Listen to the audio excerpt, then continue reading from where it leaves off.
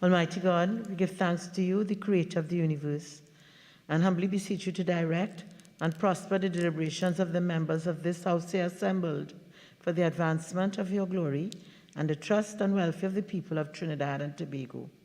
Grant that peace and happiness, truth and justice may be established among us for all generations. Amen. Amen. Namaste.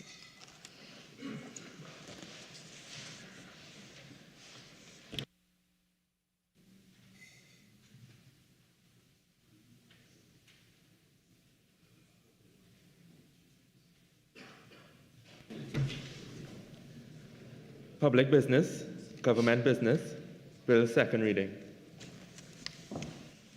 Honourable members, the debate on the second reading of the following bill, which was in progress when the House adjourned on Friday, September 30th, 2022, will be resumed. A bill entitled An Act to Provide for the Service of Trinidad and Tobago for the financial year ending on the 30th day of September, 2023. 11 members have already contributed to debate. Member for Port of Spain North, St. Anne's West.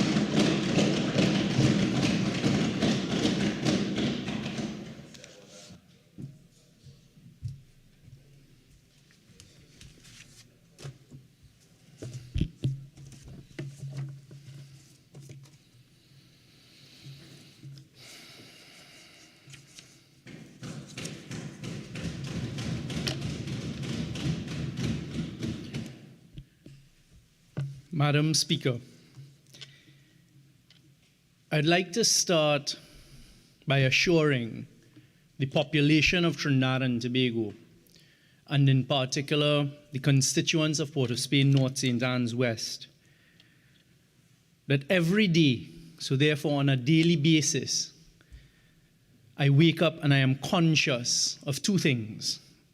One, the absolute privilege that it is to serve my country and those who have elected me.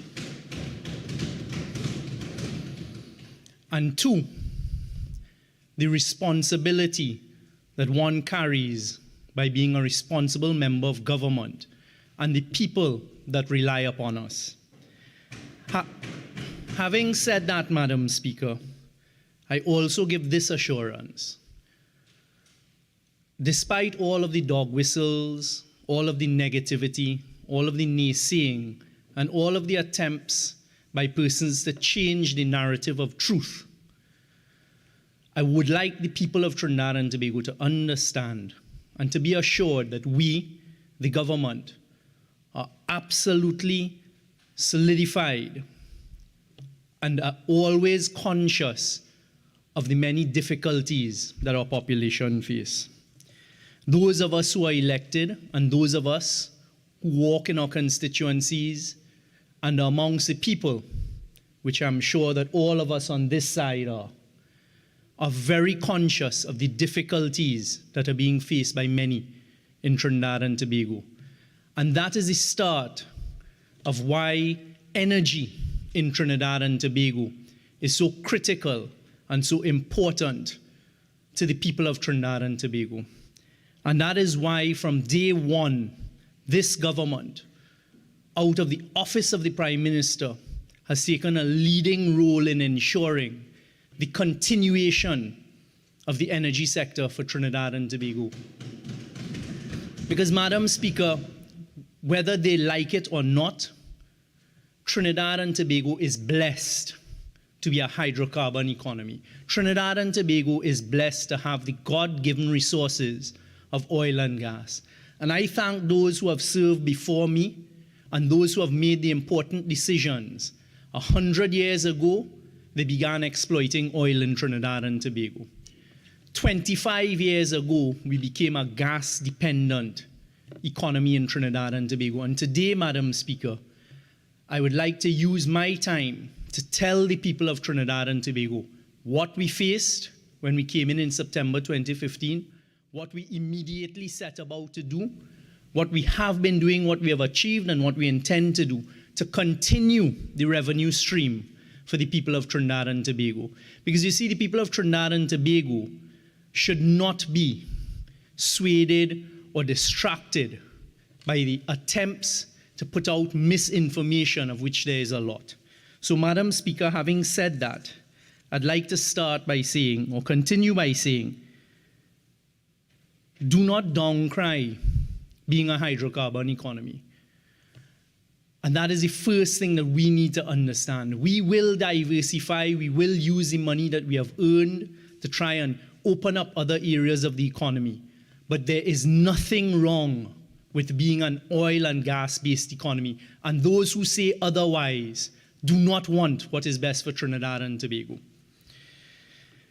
The second point that we need to understand as a people is when we talk about depleting resources in a mature province, what exactly that means.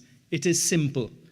Every time you pull 1 barrel of oil out of the ground, there is no replacement barrel. So if you start off with 1 million barrels of oil, and in the first day you take out 100,000, you are left with 900,000. So over time, as you take out the resources, that is why it is called depleting. And that is what is happening to Trinidad and Tobago. So no matter what anyone on the other side says, that is a fact that we must deal with. Oil and gas are depleting resources. When you work out utilizing 4 billion cubic feet of gas a day, you multiply that by 365 days a year, you cross 1,000, you cross what we call 1 TCF of gas. Very often you hear oil and gas provinces saying how much reserves they have in terms of 2 TCF, 10 TCF, etc. So when you multiply that over 25 years, it means that you have depleted your country's resources.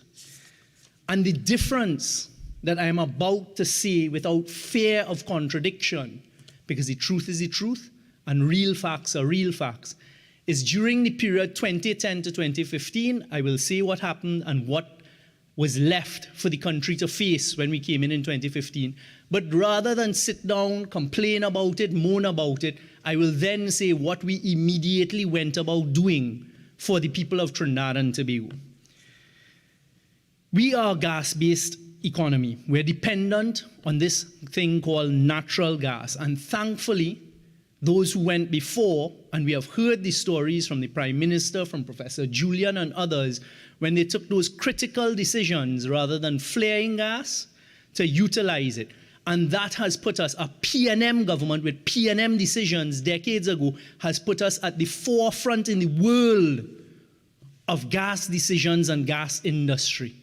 And I thank them profusely for that as a citizen of Trinidad and Tobago. Allow me to start with gas and the value chain that is gas. You extract the gas, that is called upstream.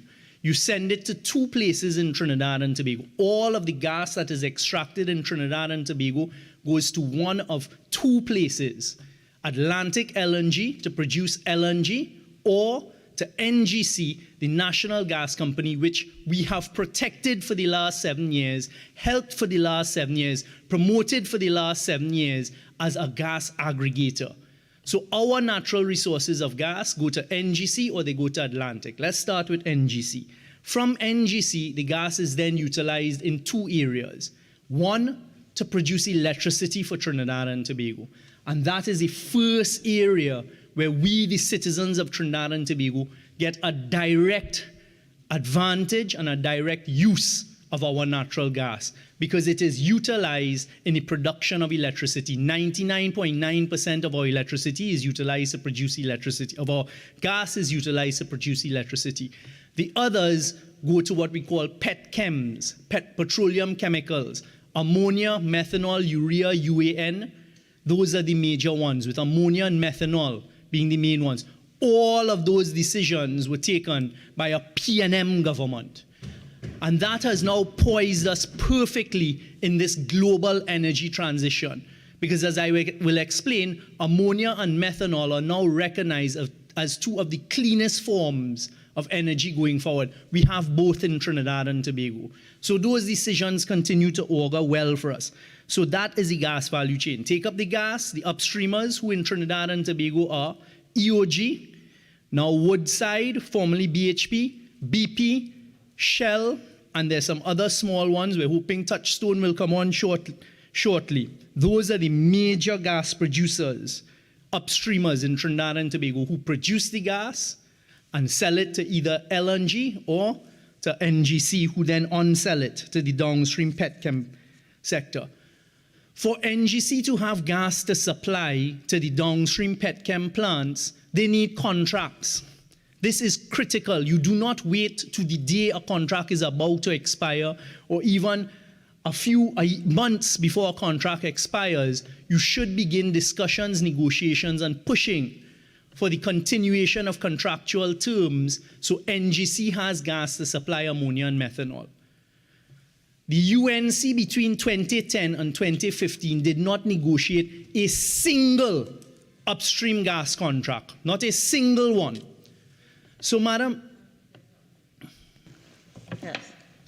Speaker, that is the point that the population needs to understand. So I sat here with some amazement and shock, because it is so easily refutable to hear what was being suggested yesterday as to what was done for the energy sector in 2010 to 2015. It doesn't stop there. As a result of these lack of gas supplies to NGC during that period, there were curtailments, which means the gas shortages began. Some of it was as a result of us being a mature province. However, question whether enough was being done in that period to ensure a gas supply, the answer is no. So what happened as a result of that, and the complete lack of attention, incompetence, and inability to negotiate a single gas contract between 2010 and 2015, or to ensure continuation of gas supply? NGC was faced with billions of dollars in claims. And that is what we faced when we came into government on the 9th of September of 2015. And for the first time in this House, Madam Speaker, I'm going to tell the population exactly how much claims resulted as a result of the tenure between 2010 and 2015, which we have been working to deal with. The first claim was filed on the 24th of August. The first claims were filed for 5 plants on the 3rd of August 2015. Listen to the dates. There was an election on the 7th of August. So on the 3rd of August 2015, claims filed for United States dollars, $436 million. On the 24th of August 2015, another claim filed for $100 million. On the 8th of September, a claim filed for $100 million. On the 15th of March 2016, as a result of shortage of gas between 2010 and 2015, a claim filed for $120 million. On the 27th of March 2017, another claim filed for $73 million. On the 27th of March 2017, another claim filed for $370 million. And another claim filed in March 2019 as a result of the shortages between 2010 and 2015 of $130 million. That, Madam Speaker, and the population of Trinidad and Tobago is the energy sector, the UNC style. So when we came in, we faced US $1.329 billion in claims against the NGC, which is 9.3 billion TT dollars. Couple that against, compare that to what was happening to the NGC between 2010 and 2015 with what can be described as looting of the NGC treasury of $14 billion. So you take away $14 billion from NGC in cash and add to that $9 billion in claims against NGC. And then to sit down and listen to the audacity, as we've had to in this past year, of the attacks on NGC. And I'm now going to say, we didn't sit quietly and just look at it. We have settled every single one of those claims on behalf of the people of Trinidad and Tobago, save for one outstanding claim of $130 million US, which we're working to settle. So we have settled with the NGC US $1.2 billion in claims left as a gift by those on the other side. Those who claim that they understand something about the energy sector. So we've settled $8.4 billion in claims against the NGC. To just add to that, the one energy contract that they negotiated during their tenure was a contract that put the energy sector into a tailspin because one, there was already a shortage of gas. But they didn't stop there. What they did is they had a greenfield energy policy that they did in the still of night without ever telling the population. What that means, Madam Speaker, is all of the gas that is available, they will send it to this new plant, forgetting all of the contracts that NGC already have. That led to additional claims and potential claims against the government and NGC. In that negotiated contract, which is the only energy contract they negotiated between 2010 and 2015, they also put a clause called a debt tail buyback, which meant that if NGC only had 20% shareholding in this plant, if the plant went into difficulty, NGC had to pay the full 100% of debt owing and not even get the plant. And these were some of the ills. What did we do? We immediately faced it down and began building a relationship of respect. I personally was sent by the cabinet, the prime minister, to Japan, a 2-day turnaround, renegotiated terms of those contracts. The importance of that contract to the benefit of the people of Trinidad and Tobago, the importance of that contract is that has directly led to the one loss NGC has ever made in Trinidad and Tobago, which was 2 years ago, because of the terms of that specific contract. But yet still, they say they know about energy and attack energy in Trinidad and Tobago. That is the claim side. What we also faced is an immediate, as I said, because contracts weren't negotiated for the supply of gas, we immediately faced the following. As upstream contracts began to expire and they were not brought back on, which could have been avoided had they done some work between 2010 and 2015. The first one, on the 31st of December 2015, one of our largest upstreamers came to us and said, we're not renewing our contract, and we lost 250 million scuffs of gas a day. We then had in 2016, our largest upstreamer coming to us and saying they could no longer supply 255 million scuffs. We then had EOG coming to us in August 2016, saying that they were dropping from 150 million scuff to 50 million scuff. Those three alone ended up in a loss of 640 million scuffs of gas. So when we sit here and we listen, and there are attempts to mislead us as to why there's a loss of production, that is what the people of Trinidad and Tobago got as a gift from those on the other side. And I'm going to come to the fiscal measures that there was some boasting about yesterday. It continued, unfortunately. In 2016, we then had the second largest upstreamer tell us that they're dropping from 220 million scuff to 30 million scuff and then to zero by 2017. It continued. In 2018, we had another contract, which was a timeline, a contractual timeline between, listen to the dates, Madam Speaker, between the 1st of January 2014 to January 2016 to meet and negotiate an extension of that gas supply contract. Nothing was done in 2014, nothing was done in 2015. We come in late 2015 dealing with the crises that they left behind. They've never responded to this because they cannot. And then what happens? That too falls off of the grid.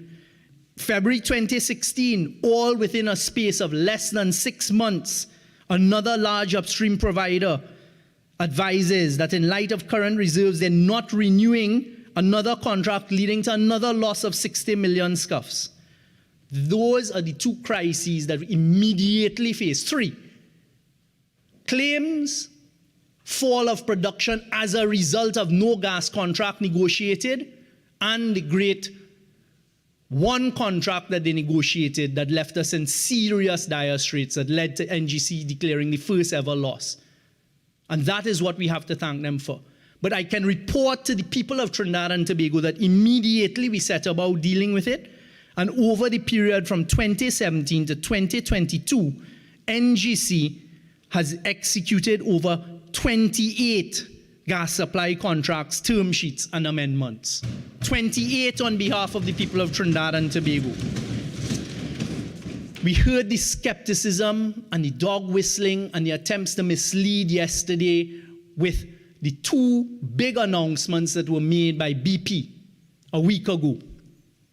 Because you see, good news is not good news for those on the other side, but it's good news for the people of Trinidad and Tobago. The proof of the pudding is in the eating, and this government, along with NGC, ensured that there is a future gas supply from BP that is coming, and we executed a gas supply contract 2 Fridays ago to the benefit of the people of Trinidad and Tobago for a term going forward in the future. So unlike what was done on the other side, sitting back and allowing contracts expire, that is not the way we did business, or we will do business. The downstream sector that they like to refer to time and time again and say with a plume and pleasure about the difficulties that were faced in the downstream sector.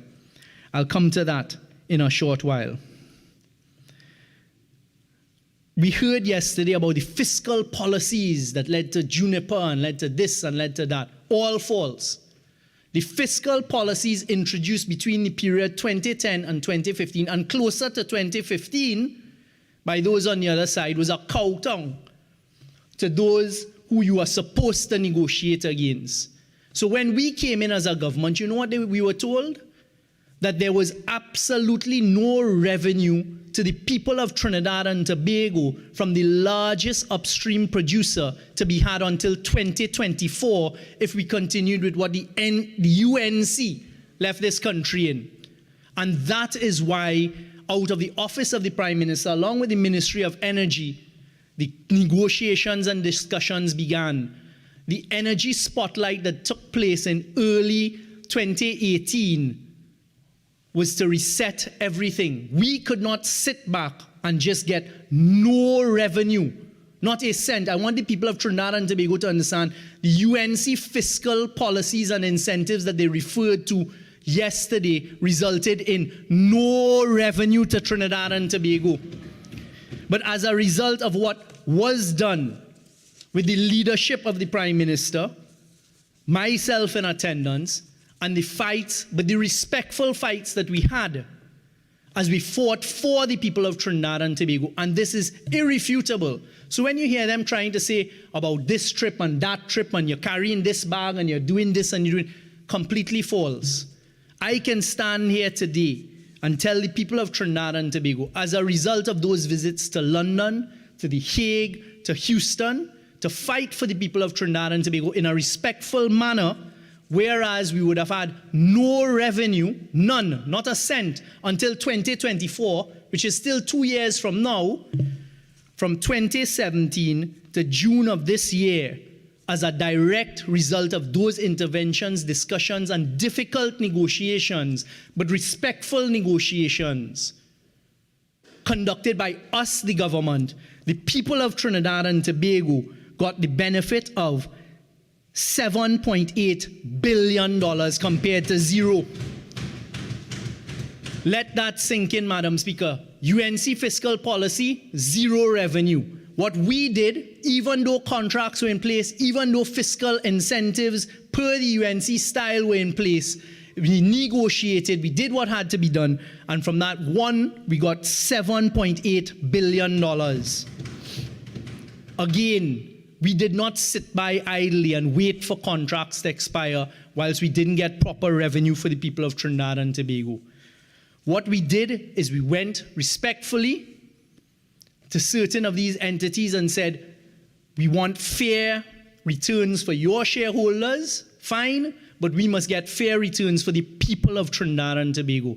And I am happy to say that I was given the privilege and the responsibility of sitting there with the right technocrats, including experts from around the world on our team to negotiate against those on the other side. And for the first time, just as one example, we negotiated on behalf of the people of Trinidad and Tobago a basket for the LNG gas that was being sold by Trinidad and Tobago. So where you hear Henry Hub is at $3, it's at $9, etc., we negotiated during the term of the contract that was in existence. No, give us 1/3 Brent, which is a oil price, 1/3 JKM, which is an Asian price for gas, Japanese and Korea marker, and 1/3 NBP, which is a European price out of the United Kingdom. So we split it and we said, let us get the benefit of how much gas is being sold for in Asia and in Europe. And thank God a P&M government did that, because I can tell the people of Trinidad and Tobago that has resulted. So in August of this year, Henry Hub was at $9.70. JKM was at $61 and NBP was at $64. Yesterday, as the markets closed, Henry Hub was at $6.82. JKM was at $38 and NBP was at $28. So it meant that we were able, and we have been able, to get better revenues for the people of Trinidad and Tobago. Again, people of Trinidad and Tobago, that is as a direct result of the trips that were led by the Prime Minister of Trinidad and Tobago, myself and others, negotiating for the people of Trinidad and Tobago. And you know what that has resulted in, Madam Speaker? That has resulted in, the first payment out of that was made on the 29th of August, 2019. Had we sat back and just left it, none of this would have come to us. And I can report to the people of Trinidad and Tobago, as a direct result of us negotiating and fighting hard on their behalves with that formula in place, we have been able to get $3.4 billion in additional revenue from the end of August 2019 to June 2022. So just those two interventions, Madam Speaker, have led to over $11 billion in direct revenue, versus the claims that we were left by, versus the lack of contractual negotiations that we were left by, Madam Speaker. That is what we have been doing. Madam Speaker, another area that we need to talk about is, we hear very often, and it was repeated yesterday, about lack of gas and plants shutting down and ammonia shutting down in Trinidad and Tobago. I'd like to assure the people of Trinidad and Tobago that that is a worldwide phenomenon. And Trinidad and Tobago, the plants are running. The ones that are shut down, for example, the Yara plant that was referred to yesterday, is because it's over 35 years old and it's old infrastructure. And it certainly doesn't make sense putting any gas in there, because it is not an efficient use of the gas. This is a month ago, end of August 2022, if you would permit me, Madam Speaker, a Bloomberg report. It's titled, Europe's Widening Fertilizer Crisis Threatens Food Supplies. You know what it starts off by saying, Madam Speaker? This is in 25th of August 2022. Norway's Yara to cut ammonia capacity after gas prices soared. Madam Speaker, the ammonia plants in Europe and other fertilizer plants in Europe since late last year have been shutting down. This article talks about Europe's fertilizer crunch tightened after Yara International ASA cut output in the face of soaring gas prices, putting more pressure on food supplies. And it goes on to talk about how many ammonia plants in Europe have shut down. So that is not something that is unique to Trinidad, but our plants haven't shut down. When you saw plants in Point Lisas threatening to shut down and closing down, it was because they were in negotiation with NGC. And they were trying to force us to agree to low gas prices, which we refused to do. Madam Speaker, I remember during the Easter weekend, in the middle of COVID, speaking to the Honorable Prime Minister as persons were bombarding us to say they're shutting down plants on Point Lisas. Those on the other side were right out there with the same newspaper columnists who are paid by some of these companies to sell that narrative. What did we do? Did we sell out at that stage? Did we buckle at the knees on behalf of the people of Trinidad and Tobago and give in to the low prices? The answer is no, we did not.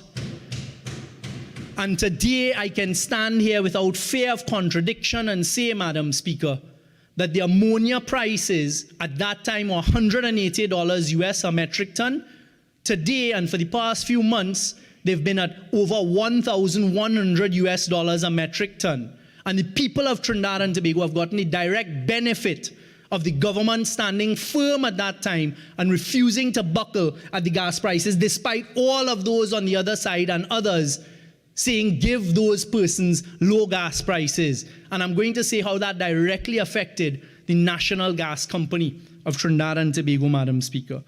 So, Madam Speaker, unfortunately, for the first time in its history, in 2020, NGC had a loss, and a lot of noise and a lot of cheerleading about this loss was done by those on the other side and those few newspaper columnists. You know what that loss was about? It was as a result, Madam Speaker, of having to write off in accordance with accounting standards what the UNC put us in between 2010 and 2015. They've never responded to that. The same only contract that they negotiated, which was an absolute disaster for Trinidad and Tobago and the energy sector, is what sent NGC to have to write off future losses as a result of that contract. As a result of what I just described, us staying strong, the government standing behind the management of NGC whilst they were negotiating these contracts with the ammonia and methanol producers, I am pleased to report to the people of Trinidad and Tobago, it means that as ammonia and methanol prices went up, they too have gotten the benefit of those high prices, as NGC has declared phenomenal profits in the last 2 years, as a single result of the government standing firm with fortitude and being very, very convinced that we were doing what is right for the people of Trinidad and Tobago, even though it was difficult times. So in 2021, NGC's revenue went to $23.6 billion as a result of those direct decisions by the government. And a few days ago, we saw in the newspaper that the NGC for the first 6 months of this year have declared a revenue of $16.6 billion versus $9.5 billion in 2021. And for the first 6 months of this year, NGC has declared a profit after tax of $1.6 billion. And I'm looking at the accounts for the first 6 months of this year. Profit before tax for NGC for 6 months of this year as a direct result of what we, the government, did by standing with them and saying, stand firm, hold ground for better prices. They made $2.9 billion in profit before tax. So where you hear profit after tax of 1.5, the people of Trinidad and Tobago got $1.3 billion in profit from the National Gas Company in the first 6 months of this year.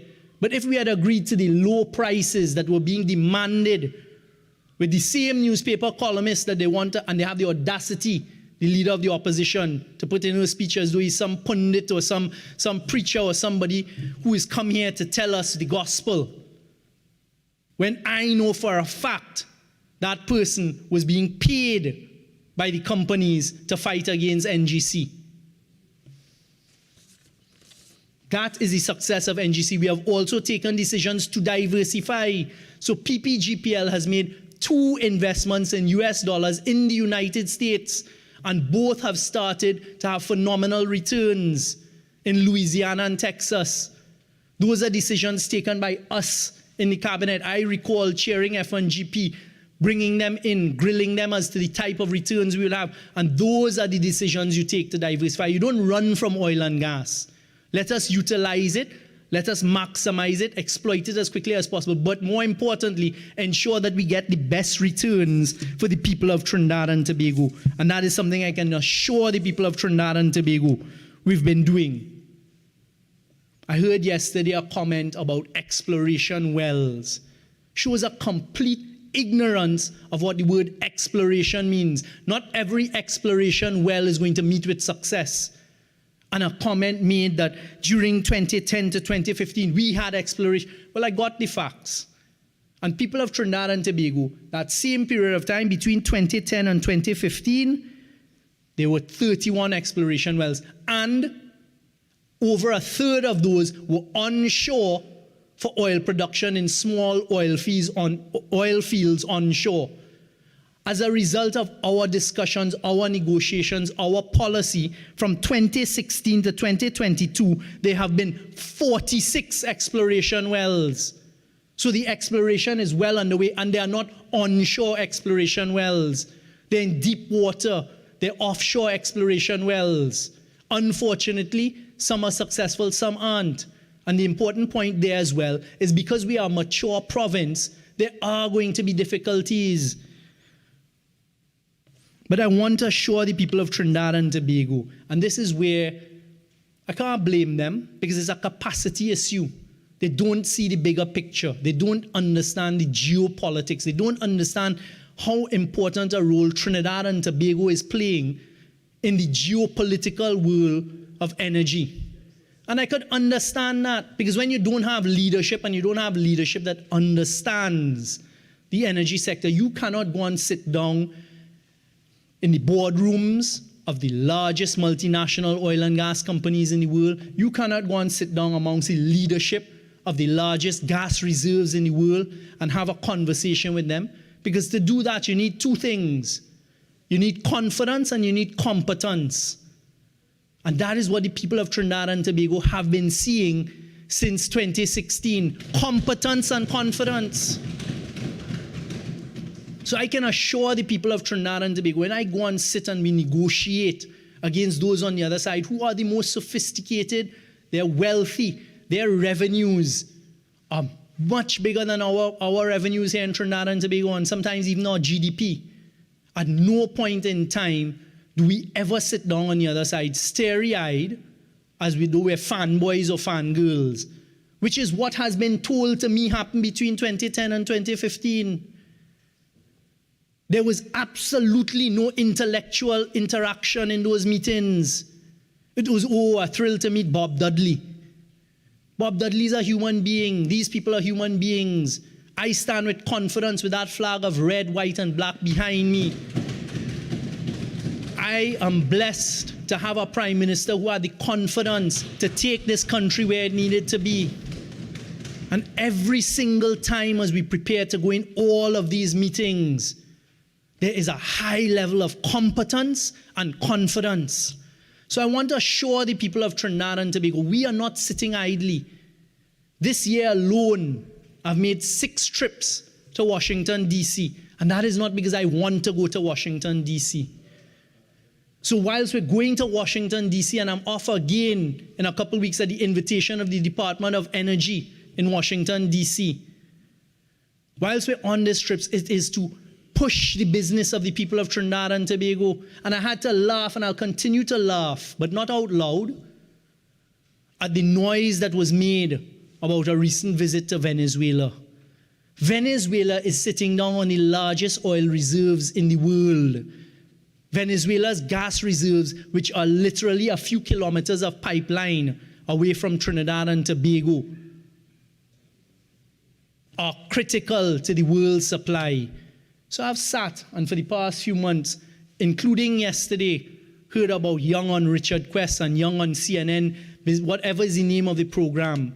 I'd like the people of Trinidad and Tobago to understand a couple of things.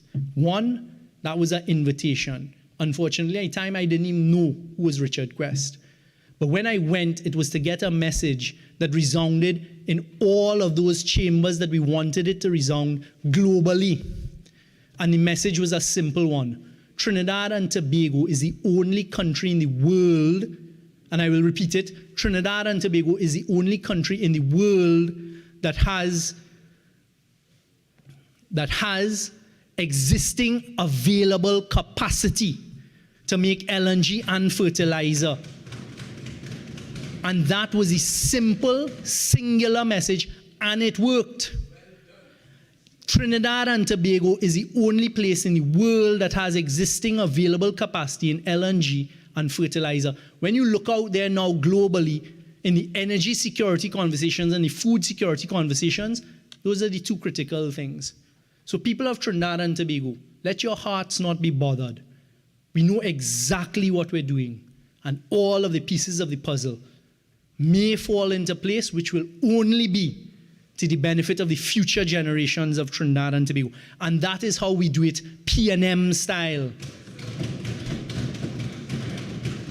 So when we're jumping on airplanes and we're going to these business meetings with the most sophisticated in the world, we hold our own. And those are meetings that you need the highest level of government. And then you come back and the technocrats, we work with them to put things in place. So again, complete dog whistling. Another thing I'd like to refer to, Madam Speaker, is the current renegotiation of Atlantic LNG. Because you see, again this year, you heard persons screaming about NGC and the government collapsing NGC and Train 1 and another thing called Beachfield. So let's start with that. There was a big splash about Beachfield, and NGC made a bad decision to invest in Beachfield. You notice how that conversation died? Let me tell the country why that conversation died. Because we negotiated with Shell after we negotiated with the Venezuelan government to allow us to develop the Manatee Field, which is on the Trinidadian side, for Shell to develop the Manatee Field, which is going to be the largest investment in gas for at least a decade in Trinidad and Tobago, and it will keep us going in the future. 2.7 TCF.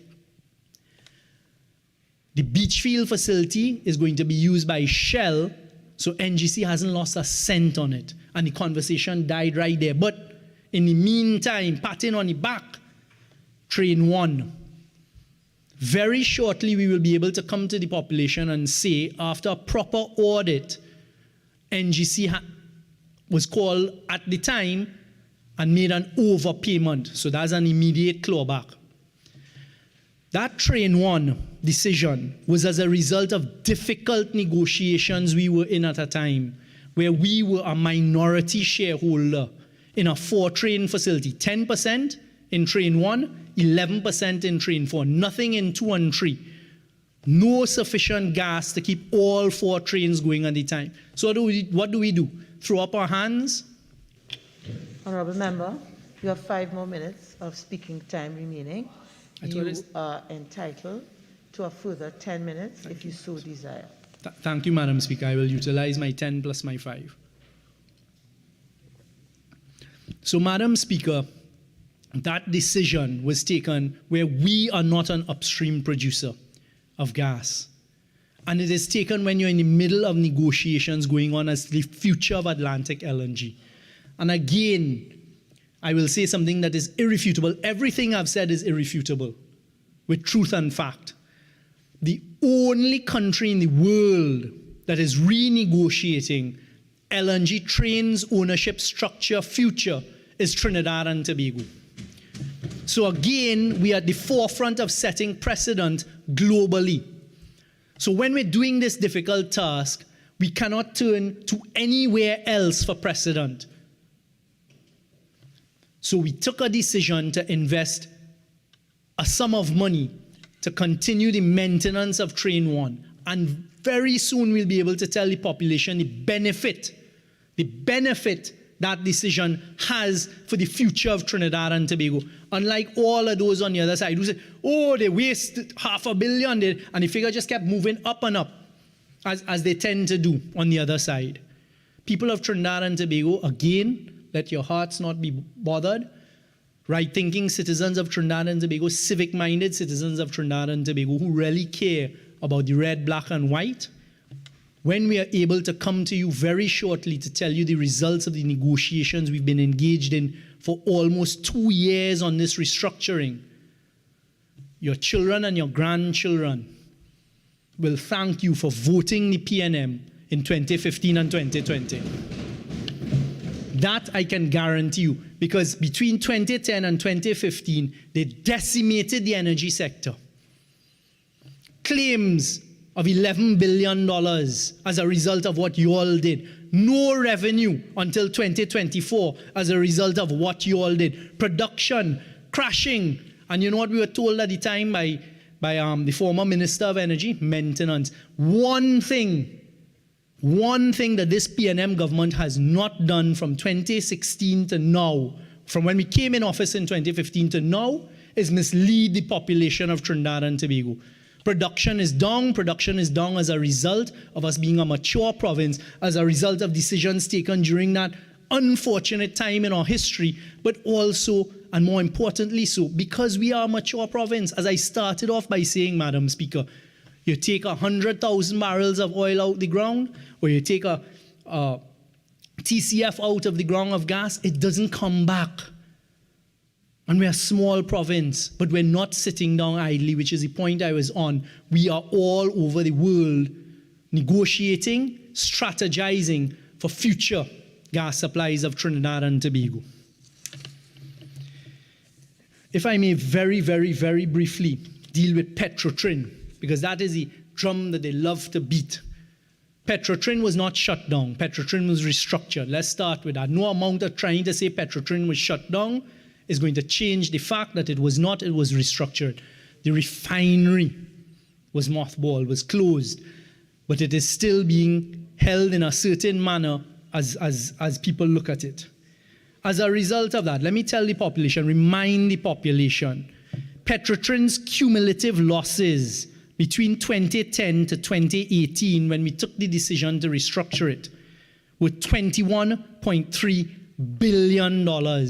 So Petrotrin cost the taxpayers of Trinidad and Tobago in losses. That is in addition to the non-accounting losses it was costing, which I'll come to.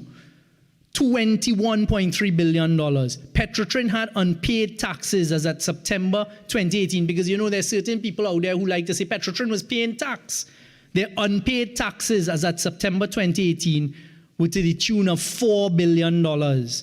Therefore, there was a total cost to the Treasury at that time of $25.2 billion. And I remind the population that when we came in 2015, one of the first things we were faced with Petrotrin's auditors was a write-off of losses off of the books of over $4 billion.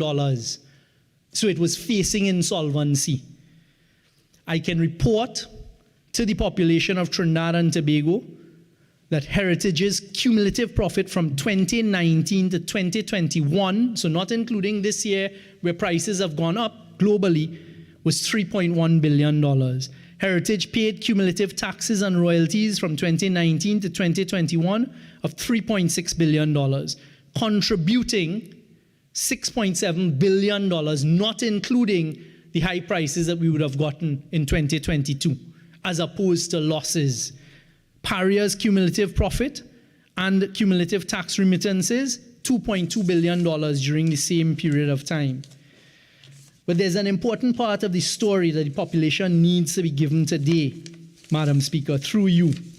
And that is where we hear that if you didn't shut down the refinery, there would be cheaper gasoline, cheaper fuel in Trinidad and Tobago.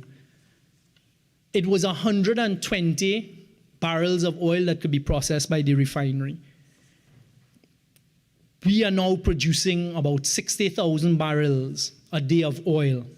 So therefore, there's an immediate shortfall of 60,000 barrels of oil a day that needs to be purchased, crude that needs to be purchased to be put in the refinery. What you weren't being told is the burden coming down to the end that Petrotrin, by having to purchase crude globally and internationally, was having on us, the taxpayers. And this was shocking. Petrotrin was importing more than 60% of its crude oil for processing in the refinery, Madam Speaker, importing over 60% of their crude oil. And in order to pay for these significant volumes of imported crude oil, Petrotrin drew down an average of $650 million of short-term government-guaranteed bank lines of credit, which was $55 million in loans, US dollars, a month. So let that sink in.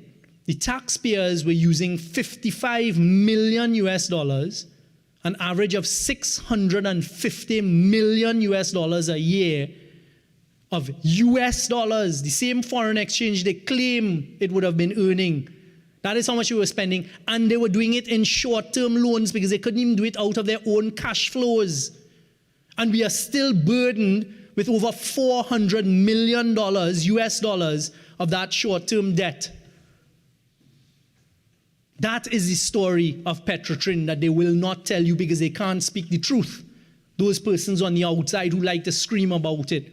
But today, being a restructured company, Heritage is producing the types of profits and paying its taxes that I've just referred to. I would like to also talk about renewables, carbon capture, sequestration, and utilization. Because you see, we are not sitting by idly. We are in fact in tune with what is going on globally and doing what needs to be done to keep Trinidad and Tobago competitive in a global environment. So again, when we go to these meetings, a big part of the conversation we had in The Hague recently was all about carbon capture, sequestration, and utilization. And I don't expect anyone on that side to have a clue what I'm talking about as a result of what I saw they did between 2010 and 2015. So on the renewable side, the decisions we've taken, the policy decisions, the fiscal decisions, a year ago in the budget, we got rid of all importation tax, VAT, etc. on electric vehicles. That is a part of it. Hopefully, we're about to sign on the largest renewable solar contract. We had a little hiccup. It's being dealt with. I've been working with the Attorney General on that. Shortly, we'll be able to tell the population it's been executed and moved forward. These are some of the things. The carbon sequestration, utilization. Trinidad and Tobago is perfectly poised, Madam Speaker. At Point Lisas, we have a cluster of ammonia and methanol and other petchem plants. I'm speaking to all of the stakeholders, partner with the government. We will capture the carbon from these plants because it's in one area, utilize it, either put it back in the ground in the old oil fields, or we will utilize it to increase production. We are also looking at the use of hydrogen. We are looking at the reduction of methane. This is nothing that would be understood, but for the people of Trinidad and Tobago, it augurs well because it means once again we are positioning Trinidad and Tobago because we understand it, and it comes back to the two things, Madam Speaker: confidence and competence. The fiscal measures that were signaled by the Minister of Finance in the budget a few days ago on the SPT and PPT part are the start. We know what we're doing. Those SPT measures were to get increased oil production onshore, the PPT in the deep water. We are dealing with the people in the deep water. In a week's time, I will be meeting with Ms. Meg O'Neill, who is the head of Woodside, who has acquired BHP. And that is how we do business. So when they say, why are you flying there? And this dog whistle and this complete misinformation about be aware of anti-corruption legislation, I can guarantee you, two people who don't need to be the least bit afraid of that is a member for Diego Martin West and myself. And there is absolutely no hesitancy by any of these leaders to meet with us. Madam Speaker, I'll just remind the population as I begin winding up. This government took a decision in late last year, I believe it was December of last year, and we passed fuel liberalization legislation in Trinidad. And we signaled at that stage that we were moving towards a full liberalization of fuel, the removal of the subsidy. The facts are that rather than implement that then, because in February we saw prices start to skyrocket globally, the government took very strategic decisions not to throw that whole burden onto the population. There is still a fuel subsidy in place. It is a reduced fuel subsidy. But you have to take decisions as to whether do you use the billions of dollars. In 2014, the UNC government took $7 billion of our taxpayers' dollars and put it into a fuel subsidy. And then I'm hearing yesterday a decision that the leader of the opposition was talking about CNG, and that they were trying to encourage CNG as part of the moving away from the use of fuel. Well, your CNG policy failed abysmally. $500 million almost wasted. There are people who have CNG, very small. It didn't reach anywhere near. And how could you still be subsidizing fuel at a cost of $7 billion, but saying you're encouraging a move away from fuel? People of Trinidad and Tobago, we understand the difficulties that we face. Be assured that the work that we're doing, and in particular in the area of energy, is to try and maximize revenue so that we will be able to help as many as we can. And please understand that you should ignore the dog whistles. Understand that you have a government that is competent and confident and working on your behalves. And I can assure the people of Trinidad and Tobago, Madam Speaker, that is what I will continue to do, and I feel very certain that is what the government of the day, the PNM government, is doing. And during this time, I have pointed to real examples, real facts, and the truth to give a snippet of what it is we have been doing, what we face, what we have been doing in the energy sector. And I end by assuring you, Madam Speaker, how much time do I have? A little over, just about 2 minutes. Yeah. Thank you. I'd like to read this letter that I got at 4:25 a.m. this morning as I was interacting with one of the larger oil producers in Trinidad and Tobago, Perenco. Perenco came to Trinidad and Tobago in 2016 or 2017 under this PNM government, and we have been working with them and supporting them. Dear Minister Young, thank you for your reply on the installation of the Marius Power, which is a big rig that they've sent out into Teak Salmon Pui field. Regarding oil production, we have anticipated the arrival to work on the wells and have already increased oil production in the Pui field to 3,000 barrels from 1,500 barrels through the installation of electricity-driven submersible pumps. And they go on to say what it is they're doing. They go on to say, it is part of a US $200 million investment program aiming to modernize the TSP fields, replacing the existing gas lift infrastructure. I asked them about the local content to confirm that all of it is being done locally. Yes, all of the work was conducted using local labor and expertise at the Caribbean dockyard.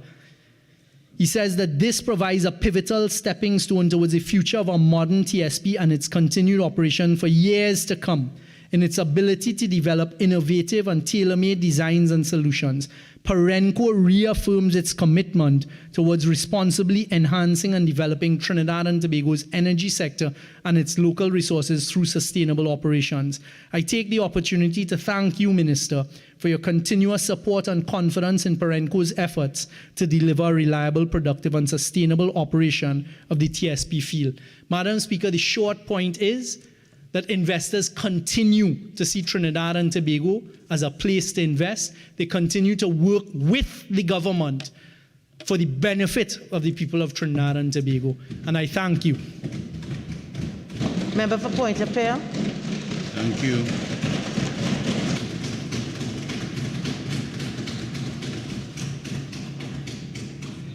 Thank you, Madam Speaker, and good morning to you and everyone in the chamber.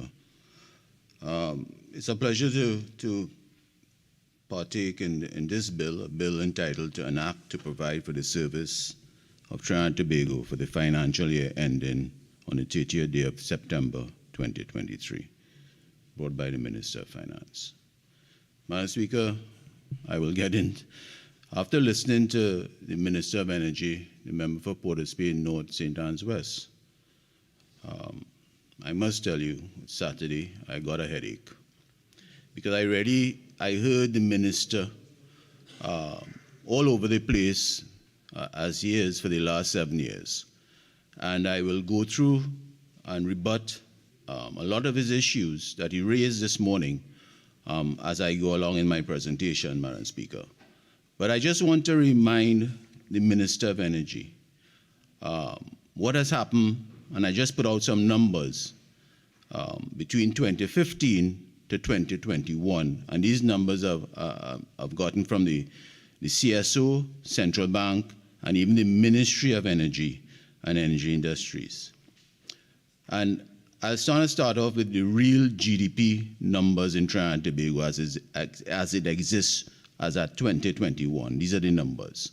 In 2015, the real GDP dropped between 2015 to 2021, negative 19.4%, Madam Speaker. The real GDP in energy dropped underneath them between 2015 to 2021 by negative 28.6%, Madam Speaker.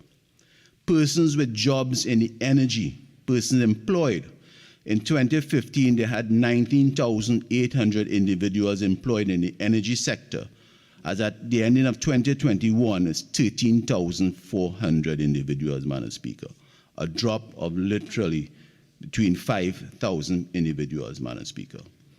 Oil production that the minister talked about, barrels per day. In 2015 was 78,000, the country was producing 78,630 barrels of oil per day. At the ending of 2021, it's 59,850, Madam Speaker. Natural gas production that the minister, and the new buzzword for the minister is mature province, and I will come to that.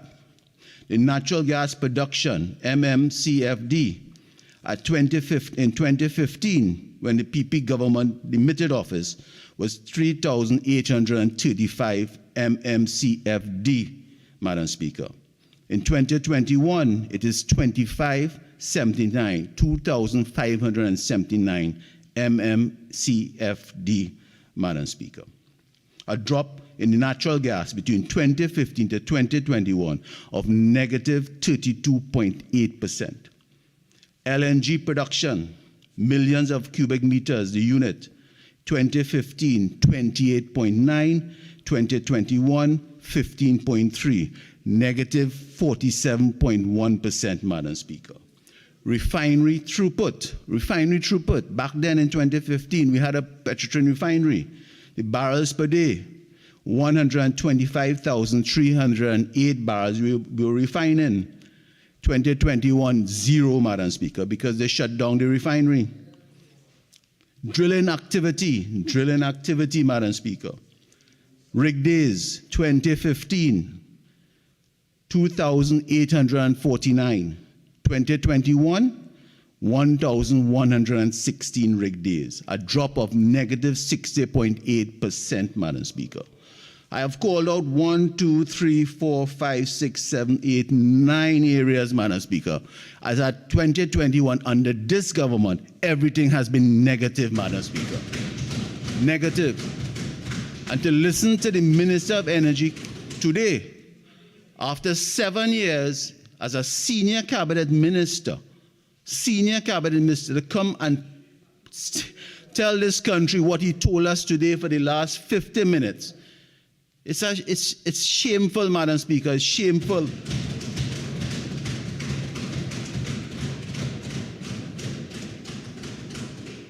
And I will get into my presentation, Madam Speaker, and I will rebut some of the issues that the minister raised.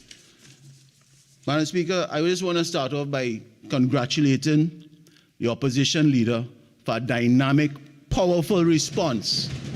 It was so powerful to the Minister of Finance budget statement that yesterday, into the night, we had the government running out trying to defend the opposition leader's response to their budget statement, Madam Speaker. And I would like to congratulate all the members on the opposition side who have spoken so far. They were powerful speakers, Madam Speaker, and I only hope I can keep up that trend that started yesterday, Madam Speaker. Madam Speaker, the opposition leader's budget team yesterday, her response, and I quote, a wicked act of brutality against the poor and working class, Madam Speaker. And when you look into the budget statement, especially, and I'll anchor my response in respect to the energy sector in the budget statement, and those areas were, I think it's from about page 18 to 29, 10 pages in the energy sector. And there are some other areas in the budget statement throughout. I will also look at some areas in the tourism sector, Madam Speaker, and I'll also look at some areas in the manufacturing sector, Madam Speaker, some concerns that the manufacturers have. But I want to anchor in the energy sector, Madam Speaker.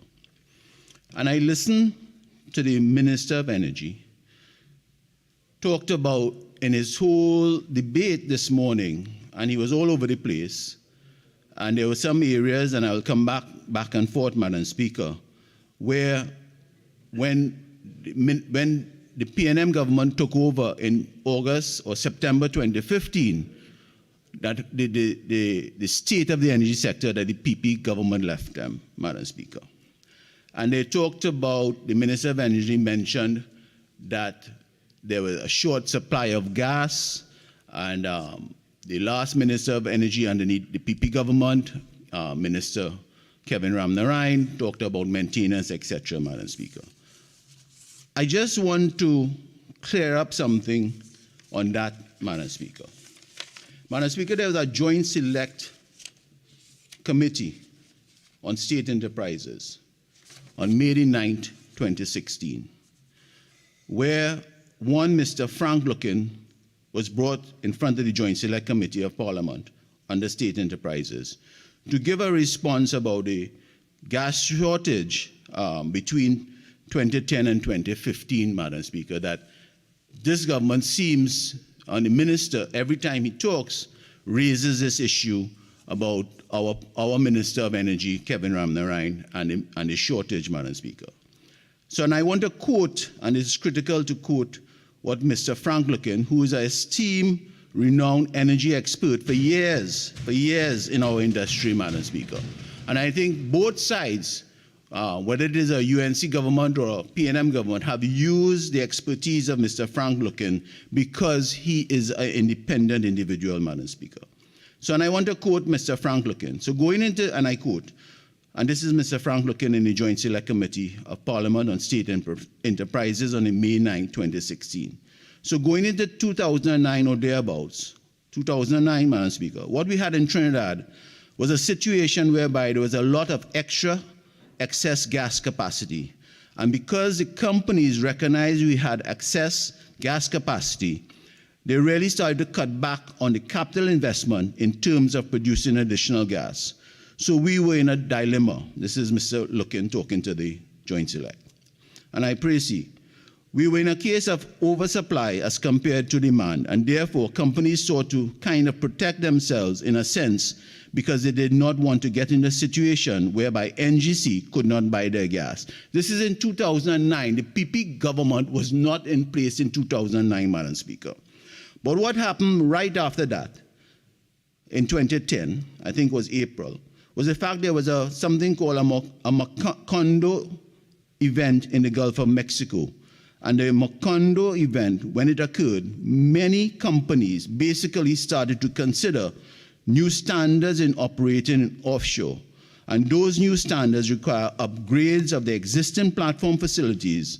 And so what had happening in Trinidad right after that in 2010 to about 2013, companies started to shut down their platforms down temporarily to do repairs, to do maintenance, to upgrade the standards. So, Madam Speaker, when Mr. Kevin Ramnarine talked about there was a shortage or a cutback on gas, it was because of the maintenance, and the gentleman, our Minister Kevin Ramnarine, was truthful when he told this country and he told the government of the day what has happened. Mr. Lukin also supported that. Now, the Macondo event was something called, as a movie called, I think, Deepwater Horizons. That movie came out of that Macondo event where a rig out in Mexico blew up.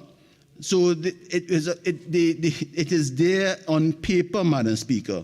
So it is disingenuous that this Minister of Energy, every time he likes to blame the PP government about this cutback in gas when it was in fact because of the standards of the international companies trying to raise the standards for their platforms, Madam Speaker. So we throw that out, Madam Speaker. We throw that out.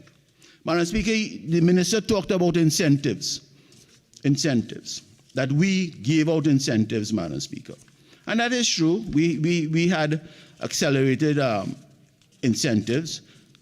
And I want to read out a quote from one Mr. Norman Christie. Mr. Norman Christie, at the time, was the head of BP Trinidad, Madam Speaker. And Mr. Norman Christie, if I can just find that article. 1 second, Madam Speaker. Talked about where, if it was not for the incentives that the PP government gave, or I have it here. And I just want to quote.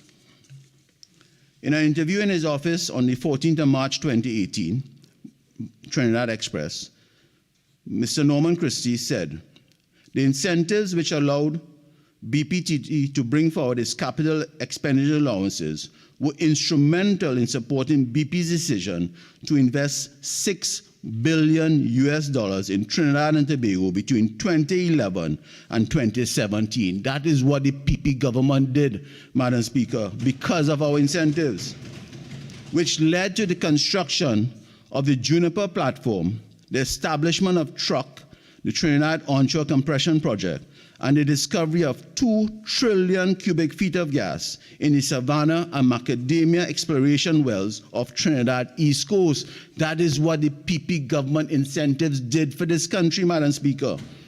And I will go further with this quote, because the government of the day likes to paint a narrative that the country didn't benefit because they were able to write off these accelerated things. I want to go further what Mr. Christie said. The truth is, without the incentives that were provided, the investments would not have been made. That being said, at the time of the investment, there was an expectation that prices are going to be a lot higher than they ended up being. So in a way, the country, Trinidad and Tobago, benefited because the allowances could not be used by BPTT, Madam Speaker. So even with the accelerated incentives, the BPTT company could not use those incentives, Madam Speaker. So the country benefited all around. They benefited about $6 billion US investment, Madam Speaker, and the company weren't able to use those incentives to the benefit of Trinidad and Tobago, Madam Speaker. So I debunked again that issue that the Minister of Energy raised again for the umpteenth time, Madam Speaker. Madam Speaker, when you look at another issue that Minister Young raised, the Mitsubishi plant, Minister Young raised. And I want to ask Minister Young. And Minister Young is blaming or using the contract of the Mitsubishi plant and NGC, Madam Speaker, of recognizing a loss for the first time in 2020. Now, Minister Young, it's on record that Minister Young, and he mentioned it, Minister of Energy, did a 2-day turnaround to Japan and renegotiated that contract, Madam Speaker. And I know the Minister of Energy is a good attorney. So when he came back into the Parliament and talked about the renegotiation of that contract, I would have thought, Madam Speaker, and the opposition would have thought, that the renegotiation was so good that NGC would not have suffered a loss, Madam Speaker. So I'm surprised after that great renegotiation of that contract by the Minister of Energy, that NGC still suffered a loss, Madam Speaker. So I am asking, what happened with the renegotiation of that contract, Madam? And we must have an explanation. Minister Young, Minister of Energy, again in his debate, talked about contracts that with NGC, with the downstreamers, that when we limited office during the period of time, we had no negotiations or renegotiation of contracts with the downstreamers, Madam Speaker. From the information I have, there were 2 outstanding downstream contracts that was on a month-to-month. One was ArcelorMittal, and the other one was a MHTL, I think number 4, that was on a month-to-month contract, Madam Speaker. And all the other contracts with the downstreamers was a work in progress, and they were not due for renegotiations, Madam Speaker. So unless the Minister of Energy wants to come and tell the country and tell us what were the names of those companies that they had claims on and had to renegotiate, Madam Speaker. And because of lack of renegotiation, of lack of mismanagement by the PP government, Madam Speaker. Madam Speaker, I want to get into my crux of my debate, Madam Speaker.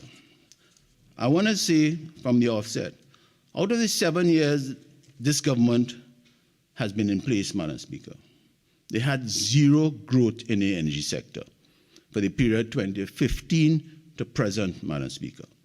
The only bright star during that period of the country was what the PP government had in place with the Juniper and the Angeline coming on stream, Madam Speaker.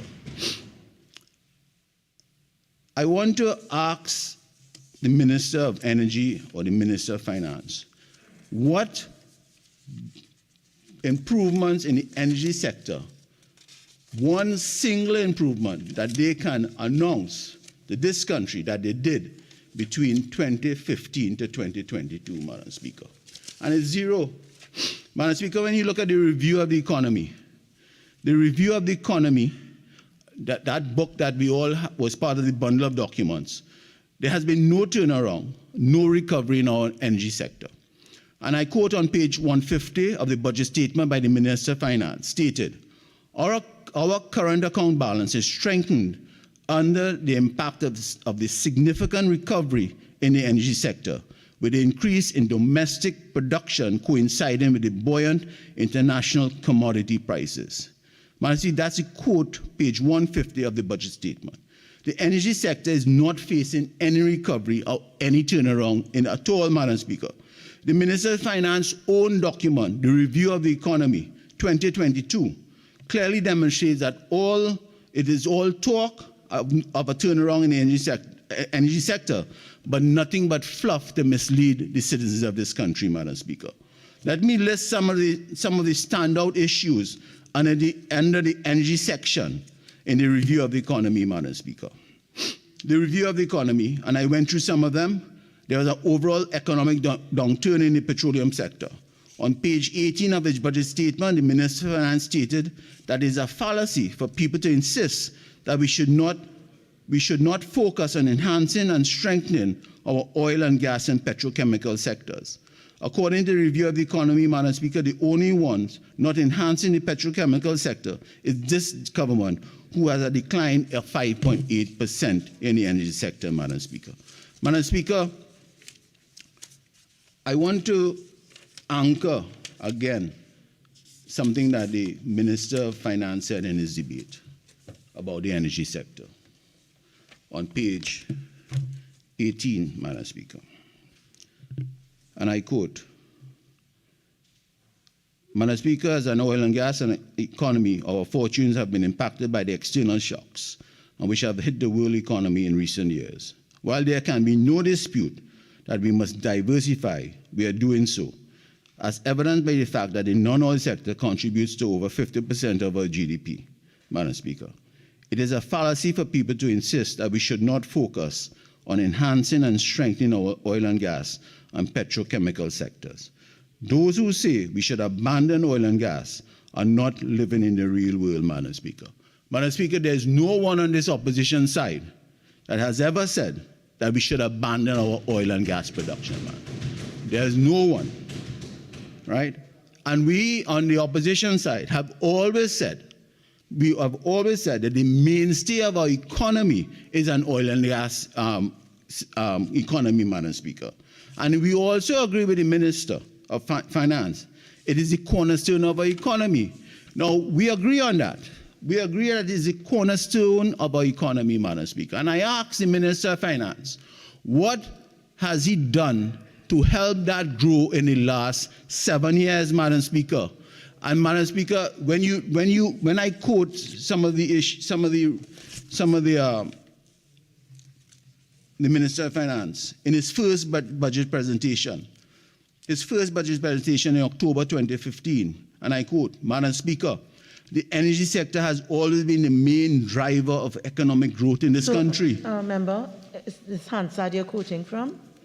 Yes, Madam Speaker. Okay, so if you could just give us a citation of the Hansard. It's the Hansard of his first budget presentation back in October 2015, Madam Speaker. And I quote. Okay, so when you're doing Hansard, you'll have to give us the citation, not for the other things, but for Hansard. Okay?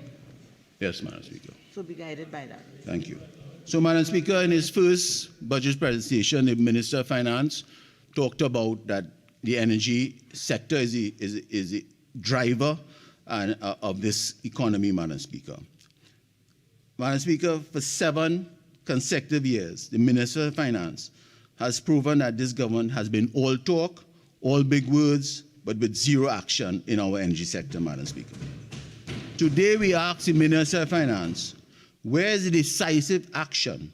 Where is the reversal of the stagnation in the energy sector that you promised, as you have become the only government in this country who never experienced growth in the energy sector, Madam Speaker? And that's a fact.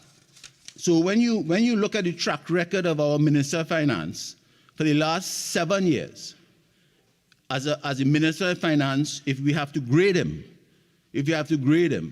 for the last 7 years, our Minister of Finance has zero growth in our economy and zero growth in our energy sector. But yet we still have the same individual as the Minister of Finance going into an 8th year as Minister of Finance in our country, Madam Speaker. And that cannot happen. Madam Speaker, when you look at the Prime Minister's trips abroad in respect to energy, Madam Speaker, the Prime Minister visited Doha, Europe, and Washington for this year on energy trips, Madam Speaker. And I do not think in any of those trips that he has come, my Prime Minister has returned to tell this country what new foreign direct investments that he returned to this country on those trips, Madam Speaker. And yet they talk about the energy being the cornerstone. Madam Speaker, Minister of Energy again this morning constantly blames the PP government. Every time the Minister of Energy speaks to hide the failures of his government, he blames the partnership between 2010 and 2015. The Minister of Energy likes to say they inherited an energy sector in crisis. They didn't inherit an energy sector in crisis, but a stable sector on the path to success.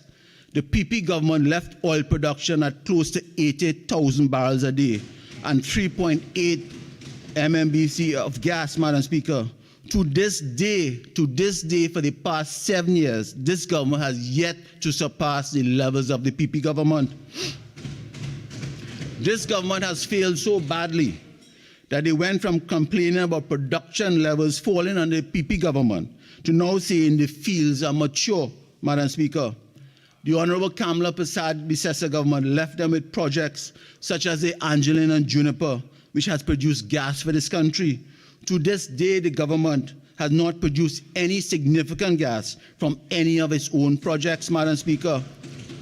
We left them a gas master plan. They have not utilized it. We left them a roadmap for deep water exploration, Madam Speaker. They have not utilized it, Madam Speaker. So we have left them tools, Madam Speaker. I listened to the Minister of Energy in a Belmont meeting on August the 23rd, 2022, Madam Speaker.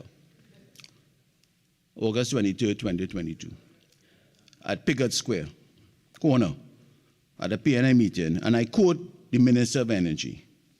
I don't say that with any fear of contradiction because Trinidad and Tobago is recognized globally in the energy sector as one of the leaders, and that is something we will defend. And I heard him here again this morning. I want to tell this government, what have you done in the last 7 years to ensure Trinidad and Tobago remains a global leader in the energy sector? What have you done to secure our success in the energy sector? Let me tell you what they boast about in the energy sector, their track record, Madam Speaker. Journal, Oil and Gas Journal, May 8, 2020, full-blown crisis in Trinidad and Tobago petrochemical sector. Trinidad Newsday, 19 November 2019, Point Lisa's model under threat. Trinidad Guardian, 9th of February 2022, more gas pains for Trinidad and Tobago. Trinidad Guardian, 17th of September 2021, Exxon moving almost all supply work from Trinidad to Guyana, Madam Speaker. That is their track record. Even the Prime Minister, Madam Speaker, admits that the energy sector has hit an all-time low under his government. He admitted that. So the Prime Minister, when called for accountability on one of his trips, Madam Speaker, his energy trips, he said it was about positioning It was about positioning our country in the energy sector. So the Prime Minister, Madam Speaker, has waited 7 years to position our energy sector, Madam Speaker. What was the Prime Minister in his admission in the same conference? He said, our oil production is way, way down. This is a Trinidad Express 13th of September quote from the Prime Minister, September 2022, Madam Speaker. So this government just woke up one day and production is way, way down, Madam Speaker. It's because of the 7 years of lip service and no action by this government in our energy sector, Madam Speaker. Madam Speaker, Minister of Finance, budget after budget, always gets his oil and gas production numbers wrong. In this year's budget, page 20, the Minister of Finance stated, I am advised, first time, by the Minister of Energy and Energy Industries that natural gas production has stabilized and the decline in production, which began in 2020, has been reversed. So he's been advised for the first time. In the past budget statements, he never used the word advised. But has always gotten, the Minister of Finance has always gotten his numbers wrong. He's now being cautious and saying he has been advised by the Ministry of Energy, Madam Speaker. I want to advise the Minister of Finance. The declines in gas production didn't start in 2020. They began in 2015 when you took office. And they have continued year after year. For 7 years, gas production has consistently declined. I want to advise the Minister of Finance that gas production could not have stabilized, as he quoted as he said in the budget statement, because in 2021, the Minister of Finance promised between 3.2 and 3.6 billion standard cubic feet of gas. Today, the Minister of Finance is saying we have 2.7, Madam Speaker. The Minister wants to talk about stabilized gas production. Yet in the budget statement on Monday, his budget statement, he told us, page 21, and I quote, gas production has increased significantly since May 2022 and is now close to 2.9 MCF per day. I am advised again that we will end the year with an average production of 2.75 MCF of gas per day. How that could be stable, Madam Speaker? Never forget that the Minister of Finance, who in 2018 told us that by 2020 we would have 4.3 billion standard cubic feet of gas. 2018, the Minister of Finance made that statement in his budget. On page 21 of this budget on Monday, Madam Speaker, the Minister of Finance listed a number of gas projects that came on stream in 2021.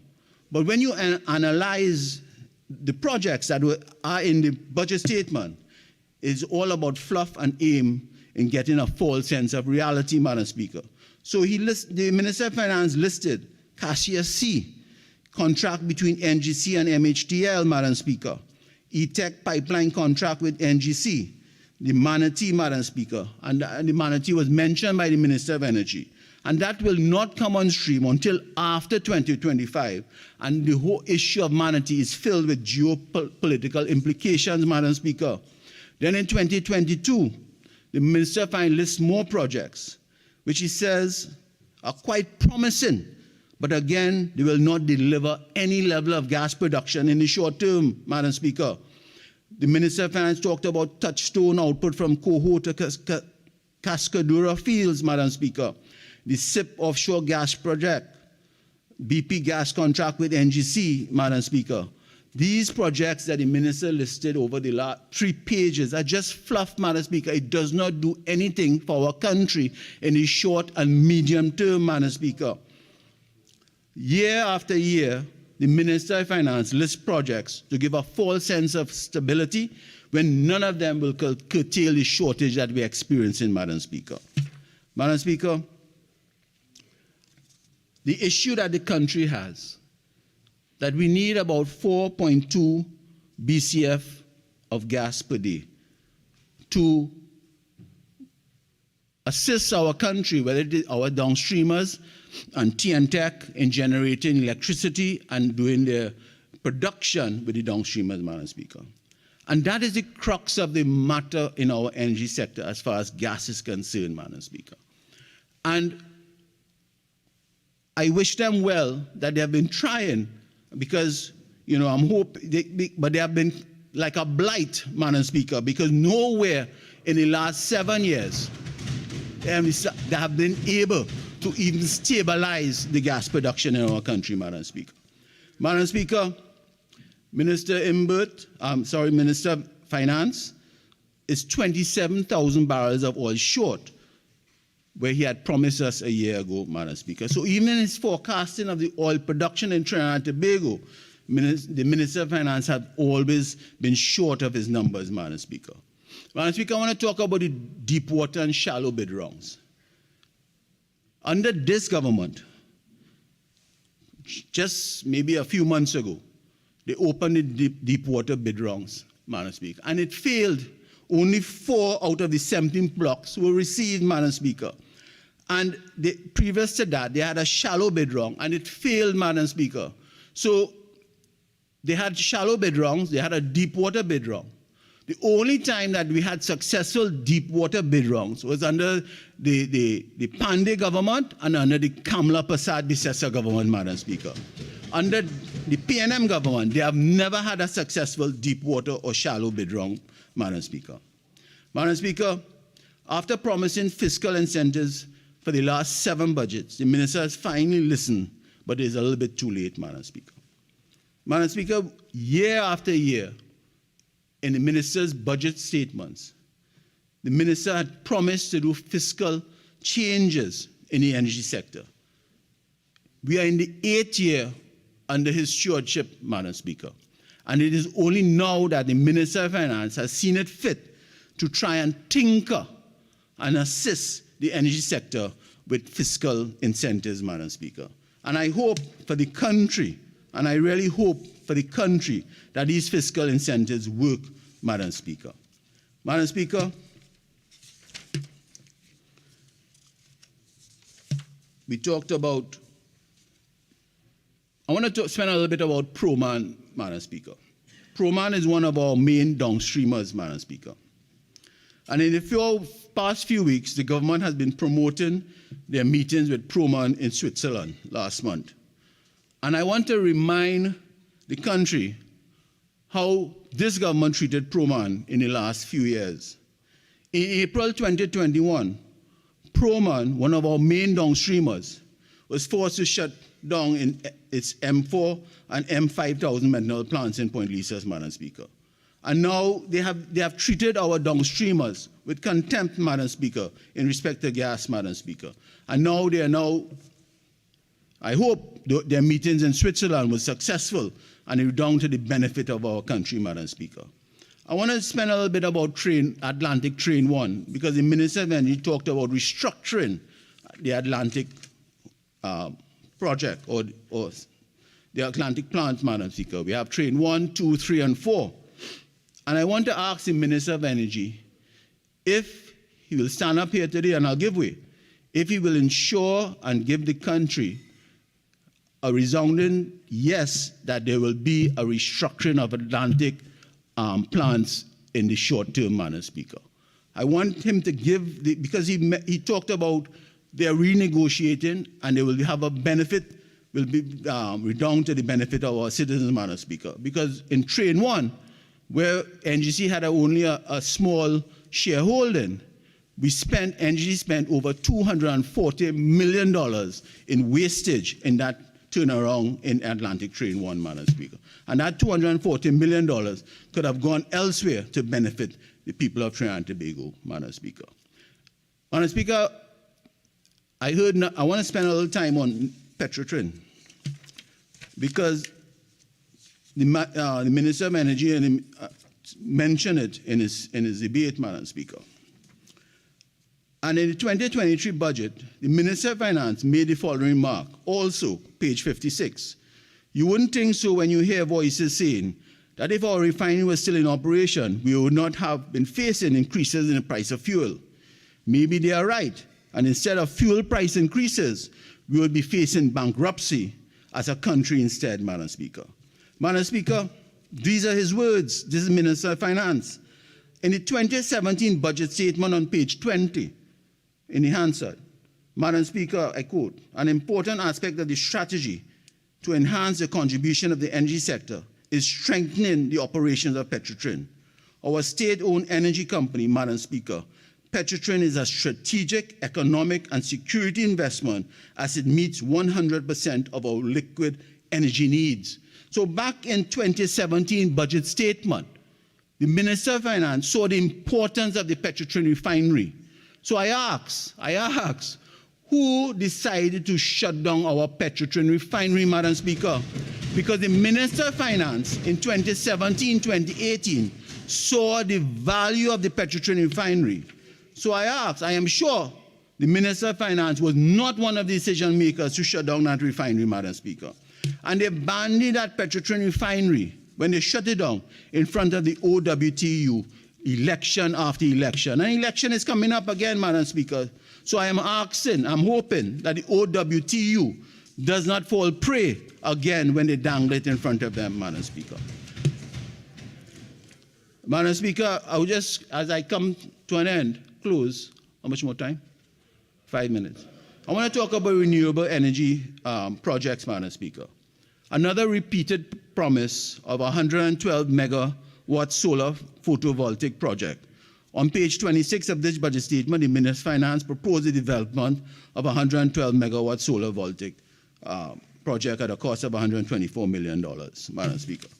Madam Speaker, I have some information here about that project. And that project was a project between a renewable energy project between BP and Shell, who in a joint select committee, Madam Speaker, on land and physical infrastructure on Wednesday, May 5th, 2021, the general manager of TNTech mentioned that the power purchase agreement for the BP Shell solar project is 4 US cents per kilowatt hour.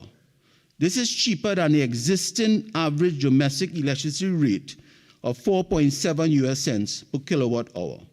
It is cheaper to generate electricity using solar power from the BP Shell solar power project than our current natural gas-based generation.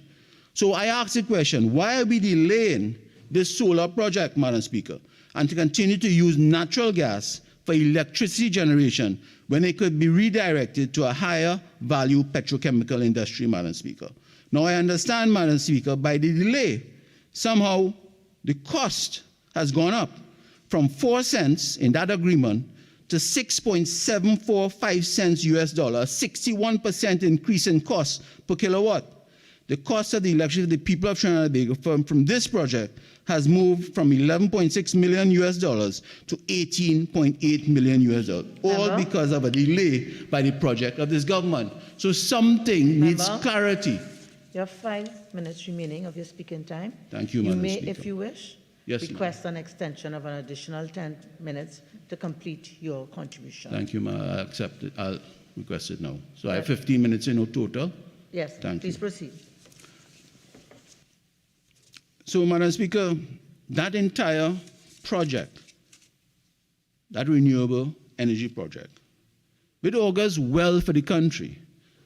There are some questions that I would like the Minister of Energy to answer, or even the Minister of Finance in his winding up, to discuss what has happened with that whole entire agreement on the cost structuring, Madam Speaker. Madam Speaker, the feed-in tariff, the electricity price increase and the feed-in tariff, I would like to remind the Honourable Minister of Finance of his 2021 budget speech, and I quote, "We consider that this feed-in tariff, we consider the upcoming electricity tariff review should result in increasing levels of tariffs for electricity supply as being essential for enhancing investment and ensuring a reliable and transmission system. Before you increase the cost of electricity, you should allow the people of Trinidad and Tobago to generate their own electricity, Minister of Finance, using renewable energy and offset the cost of electricity. Why has there been a prolonged delay in the launching of a feed-in tariff program, Madam Speaker? The feed-in tariff program, which allows for the flow of electricity back into the electricity grid, from renewable energy generators was in the advanced and final stages under the PP government in 2015. The government should allow a feed-in tariff to be adopted and allow the citizens to generate and use their own electricity, Madam Speaker. This would shield them from the expected electricity rate increases that will soon follow, Madam Speaker. So, Madam Speaker, we are in agreement with some of the renewables, but I ask some clarity in that solar energy project between Shell and BP, Madam Speaker. Madam Speaker, I want to raise some concerns by the Manufacturers Association. Again, I want to ask with the VAT payout. Madam Speaker, there are many manufacturers who are still owed outstanding VAT refunds and over $200 million that I have informed, and I'm asking that the Minister of Finance make good on his promise, Madam Speaker. Another issue that I would like to raise is the education, the EFCL company that was closed down by this government, Madam Speaker. And a lot of the companies are owed millions of dollars, Madam Speaker, and they're looking for some hope in settling the payments to them, Madam Speaker. Madam Speaker, I am hoping in the next session when we start back in full that we have the beverage container bill is brought back in this House, Madam Speaker. And one of the things I would like to see, and I ask for the Minister of Finance to consider, in the NIS, there was some discussions in the NIS about self-employed individuals falling under being able to pay NIS as part to assist them when they retire, Madam Speaker, for the self-employed NIS, Madam Speaker. Madam Speaker, I know one of my colleagues mentioned about digitization. I wouldn't go into that. I know my other colleague will talk about ease of doing business. I want to just mention the online tax, Madam Speaker. And I have heard nothing about the online tax that was passed a couple of years ago. It's a 7% online tax. It was introduced a few years ago. And I'm assuming that policy was to discourage individuals purchasing online, Madam Speaker. And yet we have not heard how that policy has worked, or is it just another tax collection measure, Madam Speaker? So I think the Minister of Finance needs to come back and at least give us an appreciation of that online tax, Madam Speaker. Madam Speaker, I want to say something on the Desperado Pan Theatre, Madam Speaker, and the culture. I'm a pan lover, like many of us here in this chamber, Madam Speaker. And Madam Speaker, last year, mention was made of the Desperado Pan Theatre. I know there was a sort of a sword turning back in August 2021 with the Prime Minister and other ministers, Madam Speaker. And in budget of last year, there was an allocation of $6 million in assisting to get this Desperado Pan Theatre up and running, Madam Speaker. Because there was a big fanfare when that sword turning took place down in Nelson Street, I think, Madam Speaker. And that $6 million that was put as an allocation in last year's budget, nothing was utilized from that allocation, Madam Speaker. And the Minister of Finance came back, when I checked the books, there's another $6 million that is allocated again, Madam Speaker. So I'm asking to the Minister of Culture and Tourism to give some clarity why nothing has been started on that Desperado's Pan Theatre, Madam Speaker. Madam Speaker, on the item of diversification, which is critical for our country, I would have thought I would have heard from the Minister of Finance something about on the CL Marine carry dock facility, Madam Speaker.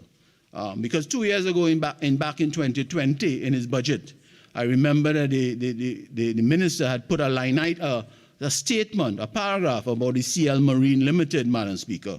And I would have thought that as a diversification trust, that we would have heard something, because that asset was acquired under one of the CLICO assets, Madam Speaker, that the government, I wouldn't use the word captured, but the government saw fit to utilize that asset, Madam Speaker. And we would have thought, the opposition would have thought we would have heard something, whether it is in one of the books about how good the CL Marine has been functioning, Madam Speaker, as far as saving money for the government, whether it is through the dry docking of state vessels, etc., Madam Speaker. Because the other day I read in the papers, in one of the media outlets, that the dry docking facility was sinking, Madam Speaker. So I seek clarification on that entire CL Marine Limited, Madam Speaker. Madam Speaker, we heard nothing about the Lackram dry dock. Again, Madam Speaker, and that was one of the game changers for this country, Madam Speaker, by them. Madam Speaker, as I wrap up, I would just like to add a few of my constituency of Pointe-à-Pierre. I would like to thank the constituency of Pointe-à-Pierre for having their faith in me for the past 7 years. I would like to thank my staff who worked hard and tirelessly in assisting our constituency and our constituents of Pointe-à-Pierre as an opposition member, Madam Speaker. I listened to I'm not seeing the Minister of Education, but I will ask her at the Finance Committee stage what is happening to the Claxton Bay Junior Anglican Primary School that was promised, what was promised by the last Minister of Education and them. I was also promised about a refurbishment of the Claxton Fishing Depot by the last Minister of Agriculture, who is no longer a minister, Madam Speaker. So I will ask the new Minister of Agriculture when he comes, Madam Speaker. I'm looking at drainage and flooding. Claxton Bay is one of the last exit points to the sea, Madam Speaker. And we suffer, like all our opposition members, we suffer from drainage and flooding on a daily basis whenever rain falls, Madam Speaker. So I'm looking for assistance in that area. Madam Speaker, I'm also looking for assistance from the Minister of Local Government on a landslip in Soledad. A landslip in Soledad, Madam Speaker, that has been promised by the last minister 4 years ago. And it borders a mosque and Mount Pleasant Primary School, Madam Speaker. So we are looking for assistance in that. I'm also looking for assistance. I see the Minister of Social for the Bellevue homeowners in the Windsor Park area, Madam Speaker. I'm looking for the assistance so that they can get back their homes, Madam Speaker. A lot of those retirees, Madam Speaker. So, Madam Speaker, I'm also, as I close, as I come to end, I would have thought that I hope that the Minister of Energy would assist the constituents of Pointe-à-Pierre by giving us the report on the Naikwan blast, Madam Speaker, before they reopen, Madam Speaker, especially residents of Marabella and Batu Avenue, Madam Speaker. Their Naikwan report on what transpired on that fateful day in April on the blast of Naikwan, Madam Speaker. So, Madam Speaker, with those few words, I thank you.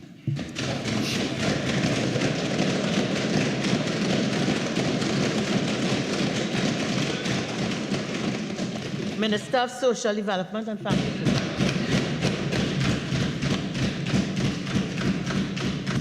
Madam Speaker, it is an honor to contribute to the debate on government's achievements and strategic direction for our country in the coming year.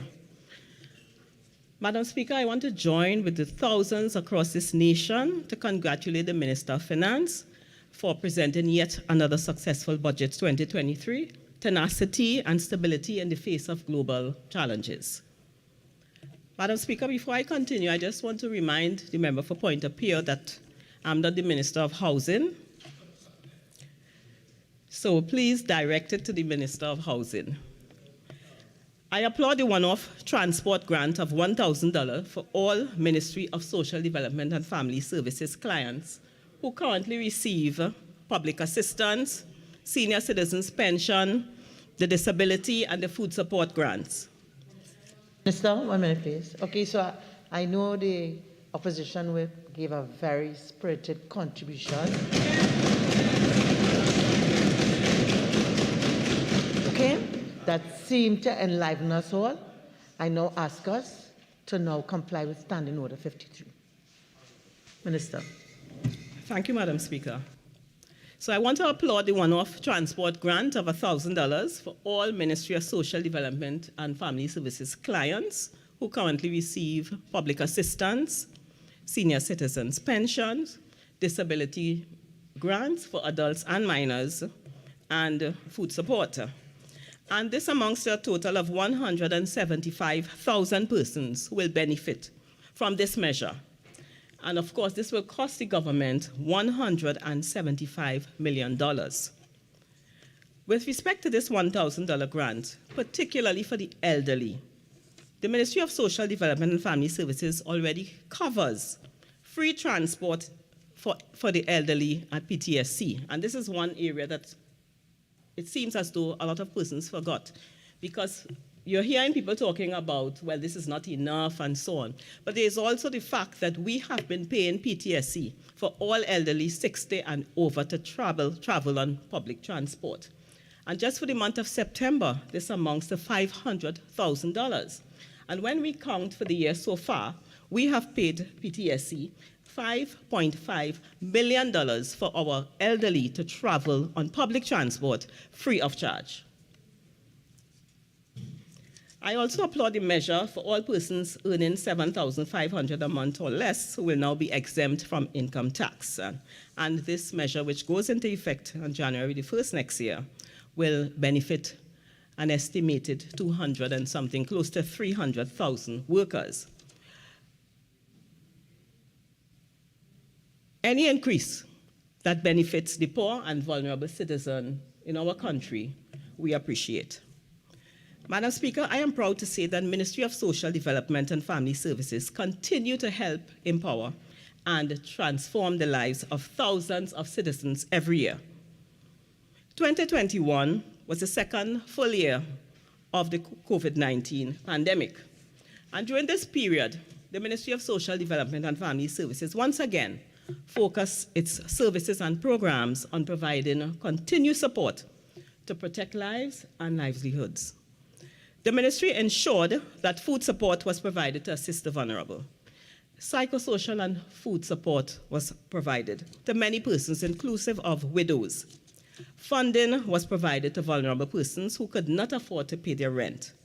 Persons who became unemployed or lost their livelihood due to COVID-19 restrictions received income support grants. The ministry networked with NGOs, CBOs, faith-based organizations, members of parliament, regional corporations, and other organizations to help identify vulnerable persons in their district and to distribute food hampers to the individuals who had been identified. And Madam Speaker, the point has to be made that this government's response to the COVID-19 pandemic, led from the front by the Honorable Prime Minister, was a comprehensive, well-thought-out, cohesive, whole-of-government approach from a caring and compassionate government. During the last fiscal year, this government introduced a series of stimulus packages which enabled us to protect the most vulnerable and to keep the economy running. What do we do at the Ministry of Social Development and Family Services? The delivery of social services forms part of the social safety net to provide social support and protection to vulnerable persons. And this is a necessary and critical part of maintaining a healthy social fabric and stability.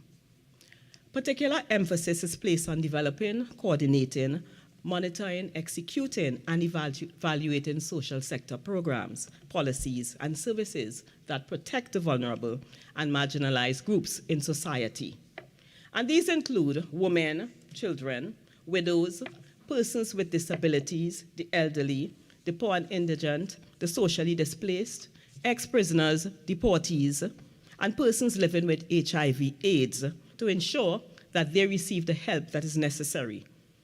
Helping, empowering, and transforming life is what we do. Our core grants, public assistance, senior citizens pension, disability grants for adults and minors, and food support remain a stable source of income for those who need it.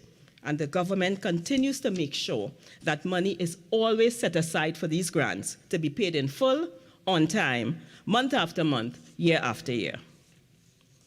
Support to poor and vulnerable groups. Public assistance grants. The public assistance grant is provided to meet the needs of persons when their household income is deemed inadequate. So as of September the 23rd, 16,993 individuals are in receipt of public assistance grant. And the total expenditure on this grant was $373,605,000. Over the past 7 years, the government invested over $3,249,000 $40,983,155 on the public assistance grants.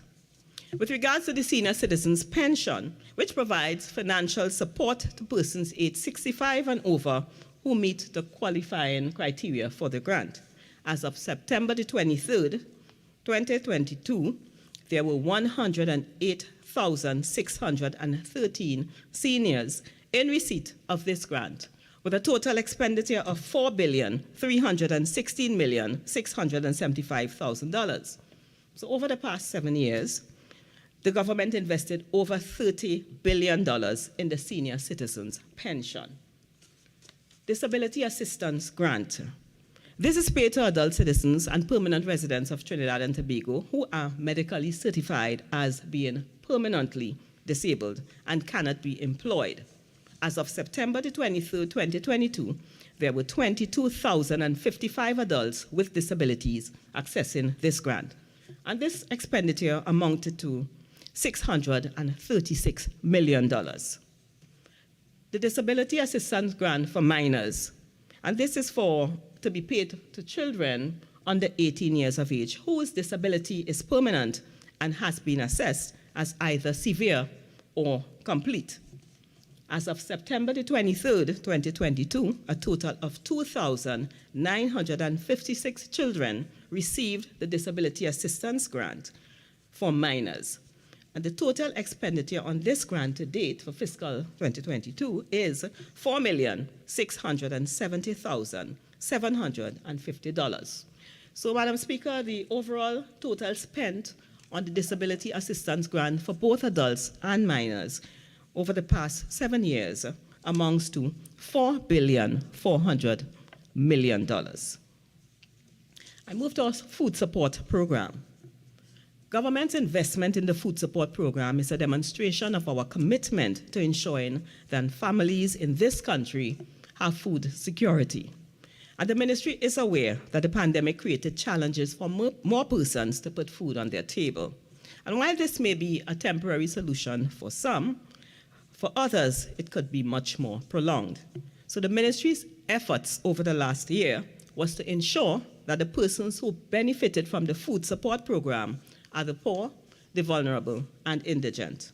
Our records indicate that as of the 23rd of September 2022, there were 20,069 households in receipt of food support grants. And the total expenditure was $181,539,521. Madam Speaker, the overall total spent on food support for the vulnerable in the past 7 years amounts to $1,628,483,925. I move to our urgent temporary assistance because this program offers a range of grants to persons who are in dire need of temporary urgent assistance. And this assistance may include special dietary support, funeral expenses, household items, medical equipment, flood relief, and rental assistance. Up to the 23rd of September, the ministry provided urgent temporary support to 3,087 persons at a cost of $35,900,000. And Madam Speaker, I wish to highlight that the flood relief grant alone cost $4.8 million. So the total expenditure for urgent temporary assistance over the past 7 years amounted to $320,438,932. We move to our Special Achievers Grant, and this provides support to persons who made a significant contribution to the development of this country and are experiencing severe hardship. So as of September the 23rd, 35 national heroes received financial assistance totaling $1,369,148. And over the past 7 years, the government spent $13,608,862 on this. We also have a community care program which was established to treat with the issues of vulnerable persons who had no other living arrangements available to them. In some cases, these persons who are 18 years and over were abandoned by their relatives in hospitals. When this happened, the government takes up this responsibility. So the Ministry of Social Development is also responsible for decanting persons from the hospitals who might have been abandoned by their families. As of September the 23rd, 2022, there were 82 clients in this program, and a total of $4,800,000 was spent on their care and support. And during the period 2018 to 2022, over $20 million was invested in our citizens in the community care program. Homes for older persons. The ministry continues to support 6 homes for older persons located in Toco, Couva, Labre, San Fernando, Siparia, and Chaguanas. And these homes provide safe, comfortable accommodation and care for approximately 154 socially isolated or indigent older persons aged 60 years and over who have no one to care for them. So, Madam Speaker, the annual subvention for these homes amounts to $1,200,000. Over the past 7 years, the government has spent on these homes for older persons where seniors can be safe and comfortably cared for. Over $7 million was spent. Our National Social Development Program seeks to improve the living conditions of citizens of Trinidad and Tobago through the provision of basic infrastructure for essential utility services and comfortable living. Over the years, many deserving citizens and families have accessed grants for house wiring, which is material and labor, and this is also available under the Ministry of Public Utilities, minor house repairs for materials and or labor, and materials for sanitary plumbing. Madam Speaker, these amenities enhance the standard of living of thousands of our citizens and protect them from the elements and disease. As of September the 23rd, 58 minor house repair assistance grants were given at a cost of $1,050,359. 15 sanitary plumbing assistance grants was awarded at a cost of $149,726.40. 27 house wiring assistance grants were awarded at a cost of $336,804.73. The ministry is sowing empowerment through entrepreneurial development, which is we call SEED program, which is also administered through the National Social Development Program, provides a mechanism through which citizens who are considered vulnerable but who have an interest of starting or improving a small business can gain access to investment funding. And they can gain funding to start micro, small enterprises which foster positive values such as independence and self-sufficiency. As of September the 23rd, 2022, 334 applicants received grant funding in the sum of $1,411,153. So, Madam Speaker, the investment under the National Social Development Program over the last 7 years and 9 months amounted to approximately $59,300,000.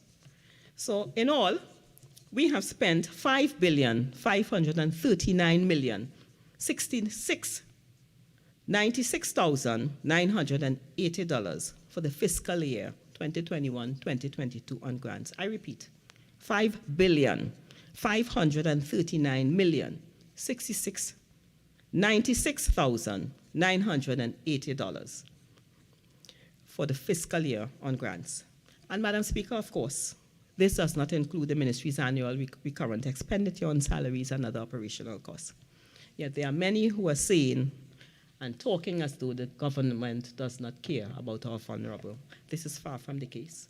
Over the past 7 years, approximately $40 billion was spent on grants to assist the less fortunate. I repeat, over the past 7 years, the government has invested $40 billion on grants to assist the less fortunate. So, Madam Speaker, this is where the people's money is being spent.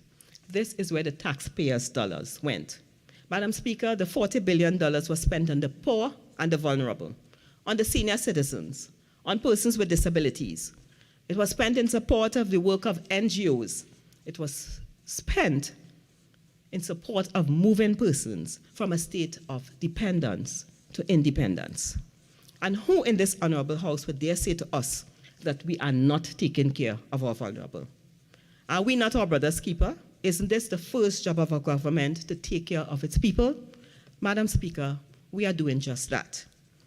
And please allow me to share some details on 3 persons whom our ministry and by extension the people of Trinidad and Tobago are supporting through very difficult circumstances. Let us look at 1, Mr. Singh. This is not his real name. He's a 46-year-old resident of Chaguanas, but these are real stories. He currently receives $2,000 per month for a disability assistance grant, as well as $1,900 in public assistance to support his children. A total monthly sum of $3,900 from the Ministry of Social Development and Family Services. And this totals $46,800 annually. So, Madam Speaker, you know, there's a common misconception that men cannot receive grants on behalf of their children from the ministry. This is one case. And today I'm setting the record straight that the ministry will help any person who is vulnerable.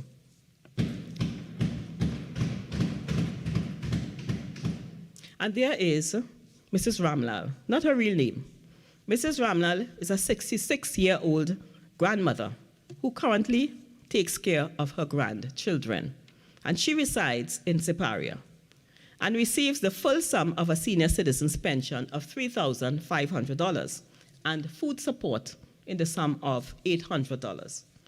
Mrs. Ramlal receives a sum total of $4,300 monthly from the Ministry of Social Development and Family Services, a total annual sum of $51,600. And finally, Ms. Mabel Lane, who resides in Sawa. She is 70 years old and is a recipient of the senior citizen's pension of $3,500. And her husband is a recipient of the disability assistance grant for adults. So he receives $2,000. In total, the family receives $5,500 on a monthly basis. And this adds up to $66,000 annually. So for these 3 clients alone, the Ministry of Social Development and Family Services provides $121,000 annually in grants. And these clients are the norm and not the exception, because the majority of the approximately 175,000 persons who receive our core grants every month are recipients of 2 or more grants. Madam Speaker, a key mandate of the Ministry of Social Development and Family Services is to alleviate poverty and to ultimately transform the lives of the less fortunate in our society. And we have been working steadfastly on all fronts to roll back poverty. It is, however, difficult to do this if unclean hands keep dipping into the cookie jar. I take no pleasure in saying, Madam Speaker, that we have found too many systems or cases of systemic fraud in the administration of our social welfare program. Many of these cases are not of recent vintage, and both members of the public and some public officer may be complicit. Be assured that all persons with questions to answer on matters pertaining to inappropriate handling of welfare grants will be interviewed by members of the Trinidad and Tobago Police Service. Yesterday, I heard the leader of the opposition state that every cent lost to corruption is $1 that could feed a child. And I want to extend it to every cent lost to corruption is $1 that could feed a vulnerable person. In order to ensure that help gets to where it is most needed, the Ministry of Social Development and Family Service has been pursuing a vigorous fraud and corruption prevention strategy. And we are determined to stop the hemorrhaging of the state funds associated with persons who exploit the system It is precisely through the successful execution of this strategy that some Ministry of Social Development and Family Services employees who were identified as being part of the corrupt practices were terminated from the public service, having been found guilty of misconduct in the public service. Several others are being investigated by the Trinidad and Tobago Police Service or are before the disciplinary tribunal and are being investigated by the police.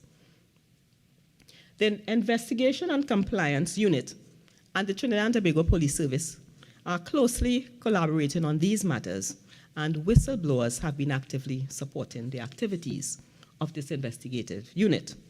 This newly formed unit is pursuing active risk-based fraud prevention strategy that has seen the withdrawal of grants from persons who are ineligible or deceased. And these include grants paid to persons residing permanently outside the borders of Trinidad and Tobago and who enjoy other forms of social protection benefits from other countries, which place them way above the income eligibility threshold for senior citizens' pension in Trinidad and Tobago.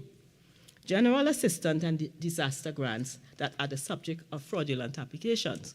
When I speak about the disaster grant, particularly the flood relief grant, we have found cases where persons did not have a flood, but yet they applied for flood relief. The ministry continues to draw on information from database of other government agencies to support its processes and limit the chances of fraud applications. There were 9,000 senior citizens grants that were discontinued in fiscal 2022 based on the information received from the Registrar General's Department. Indeed, Madam Speaker, only recently we found cases where several adults were living in one household and were in receipt of public assistance grants despite owning a business and despite the fact that they had meaningful employment. Their earned income is way beyond the threshold of persons eligible for grants. Madam Speaker, we are discovering cases where persons are in receipt of disability grant but are in full-time employment, even with state agencies. One such case shows that the officer has been employed for over 25 years in the public service and paid national insurance.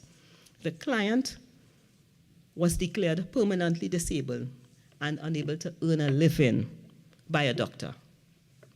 Yet that person was permanently employed.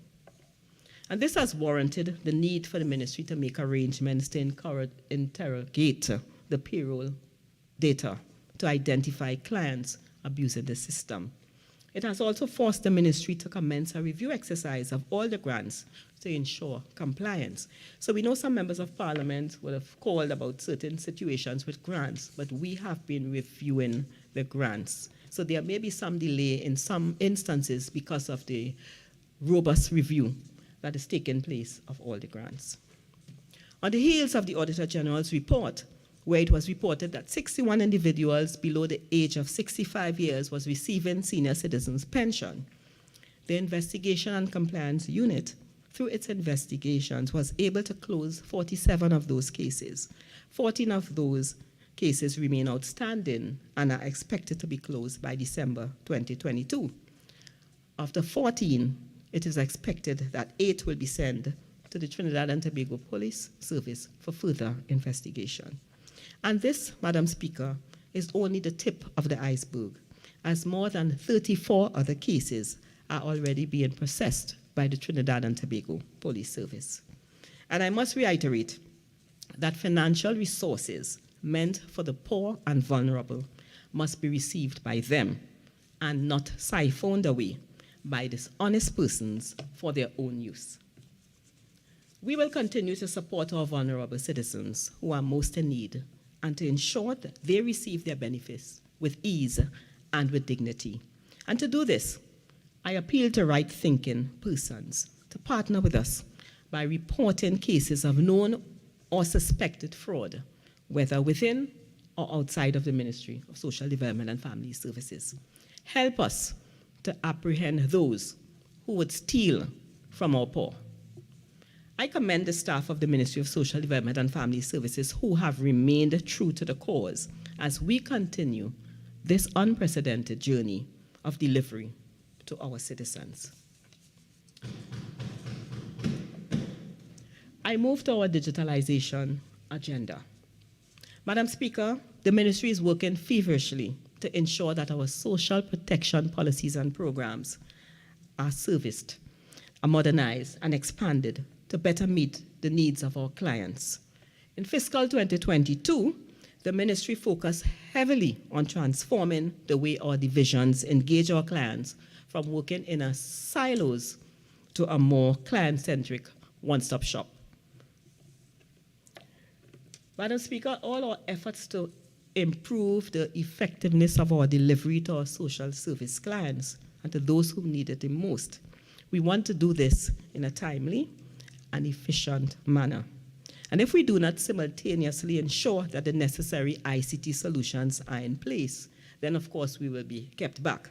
To this end, and consistent with the government's drive for further digitalization and increased utilization of e-government services, the ministry has continued to work diligently towards this end goal and has advanced various ICT solutions, and some of them include: we are well advanced, which is our ISEMS, which is called Integrated Social Enterprise Management System, known as ISEMS. We are well advanced in the digitalization of our manual and paper-based processes as we move to the fully automated social sector management information system called SSMIS.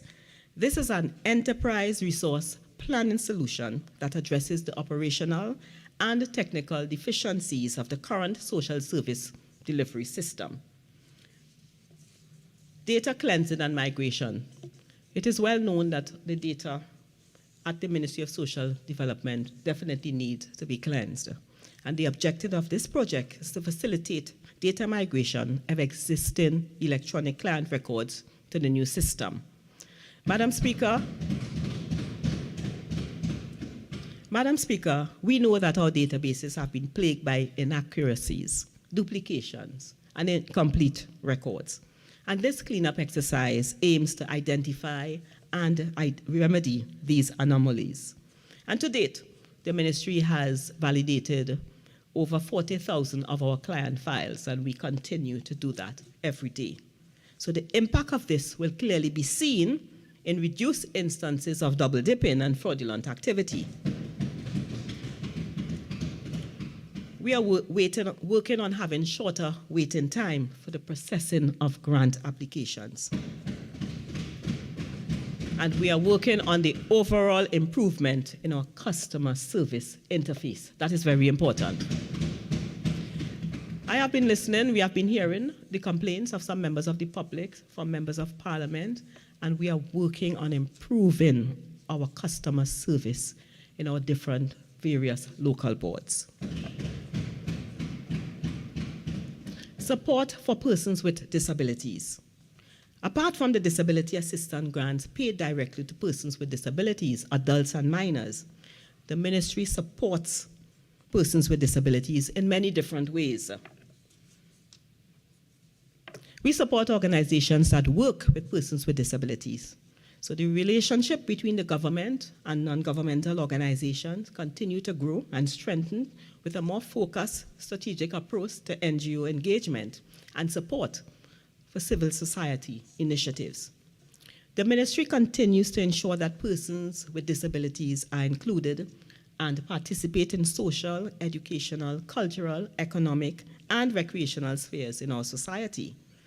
Organizations that work with persons with disabilities, including statutory boards, the Blind Welfare Association, the Trinidad and Tobago Association for the Hearing Impaired, and the Lady Hoshoy Centers, have each received subvention as of September 2023, $45,578,427 was allocated to organizations that serve persons with disabilities. So the total number of beneficiaries are 5,704 persons. The ministry, in support of World Sign Language Day, was recently, and in support of this, the ministry, in collaboration with UE Open Campus, commenced basic sign language training to a cohort of staff members in different divisions, such as Division of Aging, National Family Services, our HIV coordinating unit, our Disability Affairs Unit, our National Social Development Program Unit, and our Social Investigation Unit. This training was done to ensure that our staff are equipped to communicate with persons who are deaf or hard of hearing. Capacity building for NGOs that serve persons with disability. In recognizing the need to build the capacity of our NGO partners, the ministry has been undertaking capacity building workshops with NGOs across Trinidad and Tobago. As of September the 23rd, 2022, the NGO unit of the ministry facilitated both group and individual knowledge sharing initiatives towards enhancing capacity with targeted NGOs based on identified or expressed areas of need and observed deficiencies. So the NGO unit have been working with NGOs to help build capacity. A total of 36 organizations benefited from access to information, knowledge sharing, or targeted support towards enhancing that organizational capacity, covering areas such as recognizing personal and organizational stress, identifying problems and applying specific treatments, basic proposal writing, and use of financial monitoring tools, among others. And 5 of these NGOs work directly to support persons with disabilities. In fiscal 2023, the ministry intends to provide training in the form of a capacity building workshop to targeted NGOs again. And it is expected that this initiative, which will be undertaken in partnership with PAHO, will increase the technical abilities of these NGOs to provide better service to their clients. Madam Speaker, the ministry has been working on the operationalization of the National Therapeutic Resource Center at Carson Field. The refurbishment of the center has been completed. A tender has been issued for the management of the facility, and the ministry is working on outfitting the facility with state-of-the-art therapeutic equipment, furniture, and appliances that are suitable for a range of therapies, such as art therapy, speech therapy, language therapy. The ministry has continued to provide support to vulnerable groups through the provision of financial support to other NGOs in the form of annual subventions or financing for one-off grants for specialized programs or projects to assist the vulnerable. As of September the 23rd, one-off grant funding were given to 5 new NGOs totaling $32,500. And apart from the 3 statutory boards mentioned earlier, subventions were provided to 5 youth organizations totaling $456,000, 14 NGOs valued at $7,589,573 to support the work of these organizations and facilitate the delivery of specialized services for vulnerable clients. I now turn to another group of vulnerable citizens whom we serve at the ministry. At the present time, the management and staff are developing interventions for socially displaced persons. During the last fiscal year, the Ministry of Social Development and Family Services tackled the problem of street dwelling on a number of fronts. The ministry, in addressing the issue of social displacement, successfully closed the Center for Socially Displaced Persons located at Riverside Car Park in Port of Spain, effective the 1st of September 2022. The venue had outgrown its original purpose, and as a result, it became necessary to relocate the residents. In 1991, the Center for Socially Displaced Persons was established as a component of the continuum of care for socially displaced persons and was envisioned to be a cumulative effort among public, private, and non-profit entities to address social displacement through the engagement of street dwellers and provision of temporary shelters, transitional housing and services, and finally, permanent housing. But over the years, various task forces and interministerial committees have been unanimous in their recommendations that the facility was not fit for purpose and should be closed. So as of August the 31st, 2022, the ministry successfully relocated persons to the community care program or mental health long-term care. Some accepted training opportunities through Vision and Mission, Others were admitted to drug rehabilitation centers. Some persons reunited with family members. Other clients accepted the ministry's rental assistance grant. 2 persons are currently hospitalized and will be placed by the ministry upon discharge. Additionally, some residents declined placement, and many of them were gainfully employed or had alternative living arrangements to go to. So the Ministry of Social Development and Family Services is currently engaged in addressing the street-dwelling population. And I want to say about the persons who declined placement. Some of them were not even supposed to be at that facility because some of them were gainfully employed and they were using there as a hostel. So it was not a matter of persons being thrown on the street, but it was because some of them, their family members took them.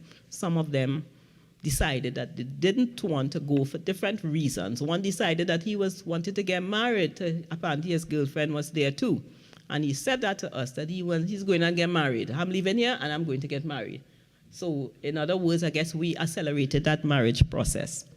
So most of the persons were all accommodated in different areas, and we continue to engage them to ensure that they do not go back on the street, but that they are within a facility.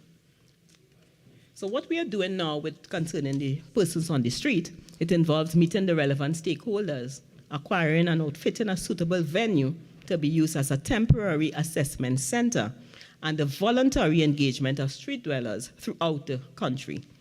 And those willing to be placed in relevant accommodation will be assessed and placed accordingly. So, Madam Speaker, officers of the ministry have already started engaging the homeless who reside on the street. And I would like to share with you what we have been hearing from some of them. And these are real stories, not real names. Mr. Joseph Thomas, age 24. He's a known client of the ministry who is mentally ill and uses illegal drugs. And he was engaged on September the 26th at Independence Square, Port of Spain. Accommodation was offered to him, and he refused. He was advised also to go to the Pembroke Street Mental Health and Wellness Center. Rehabilitation was also offered to him again. He also refused. Mr. Thomas was previously engaged and offered accommodation. Again, it was refused. At one point, he was placed in a facility, and he left after the first week. And he said he does not want to stay anywhere where he cannot smoke and do as he likes. Mr. Edward Collier, not his real name, is 62 years old, and is a known client of the ministry also who uses illegal drugs. He was engaged between September the 12th to 16th along Yard Street in Chaguanas, and he was seen wearing a striped T-shirt, green pants, and slippers. He was offered rehabilitation, and he refused. An offer of the community care program was also made, and he refused, stating that the only way he would go is if both he and his girlfriend can be accommodated in the same house and room. Ms. Vidya Rampal, not her real name, is 58 years old. She is a known client of the ministry also. She Minister, also uses illegal drugs. You have 5 more minutes of speaking time left. You may request an additional 10 minutes if you desire to complete your contribution. I would like to make that request, please. Please continue. Thank you. Ms. Rampal was engaged at Independence Square, Port of Spain on September the 26th. She was seen wearing an orange jersey, khaki pants, and slippers. Accommodation through the community care program was offered to her, and she refused. Rehabilitation was offered. This was also refused. Ms. Ramlagan stated that she is not homeless, but has a house in Bodoe and comes to the street to hang out. She has also been previously engaged by the ministry. And we have highlighted these cases as example of what the ministry has been doing and why the issue of homeless persons on the street is so complex. So, Madam Speaker, Mr. Deputy Speaker, it is incorrect, if not a bit unfair, for persons to say that people have been left on the street. This has never been the case. What is happening is that we cannot force anyone to accept our services. We have to engage them voluntarily. We cannot force them to accept it. Some have outrightly refused our assistance, but those who indicated a desire to work with us have been accommodated. And we will continue to collaborate with our stakeholders. the Trinidad and Tobago Police Service, the Municipal Police, the Ministry of Health, private sector, regional corporations, the NGOs, the Ministry of the Attorney General and Legal Affairs, in relocating the homeless to more appropriate residential spaces. However, the Ministry of Social Development and Family Services alone cannot address the street dwelling problem. To remove persons from the street, it requires a collaborative approach. And this is why the legislation is so critical, Mr. Deputy Speaker. The ministry is focused on strengthening legislation to bring about greater efficacy in the system of engagement, treatment, care, and rehabilitation of street dwellers. Consequently, emphasis has been placed on the Socially Displaced Persons Act. The current draft of the policy document with regards to amendments to the Social Displacement Act number 59 of 2000 is under review and finalization by the Ministry's Legislative Review Committee, and hoping to get it onto the parliamentary agenda, the Legislative Review Committee, as soon as possible. Because the Ministry of Social Development and Family Services does not have the teeth to be able to move persons off of the street. Sometimes you move them and we can't stop them from leaving. So legislation, we must put legislation in place if that is the case to cover that, and this is what we are working on. In addition, the ministry has continued the pursuit of strategic direction as identified in the June 2017 report of the Street Dwellers Coordinating and Monitoring Committee. And some of the major activities related to the plan identified in the report include the completion of transitional living facilities at Karapo, a community care program for persons 22 to 55 years who require rehabilitation services and are in need of consistent temporary accommodation and care. This will be offered at this facility. So what is happening is that because of the fact that we are now moving in on street dwellers, we move them, but we must have places for them. And this is what we are working on, transitional homes for them. We have been involved in the refurbishment at Hernandez Place, Arima, and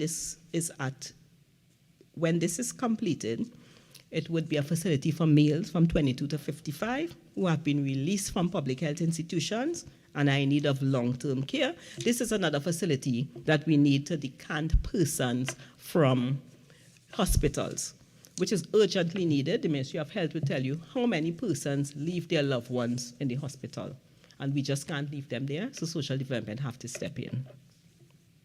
And we are working with partners to commence the design of a purpose-built socially displaced and assessment center, a 5-story facility for the socially displaced in Port of Spain. This will be a permanent facility totally dedicated to assessing and housing the homeless. It will be the first of its kind in the history of Trinidad and Tobago, and of course, we look forward to this. And through this assessment facility, street dwellers who are active drug users will be referred for treatment at rehabilitation centers.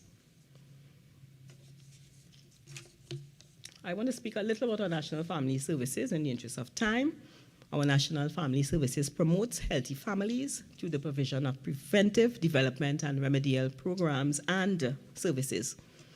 It offers psychosocial assistance to individuals, to groups, couples, families via counsel, advice, advocacy, referrals, and placement.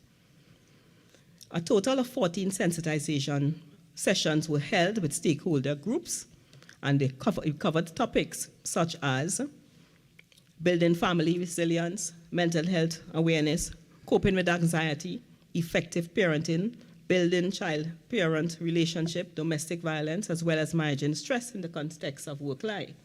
And in recognition of the roles, the important role that parents play in our society today, the ministry places a high value on strengthening and supporting families, and we have had some parenting workshops. We had a few parenting workshops. We also had some grandparenting workshops, and some of the topics that we covered included parenting roles and responsibilities, parenting while incarcerated, effective parenting, co-parenting, domestic violence, and emotional intelligence, among other topics. Recognizing the important role that grandparents play in our society, many of us would have grown up with our grandparents. We also had some grandparent webinar and workshop recently. With regards to the legislative agenda, there are some areas that we would want to look at with regards to our legislation, and that those are the Senior Citizens Pension Act, which I was assured by the Attorney General that this draft legislation is being given priority, and it's on the should be on the agenda for the Legislative Review Committee. And moving ahead, our suicide prevention and crisis hotline will be launched soon by the end of this year, and the service will provide prevention, rehabilitative, and support interventions to address issues pertaining to suicide, gender-based violence, and other crises persons may encounter and require intervention for. To date, we have already identified the facility. Through a robust interview process, a coordinator has been selected to lead the team of active listeners. And these active listeners will be provided with training prior to the 24-hour service being launched. So citizens can be assured that they will be serviced by well-trained and competent active listeners.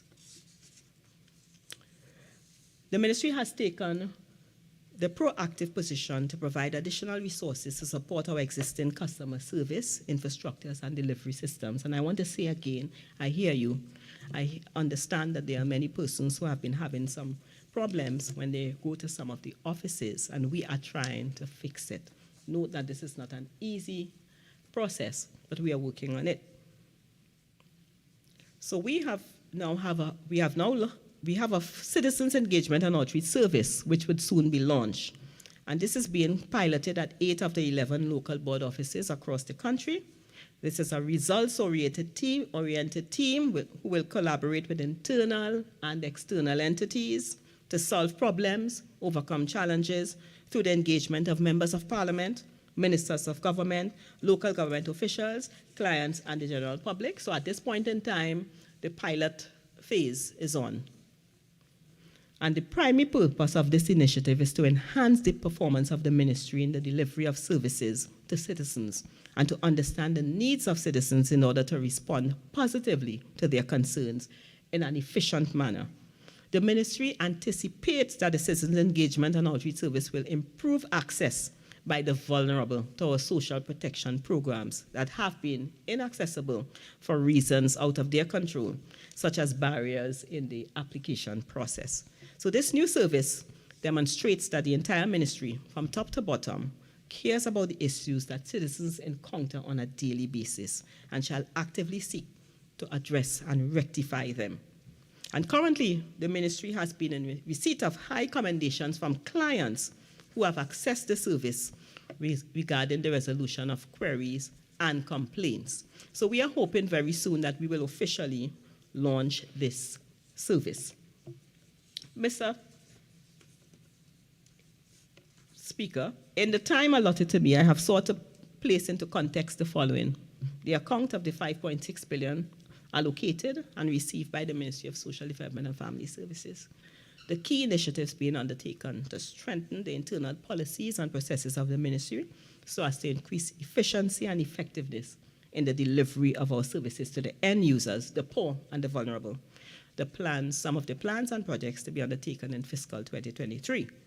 The work of the Ministry of Social Development and Family Services positively impacts the poor and vulnerable. Seeing or hearing that our clients have been positively transformed is what brings us fulfillment at the Ministry of Social Development and Family Services. And we will continue, Mr. Deputy Speaker, to do our part, to lift the fallen, one by one, to clothe the naked, feed the hungry, shelter the homeless, and give rest to the weary.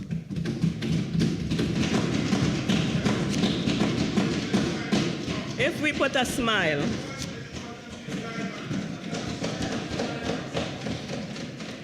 if the work we do put a smile on the face of at least one person, then our work would not be in vain. And we will continue to invest in our people. We will continue to implement social protection measures. We will continue to nurture a caring society. We will continue to bring to justice anyone who attempts to defraud the system, to steal from the poor. We will create a better Trinidad and Tobago for you and me. And I wish to thank the staff of the Ministry of Social Development and Family Services for their hard work, especially during the COVID-19 pandemic. I wish also to thank you and this House for the opportunity to make this presentation in support of this remarkable budget presentation for fiscal 2022-2023. The budget ensured that the most vulnerable in our society has access to a multifaceted safety net, especially at this time and beyond. And we will continue to work tirelessly and fearlessly to ensure that no one is left behind in our beloved country. I thank you and may God bless you.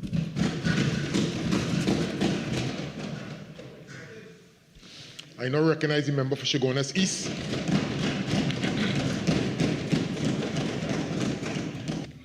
Thank you very much, Mr. Deputy Speaker. And as I begin, I would like to thank you for the opportunity to contribute to this debate, which marks my third budget presentation since entry into Parliament. Mr. Deputy Speaker, this 2023 budget has done nothing but diss the population of Trinidad and Tobago. I sat and listened to the Minister of Finance, and when he delivered the fiscal and other measures, we all became afflicted with a series of words starting with this. The population became afflicted with a series of words starting with this. The population became disoriented, Mr. Deputy Speaker. The population became disturbed. They became distressed, discomforted, disappointed, disabled, and finally the population became disgusted with this budget. Mr. Deputy Speaker, I would like to also take this opportunity to endorse the contribution of the distinguished leader of the opposition and my political leader,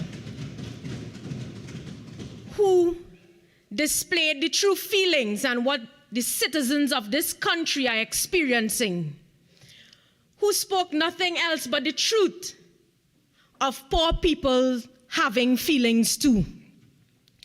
Mr. Deputy Speaker, I have listened from yesterday into today, and members of the other side can come in this House to speak directly to parents. They can come to speak directly to youth, to students. You have already failed the population, and it is time to go. The population is disgusted with your measures, which will only work against their households. Mr. Deputy Speaker, yesterday while listening to the member for St. Joseph and others, I heard about the UNC selling a narrative. Mr. Deputy Speaker, the UNC has always focused on people-centered governance. The UNC has always been a party to listen and lead. So we don't have to paint any narrative on your governance. The people of Trinidad and Tobago listen well enough, they read well enough, and they understand well enough. Hence, they will not accept your narrative. Mr. Deputy Speaker, what we have seen here today is that all members of the other side who have spoken from the government bench doing nothing but trying to defend themselves in true PNM style. Mr. Deputy Speaker, before I move on, I must focus a little on the last speaker, who was the Minister of Social Development and Family Services. Mr. Deputy Speaker, I read all of the budget documents, and I almost felt as though I was reading the Social Sector Investment Program book whilst that minister spoke just now. Mr. Deputy Speaker, the minister, during her presentation, failed to tell us why food cards were not topped up at the beginning of September 2022. The minister spoke about grants being on time month after month, yet the minister never gave a reason for the late payment on food cards in September 2022 when children of vulnerable families were returning to school. But I must say, what a wonderful picture, depicting everything but the reality of what is happening in Trinidad and Tobago. Mr. Deputy Speaker, the minister painted a wonderful picture, but let us not forget thousands are still awaiting income support grant in this country. Let us not forget when landlords were being evicted, this minister asked landlords to, when landlords were evicting tenants, this minister asked landlords to hold strain. Let us not forget those facing disasters still awaiting grants. Mr. Deputy Speaker, since the 2023 budget statement, the population have been experiencing insomnia. And this is no joke. This budget and the context therein are replete with measures that create sleepless nights for the citizens of this country. The government, through its fiscal mouthpiece, the Minister of Finance, has demonstrated that they don't have a clue as it pertains to the ordinary people of this country. What I can say, though, Mr. Deputy Speaker, is that the government, by its presentation of this 2023 budget, continues to demonstrate callous disregard for the poor and vulnerable. They continue to demonstrate absence of compassion for persons in receipt of social assistance. They continue to demonstrate brutality towards persons struggling to make ends meet. And, of course, demonstrate disdain for single parents. Mr. Deputy Speaker. Excuse. Member for Urpuch West, sorry. That's 3 times. Right? 3 strokes. Okay? 3 strokes. Right. No, Urpuch West. No. Urpuch West, not you, sir. Mr. Deputy Speaker, continue? Sure. Where in this budget is there a beacon of hope for the poor and dispossessed?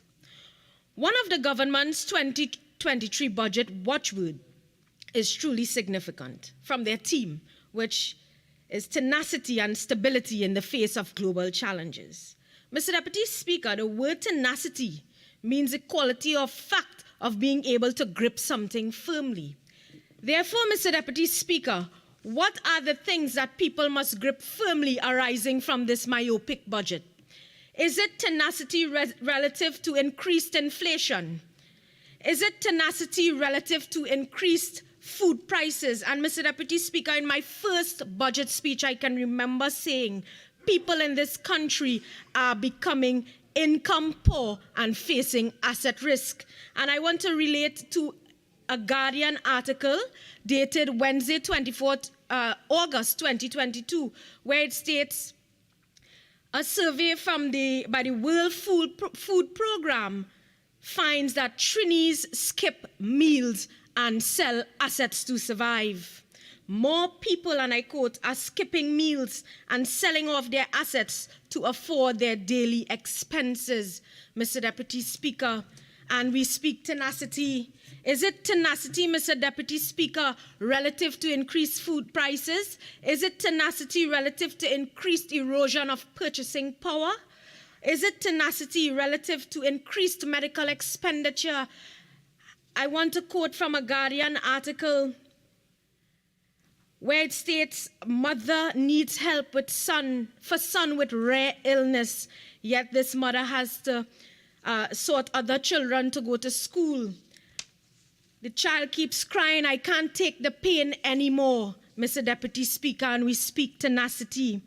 Is it tenacity relative to increased home maintenance expenditure? Mr. Deputy Speaker, the thrust of my presentation will be on the social sector and by extension the strategies or lack thereof or the lack of direction and objectives by the line ministry. Mr. Deputy Speaker, the social sector investment program makes a lot of mention of poverty.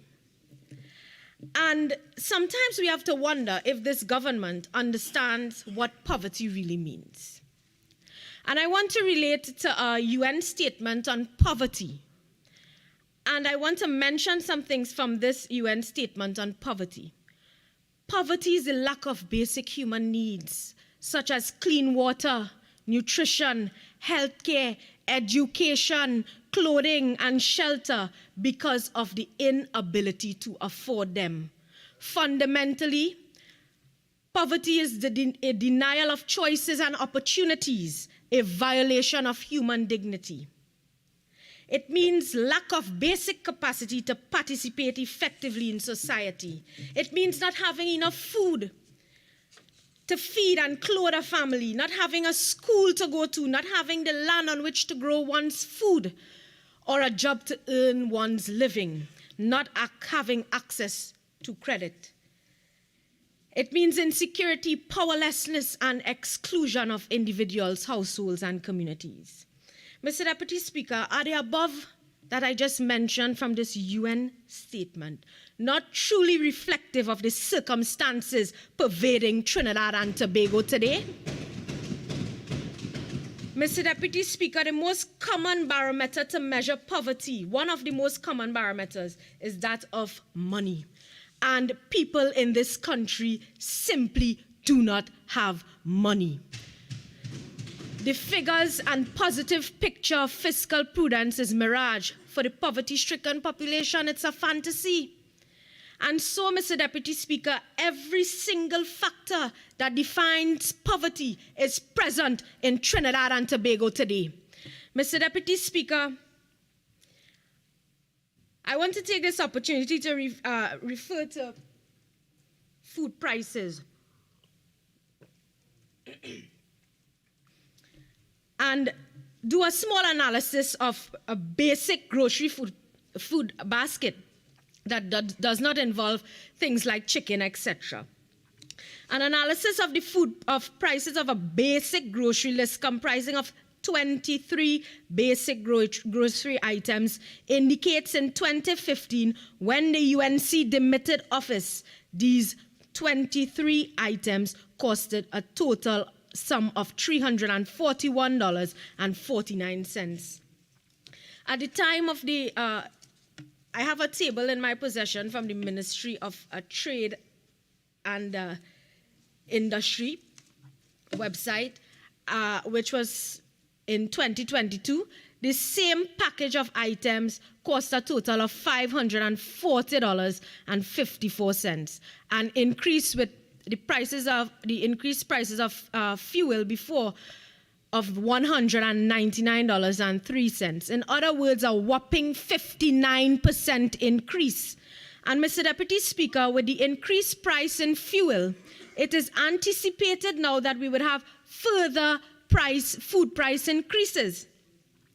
And a conservation of this table, a conservative projection as it relates to this table of a 20% increase will arise from a fuel inflation, thus resulting in this very package of basic grocery items to cost $648.65, Mr. Deputy Speaker.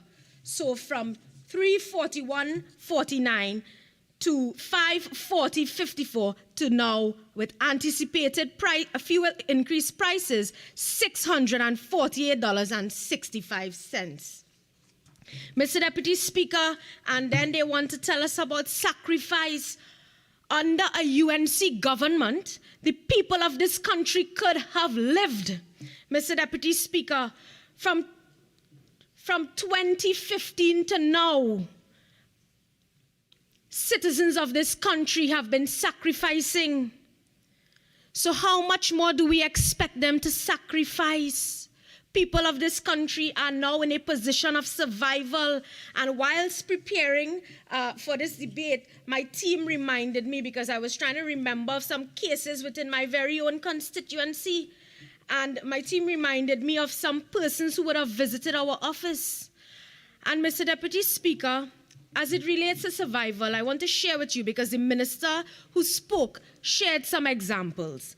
A woman who lost her husband from the ravages of the COVID-19 virus, Silence. and who is from my constituency, is a prime example of what poor people have to endure, which is further compounded by this budget.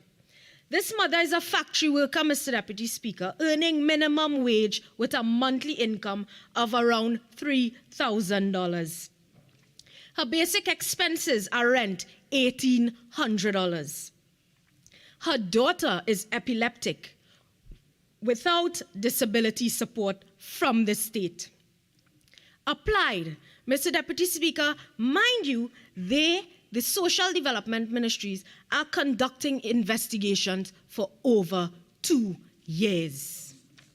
Mr. Deputy Speaker, her rent, child's medication, and these anticipated new astronomical food prices present severe challenges to her well-being. Mr. Deputy Speaker, what provisions are in place for such persons who are affected by such deleterious circumstances?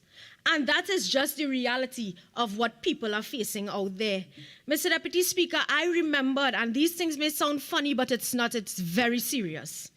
I remembered when we were distributing the NAMDEVCO food hampers, a gentleman who came to my office to collect one of those hampers said, "You all know you're giving me this, and I'm really thankful, but I have no gas to cook the items in this bag," with tears in his eyes.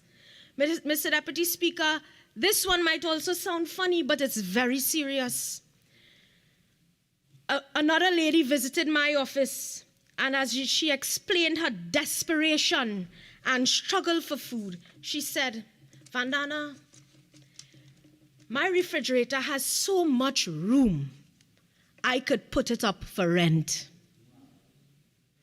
That is how empty her refrigerator was at the time, Mr. Deputy Speaker. And Mr. Deputy Speaker, as I move on, I want to deal with the social policies and whatnot from the social sector investment program, which the Minister of Social Development mentioned.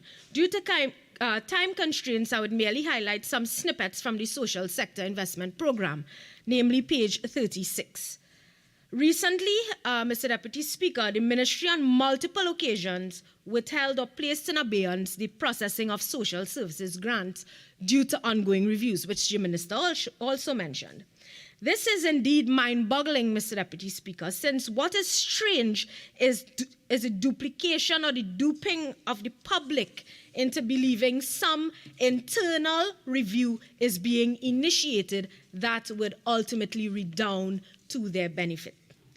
However, Mr. Deputy Speaker, the budget documents reflect that proposed amendments to the various social services legislation are under review by the relevant agencies, namely the Senior Citizens Pension Act, which the status of that is that the draft bill is under review by the Ministry of Social Development and Family Services and the Office of the Attorney General, as well as amendments to the Public Assistance Act, which is currently under review, the status, by an internal ministerial team. So the minister mentioned about these social policies, but Mr. Deputy Speaker, what is noteworthy is the Auditor General's report for 2021, which ought to be reviewed. Let me rephrase, which must be reviewed and addressed by the minister. A lot of what the minister said here today as to the reasons why persons were receiving multiple grants were not included in this Auditor General's report. Mr. Deputy Speaker, the contents of this report should be highlighted since the findings clearly point to impropriety on someone or some people's part. Mr. Deputy Speaker, it cannot be business as usual for the Ministry of Social Development and Family Services, because arising from the Standing Finance Committee report presented in the House on January 24, 2022, the Minister of Social Development stated, and I quote from page 24, "I think on the whole, there is a review of not just to come on board, but there's a review of the grants taking place at this time." Mr. Deputy Speaker, what is extremely interesting is the Auditor General's report, which was published on their website on May 18, 2022. Mr. Deputy Speaker, the findings should have been reviewed and acted upon by the ministry. And I would like to highlight some of these findings as it relates to the food support program. Mr. Deputy Speaker, on the application forms, there were no blank data fields in the national ID column. However, inconsistencies were found with the national ID number for some persons. One instance was seen where a person's national ID number comprised more than the standardized number of digits. There were 4 instances where the national ID number indicated that persons were over 100 years. 114, 123, 130, and 135, respectively. These are the details which the minister should have mentioned. Mr. Deputy Speaker, I want to speak to the public assistance grant. Mr. Deputy Speaker, and I want members to listen carefully, there were 673,504 instances of blank fields in the database. These fields represented pertinent information for the processing of the grant. And Mr. Deputy Speaker, examples of these blank fields included national ID cards, ID card numbers, date of birth, postcode, bank ID, on behalf of, and check status information. Critical information as it relates to even being approved to receive a social services grant, as it relates to the disability assistance grant. The findings state there were 1,238,235 instances of blank fields in the database. National ID number and date of birth fields were blank in 3,782 instances. Payments amounted to $83,104,000. The national ID number for 86 instances did not correspond with the date of birth data field. Mr. Deputy Speaker, as it relates to the senior citizen pension, 18 instances were found where the name field was blank for records relating to one local board. 52,876 instances were found where the date of birth field was blank. Mr. Deputy Speaker, these are just some findings of the Auditor General's report. And most of all, why I'm relating to policy and what the minister mentioned about policy, this Auditor General report stated a number of instances were found where persons received more than one grant. A policy was not provided to define the entitlement of persons to receive multiple grants. And Mr. Deputy Speaker, you are hearing it for yourself. There is no defined policy to state whether a person can be on food support, disability grant, public assistance, all of those grants at the same time. No clear policy. So the minister mentioned, but that she got the assurance from the Attorney General. But as it states with the minister's continuous review, as it relates to the ministry, this needs to be dealt with ASAP, as soon as possible. Mr. Deputy Speaker, I have noted that there has been a decrease in allocation for the Ministry of Social Development and Family Services. And the reason why I'm asking and stating that it's imperative that the highlighted Auditor General findings be regularized. The minister mentioned $40 billion have been spent over the last 7 years on social services. You just heard the figures. A lot of that $40 billion have gone to waste based on the Auditor General findings.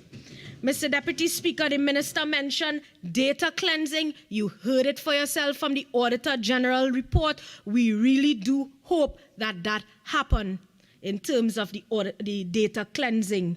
Mr. Deputy Speaker, this will also result in, when these things are dealt with, a greater number of persons becoming recipients of social services grants. So we ask how long again for these amendments? Because, as you have heard, no proper policies. The Minister mentioned digitization and the advancement and the goal. Mr. Deputy Speaker, I want to ask today, what advancement as it relates to digitization for the Social Development Ministry? What goal did the Minister speak of? Because I have here a letter to the Speaker of the House dated August 25th, 2022, which is the Minister of Finance response as it relates to the Joint Select Committee on Social Services and Public Administration on an examination of unemployment during the COVID-19 pandemic and the state's capacity to provide support to persons who become unemployed as a result of the pandemic. Mr. Deputy Speaker, the Ministry of Finance response. The Ministry of Finance agrees that the digitization and digitalization of grant application processes should be prioritized. So what, Mr. Deputy Speaker, so what advancement? You are now looking to prioritize this process for the ministry. You are now stating that it should be prioritized. So we ask, what advancement did the minister just speak of? What goal did the minister just speak of as it relates to digitization? Mr. Deputy Speaker, I move to the $1,000 one-off transportation grant. And Mr. Deputy Speaker, I have to ask today, what is this really? What is this really? Because the audacity of this regime who believes that the population and the older generation in particular are gullible and naive and will not see through this ruse. We have to ask, where is this money allocated to be expended?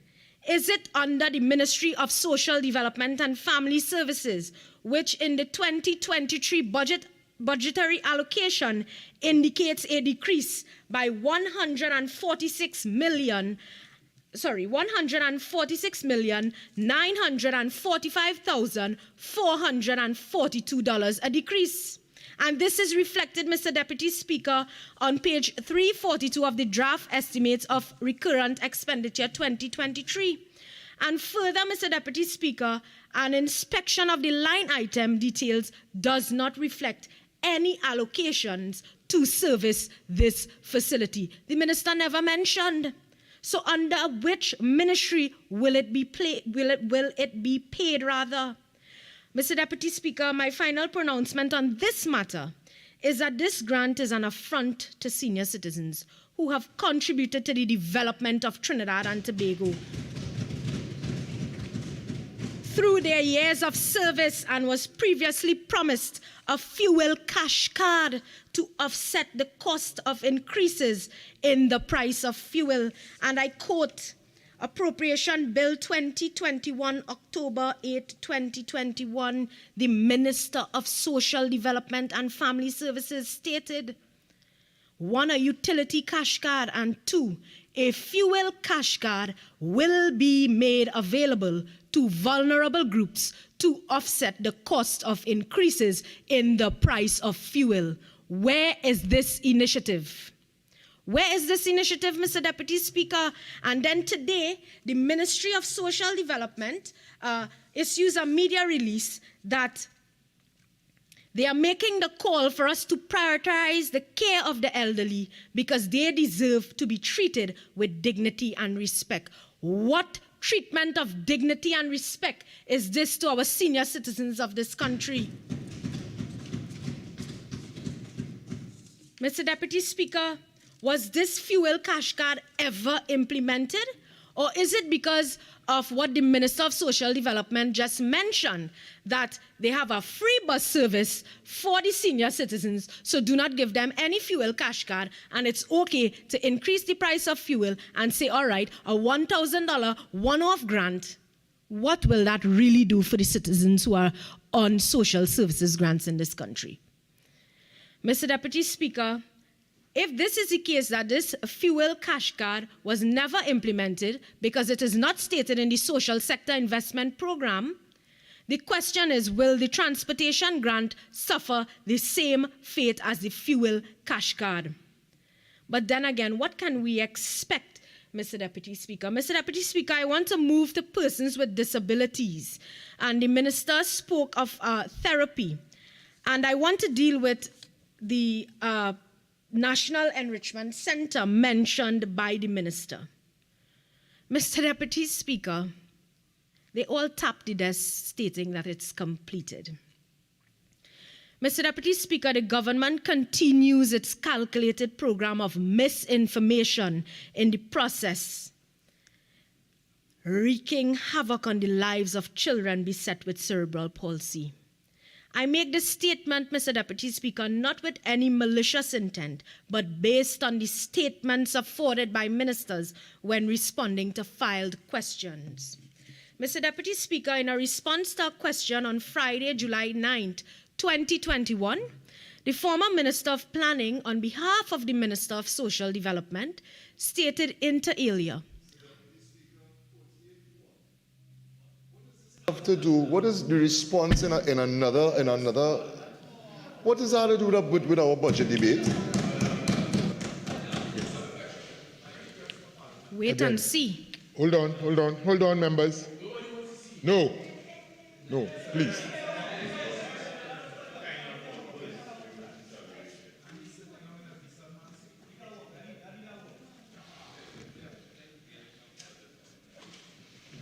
Okay, members, again, Laventille West. Please. And secondly, you are not in your appropriate seat, so I would not be tolerating. Right, I would not be tolerating comments. Please. Okay, all right, members. And again, I'll give you some leeway. Let me hear what point you're going to make, and then I'll decide accordingly. Mr. Deputy Speaker, I'm just dealing with the statement made by the minister during her contribution. I've given you the opportunity. Thank you very much. And we'll proceed And Mr. Deputy Speaker, the response at that time was that work is expected to continue with the relaxation of restrictions on the construction sector, and barring unforeseen circumstances, it is expected that this center will be fully operational by the end of September 2021. Much to my consternation, on reviewing the Public Sector Investment Program 2023 at page 52, under Services to the Differently Able, Mr. Deputy Speaker, it states, and I read, the Ministry of Social Development and Family Services commenced the process to operationalize the Development Center for Persons with Challenges. A contract in the sum of 0.9 million was awarded for the installation of a fire and safety system, and works at this center has advanced to 52% completion. So there you heard it. In 2021, the government stated that by September 2021, this center will be operationalized. Today we are hearing that it is now completed by the minister, yet the PSIP book states that the completion of works is at 52%, Mr. Deputy Speaker. And the member for St. Joseph want to tell us to read the books. We will see. Well, we are reading the books, and the dates given by your government does not correspond as it relates to the operationalization and completion of this center. So we really call on the government to tell us when this National Enrichment Center would really become fully operational, thus enabling those children with disabilities to access the facility. Mr. Deputy Speaker, and I want to relate to the ministry's statement in a TTT interview where they indicated that disability issues are high on the agenda. So if disability issues are high on the agenda, get the National Enrichment Center up and running.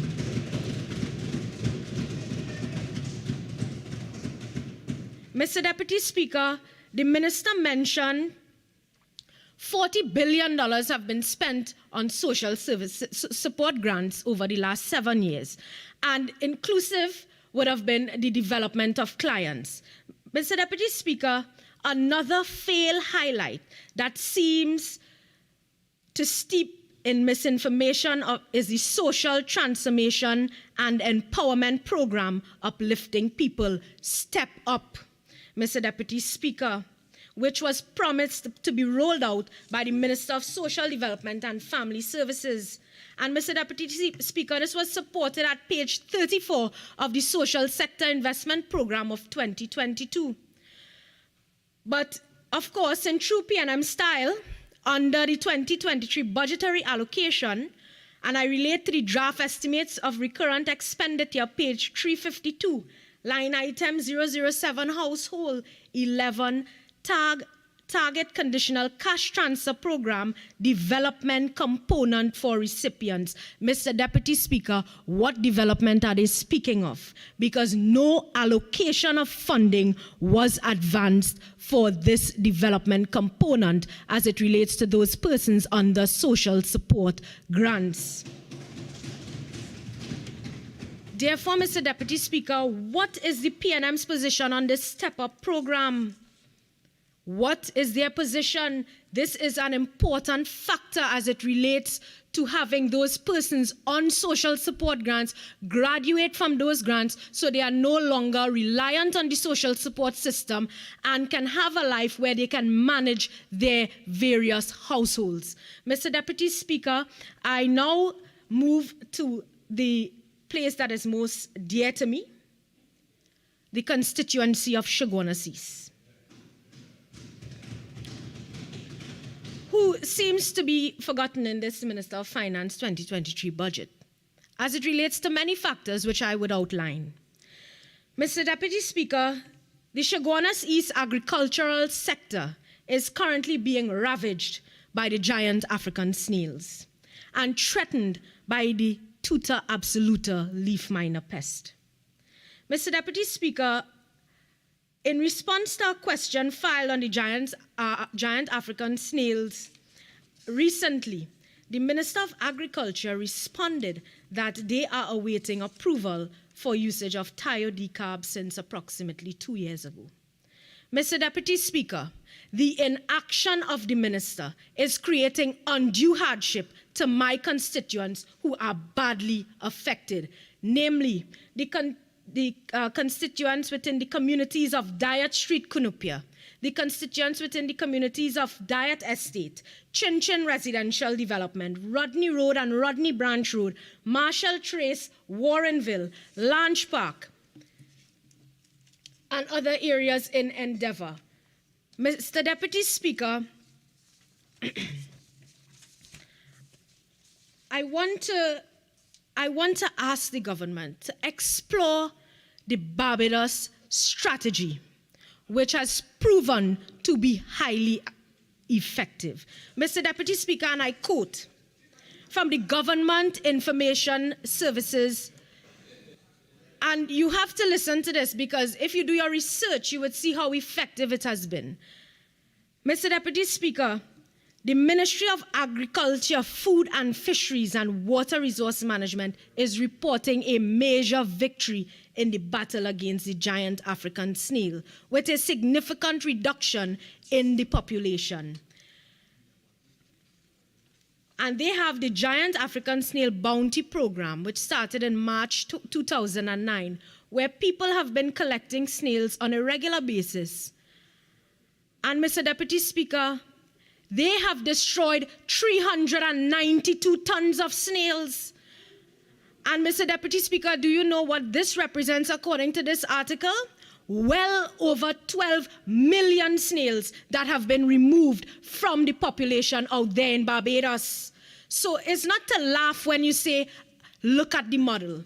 Look at the model. It can help us. My constituents are affected. Therefore, I am researching how my constituents can be assisted, Mr. Deputy Speaker. Mr. Deputy Speaker, I moved to the S-Ben project, which was approved for execution and even awarded and had to be shelved because of the inaction of the Ministry of Public Utilities, who through WASA was responsible for a water main relocation. Funding was available through PURE, Mr. Deputy Speaker, but the Ministry of Public Utilities inaction, whether by accident or design, continues to affect the residents of my constituency. And I urge the Minister of Public Utilities. I've asked you before, and today I'm asking you to come to the S-Ben in the community and constituency, the community of Endeavour and the constituency of Shogunas East. Because each and every time it rains, many persons sitting in this house pass through that area, and it's flood, flood, flood. A contract that was awarded had to be cancelled. Mr. Deputy Speaker, I am once again going to take the opportunity to highlight developmental activities within that has been absent from the 2023 budget as it pertains to the Shogunas East constituency. Street lighting program.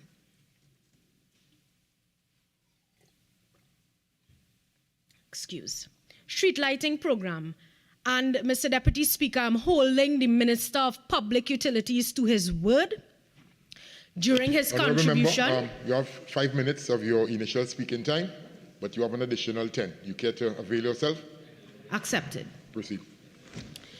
Mr. Deputy Speaker, thank you. And as I continue, I'm holding the Minister of Public Utilities to his word. I have sent the Minister of Public Utilities a comprehensive list of areas within each electoral district within the constituency of Shogunas East that require street lighting. I await your response, and I await execution of those particular poles for repairs and installation mentioned in that listing and letter. Mr. Deputy Speaker, as it relates to my constituency, traffic congestion. And Mr. Deputy Speaker, traffic congestion remains a major issue for constituents of Shogunas East, commuters of Shogunas, and the businesses of Shogunas. And Mr. Deputy Speaker, I want to look a little bit at the work from home policy. And there seems to be a serious disconnect between the Prime Minister, the 2023 budget, and fellow cabinet ministers as it pertains to the work from home policy. Mr. Deputy Speaker, following the reading of the budget, in conversations with public officers since the presentation, they are all expressed alarm at the steep price increases in transportation fuel, arguing that if there's a reduction in traffic congestion, this would result in reduced fuel consumption, thereby translating into savings. Mr. Deputy Speaker, a joint select committee of Parliament met and deliberated on the policy, and consensus was derived by both government and opposition members. And Mr. Deputy Speaker, it was duly noted that arising from the COVID-19 pandemic, an abridged version of this mechanism was necessary.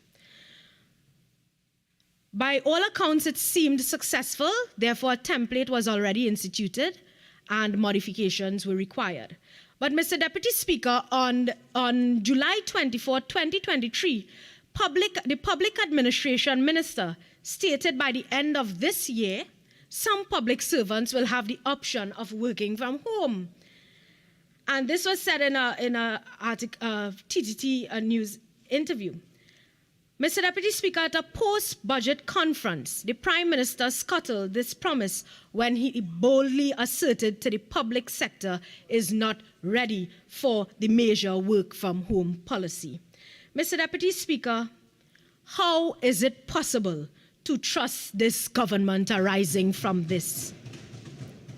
Mr. Deputy Speaker, the Prime Minister is being roasted on social media according to a newspaper report for his comments.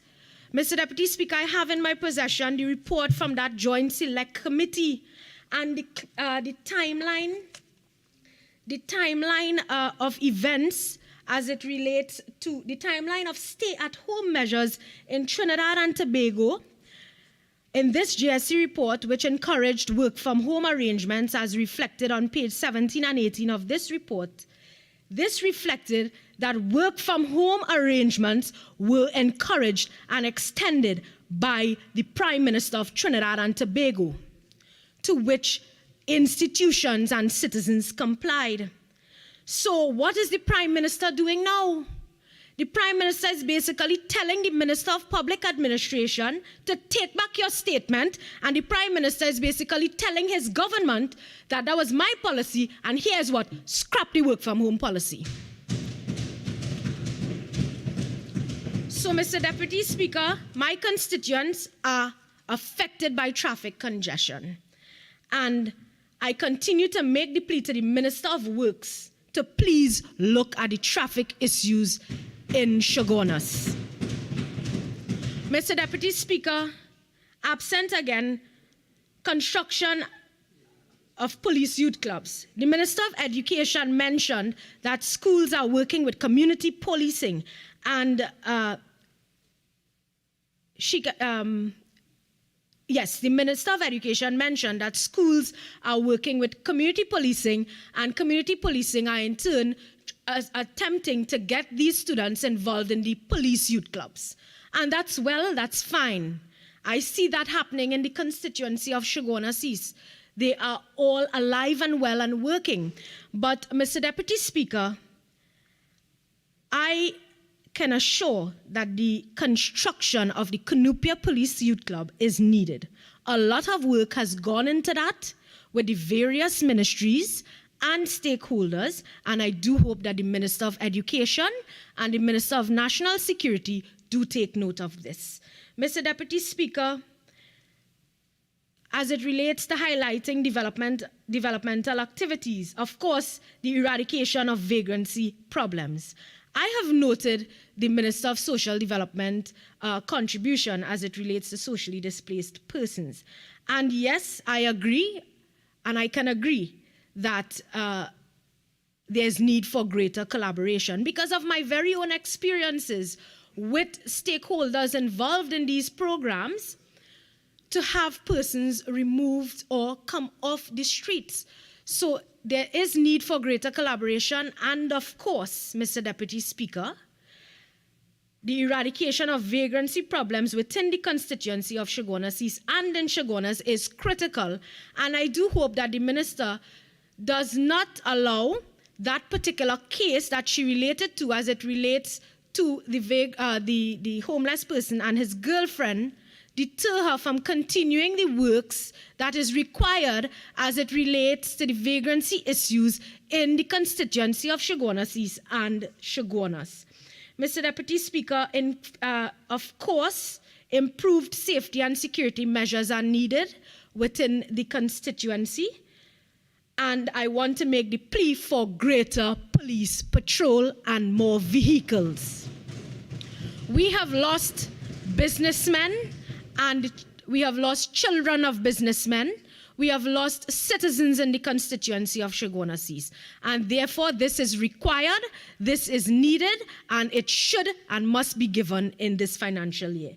Mr. Deputy Speaker, squatter regularization.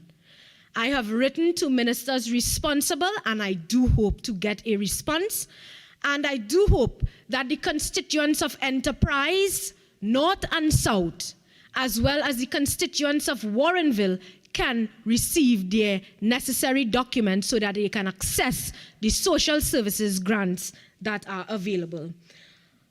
Of course, Mr. Deputy Speaker, the alleviation of flooding and the dealing of issues that I have with my farmers that they are experiencing. Mr. Deputy Speaker, we hear so much about all of those who would have worked during the pandemic. I want to take the opportunity to commend the staff and team of the Shogunas East constituency who have worked tirelessly and continue to work tirelessly within this constituency for and with the people. Mr. Deputy Speaker, in conclusion, as I conclude my 2023 budget presentation, I ask myself, on behalf of the battered population of Trinidad and Tobago, where are the hopes and aspirations of the people in this 2023 budget? Where are the ideas and action plans to resuscitate the bruised economy in this 2023 budget? Where are the fiscal measures to really kickstart the economy in this 2023 budget? Where are the measures to move away from the dependence on oil and gas in this 2023 budget? Where are the plans to develop entrepreneurial skills across this land in this 2023 budget? Where are the mechanisms that will generate employment opportunities in this 2023 budget? Mr. Deputy Speaker, where are the opportunities for persons to improve their standard of living in society in this 2023 budget? Mr. Deputy Speaker, this 2023 budget is simply an annual ritual designed to preserve the status quo, whereby it gives to those who have and takes from those who haven't. Mr. Deputy Speaker, the destiny of this country is mired in fiscal incompetence. With this visionless compilation of numbers by this insensitive and incompetent regime. But I want to offer an assurance to the distressed population that hope and confidence, according to the political leader and leader of opposition, will be restored once this uncaring, callous, and anti-people government of the PNM is removed from office. Mr. Deputy Speaker, as I conclude, this PNM must go and the end is near. I thank you.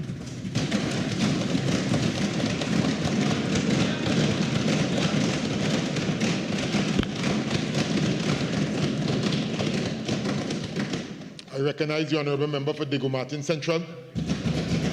Thank you, Mr. Deputy Speaker.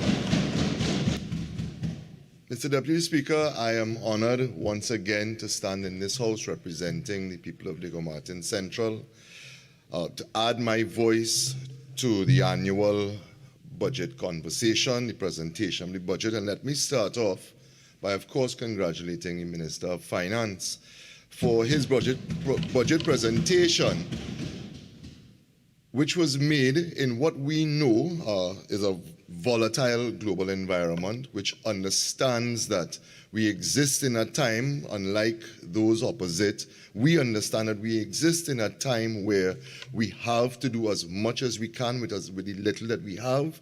We cannot take the windfalls that we have now and spend them recklessly as would have been done in times before, especially by those opposite. Mr. Deputy Speaker, I also want to extend my congratulations and my thanks to the Minister of Planning and Development for her own part in this budget presentation, particularly when it comes to our PSIP.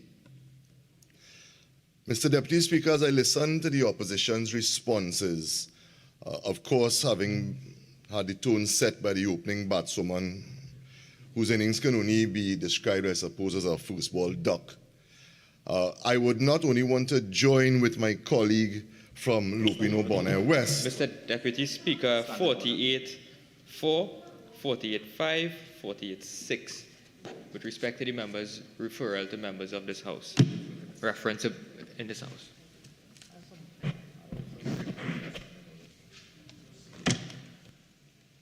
I wonder if we heard the same thing, Honourable Member.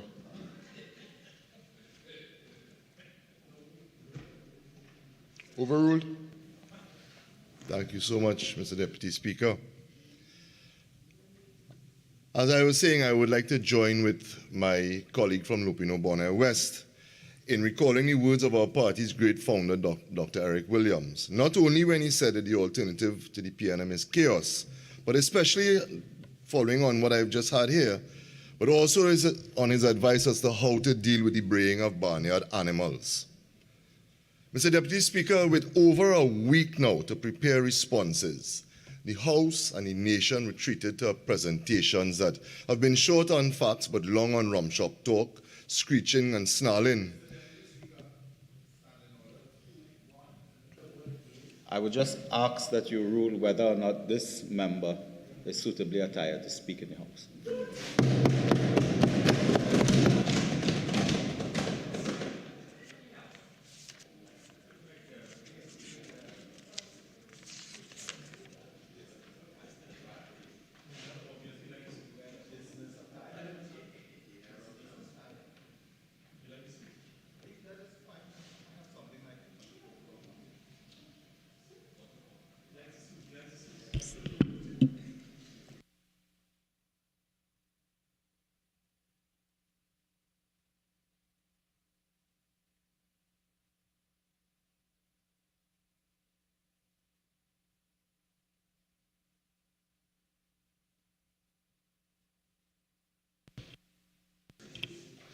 Proceed. Overruled.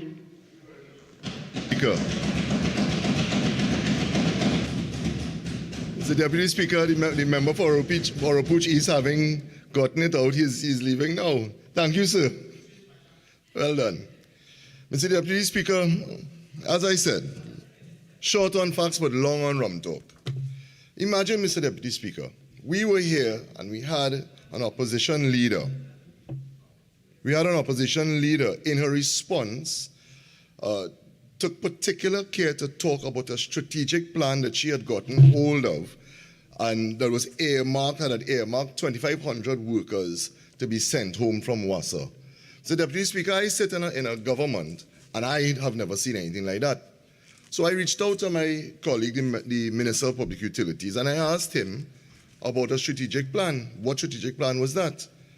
So, Deputy Speaker, the only strategic plan that I know of that has been authorized or approved by this government is a strategic action plan dated January 2022 that deals with the water supply improvement for the population. The member for Siparia spoke about what she had seen on page 53, so I turned to that. On page 53 of this report, Mr. Deputy Speaker, there is no conversation anywhere around retrenching, letting go, sending home, or anything like that. However, it is important to note that in here, under benefits, it says the areas to benefit currently receive a supply 24/1 through the Longdenville booster. Upon completion of the project, approximately 20,000 persons in areas such as Flanagan Town, Brasso, Caparo, Longdenville, Mamaral, Palmis, Ravi, Sable, Todd's Road, and Todd's Station Road will receive a 24-level service. So I do understand, Mr. Deputy Speaker, that there must have been something that would have driven the member to refer to these figures. So again, researching, I came upon a letter dated the 7th of May 2012, signed by the then CEO of Wassa, Mr. Ganga Singh, and in the appendices to that letter, talking about the rationale for the proposed strategic organizational restructuring plan for Wassa. Under the rationale, it says the principal objective is to transform Wassa into an efficient and effective customer-focused and performance-driven water utility. Nothing wrong with that, Mr. Deputy Speaker. I think that is what we all want. Therefore, the proposed restructuring plan intends to, and it goes into some very airy-fairy stuff, in my opinion, Mr. Deputy Speaker, nothing that drills down into numbers or plans per se. However, it does say here, reduce the existing staffing levels through various innovative approaches. We knew that what that was VSEP. From 4,736 to not more than 2,500 over a period of 48 months. Mr. Deputy Speaker, who was the Minister of Public Utilities then? The member for Lupino Bodoe West? Who was the Prime Minister then? Not the member for Siparia? So this talk as if this is some brand new thing. Under their administration, they were intent on sending home people. Anyway, Mr. Deputy Speaker, I'm certain that no one in this House was either surprised or expected better from members opposite. They have fed this country in general and their supporters in particular a consistent diet of misinformation, and the last 2 days have been no different. You see, sir, the challenge of disinformation and misinformation, particularly in this digital age, has become increasingly, it has increasingly come into focus globally, and more than ever, and we saw here today and yesterday, is certainly at the fore now. This is a global phenomenon, and it refers to the international spread of false and inaccurate information. We know that we have incidents here where deliberate falsehoods are spread by the agents of those opposite, very much like today, without so much as a murmur from the opposition leader. But I want to remind her that the upholder is worse than the thief. You see, Mr. Deputy Speaker, high-quality information is critical for the functioning of any democracy. And unfortunately, much of the misinformation that emanates from those opposite is spread on social media. And in such an environment, it's increasingly difficult for citizens to judge the integrity of the information being spewed at them on a daily basis. And moreover, social and digital media platforms amplify and accelerate the spread of misinformation, providing the opposition with tools for propaganda at an unprecedented scale. Mr. Deputy Speaker, misinformation, as I have said, is a threat to any democracy. It can lead citizens to confidently defend factually incorrect beliefs, even to the point of civil unrest. So when someone puts in a position of authority, starts to speak about rioting, and then quietly says afterwards, well, I ain't telling you to riot, but you've told them to riot. When we do that, where are we going as a nation? What do we expect to see? We saw what happened in jurisdictions much further north than here on January 6th. Is that what we are trying to get this country to? Anyway, based on that, Mr. Deputy Speaker, I take the position today, I make the simple claim that in my opinion, this opposition with their purposeful misinformation campaign is a threat to the democracy of Trinidad and Tobago.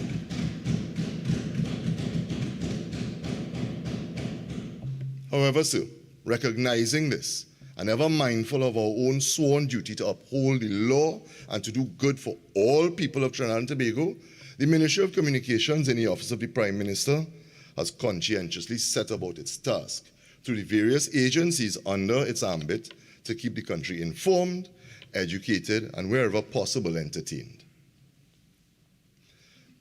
Mr. Deputy Speaker, leading the charge in this respect has been the renewed, revitalized, and resurging TTT Limited, which continued to reposition itself on the media landscape during fiscal 21-22.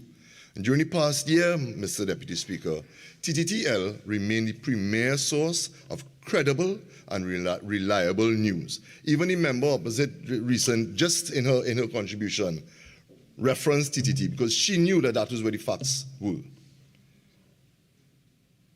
Mr. Deputy Speaker, that news is successfully and has been successfully disseminated to the citizens of Trinidad and Tobago in a timely and accurate manner. The bold steps taken during fiscal 2020-2021 are beginning to bear fruit as the public is responding favorably to our revamped news products, the introduction of new talent, and the reformatting of various television and radio segments. Mr. Deputy Speaker, the response to the reintroduction of TTT's iconic 12 and Under talent show has been nothing short of fantastic. And in my opinion, again, the choice of local jazz icon Vonnet Bigford to host the program has been a masterstroke and has been met with much acclaim, and the program is off to a flying start. But you see, Mr. Deputy Speaker, this is also in line with a mandate that has been given to the board of TTT Limited, that it is to return to its original moorings as a home for local content, a supporter of and producer of local content, and most importantly, to be the place where the young people of this nation can see excellence that looks and sounds like them. Mr. Deputy Speaker, I can say without contradiction today that TTTL now leads the way on social media amongst all other local media houses. The firsts are racking up, and we are extremely proud of the staff, the management, and the board at TTT Limited. It is the first media house in Trinidad and Tobago and the Caribbean to reach over 100,000 YouTube subscribers, as well as the first local media house to garner over 1 million views on a single video. Also, in the first year of rejoining the Caribbean Broadcasting Union, TTTL has received 2 awards for the series Penny on Point in the categories of Best Entertainment Program and Best Magazine Program at the Caribbean Media Awards 2021. Moreover, Mr. Deputy Speaker, since the launch of TTT on Tuba, which is a platform that aggregates international television channels, persons across Canada can now access its content via their local cable providers. These initiatives have resulted in the viewership of TTT Limited's live channel to grow to over 150,000 online in 1 month via the Tigo app and over 100,000 views via the TTT Live website. You see, Mr. Deputy Speaker, as I said, the numbers are in, and the data has shown an incremental growth as well in TTT's television ranking from a top 20 in May 2022 to a top 10 in August 2022. TTT Limited, in all agencies, like all agencies under the remit of the Ministry of Communication, has been charged with the responsibility of reducing its reliance on its annual government subvention. I am happy to report that TTT Limited has embraced this drive to self-sufficiency, and to this end has developed partnerships with regional media entity Sportsmax and the Real-Time International Film Festival in Nigeria through a collaboration with Film TT. Already increased revenues have been realized from the production of local content like the Best Village Series, the Pan Am Aquatic and Davis Cup Championships, as well as our groundbreaking Delving Deeper series. So what is the way forward, Mr. Deputy Speaker? Well, in the ensuing year, TTT Limited will continue to deepen its commitment to bringing relevant content to its audiences as a deliberate strategy to improve its market position. There will be a continued focus on supporting government's communication and the promotion of its services to the citizens of Trinidad and Tobago. And in addition, in support of the development of the orange economy, TTTL will be involved with the co-production with Film TT and the distribution of Mixed Up, which is a local sitcom series, so look out for that. Mr. Deputy Speaker, I now want to turn to NALIS, the National Library and Information Systems Authority. Just as with TTT Limited, through this pandemic, NALIS has been in the forefront of producing and disseminating truthful information on all its social media platforms, ensuring that citizens are kept abreast of all the latest developments. Throughout this pandemic, NALIS was able to use its geographic spread of public and school libraries to ensure that no child went without the requisite learning material, thus exemplifying government's declared intention that no child will ever be left behind. Mr. Deputy Speaker, through its partnerships with the various diplomatic missions, the National Library building, located just a stone's throw away, has become a beehive of cultural activity and another center for the performing arts. In fact, Mr. Deputy Speaker, if you were to just take a walk down Abercrombie Street, you will see on the wall of the library a most beautiful mural. This mural was done by the Colombian artist Marta Cecilia Pinilla Perdomo, together with 2 local artists, I believe out of UE, a Miss Shireen Ragbir and a Miss Shania Warris. This mural depicts the coming together of the Caribbean region and Latin America, linked together by the Caribbean Sea, and proudly proclaiming that there is more than unites more that unites us than divides us. Mr. Deputy Speaker, I only wish the members opposite would take pattern from that sentiment and stop trying to divide this country with their us and them separatist rhetoric. It is very, very unfortunate that as part of that, the member from Shogunas East would have come here recently to speak about, or just came here, my apologies, to speak about the National Enrichment Center, to make a huge to-do about it should be opened and what we have not done, without recognizing the fact that in June of 2015, her government rushed to open a shell building, nothing in it, no systems in place for it to be operational, only to cut a ribbon going into an election to talk about we have opened the National Enrichment Center. Nothing was done, Mr. Deputy Speaker. You should go to your own website, ma'am, and it is on your own website. Please, please, members. My apologies, Mr. Deputy Speaker. My apologies. I refer to you. Members, again, we are in the chamber, and you must give respect to the chair. Both. My apologies, Mr. Deputy Right, Speaker. and again, address the chair. Yes, sir. Yes. Mr. Deputy Speaker, I want to move to Analysis Co-locations Libraries project, which allows for the creation of satellite libraries with more flexible library hours to accommodate programs, community activities, and literacy development. These satellite locations are also providing assistance with access to government services for adults and homework support for children. So already co-located libraries can be found in the Mount Hope, Mount Lambert, Beetham Gardens, and Barataria community centers, as well as in St. Helena as a joint program with the Kiwanis Club in that area. I'm extremely happy to have received continued support in this budget for the program, and we are excited to work alongside the Ministries of Sport and Community Development, Digital Transformation, Public Administration, and Youth Development and National Service. And I want to give the assurance to MPs on both sides that they can look forward to similar facilities being provided in their communities. Mr. Deputy Speaker, I'm also very happy that the member for Mayaro is still in the chamber, because I would like to report that the completion of the Mayaro Public Library's base building is imminent, leaving just the fit out of the furniture and equipment to be done. One of the striking features of that public library is, and it is one that will be replicated in Diego Martin and La Hawketta when those public libraries are completed, is the provision of commercial space within the confines of the building. I'm happy to add, Mr. Deputy Speaker, that the current MP for Mayaro, my good friend, and I have toured the building, and we have both expressed satisfaction with what we have seen and with the plans for commercialization, and I know that the MP will be working with NALIS to provide potential tenants for that building. However, you see, Mr. Deputy Speaker, that proposed building for that proposed Mayaro Public Library was more than 10 times the size of the original building. In my opinion, it was clearly intended to ensure that somebody benefited handsomely from the reward of a contractor build an immense building without any thought to what its real purpose was. However, through thought, through purpose, we now have looked at this library. The actual library is now confined to the top floor without any loss of service, while the entire ground floor will now, as I said, be offered as commercial space. Very much like TTT Limited, Mr. Deputy Speaker, NALIS is already sold on the idea of reducing its reliance on its annual subvention from this government. And through initiatives such as these, it is moving in the right direction.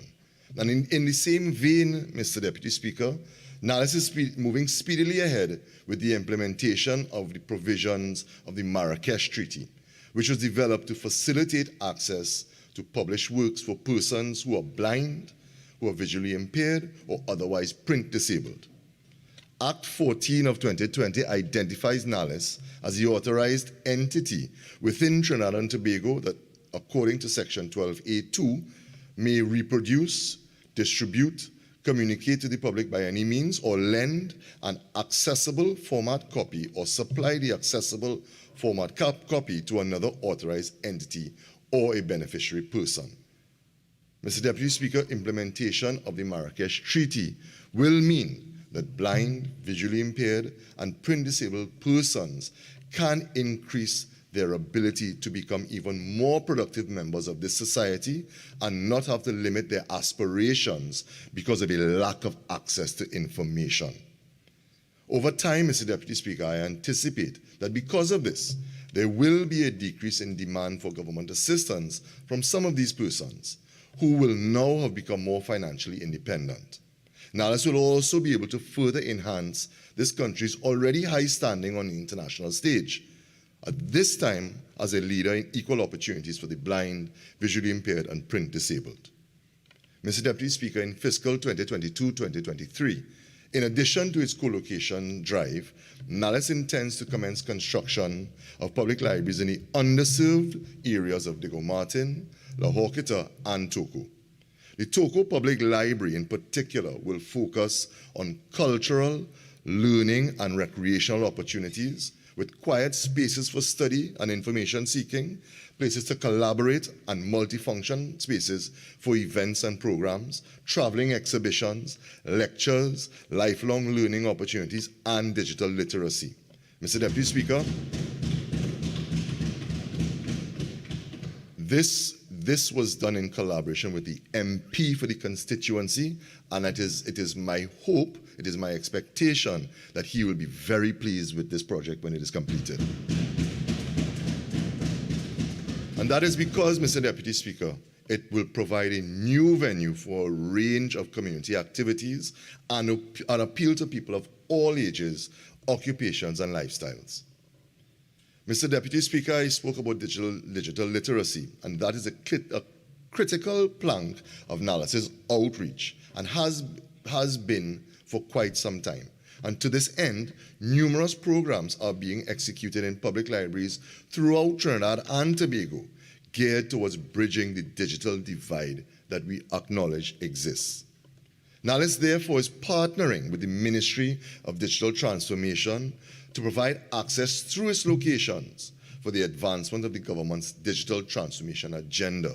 And equally important, NALES has signed MOUs with YTEP and the Ministry of Youth Development and National Service to ensure that all students and lecturers are exposed to the vast array of resources available at our 22 public libraries.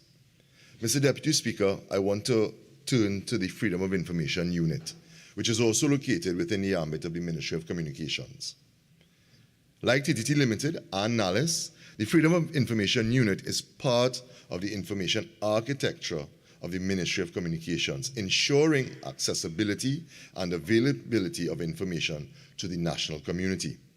But before I go any further on the work of this very important unit, I want to state categorically, Mr. Deputy Speaker, that it never was, it never has been, and it never will be the position of this government to deliberately withhold information from the public that ought properly to be in the public domain. And while there are those who harp about restrictions on information and make a song and dance about its accessibility, Trinidad and Tobago is ranked number 25 on the World Press Freedom Index for 2022. Mr. Deputy Speaker, that is a phenomenal achievement when considering that this is placing out of 180 countries in the world. And in fact, Trinidad and Tobago ranks above first world countries like the USA and the United Kingdom in this international index. Mr. Deputy Speaker, in fiscal 2021-2022, the FOIA unit facilitated the training of over 400 persons drawn from the Public Service Academy, from Heritage Petroleum Limited, and the Ministry of National Security. And this training guided public authorities in understanding their obligations to the public under the Freedom of Information Act. This training also resulted in increased compliance from public authorities to the FOI Act and will reduce litigation due to breaches of the Act. It will also accelerate transparency in government and promote open government and accountability. In fiscal 22-23, OPMC, the Office of the Prime Minister Communications, will upgrade the capacity of the Freedom of Information Unit to allow for increased training of public authorities, to allow for education of the public or further education of the public, and improved policies and procedures for the administration of the FOI Act. The continuation of training for public authorities will lead to increased compliance from public authorities and greater transparency in governance, as I have said. But furthermore, improved understanding of the Act by the public will empower citizens, as there will be greater public participation in government affairs, and the citizenry will be more informed about the plans, the policies, and the projects of this government.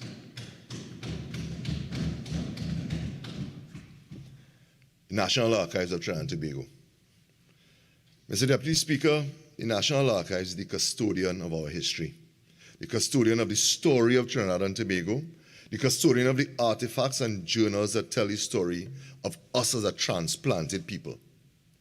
During fiscal 2021-2022, the management of the National Archives completed a draft National Records, Information and Archives Management Policy, along with the legislative drafting guidelines for the development of legislation for records and information management. And when implemented, this policy and legislation will establish a regulatory framework and guidelines for the governance of all records, information, and archives in the public sector, from creation to final disposition, regardless of form or media. It is envisaged that the Freedom of Information Act, the Data Protection Act, and the Electronic Transaction Act, and any other records-related legislation would be harmonized by this policy and legislation, which will serve as the overarching legislation for all records in the public service. This policy and legislation will also assist in government's initiative of digital transformation of the economy, and it will ensure standardization of records management in the public service, which will facilitate interoperability in the electronic environment. Mr. Deputy Speaker, as the custodian of our history, it is important that the National Archives is in possession of, as far as is humanly possible, all the historical data that speaks to our evolution as a nation. So to this end, the National Archives is actively pursuing all available avenues to retrieve or gain access to this country's archival records, which are held overseas, mainly by former colonial powers. This includes the purchase of digital copies, collaboration with related embassies and high commissions, and participation in international fora on this topic of shared archival heritage. The citizens of Trinidad and Tobago have a right to be able to access all relevant records locally for research, education, and an understanding of their identity and a sense of self. And this is the overarching, or this is the raison d'etre, Mr. Deputy Speaker, for the National Archives' pursuit of our archival history. Additionally, Mr. Deputy Speaker, in fiscal 22-23, the National Archives will develop an online searchable catalogue with access to already digitized and digital records.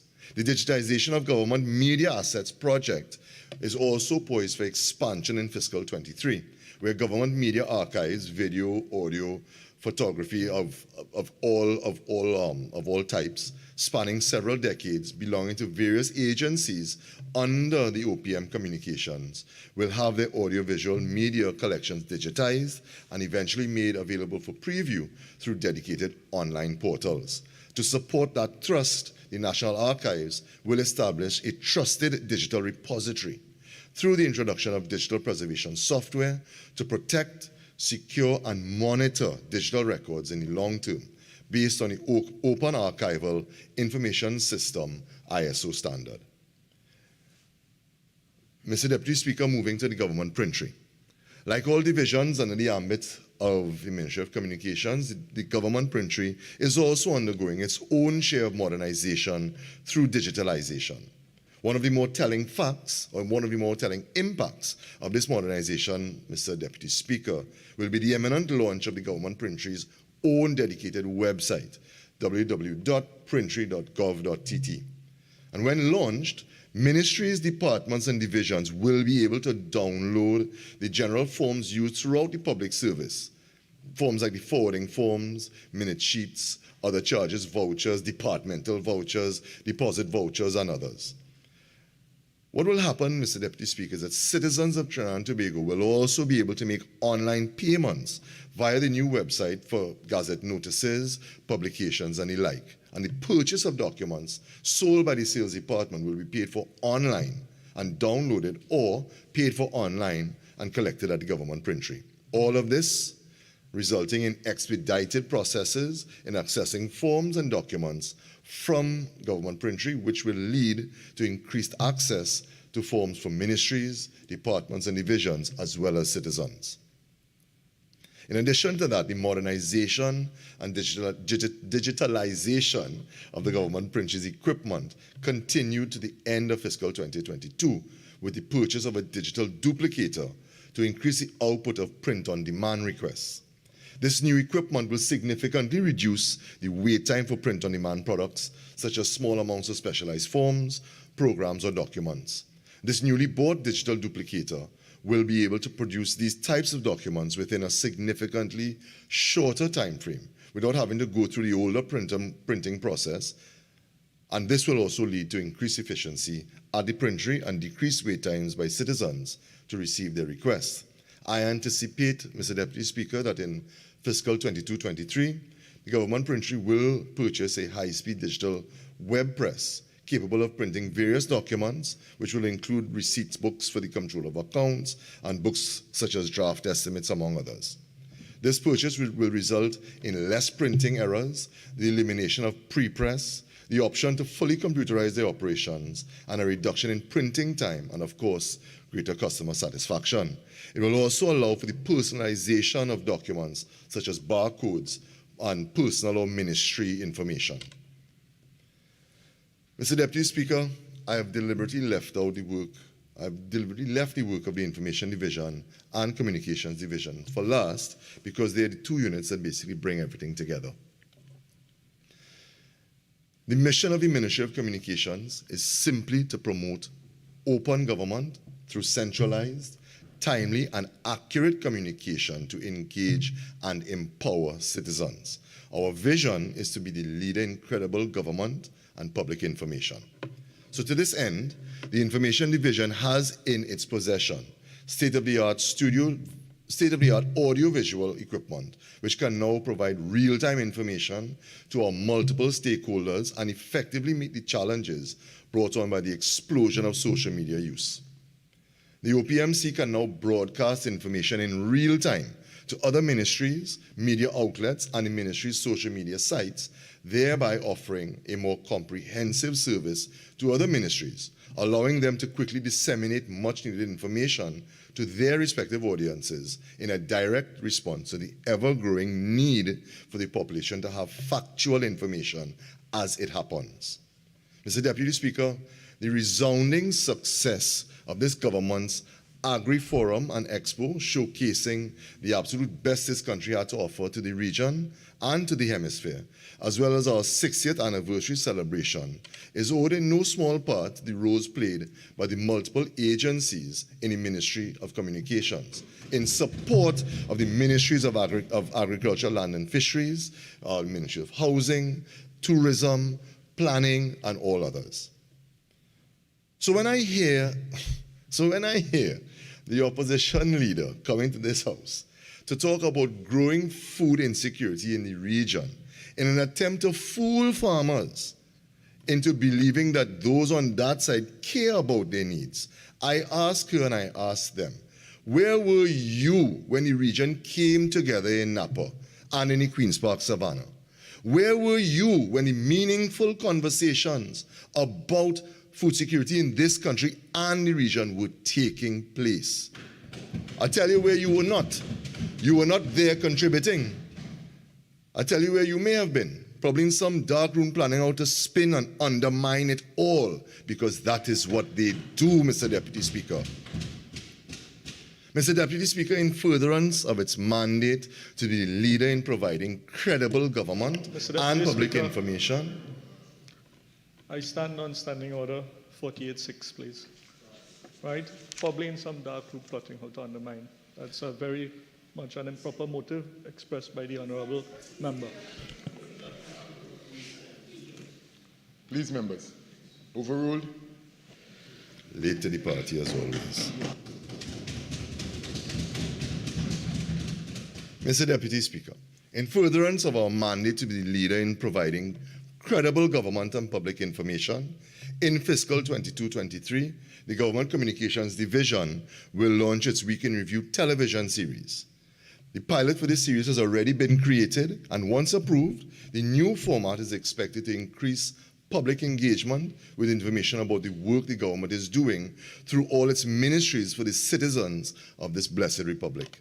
This new format will now include an on-camera host in an effort to make the segment more interactive and conversational. This newest initiative will be in addition to the interactions we currently have via print and social media. Additionally, in fiscal 23, the Government Communications Division will continue to work with corporate communications units across all ministries, divisions, and agencies to improve our responsiveness to feedback, to all feedback in the public domain. This will enable us to improve our service levels and enhance the public's communication and experience with the respective arms of government. This initiative, Mr. Deputy Speaker, will be supported through inputs from all ministries, divisions, and agencies and their public media platforms, newspapers, television, radio, social media, digital broadcasts, and of course, websites and blogs. Mr. Deputy Speaker, I am here first and foremost as a Member of Parliament for the constituency of Diego Martin Central, and it would be remiss of me to not thank the various ministries who have this year positively impacted the constituents who have, for various reasons, required the assistance of the state and reached out for that assistance through the MP's office. So let me first begin by thanking the Minister of Sport and Community Development for her assistance through the National Commission for Self-Help Limited. In addition to those already assisted, we are currently working to bring much-needed assistance through the emergency repair grant to residents of Pity Valley and Cocorite, as well as a much-needed community project in Symon Road. In addition to that, Mr. Deputy Speaker, through the Empower program, a cohort of young men are currently benefiting from mentorship and the sharing of life skills.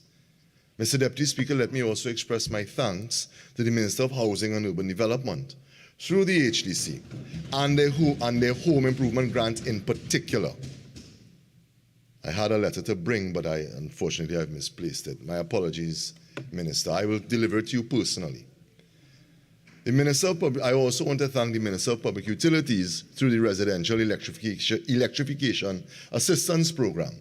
Mr. Deputy Speaker, this program is a much unheralded program, and I want to thank him for the assistance he has given to numerous persons in my constituency who have had their homes rewired through the assistance of this program.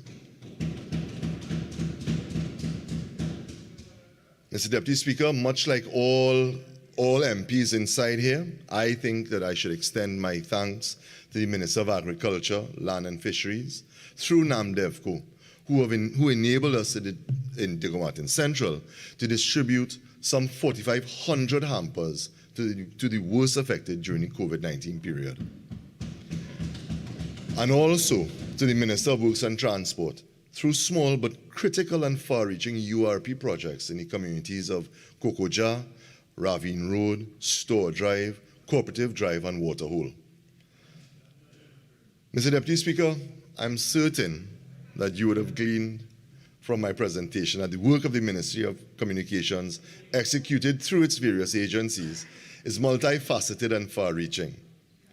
This work has not been made any easier by an opposition who religiously on a Sunday, wantonly on a Monday, and brazenly on every other day of the week purposefully inserts into the national consciousness a diatribe of misinformation, deliberate half-truths, and innuendos. Silence.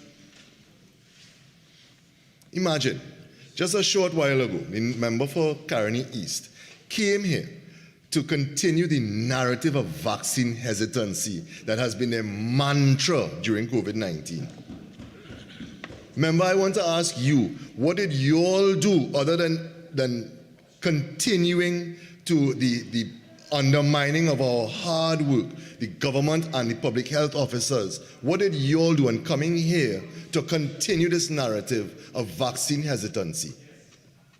But you see, Mr. Deputy Speaker, we understand their strategy very well. We understand that they have learned their lessons from Cambridge Analytica very well. And we know that this is to bombard the national population with as much misinformation as possible, while shielding their talking heads from any real and discerning journalists prepared to ask them the very hard questions about their roles in the many scandalous events which continue to bedevil this country. But I know my job at the Ministry of Communications is not to chase after their smoke and their mirrors. We know that the opposition's mission is to destroy the democracy of this country. But rather, my job is to preserve it by ensuring that the national population is kept informed and educated on what this government, of which I am a proud member, is doing and will continue to do for them.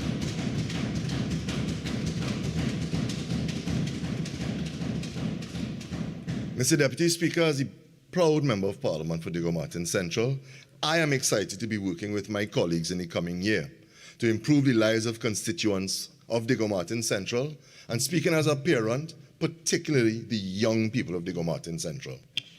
Honourable Member, you have about 3 more minutes of your initial speaking time. However, you have an additional 10 minutes. If you care to avail yourself, so I may use some of it, Mr. Deputy Speaker. Proceed.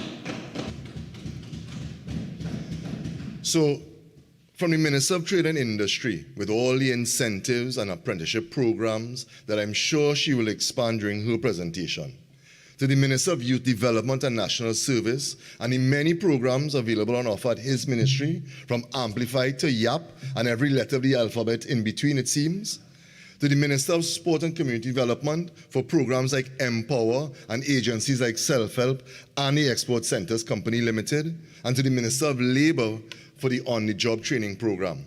Mr. Deputy Speaker, as a member of Parliament for Diego Martin Central, I look forward to continuing work with the Ministers of Works and Transport, the Minister of Rural Development and Local Government, the Minister of Public Utilities, of Education, of Housing and Urban Development, and others, to improve the physical infrastructure of the constituency as well. You see, Mr. Deputy Speaker, the opportunities are there for those who are willing to participate in the journey of self-improvement through lifelong learning. Coming out of a very difficult few years, and through the prudent fiscal management of the economy through those years, we are now poised to emerge stronger than before. But it is now more than ever that we as a people must stop listening to the dog whistles, the mudslinging, the misinformation, the parading of conspiracy and self-serving opinion as fact, and focus on the path ahead and the journey to a best possible future state that this government, of which I am a part, is committed to completing with all the citizens of this country. Mr. Deputy Speaker, I thank you.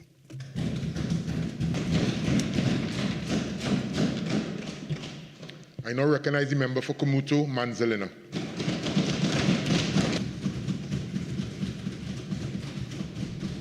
Thank you. Good day, Mr. Deputy Speaker. If you will permit me, I have 2 biblical quotes to start with. I will start with the one. In the book of Acts, chapter 2, verse 14, from the Life Application Bible. This was about Peter.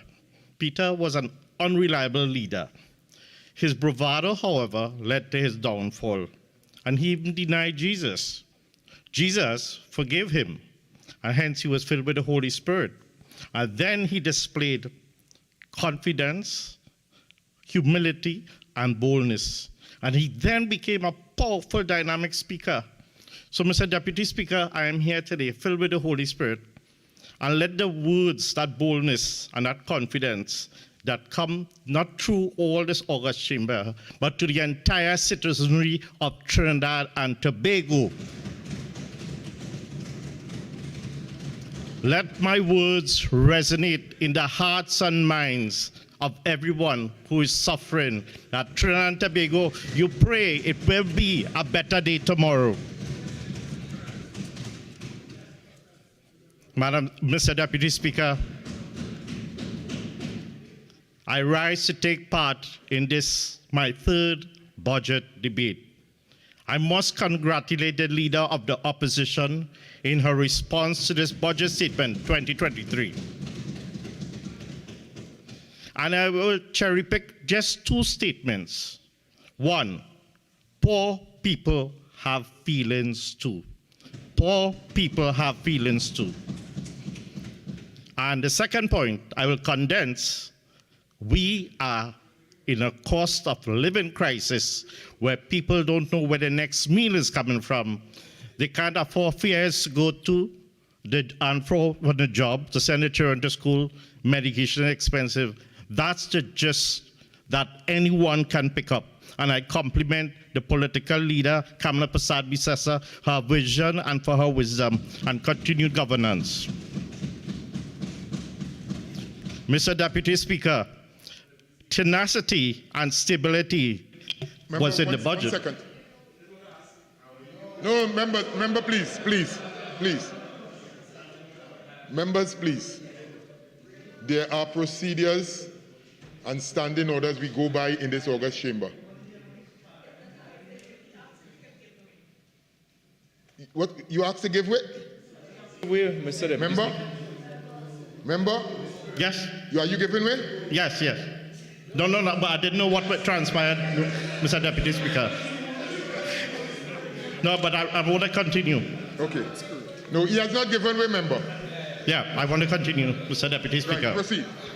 Mr. Deputy Speaker, the theme of this government's budget is now tenacity and stability in the face of global challenges, as stated by the Minister of Finance. The people of Trinidad and Tobago will wait with bated breath to see the outcome of all the government promises. It's not like yesteryear. They will wait and they will watch on. In my contribution today, Mr. Deputy Speaker, I shall be focusing on many matters raised in the budget, such as health, agriculture, local government, and my constituency of Kumoto Mansala, which I'm very proud of.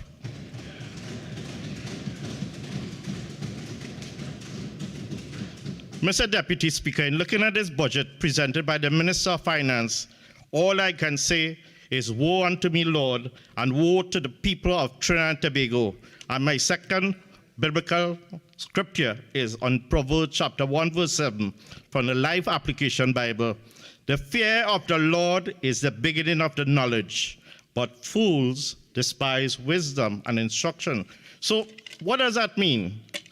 What it means is one of the most annoying types of people is a know-it-all.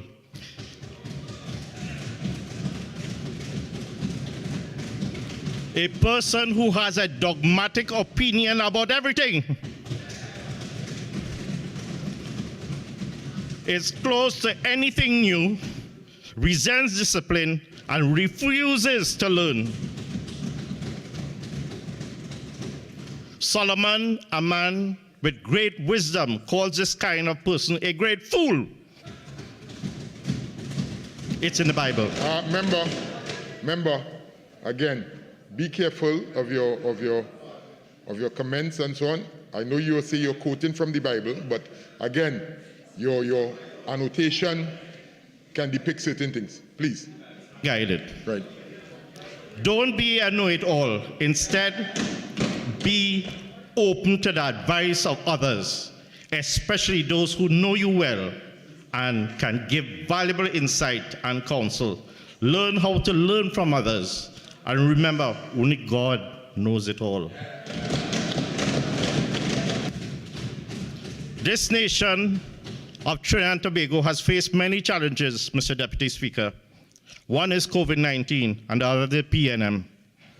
The budget offers no hope to the people of the nation, especially the vulnerable.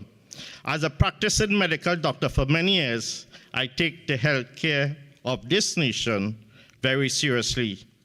And Mr. Deputy Speaker, it will be remiss of me not to make a few statements about the Minister of Health's contribution. So let me connect some dots to the Minister of Health.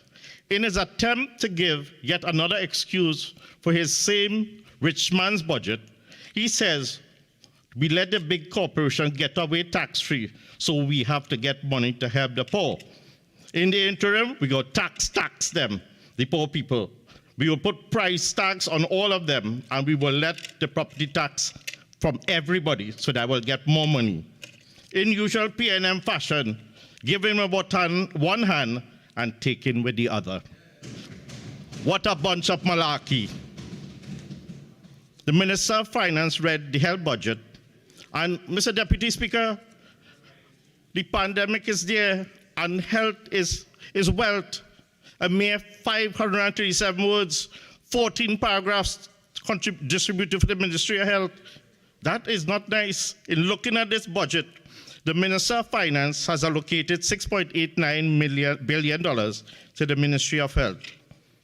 At the onset, I would want to pay condolences to the families who lost loved ones during the COVID-19 pandemic, which still continues, whether it was from COVID or non-COVID causes. And we continue to pay tribute and give thanks to our hardworking healthcare workers who have shown humility, dedication, and resilience in the battlefield. My friends, the battle continues, but the war is not yet over. I remember the day, yes, on the eve of Republic Day, when the awardees were given their titles. And I went on my social media page as Member of Parliament for Kumoto Mansala, and I congratulated all the awardees. Especially, I had interacted so much during the COVID-19 campaign. I am a vaccinator. We on this side believe in vaccines. My friend from Digger Martin Central. And I complimented each one of these doctors, and they have done well. Also, I want to pay tribute to those volunteers who work in the vaccine administration throughout Trinidad and Tobago. And one person that I've had the pleasure of working with was Dr. Vishy Bihari, past president of TTMA and Seva International. God bless these people. They work selflessly at their finances to ensure that the people of Trinidad and Tobago got the vaccine safely and within time. The greatest challenge, Mr. Deputy Speaker, facing the country today in the health sector is managing post-COVID-19 pandemic. With confirmed cases and deaths continuing on a daily basis, it is clear we still have a long way to go, not only in Trinidad and Tobago, but the rest of the world. Because the dominant variant is Omicron, and the subvariant is a BA5 and BA4, where BA5 is more contagious. There can be no doubt that the COVID-19 pandemic, Mr. Deputy Speaker, has put a strain on our health systems, including our healthcare professionals and healthcare workers. And the continued demands on the healthcare system has never been so overwhelming and overstretched, impacted to some degree on the operational efficiency of the health system. Mr. Deputy Speaker, I heard the Minister of Government saying, Minister of Finance allocating some $210 million in the estimate of expenditure for the fiscal 2023 package as a special payment for the healthcare workers in Trinidad and Tobago. This would involve ex gratia payments for over 20,000 healthcare workers. Now, the thing about it is, I was very surprised that the Honorable Minister of Health did not mention this in his presentation. I'm certain that the healthcare workers with the teary eyes wanted to hear something from the minister's mouth. Is it clickbait to mislead people that they're going to get the money? But I know they will get the money. You know why? Because the healthcare workers, they are hard workers, and they keep praying for everything. But I will ask the Minister of Health, I hope we're not giving them a carrot on a stick and dangling so to induce them so that we'll continue to work, hoping that they will get the money. So my question now, Mr. Deputy Speaker, we talk about healthcare workers. So what is the qualifying criteria for this payment? We must remember healthcare workers have a definition. Some are employed by the Ministry of Health. It's a two-tier system. Some are employed by the regional health authorities. Some are short-term and long-term contract. So there must be a criteria to how short employment during the COVID-19 pandemic. But the other things you need to look at. Right now in Trinidad and Tobago, there are tons of recruiting agencies that are taking our hard healthcare workers to greener pastures for one reason or the other. And in average now, in the nursing profession, is between 70 to 80% of a batch of nurses are leaving this country in drove, looking for a better life. So the two questions I want to ask to the Minister of Health. So if these nurses migrate, how long the money is going to be kept for them when they get a flight to return back to Trinidad? And there are many of our healthcare workers as well, Madam Deputy Speaker, who died on the line of duty. And we pay condolences to them. And who will receive that money now? How will they receive that money, Madam Deputy Speaker? So that is a very important point to note. So I continue as a physician to hear patient plights and people's plights of getting beds, Madam Speaker, medications and proper health care on a whole. So today I call on the government to bring forward the proper figures concerning COVID-19 patients, as many patients are still doubting the truth in these figures. Also, the minister must show us how he plans to use the money, not only fighting this pandemic, but also within the entire health sector, so that there is equity, not only in the urban areas, but in the rural areas as well. My medical colleague will ventilate further during his presentation. Madam Speaker, the nation was told of a parallel healthcare system. Therefore, I have some concerns. I wish to raise them in this debate, and I'll just itemize it, Madam Speaker. These concerns are: one, how effective has this system worked? So there was no shortfall of critical priority and essential healthcare in other areas. Was the public, particularly the elderly, subject to clinic cancellations? And I can tell you, yes, a cardiac clinic appointment is once a year, and many people just could not get medication or just couldn't be bothered, and they defaulted in the clinic as well. And that's as well all the chronic disease clinics. Was the dispensation of pharmaceuticals in any way disrupted due to the COVID-19 pandemic? Yes. They never saw the doctor. What they did is they got a prescription when they went to the health center and they went back home. So the population must be told and assured that other areas of healthcare did not succumb to the abandonment to make way for treating the COVID-19 pandemic. These are issues which the population must be told, Madam Speaker. Since if you claim that a parallel healthcare system was created, how much did it cost the tax-paying population, Trinidad and Tobago? The 2023 budget must bring the level of transparency and accountability to this matter. And in the health division, only 14 paragraphs, Madam Speaker. I further move on to ask the Honorable Minister for Sir Joseph about the swine flu vaccines. Now, I'll tell you something about swine flu vaccines, or swine flu. The Southern Hemisphere, primarily Australia, their swine flu season is in 2022 was earlier. They had a really severe swine flu epidemic. Now, what that meant and what that means is that for us in the Northern Hemisphere, we have to expect a bad swine flu influenza season. And the vaccine now is a quadrivalent vaccine. So you got two types of vaccine here that displays H1N1 and H3N2 and influenza B. So quadrivalent vaccine has two strains. So I'm asking, Madam Speaker, how many vaccines has been ordered and when are the flu vaccines due to arrive in Trinidad? So at the same time, Madam Speaker, from the budget of the Minister of Finance, I want to thank consults with the Minister of Health, because there are so many issues in health that needs to be burdened with. There are so many people who cannot afford medication. It comes down to the limited budgets, and when they go to the CDAP system, I disagree with the Minister of Health that many of my patients cannot get CDAP.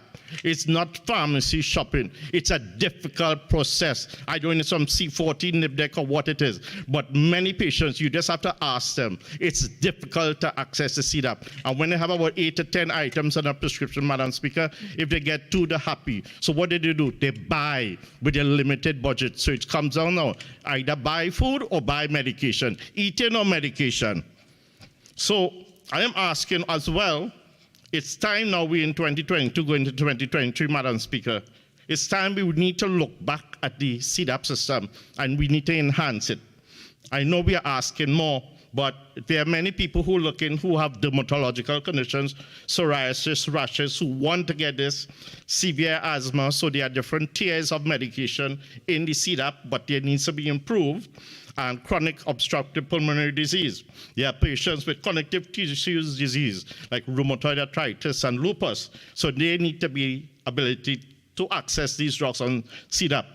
And I will put a plug for women that birth control pills should be available so that our women can access that. Madam Speaker, a healthy nation is a wealthy nation. A great emphasis should have been placed on NCDs, non-communicable disease, particularly among the teen population moving to early adulthood. It is critical that a comprehensive education campaign be initiated so that at an early age, persons are educated and warned about the dangers of NCD, heart disease, stroke, diabetes, and cancer. So I just want to bring now to my colleague from the Martin Central, and just tell you so. You mentioned about misinformation and also civil unrest, but the misinformation in the Daily Express, February 3rd, 2022, said about TSCT workers, they had about 450 TSCT workers that was going home. That was from the Communication Union, sir, not the UNC. It was not from the UNC. The government never refuted the people going home. What about the civil unrest? The Minister of Finance told the people, you haven't rioted yet, even after fuel prices went up 5 times, which will decimate the economy of Trinidad and Tobago, the small man. Madam Speaker, I want to talk a little bit about the most common non-communicable disease. I know my colleague will talk about it. It's about diabetes. Do you know the statistic is in the world, 1 in 11 adults have diabetes in this world? And that's about 413 million people. I take chance that World Diabetes Day is 14th of November, and we remember that in the average household, as 1 person may become diabetic. But the theme for this year, World Diabetes Day, is nurses make the difference. Madam Speaker, they are our guardian angels, and they should get their remuneration ASAP. The nurses account for 59% of our health professionals, and I hope that they get the money soon.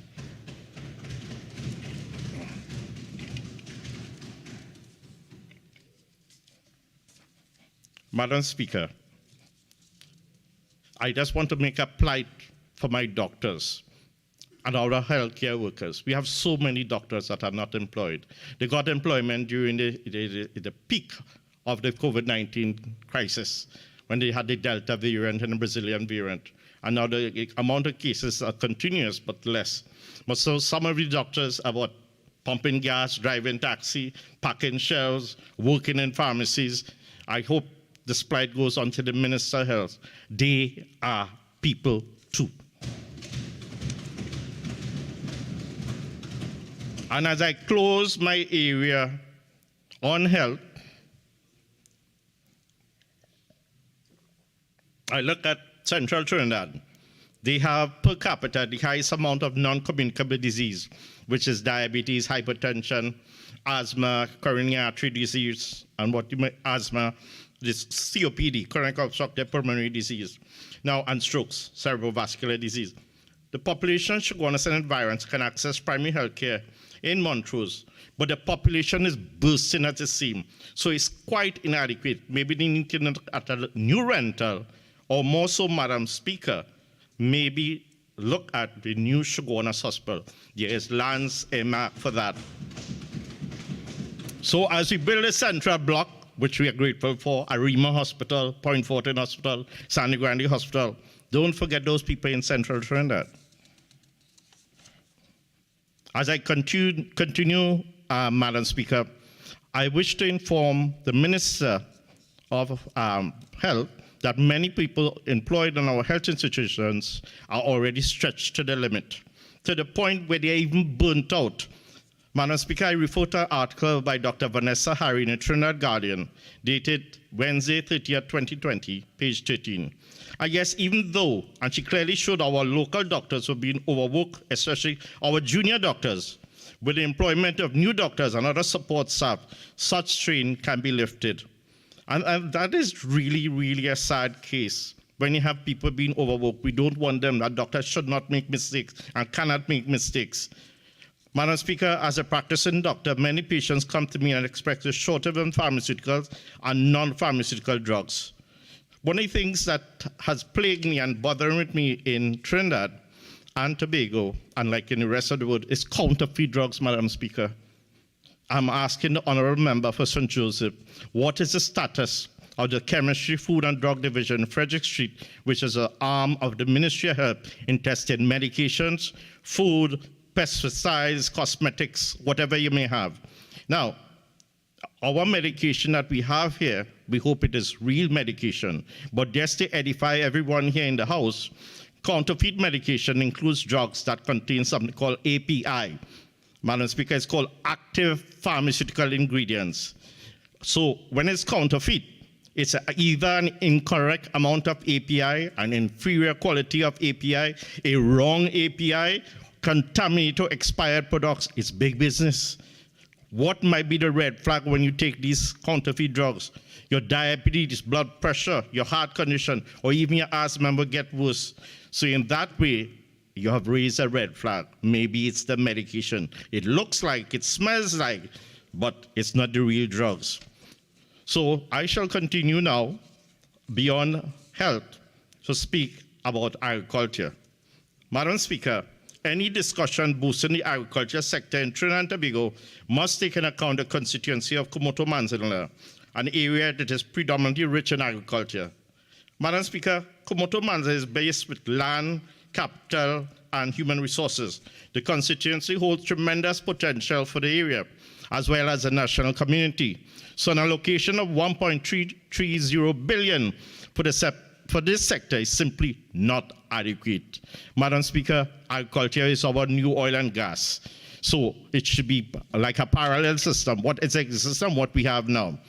Madam Speaker, only a couple of weeks ago, I had the privilege of seeing firsthand the operations of Mapa Farms. It has one appreciation for the agricultural sector, and they understand the historical genesis of the farm in the cultivation of citrus and other exotic fruits. One would come to appreciate these farms because they have a lot of propagated fruits, citrus, avocado, mangoes, all these coconut trees. They are the shortened dwarf coconut trees. They come from that area here.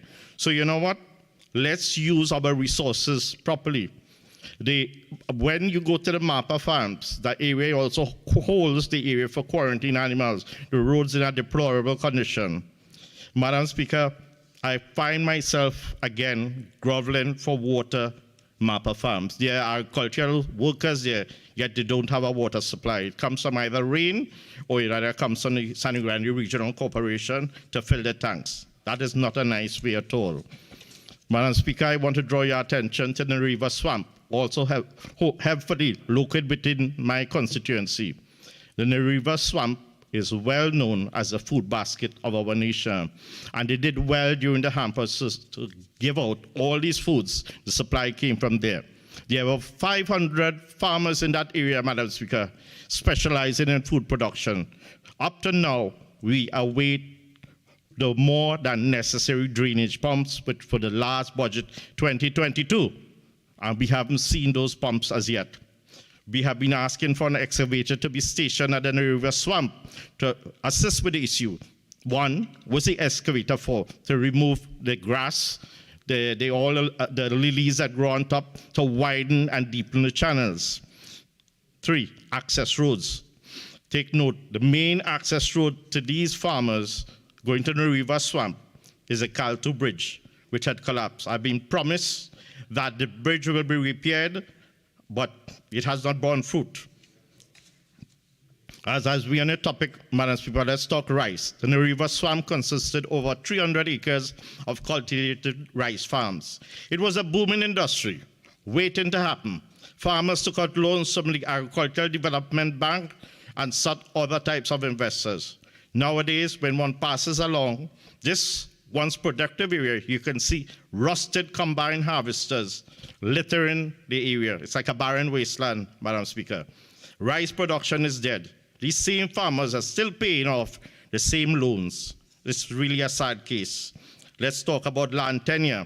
These same farmers have been asked to contribute to the lessening on foreign food dependency through export.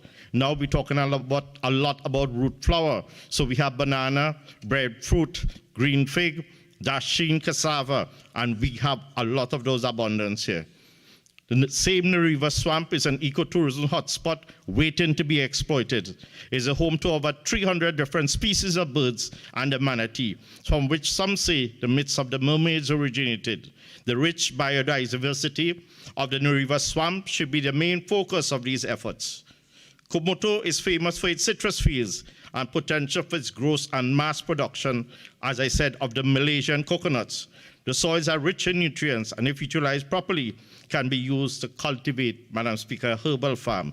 Turmeric, ginger, lemongrass, also called fever grass, which we all know during the COVID pandemic. And this could bring in valuable foreign exchange and jobs for our people. The creation and establishment of a packing house would also need to be established, which could also serve for our foreign and forex and creation of job opportunities. Madam Speaker, the Minister made mention in the previous budget of the Access Road Program to commence in 2022 and will cover 80 kilometers and provide relief for over 400 farmers and cost 75 million. These areas include Matlot, Toko, Manzalana, Sandy Grande, and others. How many times we are hearing this, and we have many access roads for agriculture that need repairs.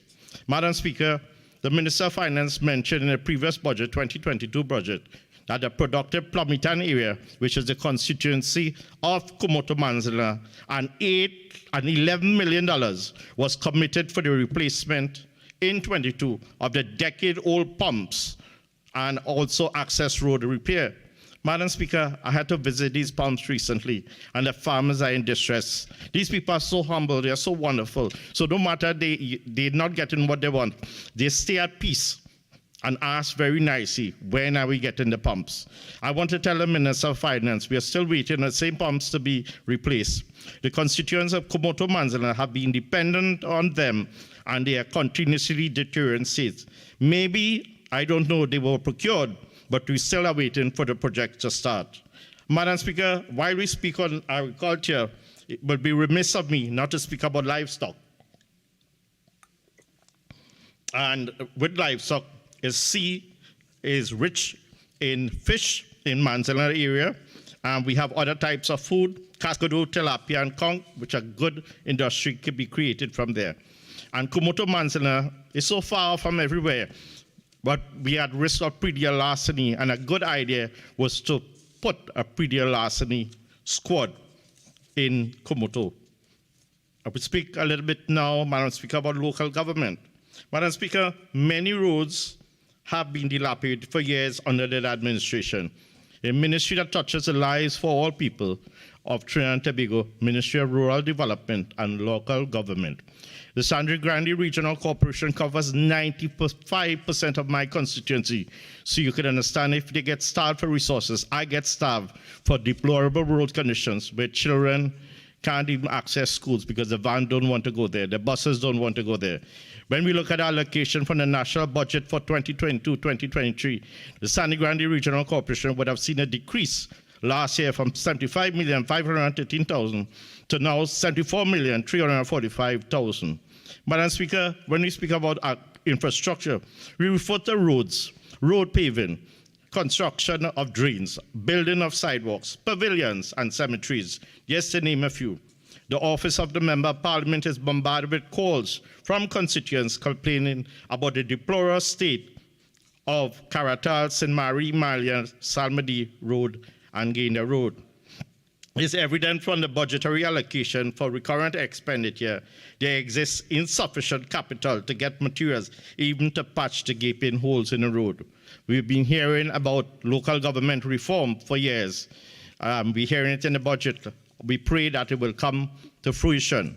Madam Speaker, just like proper road and pipe-borne water, water is an issue in that entire constituency, and that whole east is a water issue. Thankfully, we got 2 booster pumps, but that's just the tip of the iceberg. More is needed.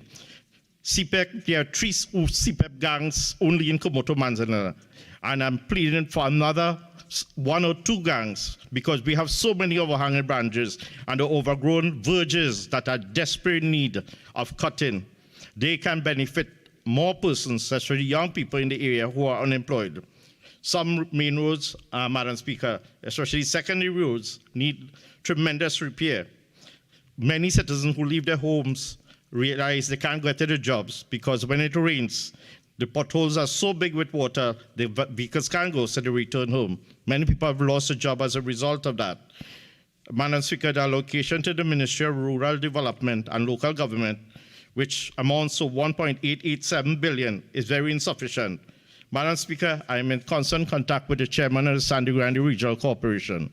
As my constituency falls within this region, I feel for the chairman as many roads that are in need of repairs fall within the jurisdiction of the corporation. And due to lack of funding from the government, they lack the resources to repair roads and fall under purview. Therefore, I call on the government to release the funds when requested by the corporation.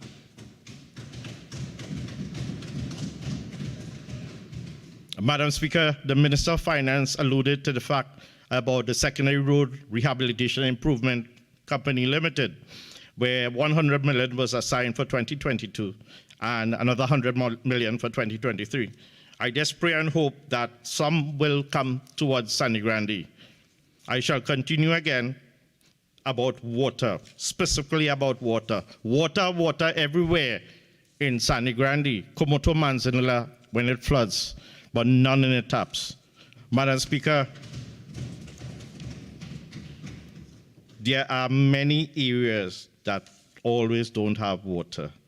And they don't, in our area here, it's not for days and not for weeks. It's months on end. I know there are a lot of issues with leaking pipes and a lot of, with old infrastructure, but it's not nice. We need to look after to have equity so we get a regular water supply. Some people say if we get water once a week, they're happy with that. Madam Speaker, roads such as Kaiwal Road, St. Mary, Manuel, Guatapahara Road, Kunapa Road, Southern Main Road, Plumington Main Road, and Salmady Road are in serious need of repairs, and every day I'm bombarded with calls. So we talk about these roads. But here is the thing, Madam Speaker. I hear the Minister talking about connectivity to be provided to the nation. I wish to tell him, do not forget Komoto Manzanilla. During the crisis of online learning, my people were really at a disadvantage. In fact, we used to print the work for them to ensure they have it. I know it's hilly terrain, it's a wide terrain, and that's why connectivity is different. But we cannot tell our children, listen, no school. We have to ensure that they go to school. I just want to go back to water. Many of the parents who don't have water, sometimes when there is no rain, because they do what is called rainwater harvesting, Madam Speaker, that means it's very simple. We have gone back in time. They collect the rainwater, put it in a barrel, they eat, they drink, they do everything with the rainwater. And when there is no rain, they're in trouble. So, but the most important, the ones who don't survive it is the children. They cannot wash the clothes. A toilet, Madam Speaker, takes 1.6 gallons of water to flush, 1.6 gallons. So they don't even have water to drink. So unfortunately, many of the people, they have to go back to the latrine days. As I conclude, I want to just mention something about connectivity and cell phones. That there are many areas it's difficult to get internet. And I will just mention Kaiwal, Caratal, and Marquis. As a residents, they have challenges with getting internet connectivity. for their children as they have to do online schooling then and still existing. Madam Speaker, have you ever heard about a community cell phone? That phone is in Marquis. There is a singular spot where the residents put the phone and everyone goes there in case of a crisis. They want to talk to a family member or emergency. And they just wait until they get one bar and they feel so elated that they have power. Unfortunately, that's the problem with rural communities. But we will bear with them, and I know we will see how we could work with them. Madam Speaker, as I want to quickly wrap up, I want to talk about a little bit about the education sector. I have Sangre Chiquito Presbyterian School, which has been closed for 3 years, and the children are between Marriage Hill Activity Center and Grosvenor Presbyterian School. I have discussed with the Presbyterian Board. I've also discussed and sent letters to the Ministry of Education, and I'm hoping for a positive outcome for 2022-2023. The ECC Center in Coal Mine, it's all completed, and it's due to open. I have letters written to the Honorable Minister, and I wait a positive outcome so that we can open that ECC, because that area has a lot of poor people, and it's difficult to send the little ones to preschool. As I conclude, what I want to say, Madam Speaker, that I agree with the leader of the opposition that this budget offers no hope to the people of Trinidad and Tobago, especially with the poor and vulnerable. With the words of Martin Luther King Jr., and I quote, "We must accept finite disappointment, but never lose hope. The ultimate measure of a man is not where he stands in moments of comfort and convenience, but where he stands at times of challenge and controversy." Madam Speaker, with these few words, I thank you and God bless everybody.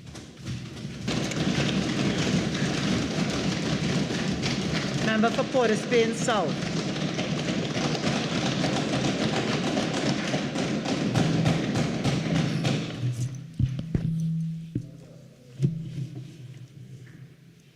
Madam Speaker, good afternoon.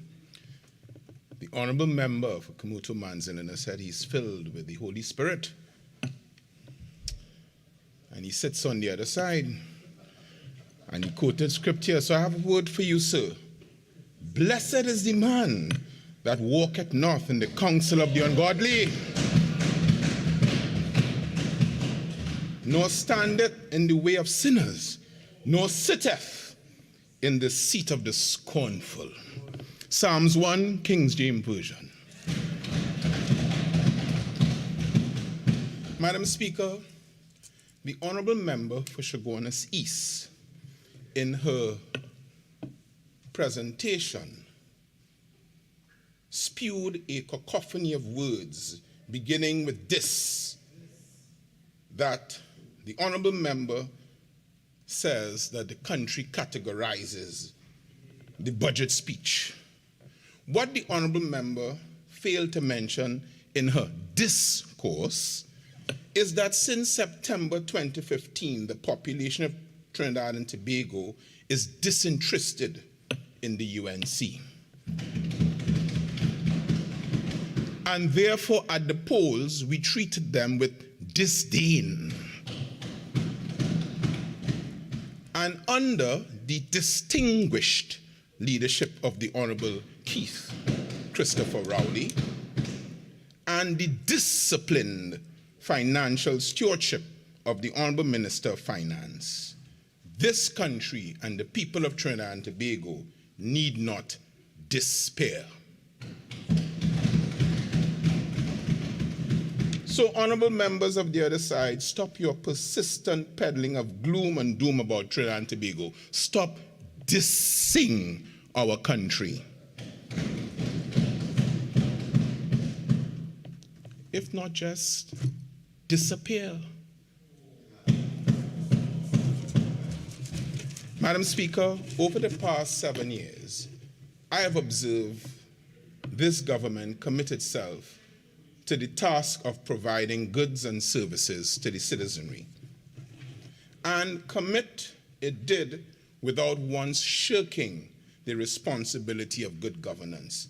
even when it came to taking tough decisions when it was necessary for the public good. In this emerging Twin Island state, primarily dependent on oil and gas, this government must do everything to maximize the country's return from that sector. And, Madam Speaker, the first thing that was done was called leadership from the front by example, when the Honorable Prime Minister, with the Honorable Minister of Energy and other technocrats, went to Switzerland, London, and Germany in order to secure this country's future and maximize its benefits from oil and gas. They wouldn't tell the country that. But most importantly, Madam Speaker, there is this rhetoric and continued harping that this budget is not for the poor man. So I want in this debate to speak to the poor man, to speak particularly to Port of Spain South, and make sure that they understand what this budget is about and what is in there for them. I wish first to explain the budget as I understand it. And firstly, I wish to go, what is the purpose of a budget? The simple answer is that it captures revenue and expenses of the government. But that is not all. Because for the purposes of this debate, I would like to liken the government of Trinidad and Tobago as the head of a household and the citizens as the members of this household. And in this household called Trinidad and Tobago, we have to manage the revenue and expenditure.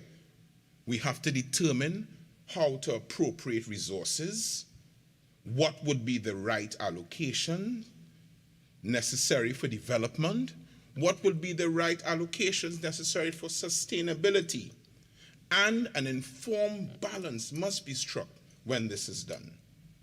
Madam Speaker, to spend excessively in one area at the expense of another area will be detrimental to the development and growth and the future of this household called Trinidad and Tobago. So with this in mind, I want the country to consider whether monies that were allocated in this budget were spent on necessities, correcting social inequalities, luxury items, or giving us opportunities to grow. What is proposed in this budget, Madam Speaker, is one that has something in it for everyone. And if this budget is analyzed, it will show that it's geared towards social stability with some sacrifice. So when I heard the Honourable Member for Princestown say that the PNM government operates today for today, I say balderdash. Page 35, balderdash. Madam Speaker, I want to go to page 35 of the budget statement to show how this government never operates today for today. At page 35, bullet number 3, this is what the Honourable Minister of Finance had to say.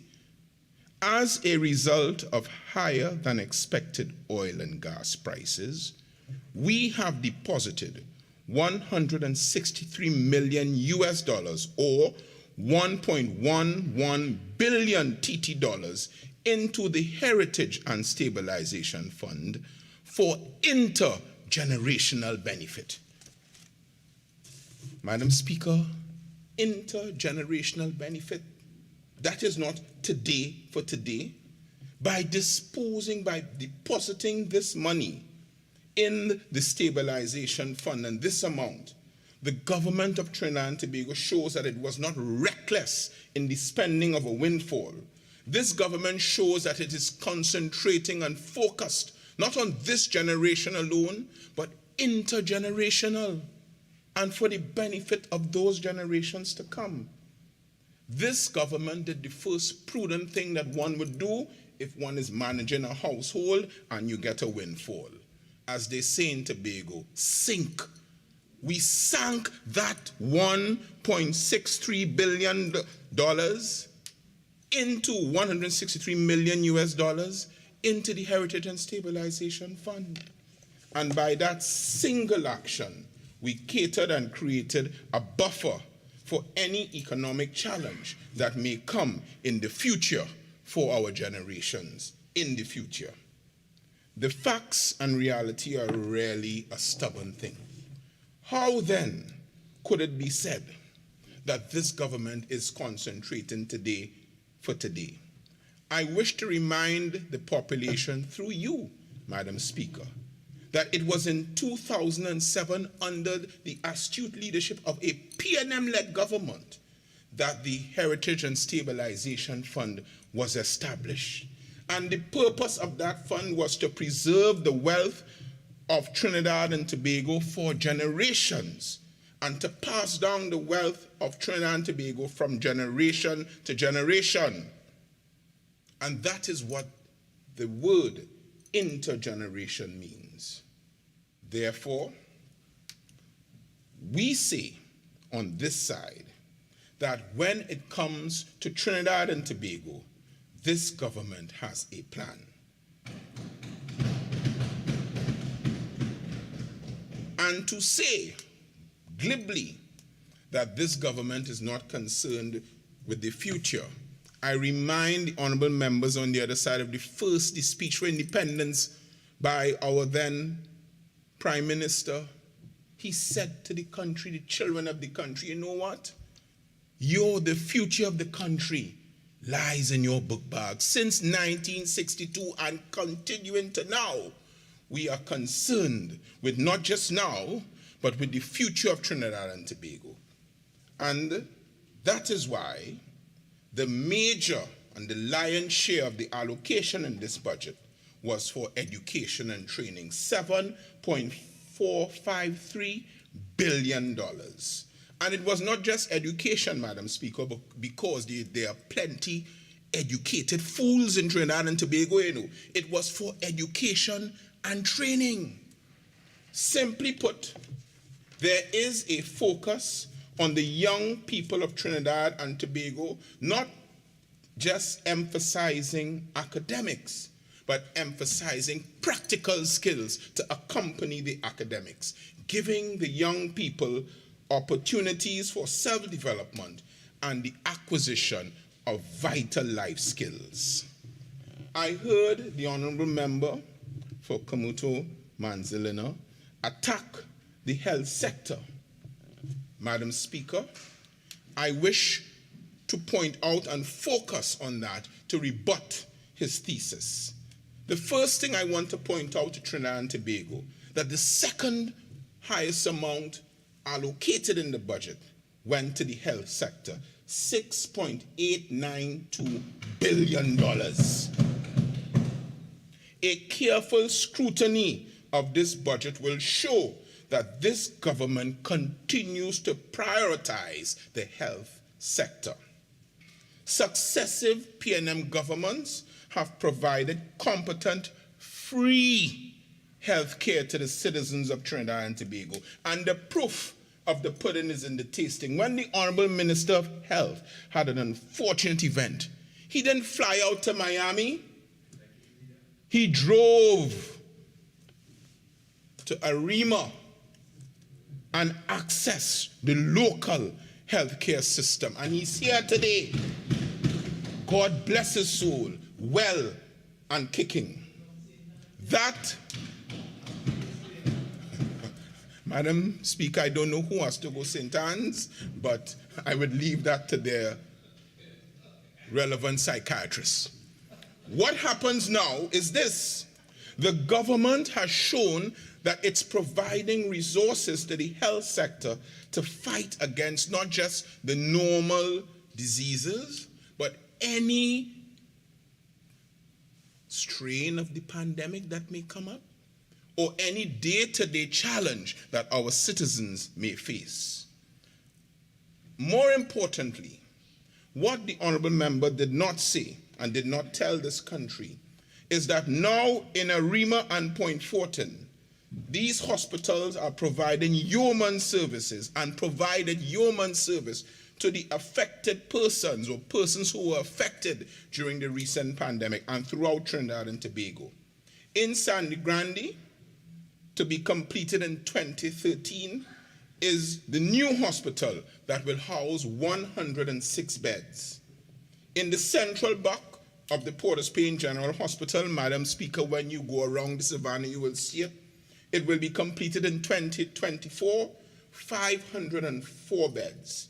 The new Ministry of Health Administration building on Germanham Avenue, the corner of Germanham Avenue where Over the Hill Boys used to be.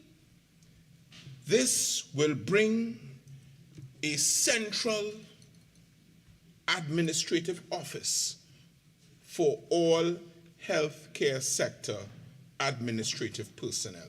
So I say to the honorable member who went before, there is a direct focus on the health center and the health sector, and you must tell this to the country. Madam Speaker, another area of concern to the citizenry must be their security and well-being. Because if the citizens do not feel safe, then we will not have a country where all of us can live in. And I want to say to the honorable members on the other side, when they continue to parrot and to ill-speak this country, remember, we all have to live on this little rock called Trinidad and Tobago. I have nowhere else to go. And therefore, recognizing that security is a concern, the government and the Minister of Finance allocated $5.79 billion for national security. But it doesn't stop there. This allocation demonstrates that the government of Trinidad and Tobago is aware of the scourge of crime that afflicts the citizenry and the need to put resources into fighting this scourge. It shows that the government knows the concerns of the citizens for its safety and that the government is committed to combating and winning ultimately the battle against criminal activity. Therefore, Madam Speaker, when you look at the budget, when you look at the allocations, you can see that there is a plan behind it. And the plan is just not to make us healthful. The plan is also to make us safe. The plan is also to provide for the future of other generations. In other words, intergenerational planning. As it relates to development and sustainability,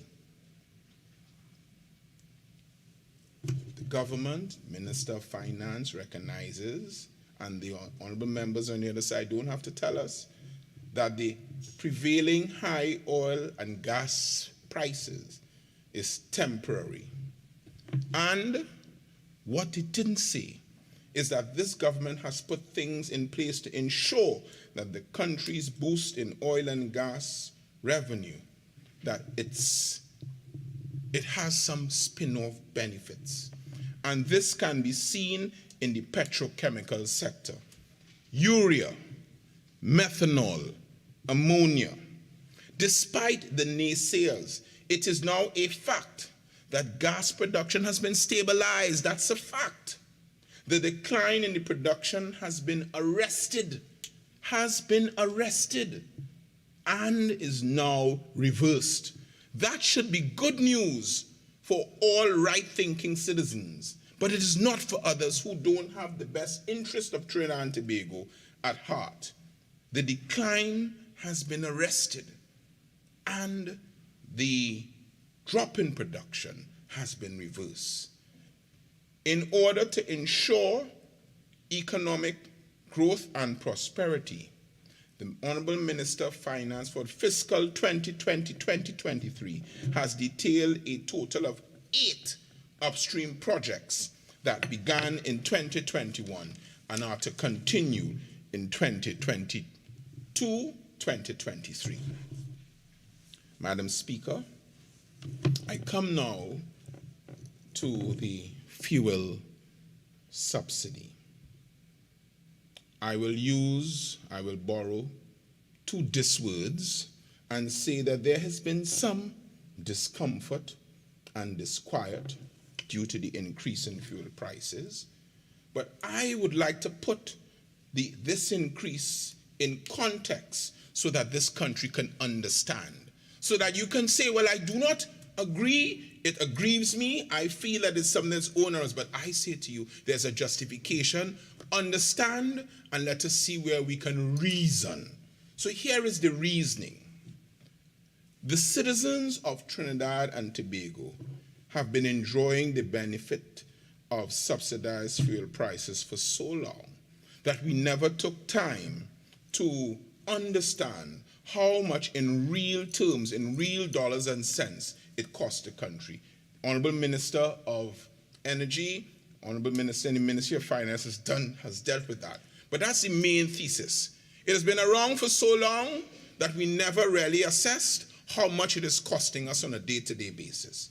We must understand also that the current increase in oil and gas prices globally means that the government has to put out more in fuel subsidy for the citizenry to continue to enjoy that standard of subsidized fuel prices.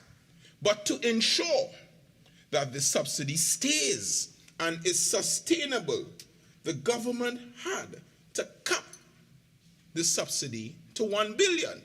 What does the cap mean? The cap means that the subsidy stays. In other words, your premium gas, your super, your diesel, and your kerosene is still subsidized to the tune of $1 billion. That's the first thing. And therefore, yes, fuel prices have increased. Yes, you have to pay more, but this increase must be balanced in that context. What is the alternative? To have a one-off continue with the exorbitant subsidy and then you cannot pay for it anymore and then it has to be removed altogether? Or manage the windfall and take the bulk of it and put it into a fuel subsidy? No. What has been done? It has been capped. And Madam Speaker, I want to say this. How this came about was not like a thief in the night as previous policies on the honorable other side, you know. The Minister of Finance signaled what he was going to do and tried to engage the population. There was transparency. Nobody has said when we did the focus on the economy that the Minister of Finance mentioned that, you know, over 3 weeks ago at the Hyatt. In other words, he was engaging the population to say, I know this will be unpopular. I understand that not everyone will agree, but this is what we are doing and this is why we have to do it. I heard somebody say, bring in the legislation for procurement and you'll have $5.5 billion to have as the fuel subsidy. Madam Speaker, if we get $5.4 billion as an uplift, it's all to be used in fuel subsidy. What about health? What about agriculture? What about the roads in Kamuto Manzalina? In other words, the resources, as with the management of a household, has to be spread across and reasoned. But it doesn't stop there. The same money that we are saving can be used for other items of development. Yes, the fuel prices are tough on the population. We understand it. And every time someone comes up with an alternative, there's a hue and cry on Twitter, on Facebook. So it is said, well, leave home earlier. Oh, well, why you don't leave home earlier? Well, carpool. Well, why you don't carpool? You have 9 cars. Madam Speaker, these are suggestions. These are suggestions. I have a suggestion for me. In order to lose weight, I will ride to court. I will take a bike. That will save fuel. That's my solution. I guess the answer on Twitter will be, well, I will knock you down on the foreshore. That will be the answer. But Madam Speaker, what I'm saying is that there are solutions that we are trying to bring to the population. Who would have predicted, Madam Speaker, 2 years ago, 2 years ago, Madam Speaker, come January, that the world would have literally ground to a standstill. Madam Speaker, I remember March the 16th as if it was yesterday. I was in Dominica, and I had to fly home. Madam Speaker, I remember telling the court, we've got to go. 2 years ago, the world came to a standstill. Who would have predicted an all-out full-scale war between two neighbors, the Ukraine and Russia, and claims of sabotage on the Nord Stream gas pipeline in the Baltic Sea? Who would have predicted that? So the government understands that these are unprecedented times that we live in, and therefore we have to be frugal in the management of our limited resources. We cannot spend the bulk of the resources on one area, fuel subsidy alone. Sober and level-headed government understands that it's not every policy that will be pleasing to the population. But a government who is responsible, Madam Speaker, has to make tough decisions once it is justifiable. Decisions that will ensure that salaries are paid, that pensions are secured, that children are educated from kindergarten to university. Madam Speaker, I declare that good government is not a popularity contest. It is not to be protesting outside and giving people Royal Castle and water. Madam Speaker, I was appalled. Royal Castle and water, that is where we reach to shout and scream and not come and reason. Well, for those who are filled with the Holy Spirit, come sit and reason with us. Let us reason, Naparima. Let us reason and talk about the subsidy instead of protest outside. It is about laying, Madam Speaker, good governance is about laying the foundation that we can build upon and taking tough decisions and standing by the tough decisions. Even when tough decisions are taken, that is why I say that this government, when people say that we don't have a heart, yes, a tough decision was taken to increase fuel prices, but look what happened. Even in the taking of the tough decision, there was a policy, there was a plan put in place to cushion the blow for the most vulnerable citizens in this country. So yes, the fuel price increased, but the most vulnerable, you know what they got? As part of the budget, this government introduced a one-off transport grant of $1,000 for all recipients of social grants. I heard a member of the other side say, what they're going to do with $1,000, and you say we out of touch? You can do a lot with $1,000. And it's a grant. And those people who are on social and they are recipients of social grants can access that. It affects over 175,000 people. It shows that even though the subsidies have been reduced, we are still concerned about the more vulnerable in Trinidad and Tobago. So please, do not say that this government does not care about the poor man and the vulnerable. Madam Speaker, I heard an honorable member of the other side yesterday speak about the management of the economy, and again predicted gloom and doom, citing an IMF table that he, not any regular, not any reputable agency, but that he looked at and used his own analysis and concatenation to come up with a theory that we are now facing gloom and doom. But the budgetary theme of tenacity and stability in the face of global challenges is something that I want us to consider. Despite significant challenges following oil and gas prices over the past 4 years, the Honorable Minister of Finance has steered the course and not approached the IMF.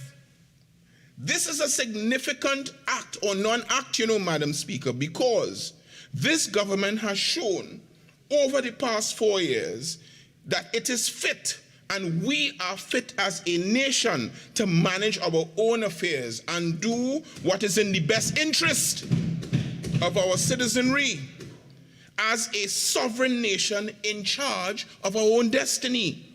Madam Speaker, when a country goes to the IMF, the honorable member from, I think it was Oropouche West, who spoke yesterday, he says he's an economist. Why didn't he tell the country what happens when a country goes to the IMF? The first thing that happens is there's something called structural adjustment. And structural adjustment, Madam Speaker, comes with the loss of jobs because they say you must cut salaries, you must cut salary costs. What will that mean? It will mean that the public sector workers' jobs will be in jeopardy. Why didn't they tell the country that? Why hasn't the Minister of Finance been complimented for not taking this country under the watchful eyes of the IMF? We don't aggrandize ourselves at the expense of our neighbors, but Madam Speaker, you don't have to look far. Jamaica and Barbados are under the watchful eyes of the IMF. The public sector and the man in the street must understand that that is something that is laudable. In spite of the global challenges, Madam Speaker, over the last 7 years, under this PNM administration, we can boast that not one public servant has been sent home. There has been not 1 cent cut from a public servant or a public sector employee, not 1 cent cut. And not 1 month has come where salaries have not been paid on time. So we balance that. We balance that boast because we hear the cry, you know. The cry is pressure. What we going to do? People say, well, you have to choose, you have. Yes. But what we have, which is under our control as the public sector, and we made sure that everyone has kept their jobs. I read somewhere in the news that the Prison Officers Association has taken the 4%. Madam Speaker, the pain of that amount, that is going to cost the coffers some money. And although the cry of pressure, we hear the cry of pressure, but it's, pardon? The Defense Force is the Defense Force, thank you. And they took the 4%. What I'm saying though, is that whilst we hear the cry of pressure, we are trying. The government is trying to relieve the pressure. And how did we do that? 1, by ensuring that every public worker, every public sector worker kept their jobs. 2, that salaries are not cut. But we went further. As it relates to the social sector, $5.453 billion in social grants remain. It doesn't matter, Madam Speaker, how our revenue declined. This government never decreased the quantum of the social net. And apart from that, we have added fresh food hampers. How could you say? Well, I heard somebody say, well, they got the fresh food hampers, but they couldn't cook. Well, what we say, make some salad with the tomatoes and the cucumbers. They want the government to come and buy gas. We can't do that. We provide the food. Madam Speaker, I still have a coal pot, you know, where I put my coals and I roast my breadfruit. So if you don't have that, go back until such time as you can afford the gas. But don't come and blame you not having gas on the government. We are providing you with the fresh food. We have provided rent relief, salary relief. And we have done that, Madam Speaker, over 2 years with not 1 sniff of a scandal, not 1 sniff of a live sports scandal. So, when they start to say we don't care, I want to coin a phrase from another time. Don't tell me you care, you know. Show me you care. This government is showing the people of Trinidad and Tobago that we care. Madam Speaker, how am I doing with time? Member, your 45 minutes will be up at 3:40. Madam Speaker, I am on time. I now come to what I consider to be constituency issues.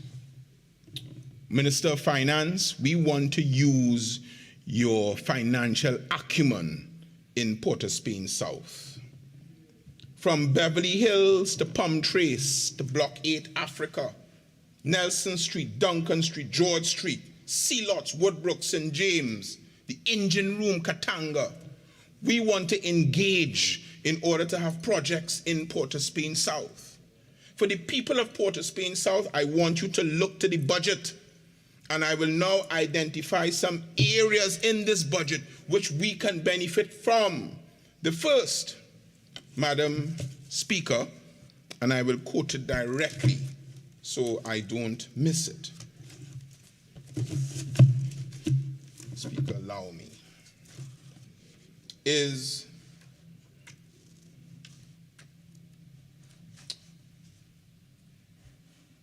the small businessmen can now benefit from tax exemption from approved companies for a 5 to 6 year period. What does this initiative mean? It means that small businesses in Port of Spain South, from the top of Beverly Hills down to Sea Lots in St. James and Woodbrook, can establish themselves, have their companies approved, and be tax exempted for 5 to 6 years. In other words, this provision, Madam Speaker, allows a business to grow, to use all its income to develop the business itself. I wish to implore the small businessmen and persons who are so minded, businessmen and women in Port of Spain South, to access this. Set up your own business. Empower yourselves as people from Port of Spain South.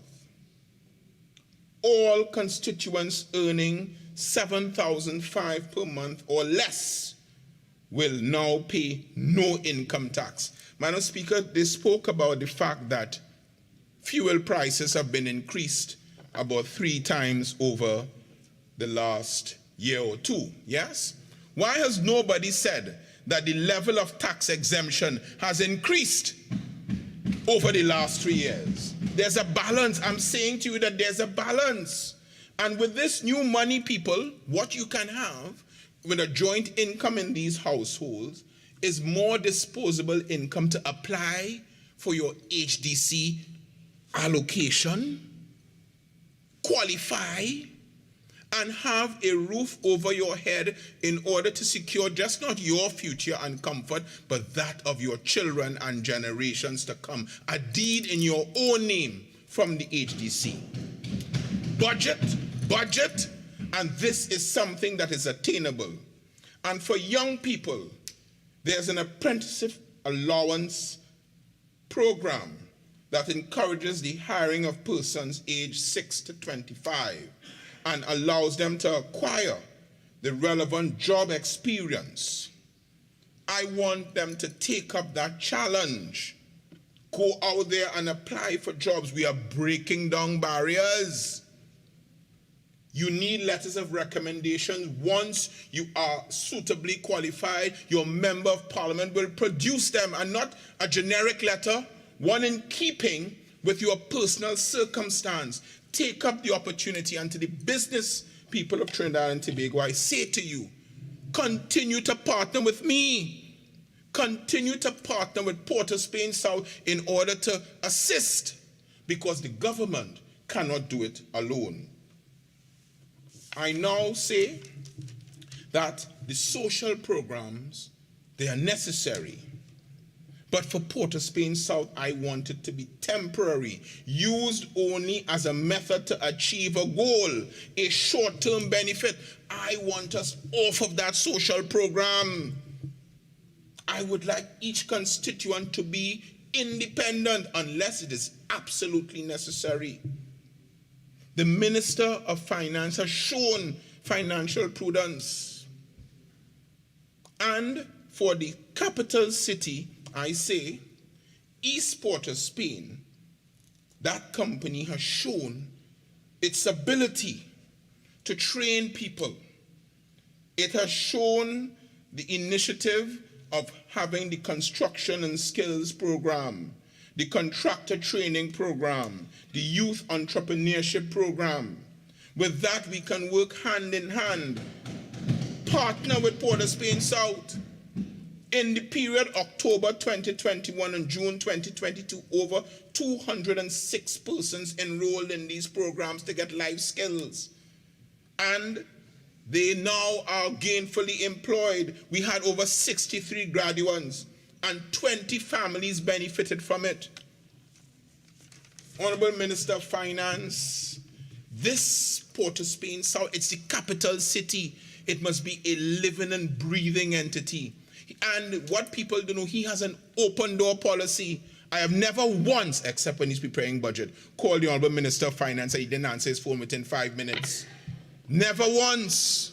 So we are going to engage for Port of Spain South to get some resources, Stuart. We want some. And we either by portfolio or constituency. Yes? The Honorable Minister of Finance, we engage, he has an open door policy to make Port of Spain South a living and vibrant city. Madam Speaker, over the last month, I saw something that brought us great joy. There was the opening of the Eric Williams Memorial Library. That was something that was 20 years in the making. And as I sat there, I felt a certain sense of history, a certain sense of present, and a certain sense of preservation for the future. These are part of the things that are happening in Port of Spain South. There's now a burgeoning agricultural, Madam Speaker, I don't know where they find the space, but I collected sweet peppers, okras, and other fresh vegetables from Beverly Hills yesterday. They are building. We need now to partner with the stakeholders in order to develop and continue to develop Port of Spain South. So what I say to you, members of Port of Spain South and constituents, I don't know how to thank you for this, what I call an adventure. Member, you have 5 minutes left of your speaking time. Yes, ma'am. You are entitled to request a further 10 minutes if you wish to complete your contribution. I don't think I will, madam. I will be disciplined within the first time allotted. Madam Speaker, what I say is this. As we try to improve Port of Spain South from the top of the hill in Palm Trace to the bottom of Bonds Road, we say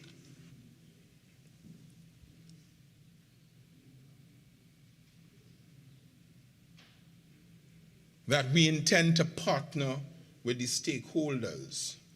And just as the Speaker, and when we partner with the stakeholders, we will have a city that is alive again, that is vibrant again, that is one that will be the center of activity for just not the Caribbean, but for the world. And that is the vision that we have for Port of Spain South. As I end, I see all sorts of beings trying to infiltrate in Port of Spain South. So as the honorable member for the other side stated and started off, I wish to end by warning the people of Port of Spain South. Matthew 7:15, beware false prophets who come to you in sheep's clothing, but inwardly they are like ravenous wolves. Madam Speaker, I thank you. Member for Caroni Central.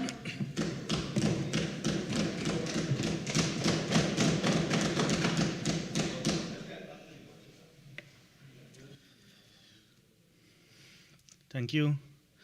Thank you, Madam Speaker, for the opportunity to contribute to this year's Financial Bill 2023.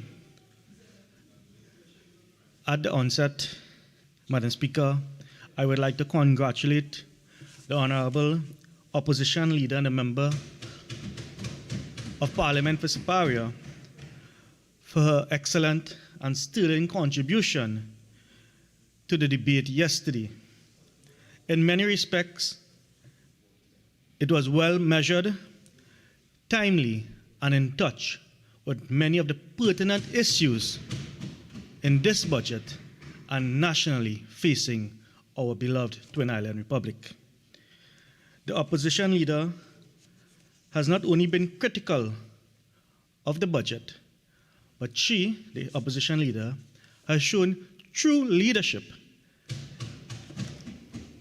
in highlighting economic measures, fiscal measures, and monetary measures that could take sweet Trinidad and Tobago from the abyss the PNM government has put us in.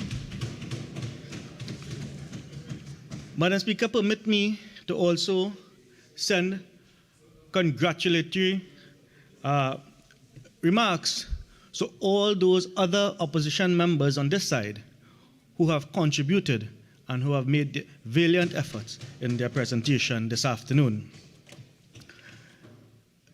And as I address a couple of rebuttal points in respect of the member before me, the Honourable Member for Port of Spain South, I see and I've looked at and I've listened to his contribution, and I must say it is one which was filled with discrepancies. There were many disparities from the true state of affairs in this country. The policies of his government has left Trinidad and Tobago in a state of disrepair, and there is discontentment by many, Madam Speaker. The Honourable Member focused a lot of his contribution on energy matters and stating that his government has arrested the decline in production over the years. Madam Speaker, I ask him and I ask the honourable members to be truthful to themselves. Every year since the People's Partnership government has demitted office, there has been a steady decline in our production in both oil and gas over the years, Madam Speaker. Madam Speaker, the honourable member also spent a vast majority of time speaking about the fuel prices and the hike in the fuel price. And he indicated that, paraphrasing obviously, Madam Speaker, as I was taking notes, that the citizens must enjoy the benefit of the subsidy and have benefited from the subsidy for many years. I want to say to this honourable member and to members who presented previously that they keep comparing Trinidad and Tobago and our position to our CARICOM neighbours and those in the region, and comparing prices for commodity, for the fuel commodity, for this fuel commodity, Madam Speaker. But I must say, you must compare like with like, apple with apple, grapes with grapes. Many of those countries do not have an energy-based sector, an energy sector. And therefore, it comes as if I am planting, to bring it down to Latham, so I'm planting tomatoes or bygone, Madam Speaker. You expect me to go out in the market and pay the price that someone else is paying? I am planting this. This is my resource. I must benefit. I must benefit from resource that I must benefit in some kind and some measure by the benefit of what I plant. And it comes down to that. This country, for many years, have relied on the oil and gas sector. And therefore, we must continue, and the citizens of this country must continue to benefit in some way of our natural resources, Madam Speaker. Additionally, the honourable member went on to speak about the disquiet about the Prime Minister's statement in respect of speaking about the indisciplining of Trinidad and Tobagonians when it comes to work from home initiative.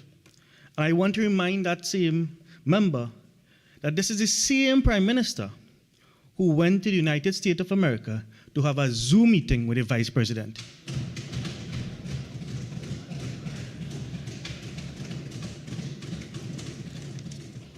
The honorable member sought to mitigate and said that the government answer for the fuel increase, Madam Speaker, is the $1,000 one-time allowance to those approximately 175,000 citizens. Madam Speaker, if you divide 1,000 by 365 days, it's $2.70, $2.73. Can't even buy doubles with that. But the price that these individuals, if they are traveling and if they are using their vehicles, will face is much more than that per day. So therefore, there is no benefit to redung to the citizens of Trinidad and Tobago with this $1,000 one-time allowance that this government intend to give to the population. Madam Speaker, the budget presented by the Honorable Minister of Finance on Monday, in my respective view, is no different to his previous 7 budgets. Just look at the various themes over the years and the pronouncements made. In 2016 budget, it was all about restoring confidence and rebuilding trust. And there was an added phrase to that, let us do this together. In 2017, shaping a brighter future, a blueprint for transformation and growth. 2018, changing the paradigm, putting the economy on a sustainable path. All these nice themes, but there is no delivery of what this government has promised. 2019, talking about turnaround. 2020, strength, stability, growth. 2021, the theme was restoring the economy for growth and innovation. We are yet to see innovation. We are yet to see new ideas coming from this government in their 8th budget, Madam Speaker. Last year, resilience in the face of a global pandemic, and this year, tenacity and stability in the face of global challenges.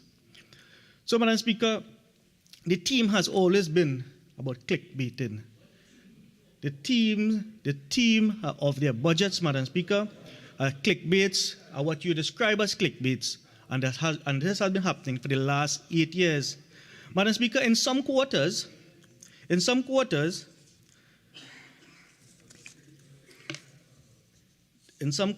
Speaker, they say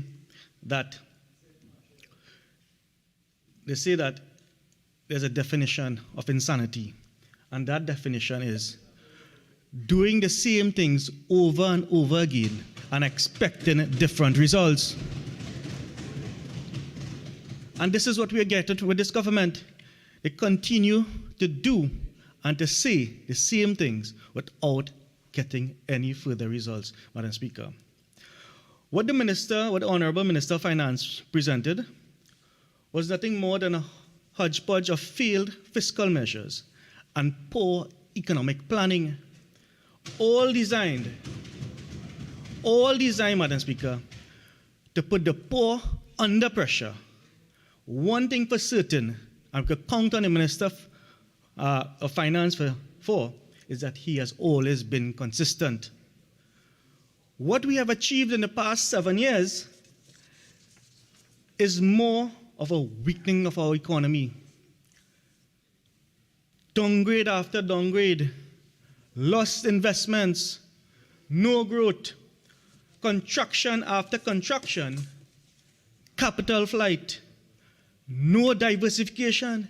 If the head of the cabinet, by his own admission, says, I do not understand what diversification is, how do you expect him to direct his cabinet to diversify our economy, Madam Speaker.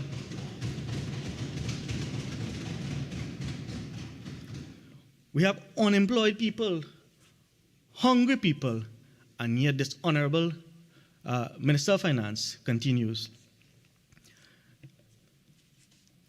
Madam Speaker, I am sure some members are familiar with the concept of the fallacy of sunk costs, sometimes called the Concord fallacy. Basically, the sunk cost fallacy is a tendency to follow through on an endeavor if someone have already invested time, effort, or money in it, whether or not the current cost outweighs the benefits. Madam Speaker, a famous example of this sunk cost fallacy is the decision of the UK and French government when they decided to continue investing in the supersonic airplane, the Concorde. The project was estimated to cost about $100 million. Long before the project was over, Madam Speaker, it was clear that there were increasing costs and the financial gains to be had once in use would not offset them. However, the project continued. The manufacturers and the government followed through on the project because they had already made significant financial investments and dedicated a lot of time on the project. Ultimately, this led to millions and millions of dollars being wasted, and the Concorde operated for less than 30 years. Nothing, Madam Speaker, that the Honorable Minister of Finance, and by his extension his government, have done has worked to kickstart the economy. That they have destroyed, and like the Concorde, this government will soon crash Trinidad and Tobago and ground us like the BWIA, which was grounded in 2002-2003 period, Madam Speaker, or around that time. They'll ground us like BWIA.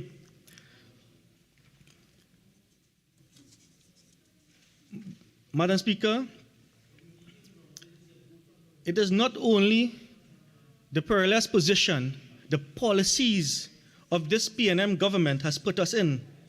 It is their arrogance, their unwillingness to listen to other points of views, Madam Speaker, or anyone in the face of compelling arguments and evidence. Can you imagine that citizens reeling after another raise in gas prices, stalled wage negotiations, and out of control inflation and high food prices, not to mention the runaway crime, that the Honorable Minister of Sports and Community Development can stand up and ask citizens why it is so hard for them to sacrifice? Lofty words coming from the goodly minister who raked up a phone bill roaming of $59,000. That is sacrifice. That is PNM sacrifice for you. Or rather, that is, like the Honorable, Madam Speaker, like the Honorable Minister said another time, that is Lekoto sacrifice for you.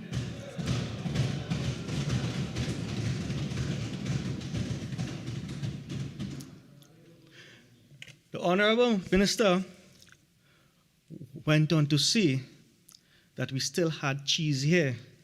Sadly, I am not permitted to ask her what kind of cheese the Honorable Minister is speaking about. Anyway, Madam Speaker, the Honorable Minister made her comments at the opening of the Tacarigua Community Center. And what the Minister did not say at the opening of that center was that the recreation ground, a well-known playing field, where several cricketers of repute and other and which will have yearly tournaments will take place year-round, that center was built on that green space. And I raise this issue because the minister, and by extension the government, is peddling sport and sport tourism as a solution, yet they are destroying playing fields, Madam Speaker. Madam Speaker, that recreation ground was destroyed to make way for concrete walls and glass. It played host at one point in time, that green space played host to esteemed cricketers like Sunil Narayan, Kieran Pollard, Kevin Cooper, and many others.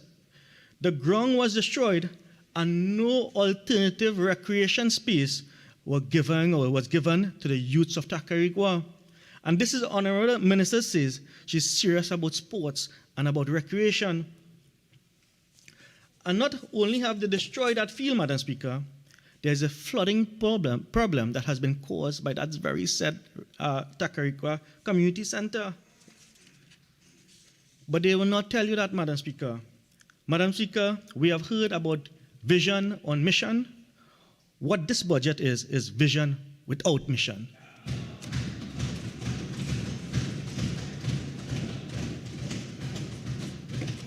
And when you have at that opening of that community center, you have two other ministers present to defend the budget and mislead the fact as they were.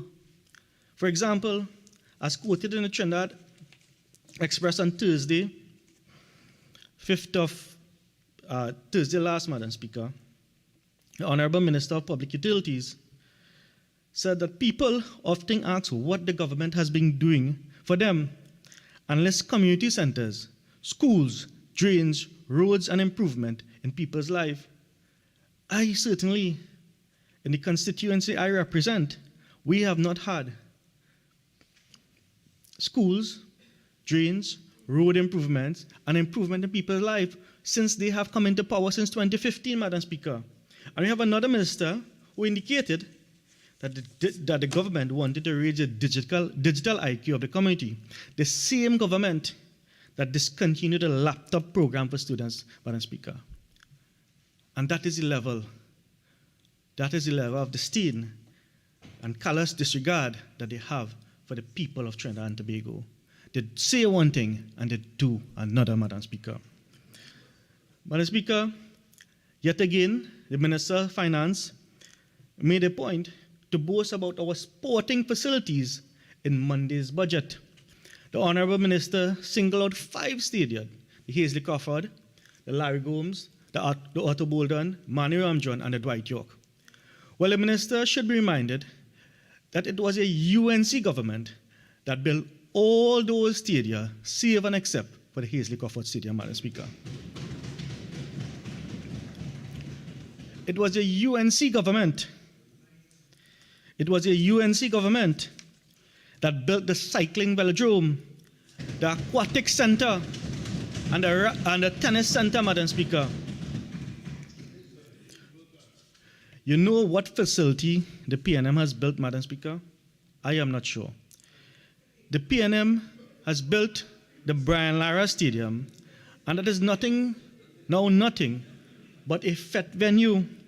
A FET venue that was once budgeted at $200 million that cost taxpayers over $1 billion, Madam Speaker.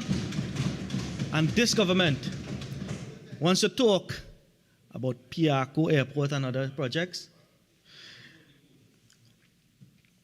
Madam Speaker, talking about sporting facilities, and to quote the Public Sector Investment Program 2023, the tenacity and stability in the face of global challenges at page 65, it says, the government is committed to the development of sports and physical recreation in Trinidad and Tobago towards the enrichment of lives of citizens. Madam Speaker, so committed is this government to improving lives through sports and recreation that they have left the GMPA complex to rot. And for those of us who can remember, GNPA complex was a symbol of a world triumph in netball, left to rot by this government. The complex was left to rot to an extent now, Madam Speaker, that is not even safe to go there anymore. But GNPA complex is not only the only sporting center left to decay by this government. Madam Speaker, Garakara Park has played a host to many of the greatest cricketers and athletes. for the last 4 decades. Both regional and international games have been held there. I remember the Southern Games, it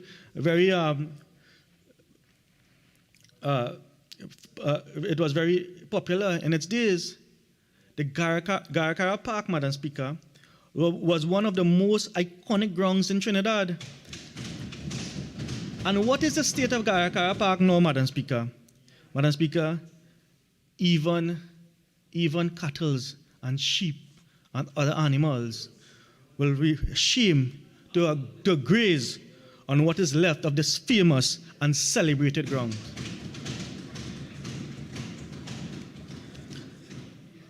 Madam Speaker, I see that monies have been allocated to develop Civila Club, Gilbert Park, Woodford Lodge Recreation Ground, among others. Again, Madam Speaker, it was a PNM that closed down Carini 1975 Limited. And it is because this company was closed down that these venues have been left to decay and be in a deplorable state that they are in now. But maybe, Madam Speaker, someone who is on that side, who honorable members, golf is very close to them. So therefore, the civil sporting facilities is finally getting some attention. Madam Speaker, while money is being spent off on golf courses, what is happening with the Arangway Savannah? For example, where users are complaining about being mugged and people are afraid to exercise at night. It is the same with the Queen's Park Savannah. People are afraid to venture out in the day, much less the night.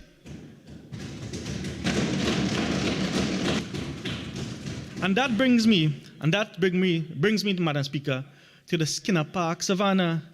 I don't know which is worse, Skinner Park or the Valencia to Toko Main Road. Both which seems to be impossible to complete. There's no time frame for completion for either project, year on.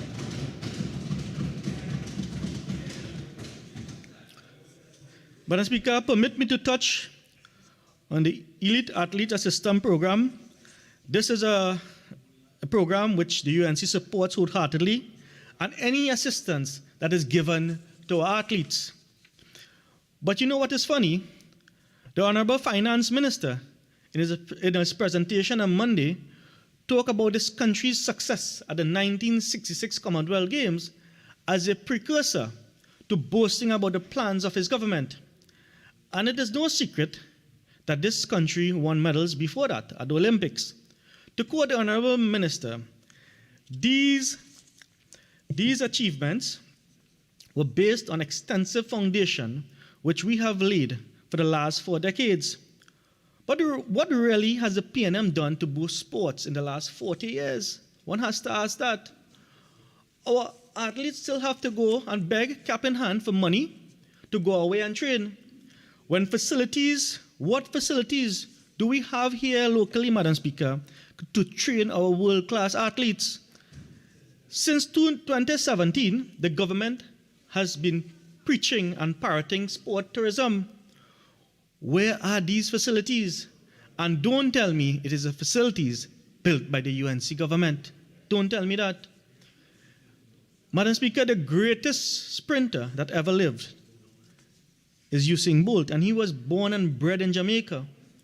He trained in Jamaica and was trained by a Jamaican coach. When you want to compare gas prices and other items, also compare our sporting facilities. Also compare our ability to invest in our human capital, Madam Speaker. Yet in Trinidad, government cannot afford to pave proper footpaths in village grounds for grannies to walk on. That is PNM achievement, Madam Speaker. That is the achievement. That is your track record. Madam Speaker, permit me now to turn my attention to youth development by this government.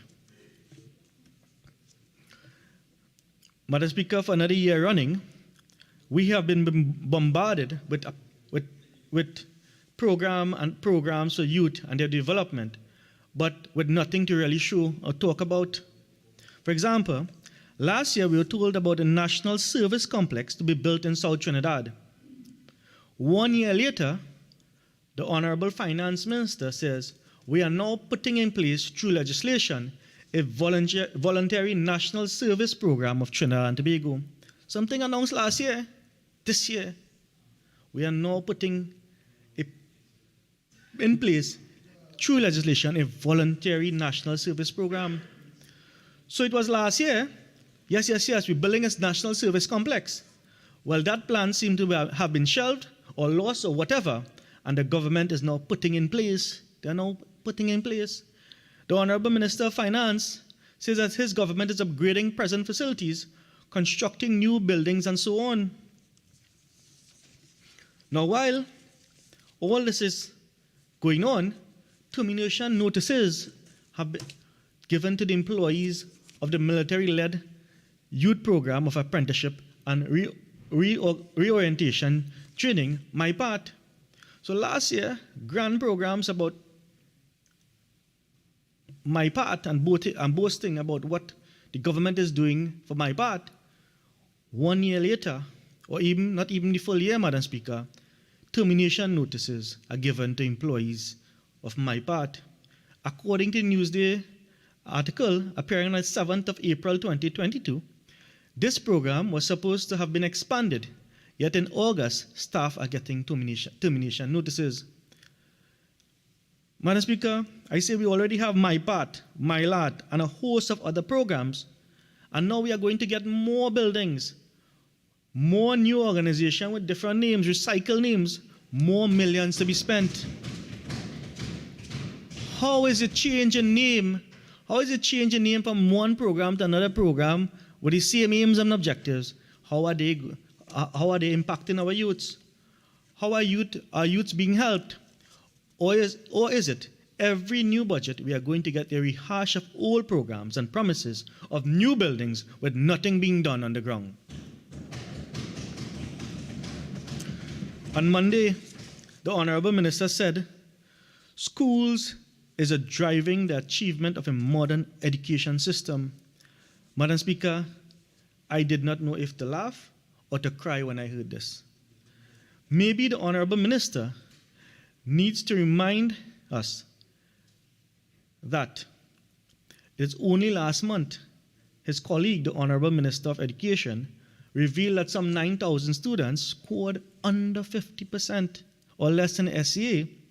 Of that number, only 2,700 signed up for remedial classes, and even fewer actually attended. But all we hear from this government is proposals, plans and proposals to do this and to do that, but nothing concrete. Just like most institutions in this government, in this country, the PNM government has left many of our youth development centers to rot. I want to call out the Presto Presto Youth Camp, as it falls within the constituency of Carney Central. Refurbishment works only started in April of this year, and according to the article, is estimated to take and to be completed within a time frame of 18 months. And I am sure it is the same for other similar institutions. But just in June this year, 2 female security guards were shot during a robbery at the youth camp. What is happening to a youth in the time that is taking for all these proposals and all these plans to come to fruition? What is happening? Well, Madam Speaker, you just have to pick up the newspaper on a morning and see what is happening to the vulnerable youth in this country. Madam Speaker, we are still hearing about the implementation of the National Youth Policy 2020 to 2025. 2 going on 3 years into this time period, nobody knows exactly what this program is about. It's a secret, Madam Speaker, like so many other programs and plans and policies. This also seemed to be a hodgepodge of what is taking from here and there with no clear vision and focus. All we hear about is execution and implementation of plans and policies that never seem to be executed or implemented as budgeted. After budget, we hear the same thing. Another project we're hearing about is a Youth Agriculture Homestead Program, as is being touted. I know my colleague, member for Couva North, will get more into this. But this project, according to the Social Sector Investment Program, it says the aim is to utilize the agriculture sector as a mechanism to assist in addressing unemployment, the housing challenges faced by young people, and the decline in the agriculture sector. That's great, Madam Speaker. But guess what? This project is being administered by the MIC Institute of Technologies, whose principal activities, according to that same book, involves training of personnel in the manufacturing of tools, dyes, molds, precision parts, and the provision of product design, manufacturing, and industrial engineering services. So they are putting MIC, who lists its aim and objectives as training of personnel in manufacturing of tools, dyes, molds, and so forth, to administer that program. And when you have NAMDEFCO, whose mission and vision, as stated, is the training and technology support for good agricultural practices, integrated pest management techniques, and plant doctor clinics on the wayside. So what you have a company called NAMDEFCO, and you have one called MIC. According to the vision and what the Homestead program is supposed to do, it is more in line with what NAMDEFCO presently do. And I'm saying, if you have to give a state agency to manage the affairs of the agriculture homestead program, why not put it under the auspices of the NAMDEFCO as compared to MIC? Why not? Their goals and aims are in line with the MIC. So, according to the PSIP, this program was launched in March 2022, and a memorandum of understanding signed with the Land Settlement Agency for use of land in Faizabad Field Road and with the Paliseco Agricultural Enterprises Limited for use of the Kendall Dairy Farm. So those were two memorandum of understanding signed, one with the Land Settlement Agency and the other with the Paliseco Agriculture Enterprise. Yet, when the Honorable Minister of Finance spoke, he talked about sites in Valencia, in Grand Couva, Pointe-à-Pied, Todd Road, Lopino, and Santa Cruz. Obviously, the alignment of this government is off, because you have memorandum of understanding signed with the LSA and the Paliseco Agriculture Enterprises Limited for certain lands, but you are announcing plans in other parts for which no memorandum of understanding has been signed. So, Madam Speaker, all these programs, we are told, offer certification, and that is great. But what is the value of this certification, Madam Speaker?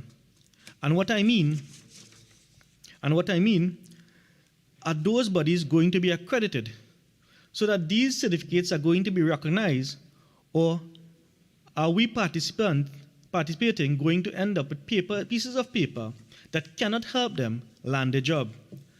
But then again, Madam Speaker, we are about 3 years into this national youth policy that no one seems to know exactly what it is. So, Madam Speaker, may I ask what time is full time? Your full time is 4:22:25. Thank you. Madam Speaker, I would like the opportunity. 10 minutes, okay? Yes, Correct, I understand. yes. I, like my previous members, should be disciplined in my first 45 minutes. So, Madam Speaker, I'd like to speak about a couple of issues within the constituency of Caroni Central. And one that is high on the agenda, it's crime. the constituency of Carney Central continue to be plagued by a high crime level. Amongst the things that is most grappling to the constituents is the many instances of home invasion and or carjacking. Communities have been forced to form themselves into neighborhood watch groups to protect their hard-earned assets. The level of resources to the police station within the district is at an all-time low. Police stations on most occasions, when the constituents call to report a crime, are being told that the station is ill-equipped with a complement of vehicles to attend to them immediately.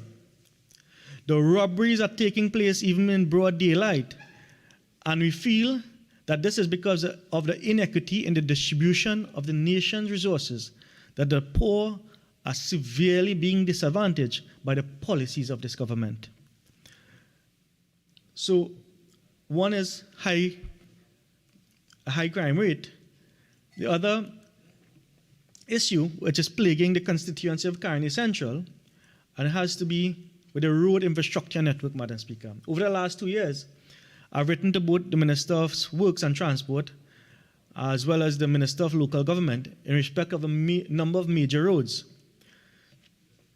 Whilst these letters remain unanswered to date, there is also no action by either ministry in the restoration of these roads. These roads include the Grand Couva Main Road, which currently have 2 major landslides, and for which the PTSE bus service to that rural part of the constituency had to be shut down because the buses could not pass where the landslips were. And Madam Speaker, that is a very sad state of affairs when persons in the rural communities are affected by having reliable transport to get them to and from their place of destination. The Freeport Touch Road, which is a home for 2 major temples in the constituency of Carney Central, and it's 2 very large temples in Trinidad and Tobago. One is they continue to grow in popularity, and Freeport Touch Road is one of the major roads that should be repaired by this government or be taken into consideration. The Freeport Mission Road, Ukiah Road, Edinburgh Road, Arena Road, to name a few. So road infrastructure is something that the constituency continue to clamor for, because whilst this government wants to talk about digital age and IT infrastructure and the gateway to the universe, they cannot even repair the roads infrastructure in this country. Madam Speaker, once again I make a clarion call to those on the other side to complete, and especially the Minister of Education, who unavoidably is not in chamber at this point, to complete the Presal Government Primary School, which was approximately 80% completed in 2015 when the People's Partnership government re-entered office. This is yet a classic example of geographic discrimination taking place in our country. And I repeat a couple of my previous sentiments, that this school is now housed in a community center that is not conducive to learning. Some of the classes are accommodated under tents where students are at the mercy of the elements, Madam Speaker. This school has produced quite a number of national cricketers, national sportsmen and women, councillors, and at least 2 former members of parliament to the best of my recollection. And due to the difficult position, some parents, those who can afford, they have moved their children to neighboring schools, which are now filled to capacity and are now being a burdensome on those schools with the resources being limited in terms of desk space and chair. So, Madam Speaker, what we continue to grapple with in Carney Central is a lack of resources to the constituency. And I asked those on the other side to pay some heed to the citizens who are all tax-paying citizens that reside in the constituency of Carney Central. Madam Speaker, my couple minutes remaining, I just want to touch some of the issues which came before us in this debate, and one being the issue that this government is out of touch with the reality that is taking place on the ground. As someone told me, that they are social distancing, they're observing the COVID protocols still in place, they are social distancing from the reality that is taking place on the ground. Madam Speaker, with those few words, I want to thank you for the opportunity this evening.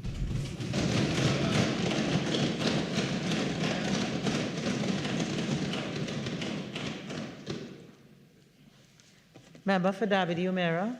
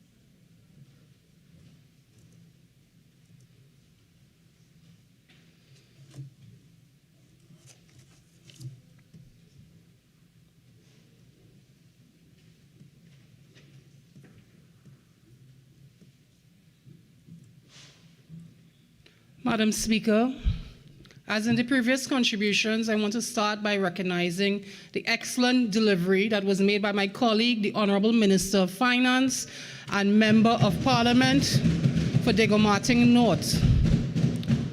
Madam Speaker, although the other side would not admit it, we would. The man is a genius. We sat in this house, Madam Speaker, and we understood what the honorable member wanted to say. We understand he gave an excellent account and forecast with a clear plan and vision for this nation as we go forward on the cusp of a global pandemic. Madam Speaker, there were times over the last 2.5 years the world despaired. But Madam Speaker, here in Trinidad and Tobago, we always knew there was calm at the end of the tunnel.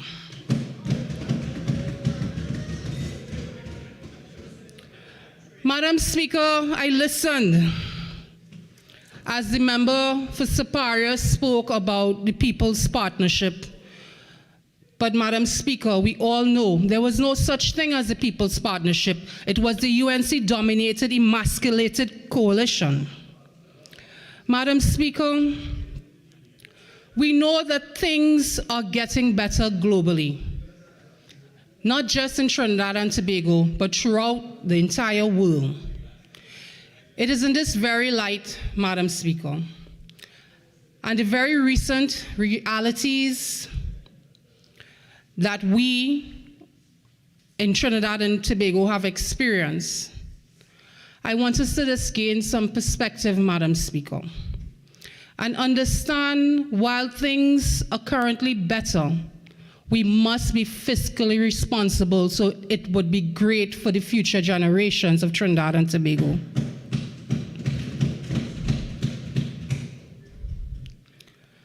Madam Speaker, I understand all too well difficult decisions, difficult circumstances. I understood that we did what we must do to keep away from the doorsteps of the IMF. You see, difficult decisions are never popular, Madam Speaker, and many shy away from such. But under the astute guidance of our Honorable Prime Minister and the leadership within the Ministry of Finance, this twin island Caribbean state would be able to stand strong like David versus Goliath. We will be triumphant. Despite the many challenges we encountered each and every day, We understand, Madam Speaker, and we salute every single health and medical worker, and I salute in particular the Minister of Health for leading that charge, that going beyond the call of duty to face and fight the invisible, insidious enemy from wiping out this very resilient nation. Just listening, Madam Speaker, to the other side, I shudder to think what the story would have been if they were in charge. Without questions, Madam Speaker, the bonus that they will receive, it is much deserved, and the healthcare workers must be embraced. And Mr. Ratiram, we of the People's National Movement, we appreciate all what you and your team did.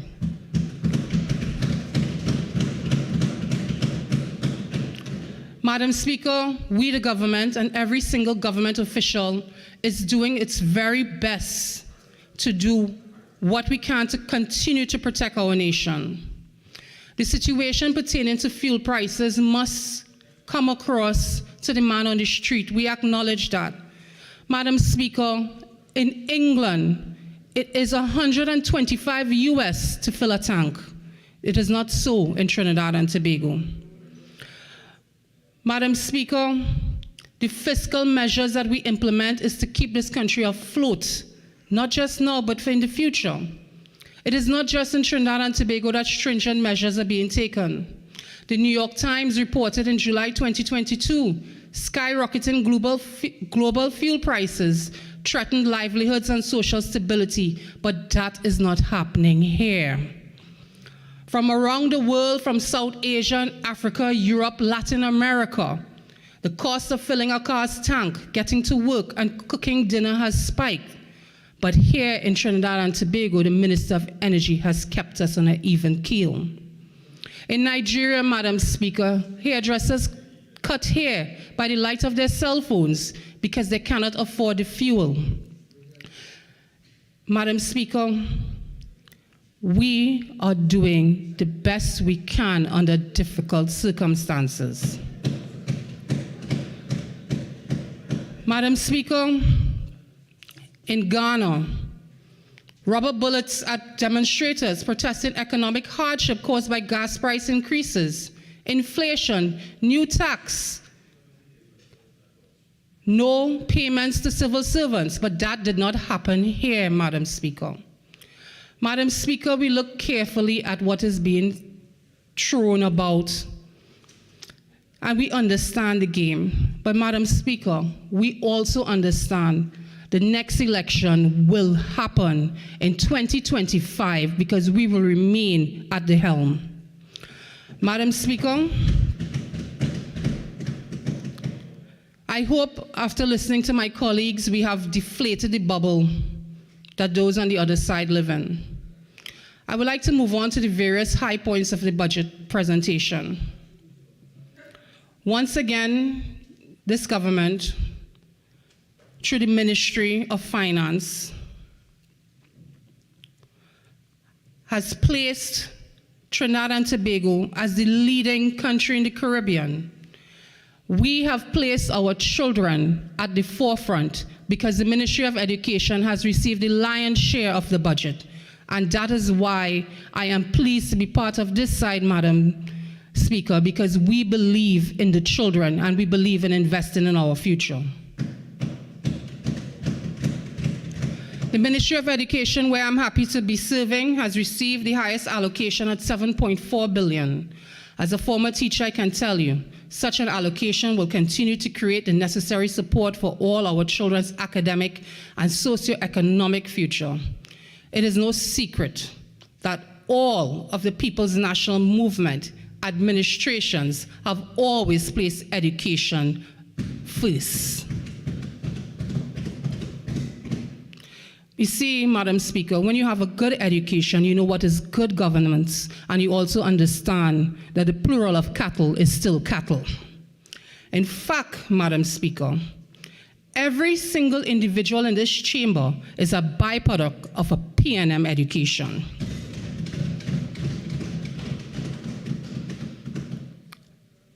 Belonging to a government that continues to place the education of our children first, the Ministry of Education has embarked on various programs and giving additional support, one of which is very close to my heart, Madam Speaker. The Laventil Mova School Improvement Project, which we call the LMSIP. Madam Speaker, despite what the other side would like people to believe, we care very much about people. Our pilot project is being undertaken by the Ministry of Education, where the focus is placed on improved academic performance, and we have targeted 4 schools in the Laventil Mova School District.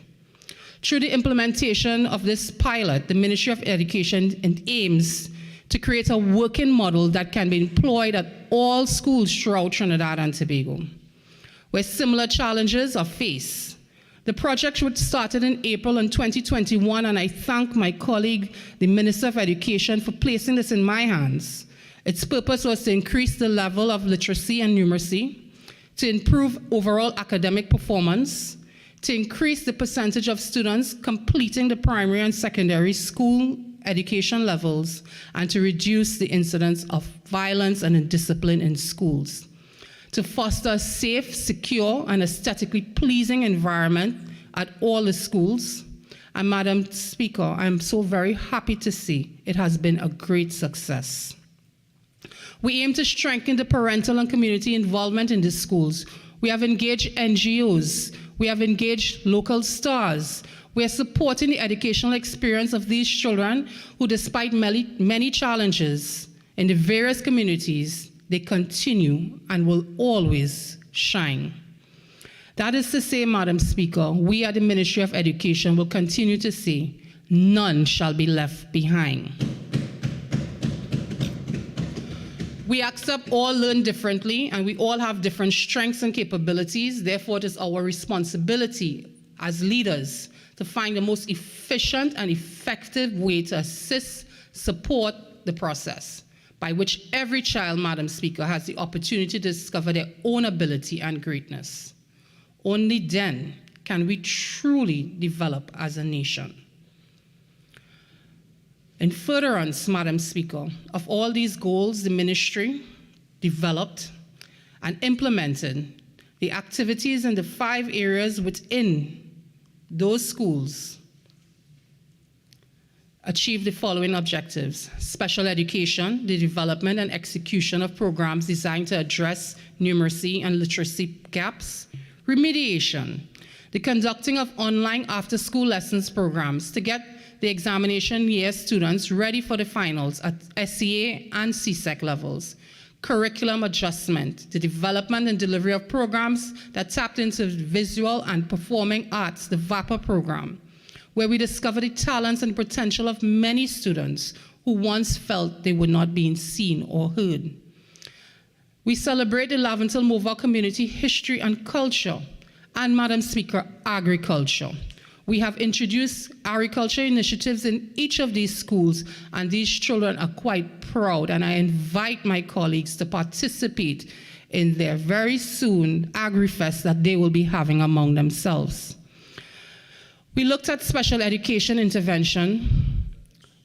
Approximately over 220 students benefited from that particular program. They learned why their learning needed support. Students were tested for hearing, sight, learning challenges, developmental delays, and the information is being used to assist educators, parents, students, and to prevent the barriers that prevented learning before.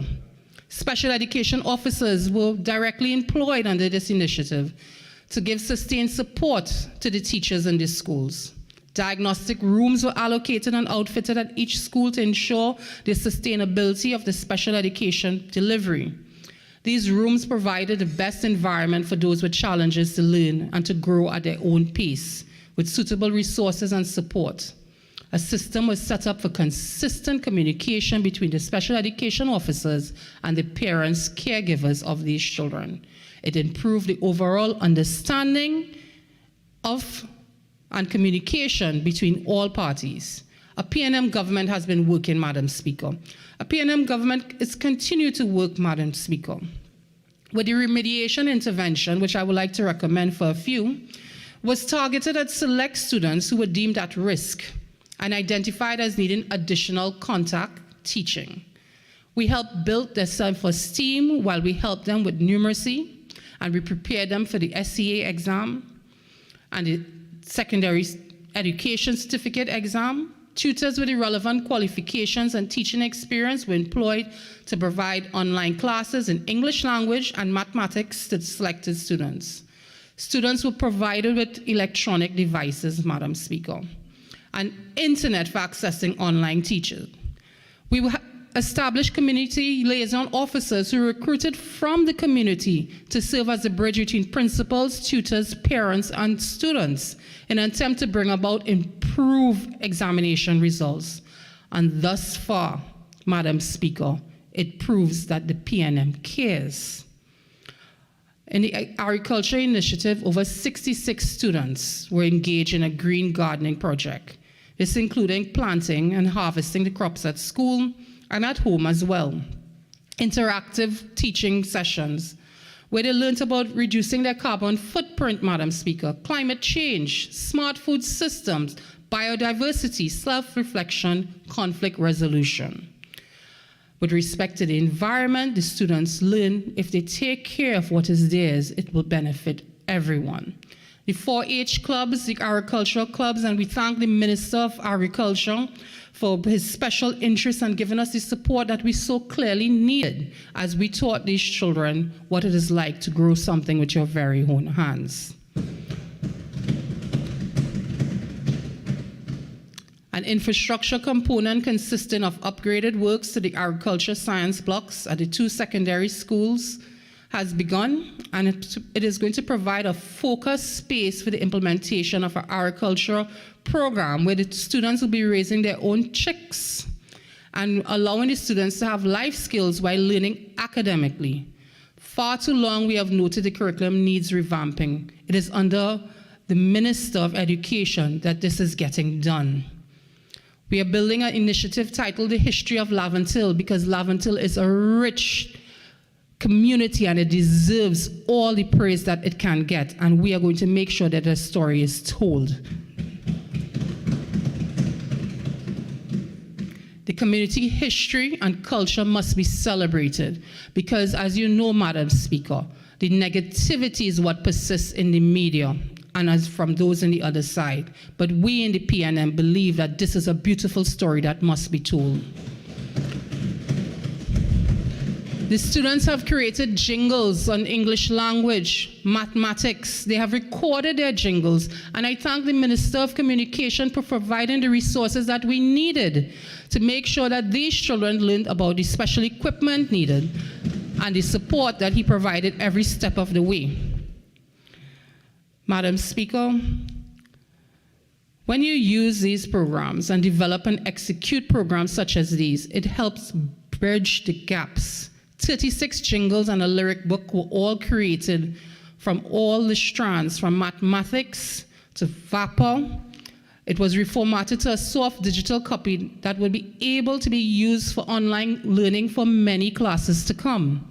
These jingles help increase the participants' interest in learning because they themselves created it with support from the Ministry of Education. The Integrated Arts Project was rolled out at the 2 secondary schools. Development and delivery of programming that tapped into the vapor talents and potential, as well as support. Madam Speaker, I saw for myself a young lady who lost her mother sing her heart out, and she said this was the first time she felt she was being heard since her mother passed, and that would not have been possible without the vision of the Honorable Member for St. Anne's East. We increased their confidence, their pride, and performing abilities. During the July-August vacation, vocal and instrumental music camps were conducted at the 2 secondary schools. A graduation ceremony was held at the Government Campus Plaza. I was so proud, Madam Speaker, to see these children participate.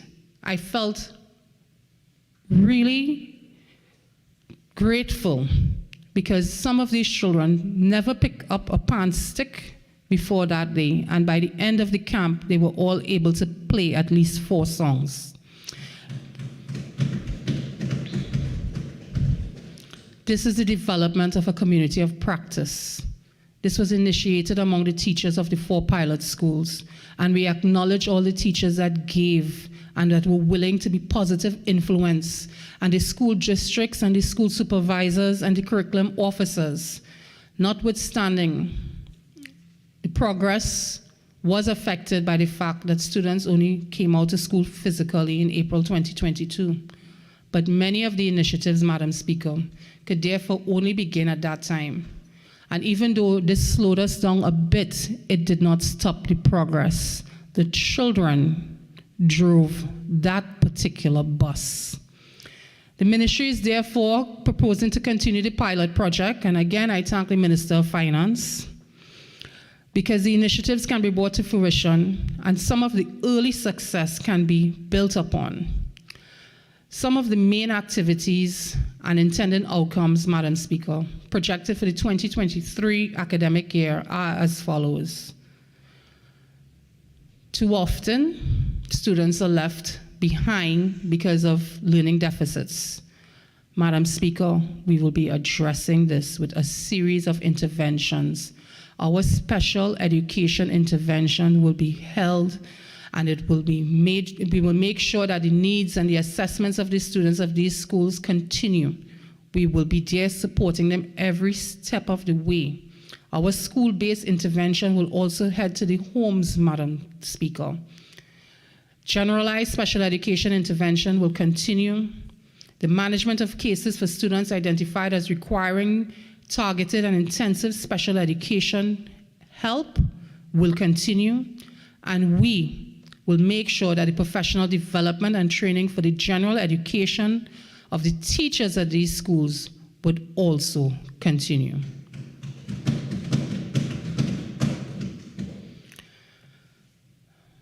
The remediation program.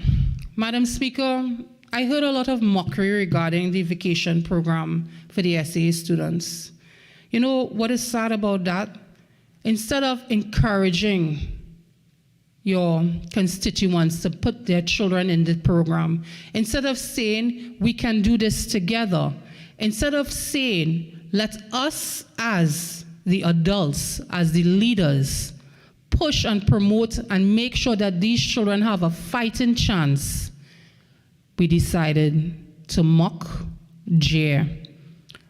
Madam Speaker, learning loss is global. Asia, South Asia, Central Asia, throughout the Caribbean, even in Barbados, which some members on the other side seem to think is the Mecca, all complain of learning loss. It is the member for St. Anne's East who made sure that we tried to do something about it. But you can lead a horse to water, Madam Speaker. You cannot force it to drink. So the parents who did not carry their children to the programs, they are the ones responsible. We are doing our part, and we will continue to intervene because we will not let these children fall behind. Madam Speaker, the sessions with the students for the Life Skills program, we learned so many horrific stories, but we also saw how these children simply need a mentor, simply need someone to tell them this is the correct way, simply need someone to say, I care. And Madam Speaker, the Ministry of Education and both ministers care very much. It is in this outreach program I realized the area of critical thinking. I believe our critical thinking skills at all levels must be addressed from the cradle straight up to that second before we enter the grave. We must make peace with our Creator. Because it's quite clear, Madam Speaker, for us to move forward as a nation, we must be clear thinkers. We must not be swayed by social media posts. We must not be influenced by blind followers. We must not be brought by boxes of royal castle. The manipulative hype and shouts of the sky is falling, rendering the hopelessness. Madam Speaker, every single time I hear about the laptop program underneath the member superior, I mentally shake my head because I was there. And I will say it again. The program was a failure. 20,000 laptops a year for Form 1s. When the Form 4s were the ones who needed the laptop for their SBAs, the Form 6 classes needed laptops for their research. Not even the teachers got, Madam Speaker. Madam Speaker, laptops were given out in schools without Wi-Fi capabilities, without the physical infrastructure needed. Madam Speaker, I saw with my own eyes laptops become doorstops. It was useless. But under the member for St. Anne's East, almost every single school is now Wi-Fi capable, and those are not, are very soon to be. Finally, we have married the digital with physical school. Madam Speaker, even now, when there is a school emergency, we often see requests to go online. If it is one benefit from the pandemic, it has ensured that the Ministry of Education is wisely using our digital outreach. Madam Speaker, when I think about all what took place in that time, I can tell you one thing. Of the 63,000 plus laptops that have been given out presently, they have all gone to children that need it. Of the 63,000 laptops that we gave out, it was from Form 1 to Standard 1 to first year to second year. Once you needed it, Madam Speaker, the Minister of Education ensured that you get it. And that program is still ongoing. Madam Speaker,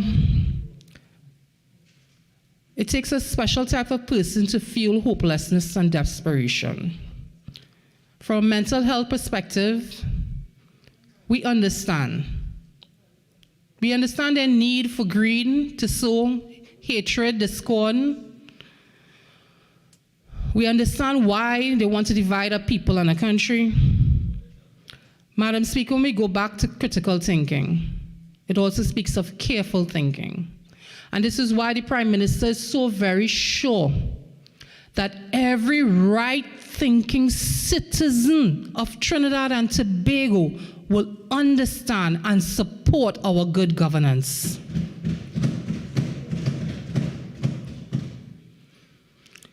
Madam Speaker, under the Honourable Member for St. Anne's East, we will have a new generation of critical thinkers. We will have young people who will examine every issue in its entirety, and with the ultimate aim to create innovative ways to address and solve any issue, while committing oneself to communicate respectfully and positively, and as a nation to take a collaborative approach, Madam Speaker, because ultimately we are in this together, and we will win no matter what the odds.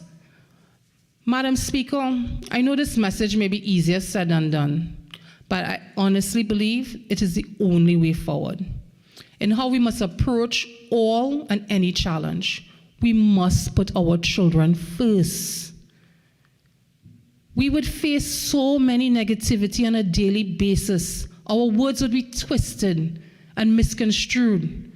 But, Madam Speaker, we need to understand only as a nation we could continue going forward. Madam Speaker, my friend in Kamuta Manzanilla had a very valid question about the Tulsi school in Kamuta Manzanilla. I would just like to let him know that it is 90% completed, Madam Speaker. We are just awaiting water and electrical. So I'll be very happy to be present, and I will surely ensure that our friend will be there also when we officially open that school.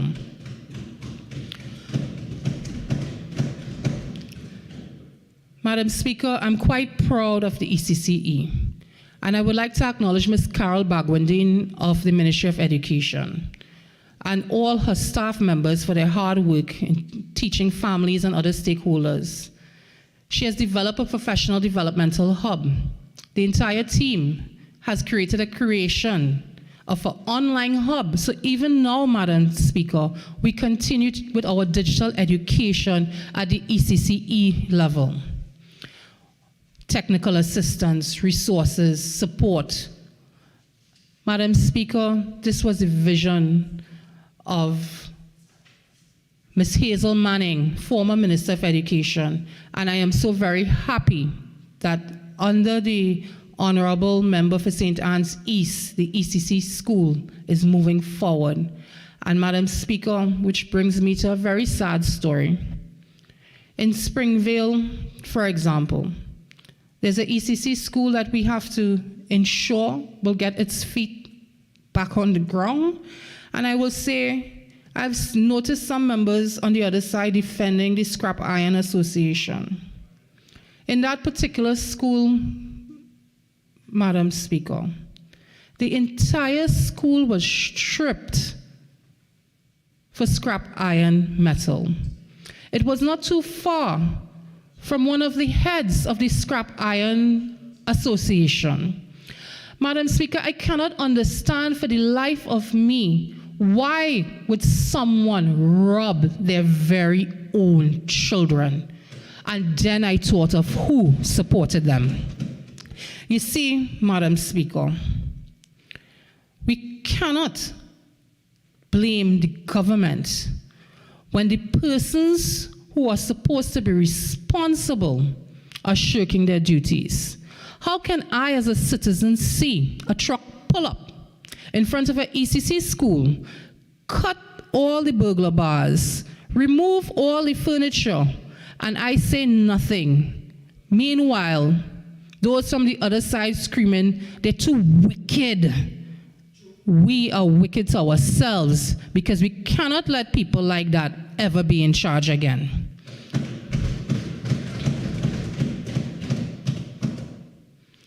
Madam Speaker, ECC is providing ongoing support for children with special needs. I'm quite happy because now we can diagnose earlier and therefore we could intervene sooner so that these children will be able to learn how to cope with their learning disabilities. Some of the accomplishments in the ECCE program is the development of a quality assurance framework, Madam Speaker. I'm quite pleased to state that I was also part of that development. And again, the Permanent Secretary of the Ministry of Education and her team made sure that we got everything that we needed in order to support the ECC program. We are developing an appropriate standardized instrument, Madam Speaker. We are also looking at the private ECC schools because we want to make sure, Madam Speaker, that we are all on the same page. We will measure the children's readiness for transition into primary school. That particular tool was created in collaboration with the National Institute for Early Education Research under a contract, Madam Speaker, with the Inter-American Developmental Grant. You see, Madam Speaker, again, we believe in investing in our children. Madam Speaker, the government of the Republic of Trinidad and Tobago believes that we can do more with ECCE, and therefore we are focusing on operationalizing 5 more schools for this year alone. And Madam Speaker, I am particularly proud of the St. Barbara ECCE school that was left to languish under the UNC, but we at the PNM made sure that it is up and running. We are recruiting the staff to ensure that all centers are adequately staffed with qualified persons, Madam Speaker. Over 375 persons alone were recently recruited. The identification of our special needs assessment tool, Madam Speaker, is second to none. And we are so very proud of our ECCE teachers. Just recently, the Minister of Education approved their participation along with tutor to celebrate World Teachers Day. Because, Madam Speaker, from preschool to secondary school, we believe that we must support our teachers. Madam Speaker, we have conducted workshops with over 900 parents, teachers, staff, all in an effort to create a strong and equal partnership, not just between ECCE, but ECCE and primary school. We believe that bridge, Madam Speaker, is extremely important. We want to facilitate the transition process of children and their families.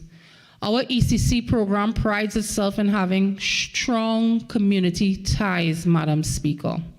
We reach out to all the parents and even business owners in an effort to make sure that we are all helping create a holistic child development. These centers play a valuable role in our communities for more than one reason. Unfortunately, Madam Speaker, with the vandalism with the ECCE centers, we have realized that not all share the same sentiment, that not all appreciate, not everyone is aware that in harming a physical structure, you are really harming a child. You're preventing a child from accessing the services that they need to become good citizens. Madam Speaker, as the Member of Parliament for Dabadi O'Meara, I can tell you, we have ECC centers that are beacons within the communities. And very recently, I saw firsthand, along with the Minister of Education, when we visited these schools, how loving, caring, and kind children could be when we give them the comfort that they need. Madam Speaker, I would like to speak about Dabadi O'Meara. It is no secret what was done to my constituency. It's no secret the crimes that were committed against the people of Dabadi O'Meara. It is no secret that to this day, the person or persons who are most responsible are sitting in the other side. But Madam Speaker, I'm happy to report that Dabadi O'Meara is well on its way to recovery. We have stamped out the scourge of life sport. I do not receive late night phone calls from the jail.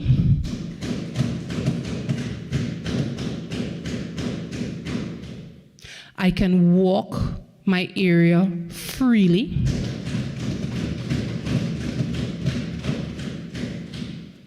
I do not owe anyone or anything because my hands are clean and my heart is pure.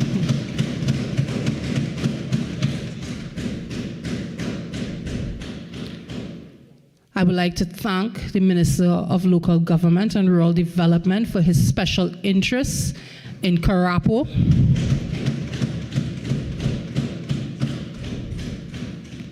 For ensuring that despite the corruption that was rampant, that we are doing things correctly.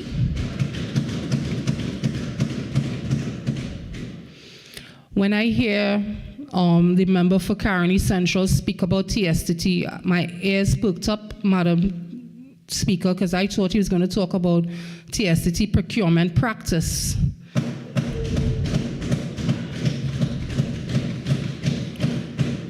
Instead of an old issue that was well ventilated and dealt with. But you see, Madam Speaker, when you care for your community, when you care for your country, you would not say things like party before country. The reason why I and my colleagues are in the PNM is because we believe in our country. That is why we are in this party. Madam Speaker, when we on this side listen to the false narrative that they peddle out there, we know the desperation, Madam Speaker. We know why they desperately want to be back in power. But Madam Speaker, I have 5 children. I am responsible for far more, and I consider it my duty to protect this country from the likes. Which is why we of the People's National Movement applaud this budget, which is why we represent our constituencies without fear or favor, malice or ill will, because we sincerely believe that the People's National Movement is not just the only alternative, it is the best alternative for this country. And when they speak about revisionist history, Madam Speaker, I would just like to remind them, it was Dr. Eric Williams and the People's National Movement that built this country with no help from the other side, and its many manifestations. Madam Speaker, being a member of the People's National Movement means simply we are held to a higher standard. Being a member of the People's National Movement, we know what it is like to be under scrutiny. You are scrutinized even before you go into the screening room, Madam Speaker. But I accept, Madam Speaker, for some the standards are low. But that does not mean our standards would not remain high. Madam Speaker, this particular budget is of the highest standards because of the global economy. Madam Speaker, we will not spend our children's future. And Madam Speaker, we are extremely proud of the fact we have a leader, Dr. Keith Rowley, an honorable leader who understands that despite the noise, we must serve the people. Madam Speaker, I thank you very much. And on behalf of the constituents of Dabity O'Meara, I sincerely thank the government for putting their best foot forward. I thank you. Member for Faizabad.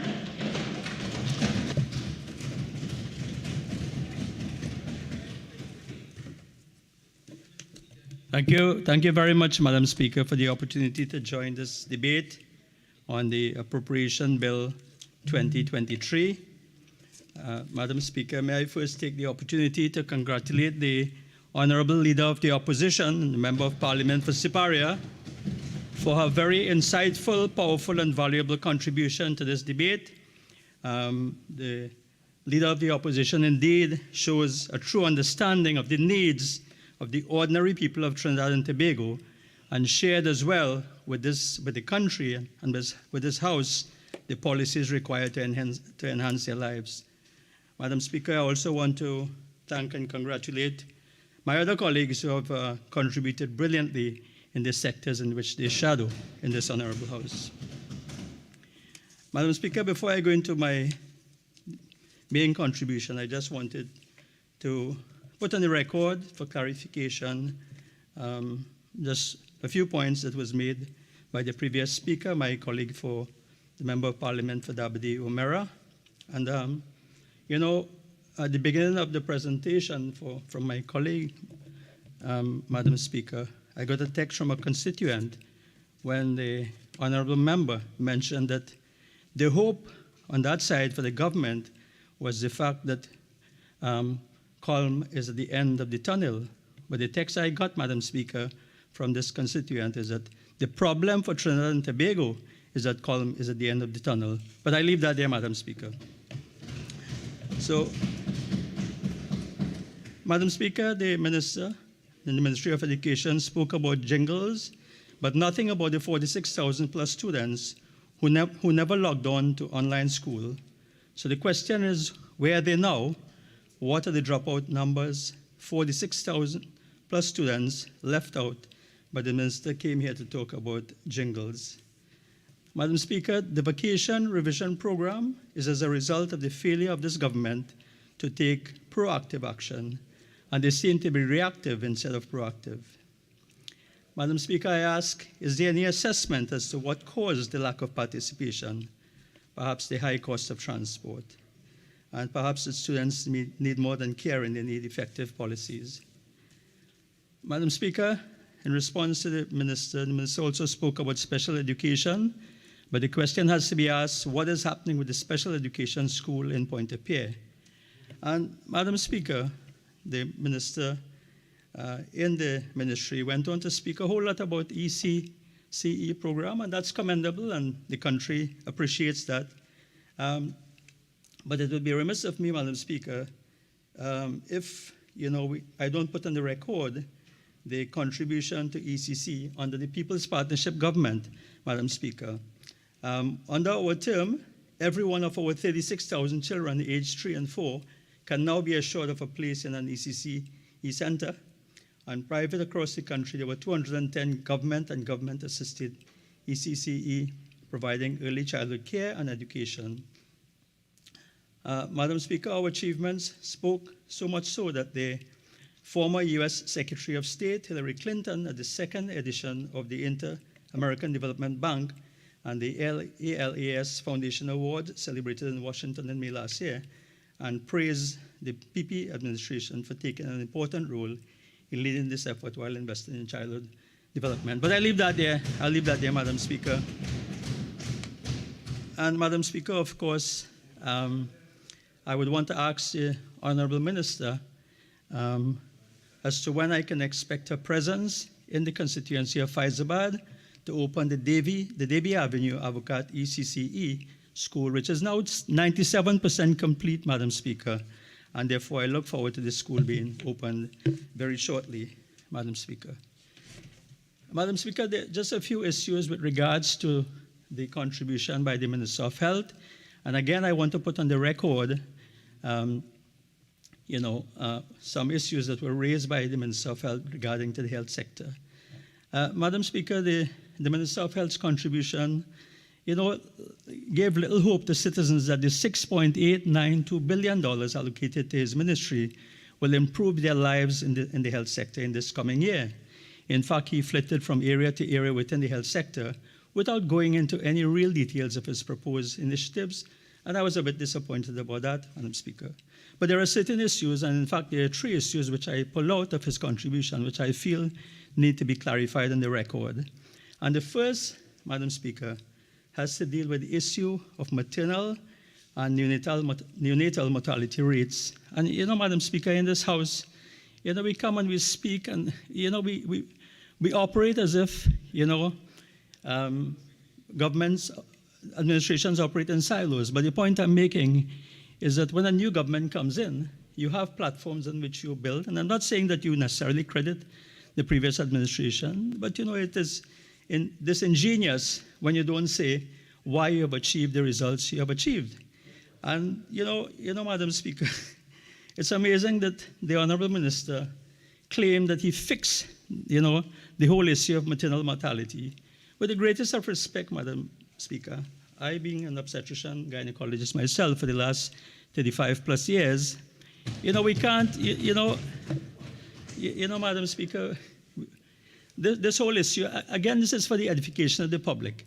I don't want to go into this, but mothers die in childbirth. Even in the most developed countries in the world, it can happen. So what you can get is you can get improvements in childbirth. But the minister went on to say that, alluded to the fact that myself and my colleague, previous member of parliament for Caroni East, Dr. Tim Gopi Singh, himself an eminent obstetrician gynecologist, implying that we were both in the previous government, but yet we did nothing. We could not fix it. Furthest from the truth, Madam Speaker. And I just want to quote from a report here, Madam Speaker, and I want to say that we took the issue in government of maternal mortality very seriously, Madam Speaker. And in fact, we came into power in 2010, and in March of 2011, there was a very unfortunate incident of a mother dying in childbirth. And I don't want to go back before 2010, Madam Speaker. I have figures here that, that I can quote in terms of maternal mortality, but I will not go down that road in terms of numbers, Madam Speaker. But the point is that this mother died, unfortunately, in childbirth, and the then Prime Minister, Kamala Persad-Bissessar, took it upon herself, and in fact, it was true during that first year in our governance, we found that the issue was prevalent, but she took it upon herself, the Honorable Prime Minister then, to commission a report, Madam Speaker, which I have in my hand, and which the Honorable Minister of Health would have found on his desk in the Ministry of Health in 2015 when he assumed office, Madam Speaker. But more than that, Madam Speaker, the Honorable Minister spoke and highly praised the Directorate of Women's Services and the Director of Women's Services, and I agree with him. It was an important directorate, but guess what, Madam Speaker? When I go back to this report, and I look at the recommendations of the report, Madam Speaker, and there are several recommendations. I will not go into all of these recommendations. It's not necessary. This is a public document. It's available for those who might be interested. But, Madam Speaker, the first recommendation here from this report, which would have been in the Ministry of Health in 2014, is the creation of a Directorate for Women's Health, including maternal and child health at the Ministry of Health, to provide leadership and policy formulation. So, Mr. Deputy Speaker, as I welcome you to the chair, this is a document which should have been available to the Minister, and of course, we are very happy, that the country would have benefited because these recommendations were implemented. But we also made there were several recommendations here that would have led to the improvements in maternal mortality and neonatal mortality over the years. And the point I'm making is that we left the Honorable Minister a platform to build on, and the fact that he was able to come and boast about a new labor ward and an improved neonatal intensive care unit. And he's right, those things were set in motion at the Southwest Regional Health Authority when I was the chairman there.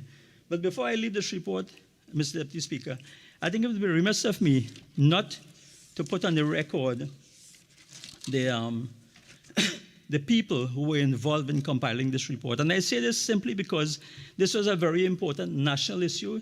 It is an issue that was pervasive in the country. Thankfully, we are now in a better position.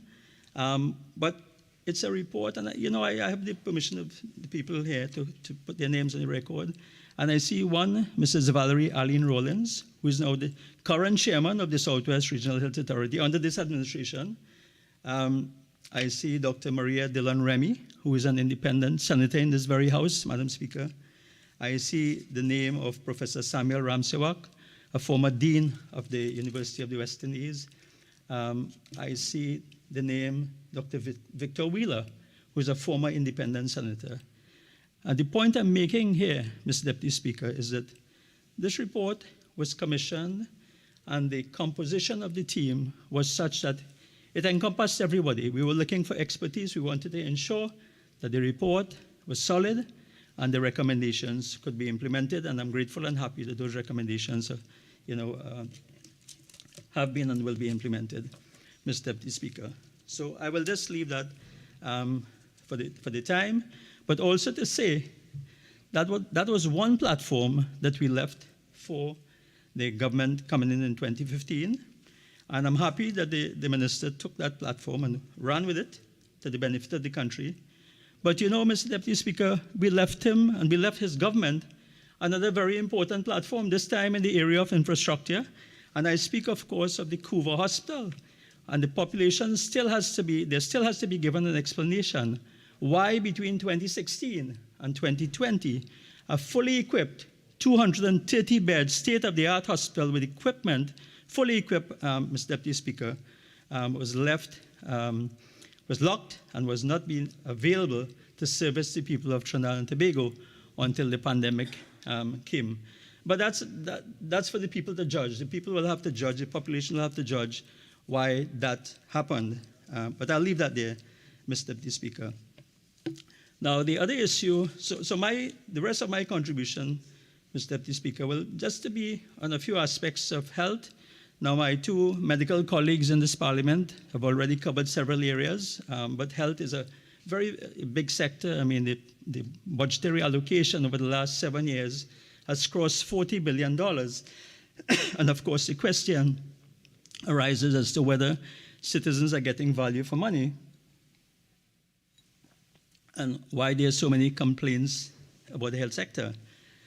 So I will not go into the COVID-19 virus. My colleagues, the MP for Caroni East and the MP for Komoto Manzalina have dealt with some of those issues, Mr. Deputy Speaker. But I just want to pull out from the budget documents and deal with two special programs that relate to adult cardiac disease and renal dialysis, and to examine some situations where the public is complaining about, these issues, Mr. Deputy Speaker.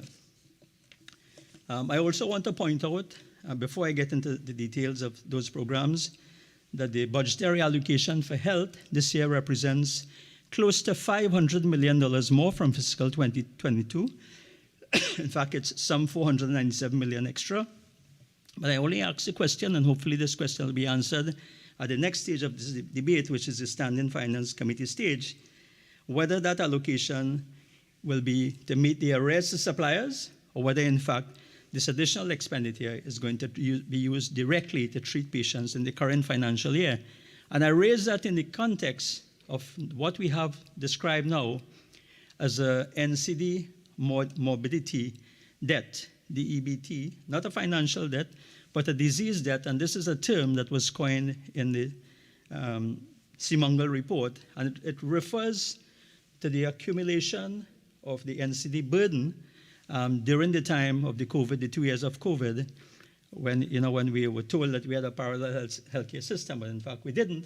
And of course, all of these patients with their chronic disease, high blood pressure, cardiac disease, renal disease, and so on, accumulated and would have gotten more ill over the time. So the population is now very familiar with the term comorbidity in relation to COVID-19 deaths. That is one of the experiences that we got from the COVID-19. And they would have been told that diabetes, hypertension, heart disease, and kidney disease were conditions that did not go well with COVID-19, Mr. Deputy Speaker. But as I said, I'm not here to speak about COVID-19 today. So the issue here, and we have a big burden, and I'll come back to some figures in a while. But let us look at adult cardiac disease, Mr. Deputy Speaker. So these are two programs that have been in the budgetary allocation year after year. And these funds are for the provision of cardiac care services at private institutions.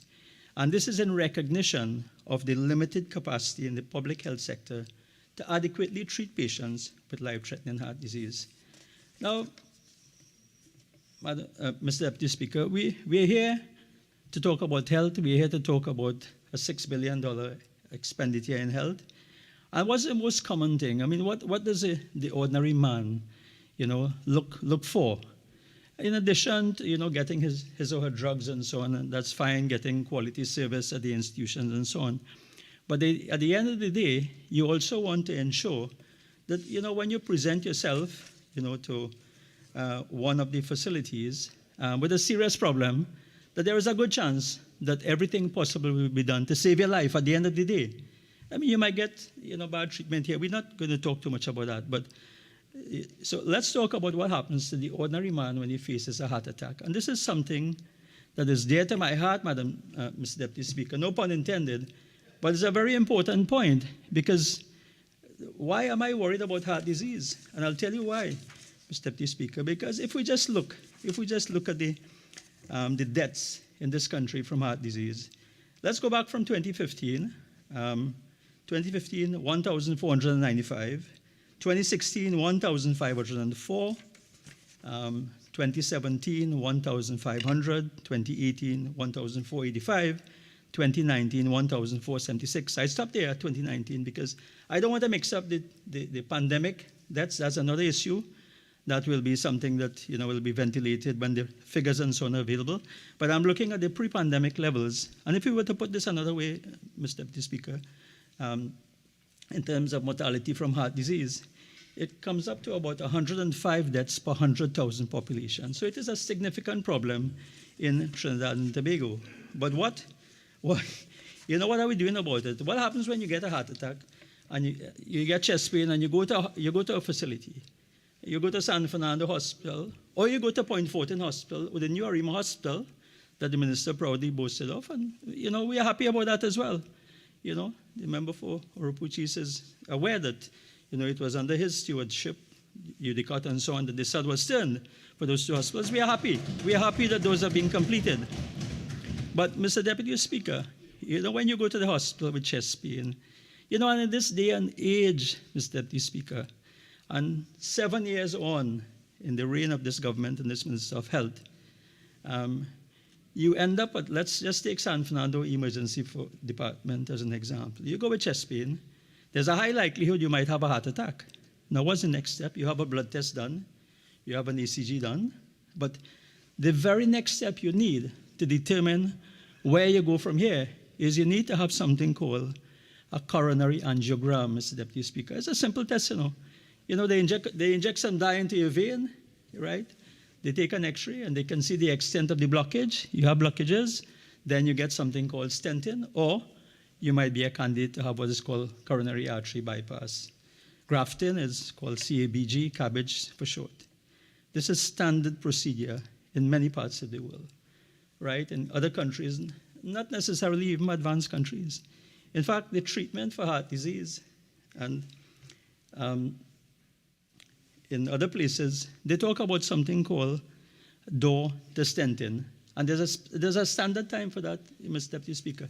So you go to the emergency, not you particularly, Mr. Deputy Speaker, but you go to the emergency, and you have chest pain, and you can expect that within 90 minutes, an hour and a half, that you will be diagnosed and you'll be treated. That's the standard treatment. Many lives can be saved. But where are we? Where are we in Trinidad and Tobago? We are at the point where you go to San Fernando Hospital with chest pain, you get the basic things done. Fine, I'm not saying no about that. And the doctors now have to tell you, you know what? You need an angiogram.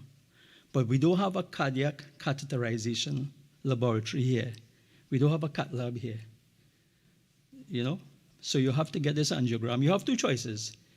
But we can send you privately. There are 2 or 3 other facilities in the south. There are several in the north that can do this procedure, and it will cost you between $10,000 and $12,000. So the family has to decide now, if they want to incur that expenditure. They can incur that expenditure. Or the other option now is you can go.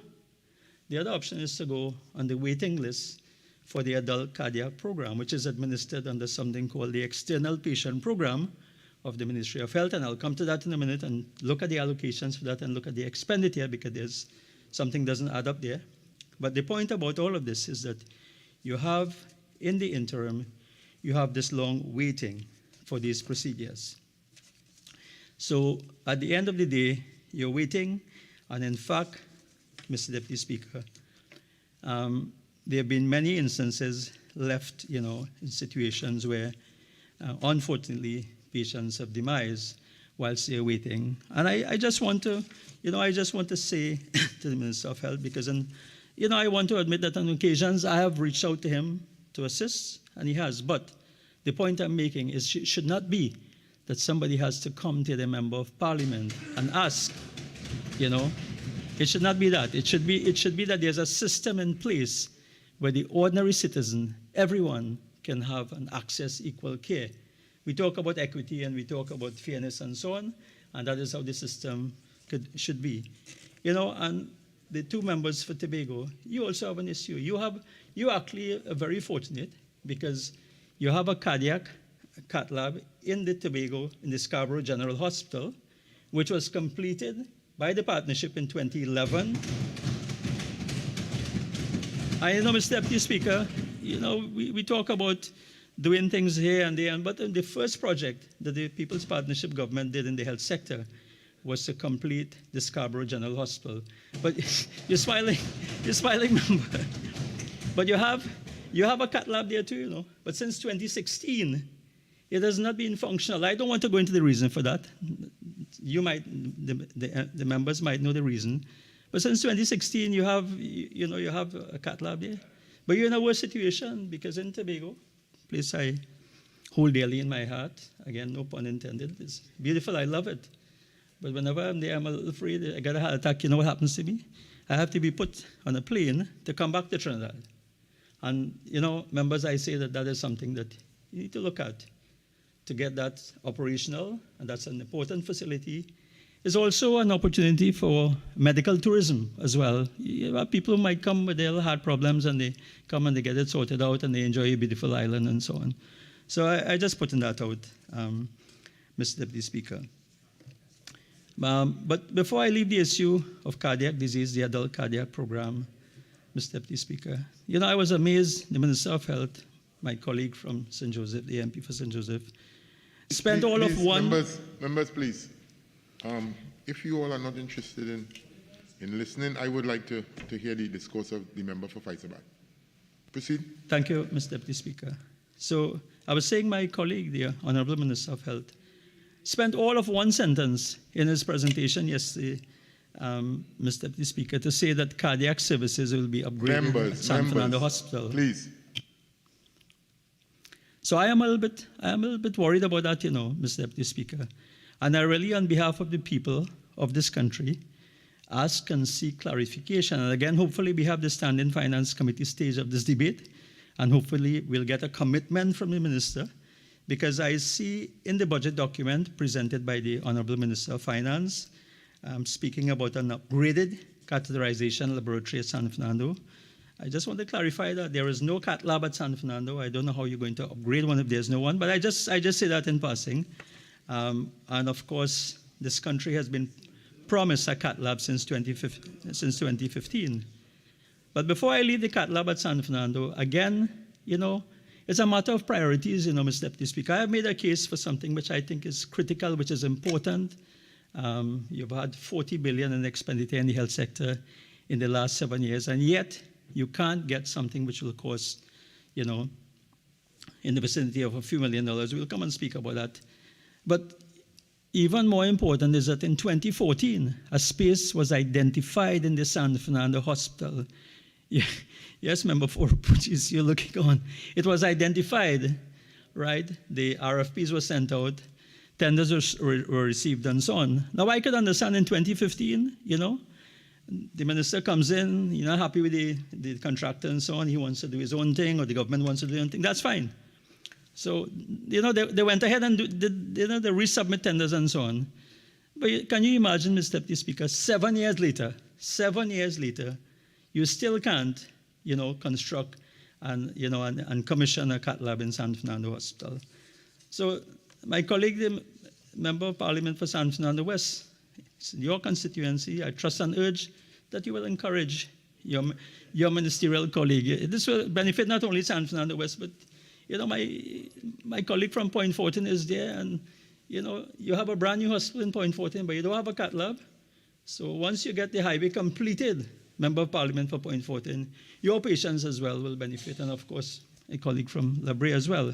Patients in his constituency will benefit. So this is all for country. It will benefit all of us, and not only in the south, I mean, from all around the facility. SWRHA serves 600,000 people, almost half the population of Trinidad and Tobago. It's a big catchment area. And of course, it's something that is very, very, you know, critical, very important. So, Minister of Health, my colleague from St. Joseph, you know, I want to call upon you to ensure that the San Fernando General Hospital gets its cardiac catheterization lab in fiscal 2023. And member for St. Joseph, please don't let this be another broken promise of your government. Mr. Deputy Speaker, as I leave the issue of cardiac disease, another thing that caught me in the presentation by the Minister of Finance is that the San Fernando General Hospital will be refurbished to provide cardiac surgeries. I mentioned that earlier. These cardiac surgeries are for those who are not amenable to stenting but require what's called open heart or bypass surgery. I'm very happy. I mean, this is a welcome move, can make a significant impact, on heart disease mortality and morbidity if it is implemented. But I just want to point out to the minister, and I'm sure his bureaucrats would have pointed out to him already, that if you have to do that, you will of course have to have the specialists and so on, in cardiac surgery, specialized staff, nurses, and so on. But more than that, you will also need additional ICU beds. Currently at the San Fernando Hospital, we have what's called 10 critical care beds, and you'll need in the vicinity of at least 4 more beds and so on. So I just want to point that out. So, Mr. Deputy Speaker, I just want to move on to the issue of renal dialysis. It's a big issue. During the COVID, there were many issues, Mr. Deputy Speaker, of renal patients, and we have just about 1,200 renal patients who require dialysis on a regular basis in this country. And we do have in-house facilities. We have what they call dialysis chairs within the public health sector, but those are not sufficient to provide dialysis for these patients. And kidney patients, if they are not given this dialysis, hemodialysis, where you exchange your blood and so on, and it has to be done 3 times a week, if that's not done, then they can suffer morbidity and they can die as well. And we have, again, I gave the numbers for deaths from heart disease, and I do have the numbers for kidney disease as well. It's not an insignificant number, Mr. Deputy Speaker. Again, here it's not as high as heart disease, but it's about 30 deaths per 100,000 population. And in fact, if you look over the same period of 2015 to 2019, you would see it averages close to about 500 deaths per year. So again, these are deaths that, if patients properly treated and so on, we can save more lives. But what was most amazing, Mr. Deputy Speaker? This whole issue of renal dialysis, not a single word in the contribution of the minister on renal dialysis. But more than that, Mr. Deputy Speaker, interestingly, in the 2022 budget statement, the Minister of Finance spoke of the government's intention to address the high burden of NCDs through the creation of centers of excellence. Great idea, Mr. Deputy Speaker. And one of those centers of excellence was supposed to be a national center for the treatment and management of renal disease at the Couva Hospital, the same Couva Hospital that we spoke about earlier. Mr. Deputy Speaker, again, great idea. So I want to ask the Minister, what has happened to this promise to provide a renal dialysis unit at this hospital? And I don't know whether the Minister might be willing to give us an update again at a later stage of this debate or at any point in time, Madam Speaker, Mr. Deputy Speaker. Why is this important? Again, we have some in-house facilities. We have some dialysis chairs in our major hospitals. Although we had an issue during the COVID, I don't want to delve too much into COVID, but we had an issue where at the Point Fortin Hospital, there were no dialysis chairs, and those patients had to be transferred to Augustus Long and so on, with some morbidity, but we're not going to that. But at the end of the day, during the period 2015 to 2021, taxpayers would have spent over $300 million to outsource renal dialysis to citizens with kidney failure. So this program, again funded under the External Patient Program, is to complement the capacity that we have in-house for renal dialysis. So, but there's also another issue here. I mean, we see an allocation, we see an annual allocation here. I have the figure here, Mr. Deputy Speaker, if you will permit me, for the renal dialysis program. Anyway, it's in the region of about 70 to 80 million annually. But I'm also reliably informed that the private centers that provide these facilities, Mr. Deputy Speaker, some of them have not been paid. And therefore, I am afraid that the allocation this year might be going to pay arrears, and therefore patients may not benefit directly and fully from that allocation. So, I invite the Minister again during the later phase of the debate to tell us, how much is outstanding.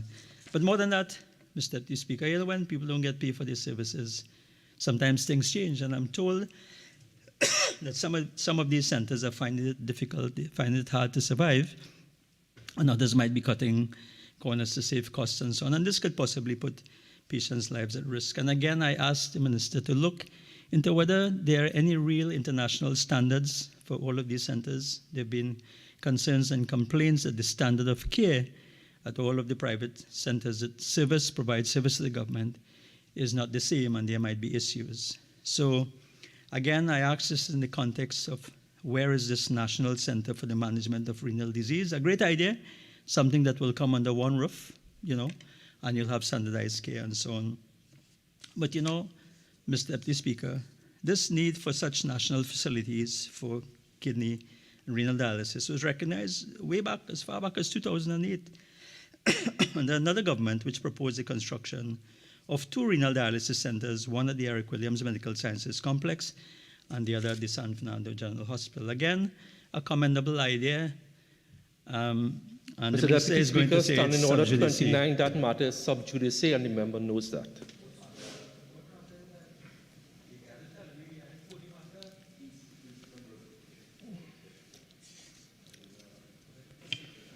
Again, member for Faizabad. Sub judice, as the Minister of Health said, so if there's anything that's, be cautious of how in-depth you go into it, and or if not, you move on. Thank you, Mr. Deputy Speaker. I will be guided. I did not intend to go into any details of any contract, and in fact, I will couch my remarks in the context of what such an arrangement could provide for Trinidad and Tobago without talking specifically about any particular contract, because we're talking here about a national facility which was proposed by the government last year. And I'm saying that this is something, an arrangement that could be considered. But the minister is uncomfortable with it. Mr. Deputy Speaker, the matter is sub judice. It's not that the minister is uncomfortable. The matter is before the courts. The matter of the 2 dialysis centers, and you know that. Right. Okay, so member, go to your next point, please. Thank you, Deputy Speaker. I'll be guided and I'll move on. There's a whole lot more to talk about in the health sector, Mr. Deputy Speaker, so I'll move on. So the other issue I want to address, Mr. Deputy Speaker, there's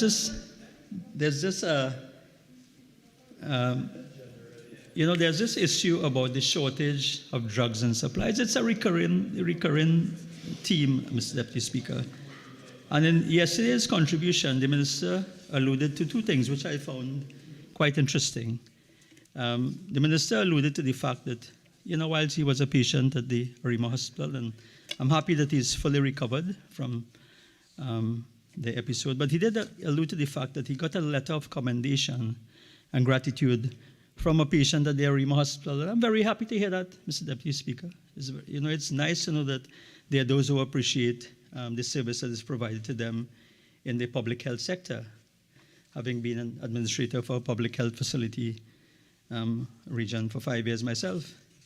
But, sometimes you also have to look at what you are not told, Mr. Deputy Speaker. So we have this one letter of commendation, which the minister chooses to raise. But on the 14th of September 2022, and if you'll permit me just to quote briefly from a Trinidad Guardian article, Mr. Deputy Speaker, and this speaks to the heart of the problem. And again, when we speak of about a $6 billion plus expenditure for health, we see a reports SWRH is still under fire over gauze shortage. It raises issues, Mr. Deputy Speaker. There's something not right. Is it the systems that are not in place? Is it a governance issue? Is it a shortage of funding? Those are the issues that are raised, and I'll tell you why. This article says here, the SWRH took it upon themselves to send out a release claiming that there was no shortage of gauze. Gauze is a basic thing in the health sector. And immediately members of the public took to Facebook to respond in a very enthusiastic way, I must say, these responses. One commentator, and I quote here, Mr. Deputy Speaker, one commentator wrote, and I quote, "I saying it in big. I have a relative there at San Fernando General Hospital for 25 days now, and he buying gauze and bandages. Last week, a relative was contacted and asked Mr. Deputy to fork out Speaker, I'm sorry, $1,500. but Facebook is not a reliable source of information. Thank you. 48-1. Thanks. Overruled. Yeah, so I'm quoting from the Guardian article, Honorable Member, but... Okay, members, I ruled. Yeah, so I'm quoting from the Guardian article, which is a reliable source, hopefully, member. And,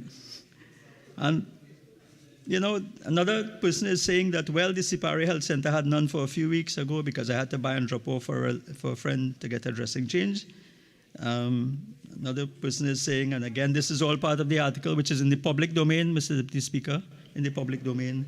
In June this year, Lackram Health Center turned away a patient with a wound as they had no gauze and dressing to treat the patient. The person was advised to head to another health center or A&E at SFGH, but they chose to go private in the interest of time. I just quote from this to make the point that there seems to be some issue with the allocation for drugs and supplies.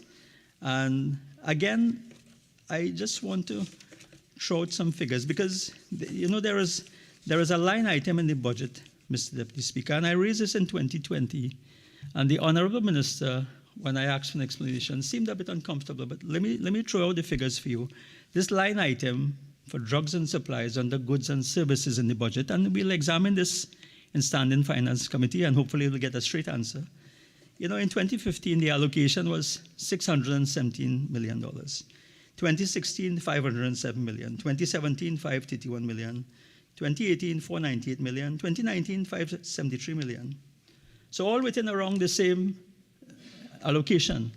But something happened in 2020, Mr. Deputy Speaker. In 2020, the allocation was $148 million, a big drop from the $500 million. 2021, $255 million. 2022, $253 million. And 2023, we see a $241 million. I throw this out. Maybe there's an explanation. I'm trusting and hoping that the allocation, that the cut in allocation is being supplemented some other way. In the last Standing Finance Committee, we were told that it's to do some net debt loans and so on, but we'll leave that for the SFC and we'll hopefully get it clarified. But I really hope that this doesn't mean that there's a big cut in that line item, Mr. Deputy Speaker. Mr. Deputy Speaker, can you okay. Tell me how much time I have remaining, Mr. Deputy Speaker. You just have about 6 minutes of your initial speaking time. Yeah. But remember, you also have an additional 10 that you can avail yourself. Thank you, Mr. Deputy Speaker. So, I think I'll need the additional 10 okay, just right. to finish up. Thank you. Proceed. Yeah. So, Mr. Deputy Speaker,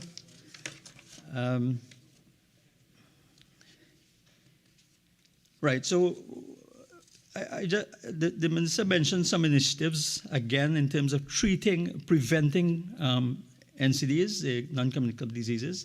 Some of those initiatives, you know, are commendable and of course will be supported. But there are other issues here. And the Minister did mention about the patient compliance being important. That is important, but I think we also need to go a little bit more than that. The health fairs and so on are great, but they're not going to cut it. So we have to find innovative and convenient ways to screen the population. We already have the burden, and this is something, you know, we have to, whilst we are fixing the burden of chronic disease, we also have to try and prevent it. And these are some of the measures that we try to do. And in fact, Mr. Deputy Speaker, during the time we were in government, we saw that this was important, and it is for that reason we had extended the opening hours at the health centers, Mr. Deputy Speaker, from 4 o'clock in the evening to 9 o'clock at night. And the reason for that was because that the persons who are not really ill, after work they could come and they could be screened. And of course, the Honourable Leader of the Opposition indicated that when we get back into government, it's an initiative that we will restart because we think it will rebound or redound to the benefit of the population. But we urge this government not to wait. They don't have to wait. They can start it back, you know, and the population will benefit. So we are saying that, you know, we should perhaps look at reintroducing the extended hours at the health centers and so on. And of course, you have this pool of junior doctors unemployed who you can use to man call centers. So you can have patients who are calling in their numbers and their blood pressures and their blood sugars and their cholesterol and so on, and they can get advice. You have these doctors who can give advice, whether to seek medical attention or whether, you know, interventions and so on. And this will help to avoid crowding in the emergency departments. I just want to close off on the health sector with the issue of governance. And now out of that 40 billion that was, out of, let's say, the 6 billion that's allocated to health for this particular year, for example, about 4 billion goes to the RHA boards. So a great majority of the allocation goes to the RHA boards. So these RHA boards have an allocation of, some of them, over $1 billion. And they are responsible for providing the goods and services. But one of the issues, and this might be an issue that the minister may want to look into, is the whole issue of governance and whether these boards are held accountable for ensuring the effective use of resources and value for money. Mr. Deputy Speaker, there are no publicly declared targets or standards for the government and the public to measure performance. And again, this is why the Honourable Leader of the Opposition in her contribution yesterday would have mentioned the issue of a comprehensive patient charter. Now I am aware that the Ministry of Health is in alignment with a patient charter linked up to WHO and so on. But I'm saying that we need a comprehensive patient charter that will guarantee, Mr. Deputy Speaker, maximum waiting time. So in other words, patients are guaranteed, listen, if you have to get an MRI or you have to get a CT scan, you're guaranteed not to wait more than 3 months. And if you're waiting more than 3 months in the public service, then you have the external patient program and so on that you can use. So I think that is something that was important.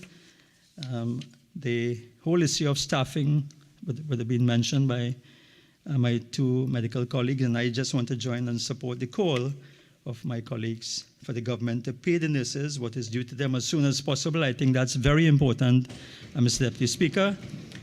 We do have a serious shortage of qualified nurses in the public health sector, and it is a well-known fact that these nurses are leaving for different places where their value and worth is recognized. Also the issue of the short-term contracts of doctors. One of the recommendations in the Symon report in COVID-19 was the issue of the short-term contracts for doctors. And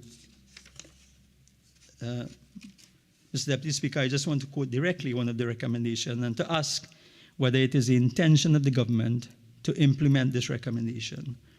And the recommendation, and I'm quoting from the report, is that the clinical staff who have been hired temporarily and whose contracts will be discontinued at the end of the pandemic should be redeployed to respond to the NCD morbidity debt that has accumulated during this pandemic. End of quote, Mr. Deputy Speaker. So we can only hope that the minister and this government will take this advice and engage these young professionals in meaningful and necessary work. And there is need, Mr. Deputy Speaker, both in the primary health care, which this government seems to be committed to focusing on. There's still staffing issues at the Point Fortin Hospital. A lot of the staff at the Point Fortin Hospital are staff that's been deployed from the San Fernando Hospital, so that creates, you kind of, water down the services in both places. So you want to ensure that you utilize the staff. And as I leave the issue of the health sector, I just want to raise and put in the public domain, Mr. Deputy Speaker, and for the government to commit as to what are the future plans for the Augustus Long Hospital. We are coming to the end of the pandemic, as the Minister pointed out, and I agree with him. We are not yet there, but hopefully we'll get there soon, and we'll have this Augustus Long Hospital refurbished again in 2013 by the People's Partnership Government. Some stuff added during the reign of this government, to provide COVID services. But I raise that issue as to what will become of the Augustus Long Hospital. It's a valuable 50 beds, and I trust and hope that some way will be found to keep it in the public sector, Mr. Deputy Speaker. And of course, I do raise my concerns again as to what will be the future of the Couva Hospital once it is no longer required for COVID-19 services.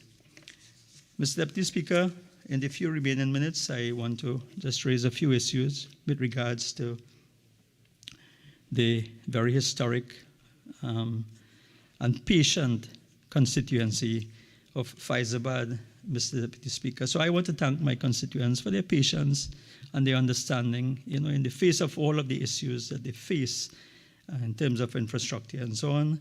I also want to thank the various stakeholders who helped me and who helped the constituents of Faizabad, sometimes by helping to provide resources out of their own pockets. That's something that is commonplace in the constituency. It doesn't mean that the government should take that as granted. And of course, my hardworking staff at the office. So there are a few issues I would just want to highlight. I raised the issue of the Davie Avenue ECCE Center. Hopefully, I see the substantive Minister of Education is here in the chamber, and I again trust that she will be with us soon and advocate to open that center. The work was halted on the Siparia East Secondary School block in 2015, and to this day it has not been resumed. And I again want to ask, when is this project going to be resumed, Honorable Minister? And again, hopefully we'll have some answers. There are no working street lights on the Mondesi section of the Solomon Huchoy Highway extension to Point Fortin. As you know, part of it is being used, has been completed, but the fact that the lights are not working creates a hazard, especially at night, for motorists. And again, the signposting is very poor. And of course, the issue of water supply throughout the country, Faizabad is no different. We are affected in Quarry Village, Salt Mine Trace, Murray Trace, Robert Hill, which only get water 2 times per month, Mr. Deputy Speaker. Very, very unsatisfactory. And I trust my colleague, the Minister for Public Utilities, will look at that. And the trek into Faizabad is like an obstacle course, Mr. Deputy Speaker. The southern main road from South Oropuch to Faizabad Junction really is in dire need of resurfacing. Then there's the Delay Road to the Children's Court in Faizabad, the Faizabad branch road. These are heavily used roads in the constituency. And I ask, for the appropriate minister to give some assurance as to when we can expect some relief and repair on these roads and so on. And of course, the issue of security. Just in today's newspaper, there's a report of the fishermen at the Otahiti Bay having their boat engines stolen. So there's the issue of security at that complex. I call upon the Minister of National Security to look at that. The police with whom I interact regularly in the constituency, dealing with the issues of crime and so on, and projects that citizens themselves can engage in to help.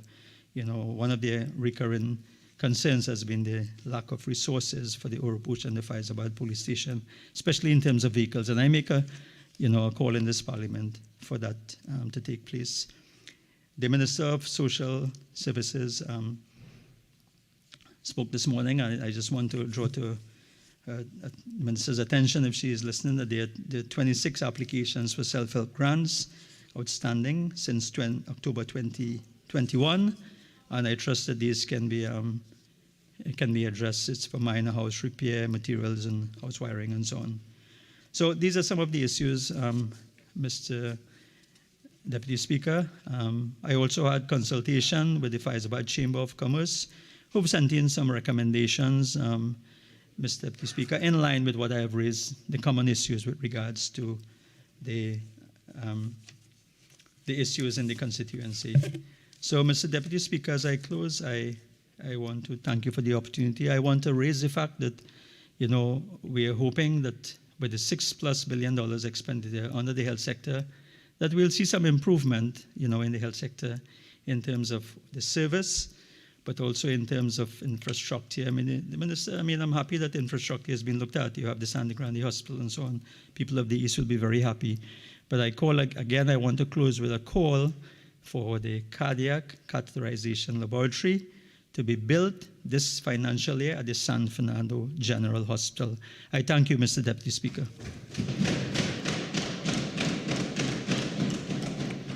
I recognize the member for Point Fortin.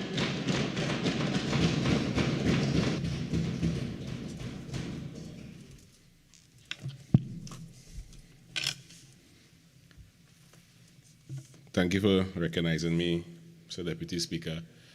As I join the debate,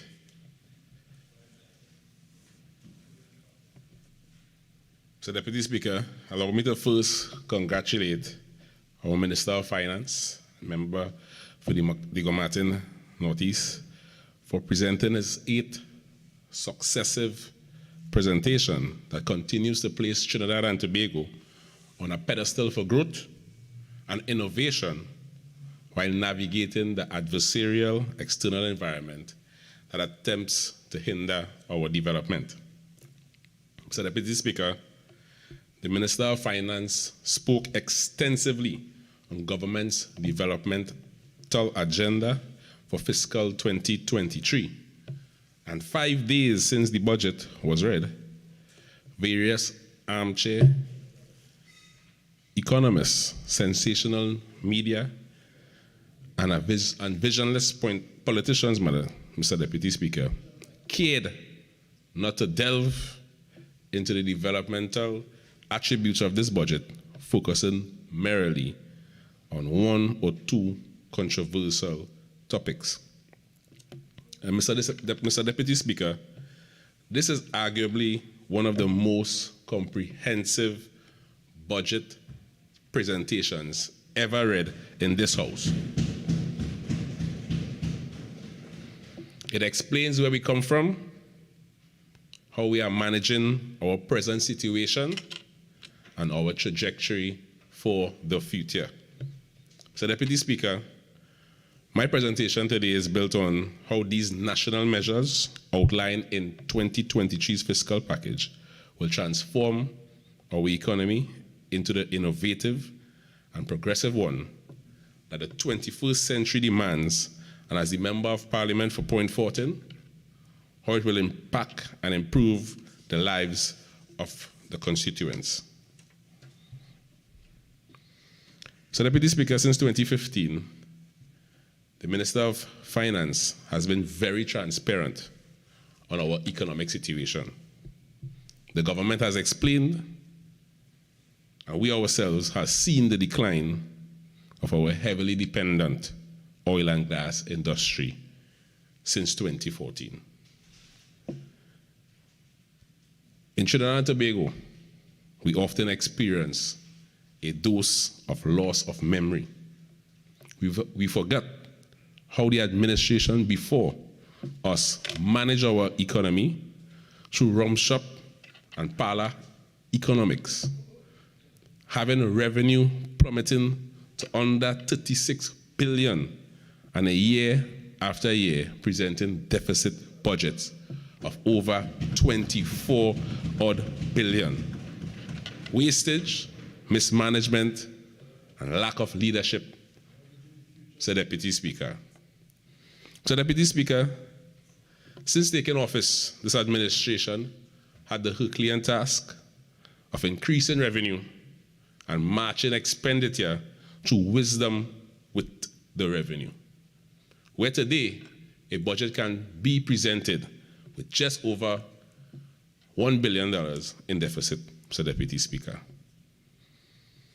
Given those circumstances we are faced with, that we are all aware by now, our government must now manage the adversities and shock coming from all quarters of the world and beyond our control, while ensuring that the welfare and safety net of all citizens are protected.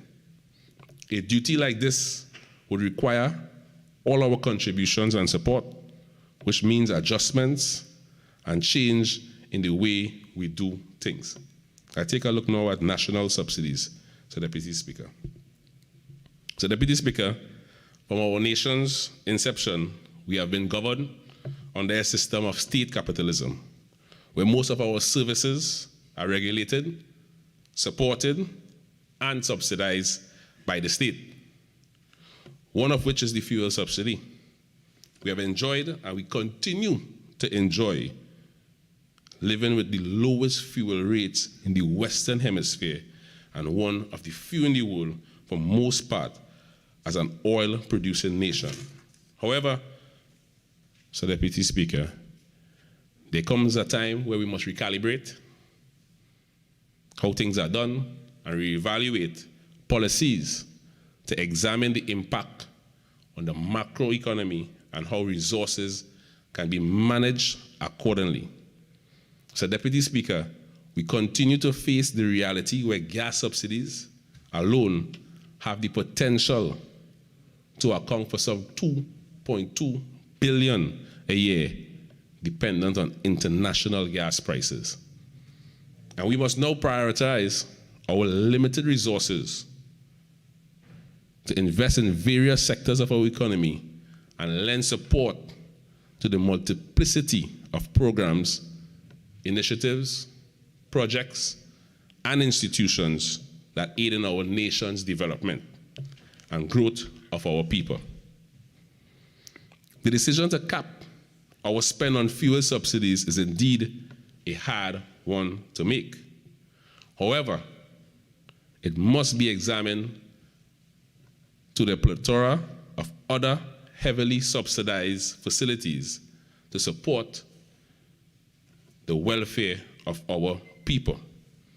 $1 billion now, so Mr. Deputy Speaker, can now be reinvested into maintaining free education from nursery to tertiary. Trinidad and Tobago remains the only country in the Caribbean to boast of this feat. Our families do not have to worry, and rightfully so, for paying for our children to write CXC, CAPE, or even to enroll in tertiary institutions. It is because the PNM puts great value in education. Would we rather then subsidize a cap in this facility versus that of fuel? Rhetorical question, Mr. Deputy Speaker. Mr. Deputy Speaker, let me share an experience. As a very young man, at the age of 21, I had the unfortunate experience of losing my father. This was a tough experience because he was the only breadwinner in our home. And when he died, money died too. My mother, being a housewife, was unable at that time to send me to university. But thank God for the People's National Movement, Mr. Deputy Speaker. Gate allowed me to walk through the halls of the University of West Indies and start an undergraduate degree, Mr. Deputy Speaker. And I, Mr. Deputy Speaker, was not alone in that regard, Mr. Deputy Speaker. There are many others who were just like me and walked through the halls of university and were able to change their stars, were able to change their pathways because of PNM policy. And that is not only accounted for in tertiary, that in the technical and vocational area as well. PNM policy at its best, Mr. Deputy Speaker. Point 2, Trinidad and Tobago, despite the challenges, continues to invest heavily on subsidized cost of electricity and water rates, which is by fact, the lowest in the region. Would we then rather cap our subsidies in public utilities that we use every day versus the fuel? Point 3, Trinidad and Tobago, year after year, spend billions on social welfare grants and other government-related programs across the respective ministries and state agencies to lend support to the most vulnerable, Mr. Deputy Speaker.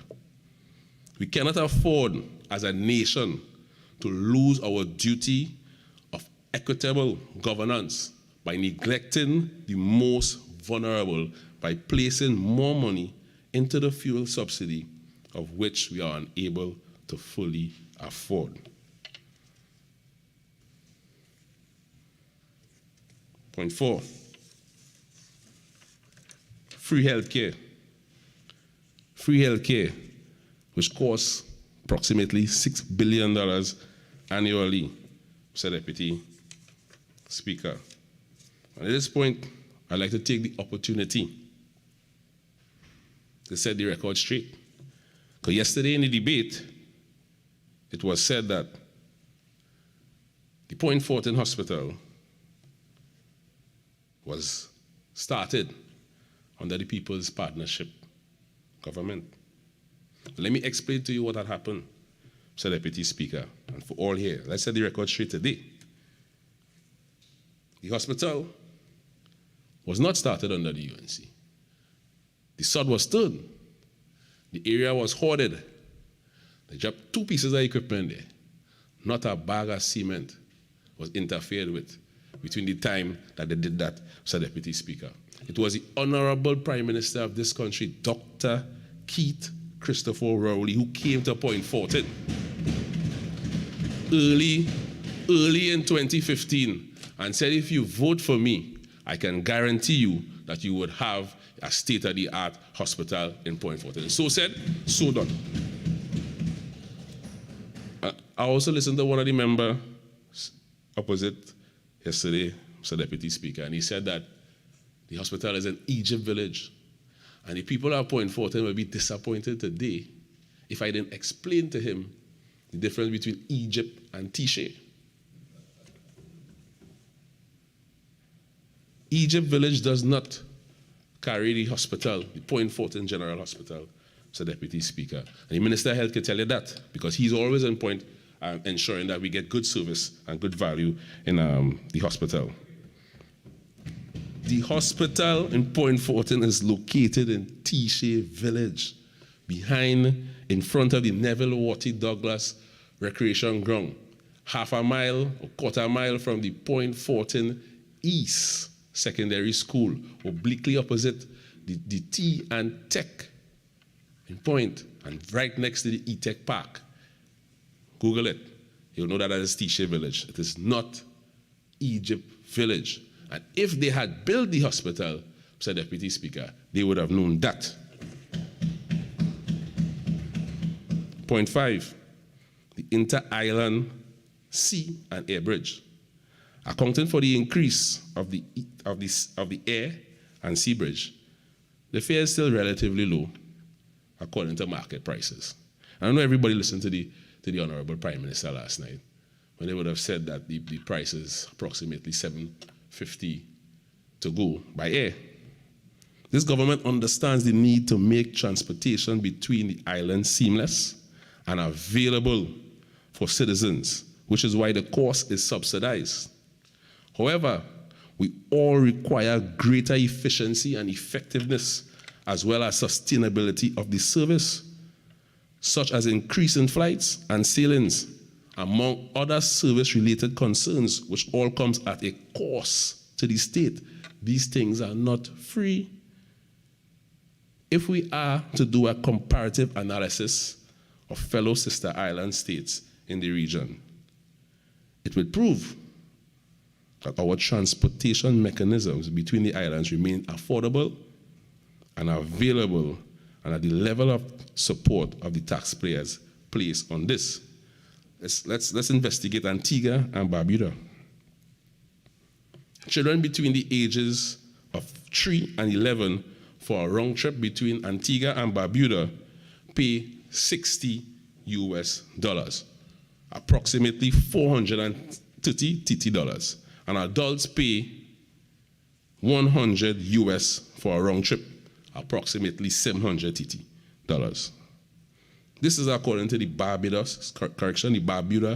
Express Ferry website.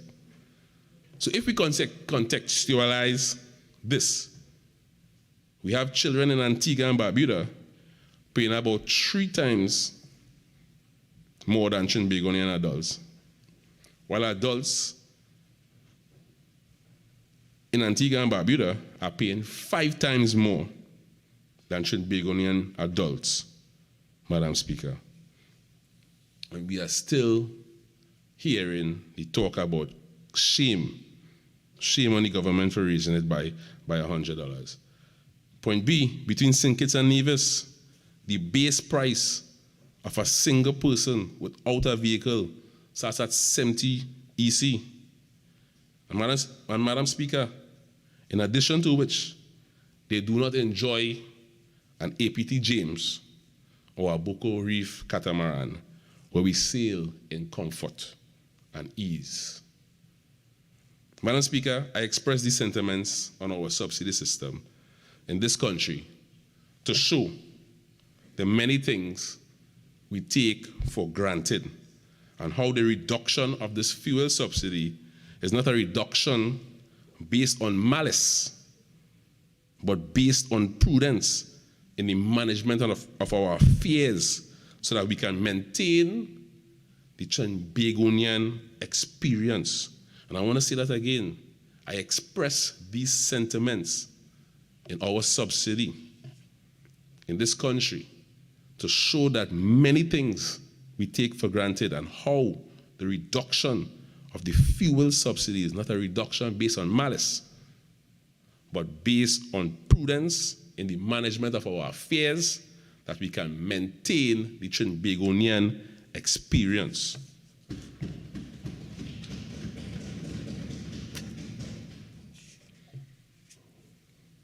Madam Speaker, local government reform. This budget presentation is a catalyst for the reform of our local government institutions. What was on the table of discourse for some 3 decades is achieved by this PNM administration, where we are now instituting local government reform in this country. And as a former local government practitioner myself, I would like to laud the Honorable Prime Minister and this government for making local government reform a reality. This budget presentation provides a multitude of opportunities for municipalities to have increased resources to service their regions. The first, Madam Speaker, is property tax. The minister cited that as of August 2022, the valuation division would have received out of 408,453 property owners a total of 325,296 submissions of returns and property data to begin the assessment of the annual rental values. And Madam Speaker, I must commend the people of Trinidad and Tobago for their cooperation and understanding that this tax is for the greater good of themselves, their communities, and the country. Madam Speaker, I must commend the citizenry for ignoring the distraction, confusion, and detraction by the opposition, who attempt to mislead the population about this government policy. Madam Speaker, what this shows is that our citizens want to see better service from their local government institutions. Madam Speaker, our citizens want to see more resources being fueled into their electoral districts for their drains, for their roads, sporting facilities, and local economic development projects to be improved as a result of understanding the principle of the collective responsibility and how property tax will make our troubles in local government a thing of the past. And Madam Speaker, if you go now, I left my DP book on my desk, but I read it. In Point Fortin, the constituency is straddled by both the Point Fortin Borough and the Superior Regional Corporation. And some of the challenges we have in the Superior Regional Corporation, they don't exist in the Point Fortin Borough Corporation.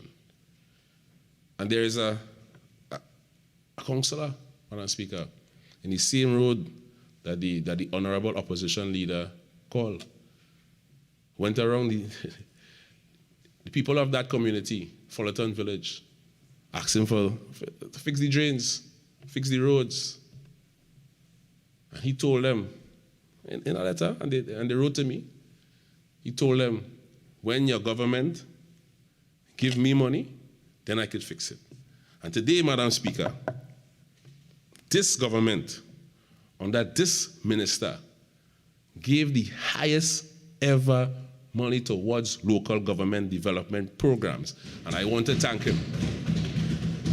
So I am sure now, Madam Speaker, that he has money to fix the drainage in Fullerton Village. And I will be following up on that, Madam Speaker. Secondly, Madam Speaker, is the establishment of the Secondary Road Rehabilitation and Improvement Company Limited. The constant plight of dilapidated local roads is now being addressed sustainably through the creation of this company that will put sole focus on repairing roads that fall within local government bodies. Madam Speaker, what this means is that there is an additional layer of support to the local government bodies and to local communities to bring relief to our secondary road infrastructure. And for the people of Point Fortin, this new measure is met with great anticipation. We can see in the not too distant future full completion of roads such as Warden Road, the SS Irene Main Road, among others within the borough of Point Fortin, Buenos Aires, and Cedros, as the government places more emphasis on improving our road network. And Madam Speaker, with the establishment of this company and the regularity of road work projects across the country, it presents an opportunity for our local entrepreneurs, our smaller contractors, to get job opportunities, especially for those that are skilled in our communities.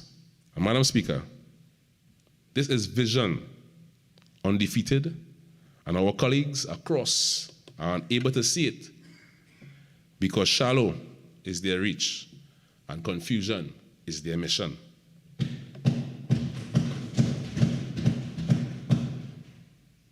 Madam Speaker, I take a look at education. It is an undisputed fact that the PNM has built within this country's DNA the importance of education and has worked tremendously to ensure education is accessible, affordable, and available to all citizens of Trinidad and Tobago. The PNM itself was built on a platform of education, and that is why we continue to ensure that the future of our nation is secured through quality education, which can be identified in this budget presentation, Madam Speaker. The government's revision to release some of the restrictions to the GATE program is commendable and indeed a humble decision to have made. Madam Speaker, allowing students an opportunity to receive GATE for pursuing either a diploma, certificate, or associate's degree, and another opportunity for funding to progress to the bachelor's degree level. And the same applied to the technical and the same would be applied for technical and vocational education training programs.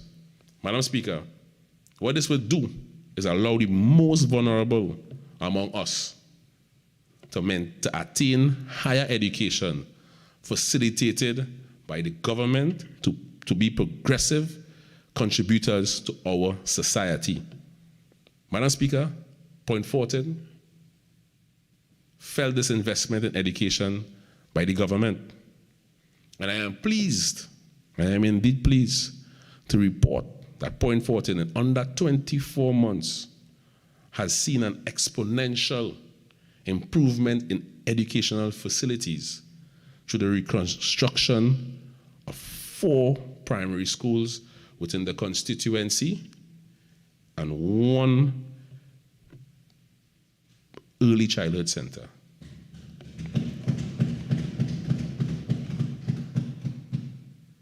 School 1, Sifani Village Government Primary School, is completed, and the children has been utilizing it over the past couple of weeks. The Chatham Government Primary School, completed and opened. St. Peter's Anglican Primary School, completed, open and in use. Southern Central Anglican Primary School, completed. And Madam Speaker, I am indeed grateful, and I wish to extend my gratitude to our both Ministers of Education, Madam Speaker, for being true to the cause and working to ensure that our educational facilities are available. And someone, either this morning, some honorable member of the opposition, spoke about EFCL, Madam Speaker. And have I experienced with EFCL and the Fanny Village Government School? Because EFCL, Madam Speaker, started the Fanny Village Government School sometime while I was in secondary school. That's about 17 years ago. Madam Speaker. And it took Dr. Keith Rowley, Madam Speaker, to intervene in 2020 and say, why has this school not been completed yet? And he came to Point Fortin, Madam Speaker, and he said, the school will be built and will be built shortly. In less than 2 years, Madam Speaker, the children are in the school.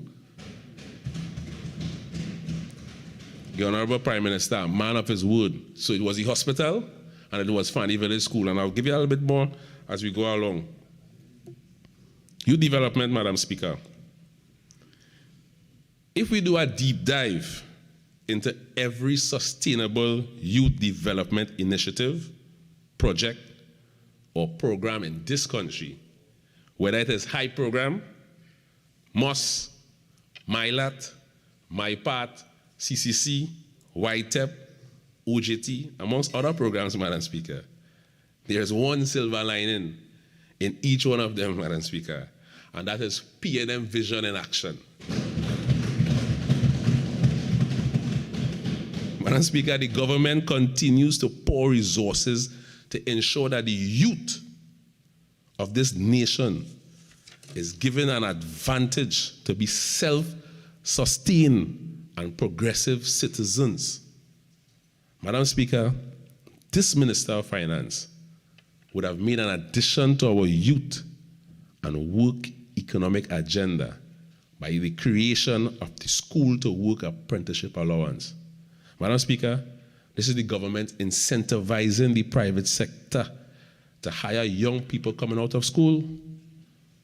Madam Speaker, the government is prepared to provide an allowance of 150% for all remuneration paid under this program. This is an opportunity for many young people in our constituencies, all 41, especially those in Point Fortin, Madam Speaker, to now retrieve much needed technical experience in the workplace while getting an opportunity to earn an income of their schooling. And Madam Speaker, since 2020, in all my responses to the national budget, I have repeatedly congratulated the Prime Minister for establishing the Ministry of Youth Development and National Service, and this being the third budget presentation, Madam Speaker, I'd like to commend the Prime Minister once more for this decision, because this ministry, Madam Speaker, is working for the youth of Trinidad and Tobago. I take this opportunity, Madam Speaker, to also commend the Honorable Foster Cummins, the Minister of Youth Development and National Service. Madam Speaker, the Chatham Youth Development and Apprentice Center will return to the youth in the Southwestern Peninsula to empower and support the talent and skills of our youth. Madam Speaker, additionally, the very successful Youth Agricultural Homestead Program would see part of the practical element hosted right in Chatham, the first cohort, Madam Speaker, Point Fortin, noting the available agricultural lands that can be put to productive use by the youth of this nation, Madam Speaker. Madam Speaker, I want to go a little bit further. You know. I remember one night we left Parliament probably after 11, and we had a date. The Honorable Foster Cummins and myself, Minister of Youth Development and National Service, had a date for 8 o'clock this Saturday morning. So I was thinking that he's going to cancel, you know, Madam Speaker. And when we were leaving Parliament, he said to me, 8 o'clock in the morning. And that is P&M in action, Madam Speaker. That is P&M in action. I turn to agriculture, Madam Speaker. This government remains committed to the expansion and development of our agricultural industry through many youth-related agro programs mentioned earlier, such as the Homestead Program, the Youth Agricultural Shade House Project. It shows how the government is trying to change the narrative of what agriculture means and showcasing to the youth how they can be involved in this new green revolution. Madam Speaker, the minister announced an additional 300 million for various agricultural incentives, infrastructure support, and programs, in addition to which, referencing the rise of wheat flour globally, the increase of the grant funding facility from 250,000 to 340,000 for producers of alternatives to wheat flour. Madam Speaker, these exceptional opportunities to support our farmers, our food producers, and food processors were given in this budget, Madam Speaker. It is for this reason why this point cannot be disputed by those who oppose us. Madam Speaker, as a member of Parliament, I can now guide my various farmers, whether it be from Jackson Trees, Benezeries, whether it be from Chatham or Cedros, to take advantage of these funding opportunities to establish themselves and grow the wider economy. Take a look at housing, Madam Speaker. The minister would have stated that some 191,000 persons are currently applicants for AGC units. Indeed, Madam Speaker, in all of my meetings with constituents through office days and other community engagements, a wide portion of the discussion surrounds housing and their applications to the HDC. Whilst all these will not be able to access an HDC house all at once, government commits into fixing various internal challenges within the agency to make itself more efficient and effective. 500 million is being allocated to repair and complete stalled and existing housing projects to aid in filling the large housing deficit. Another 500 million to settle all payments to contractors, and another 500 million to construct new housing units to expand our public housing policies. Another support mechanism that I would encourage constituents to follow is the Housing and Village Improvement Program, commonly called HVIP, which is tailored for the most displaced families in society. And there's a rhetoric that keeps coming from the members that oppose us, that we do not care about the poor. Untrue. I hope they're listening.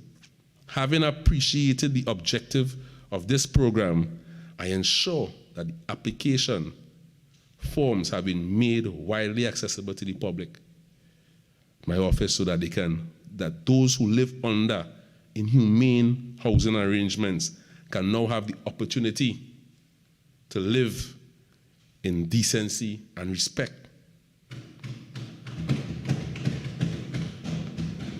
Further to this, in this budget, for persons that are applying for this program and are situated on challenging land topography, the government has provided a 3-tier subsidy based on the land.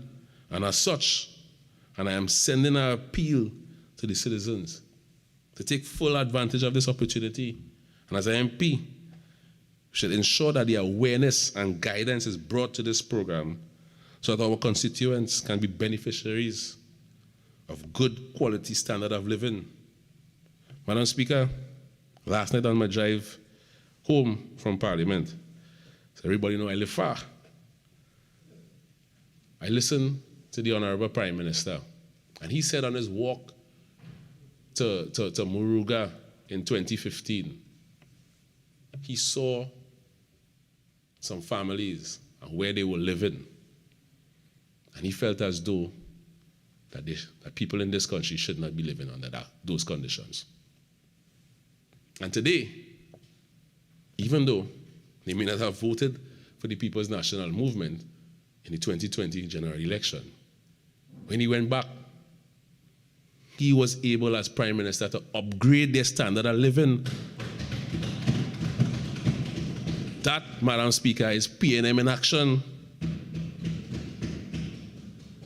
And I utilize this opportunity, Madam Speaker, to also congratulate the Minister of Housing, both ministers, for the work that they have been doing. Because I too have some housing units in Point Fortin. Right? And I know that there are plans, Madam Speaker, to increase the stock. Turn attention now to sport.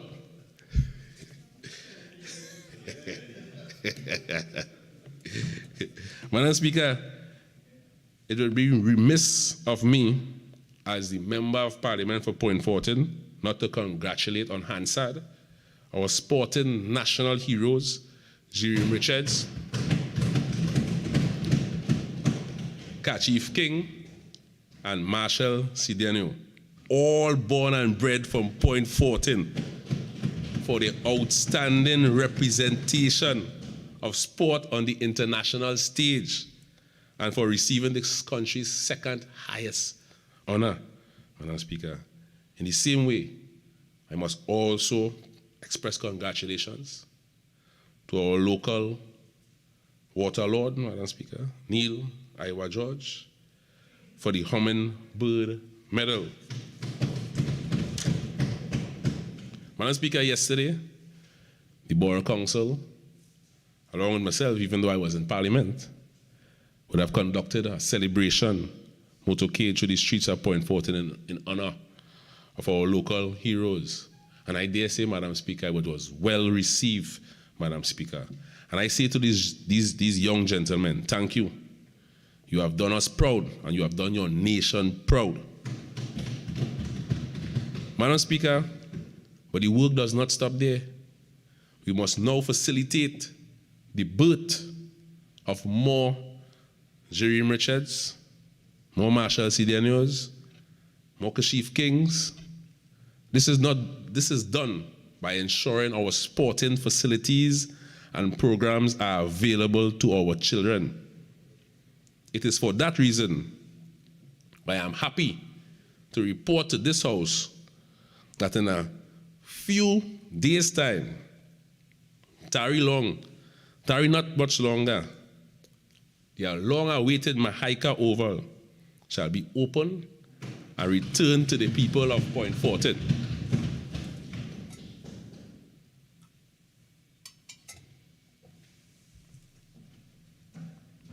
I am also happy to report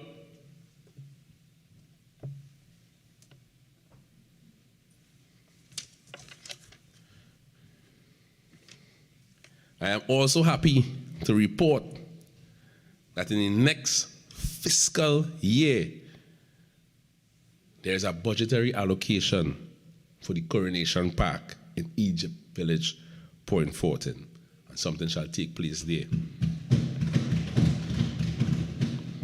Madam Speaker, the PNM has been working. Honourable Member, you have 5 minutes left of ordinary speaking time.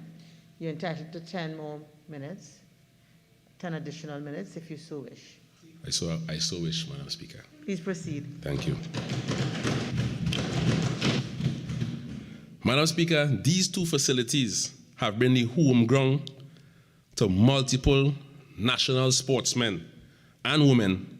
With the reconstruction and reopening will boost the sporting industry in the Southwest and contribute to the national sports plan and to the national tourism, Madam Speaker. And Madam Speaker, I dare say again, thanks to the Honorable Prime Minister of Trinidad and Tobago.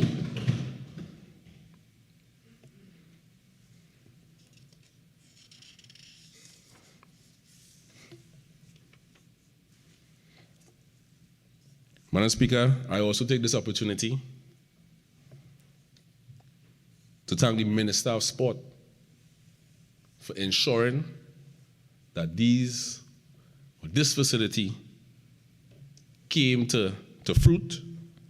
I know that we would have a grand time at the opening, and as well as for sterling leadership in the field of sport and community development. And our athletes are bearing fruit because of some of the policies that she would have set at that ministry, Madam Speaker.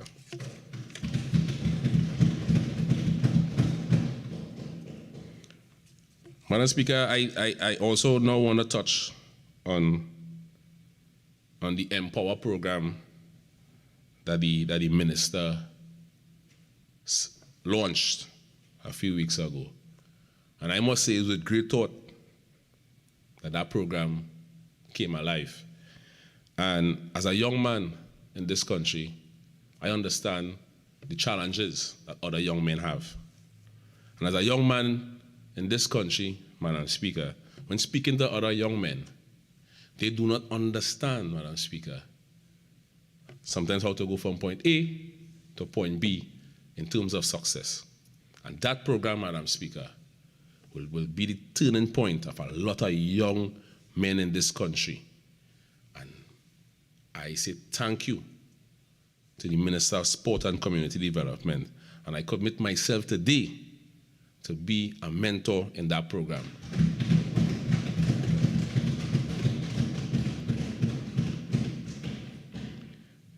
Other significant correction, public utilities, Madam Speaker.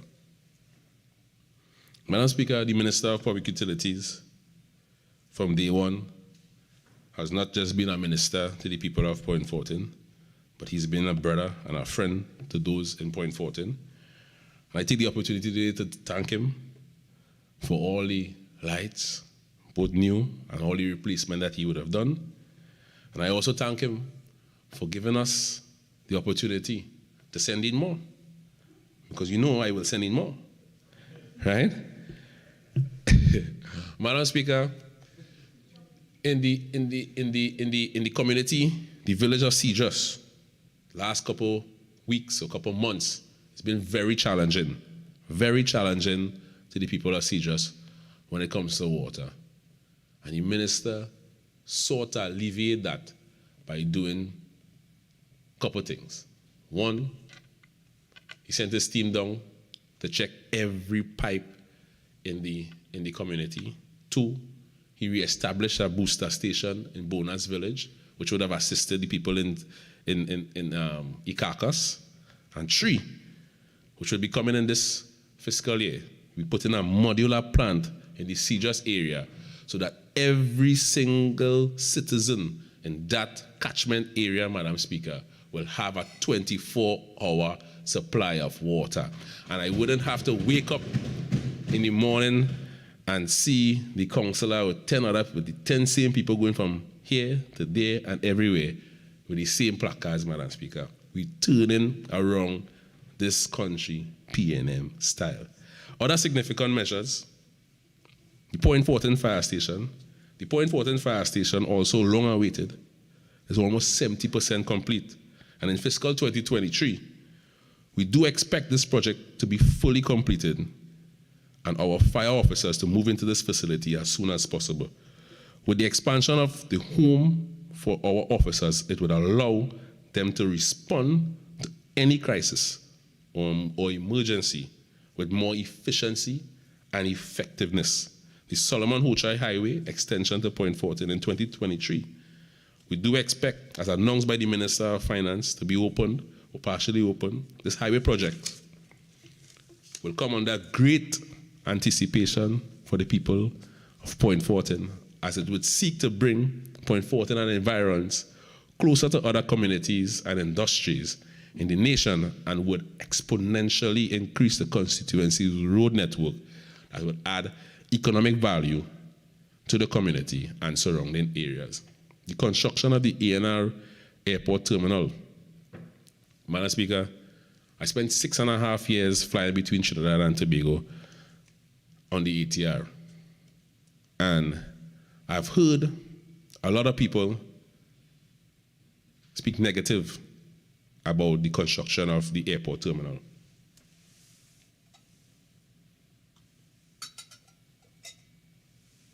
And if there's anywhere that needs an airport, Madam Speaker, it's Tobago, Madam Speaker. And with the expansion of that airport, Madam Speaker, Tobago will have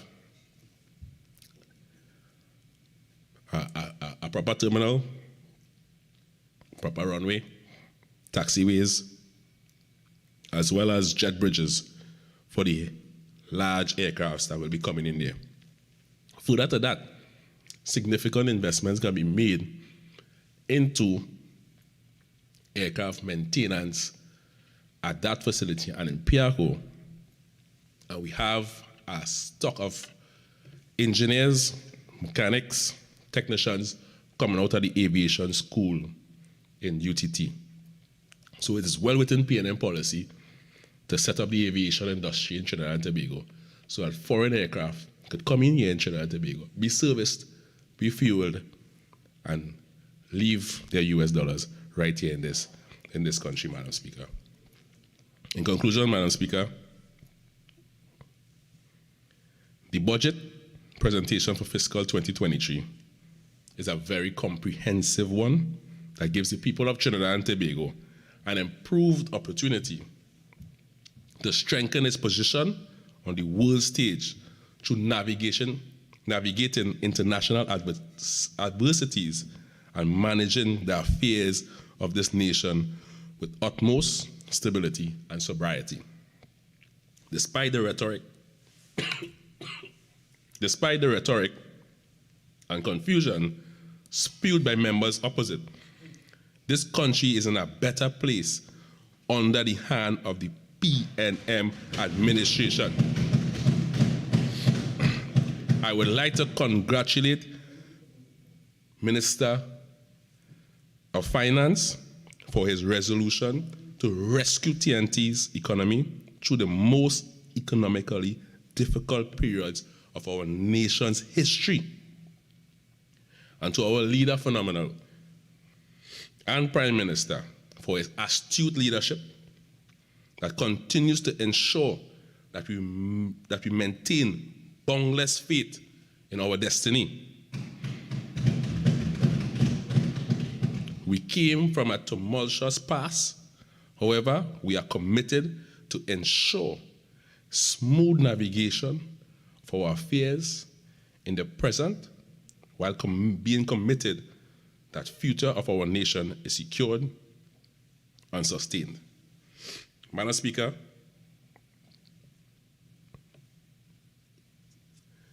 it will be remiss of me on today, October the 1st, a day 5 years ago, when I said I do to my lovely wife.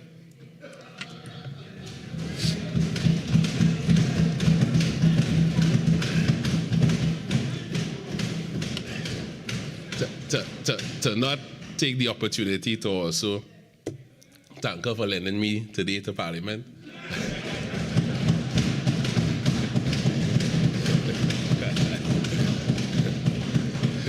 Madam Speaker, but in true PNM style, we work every day. And my wife understands that. And you know I love her with all my heart.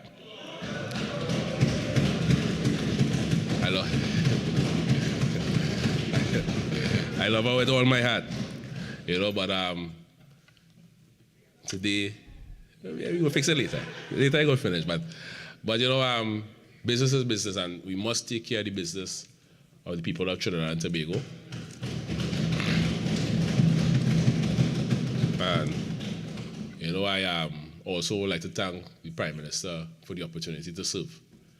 It is no easy thing being a member of Parliament wherever you go, but the opportunity to serve and be a leader in your community for your fellow men, for people you grew up amongst, and you live amongst, is something of honor. And I say thank you for that opportunity. And I say thank you, Madam Speaker, for the opportunity to talk.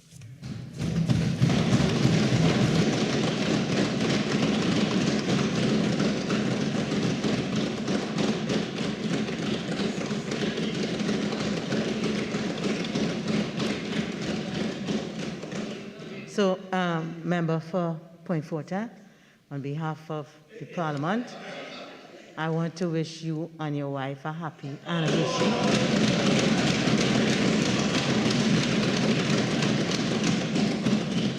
And I want to say one thing. There may not be many things that all of us agree on, but it seems that we all agree on a good love story. Everybody was clapping. Member for Cuba North.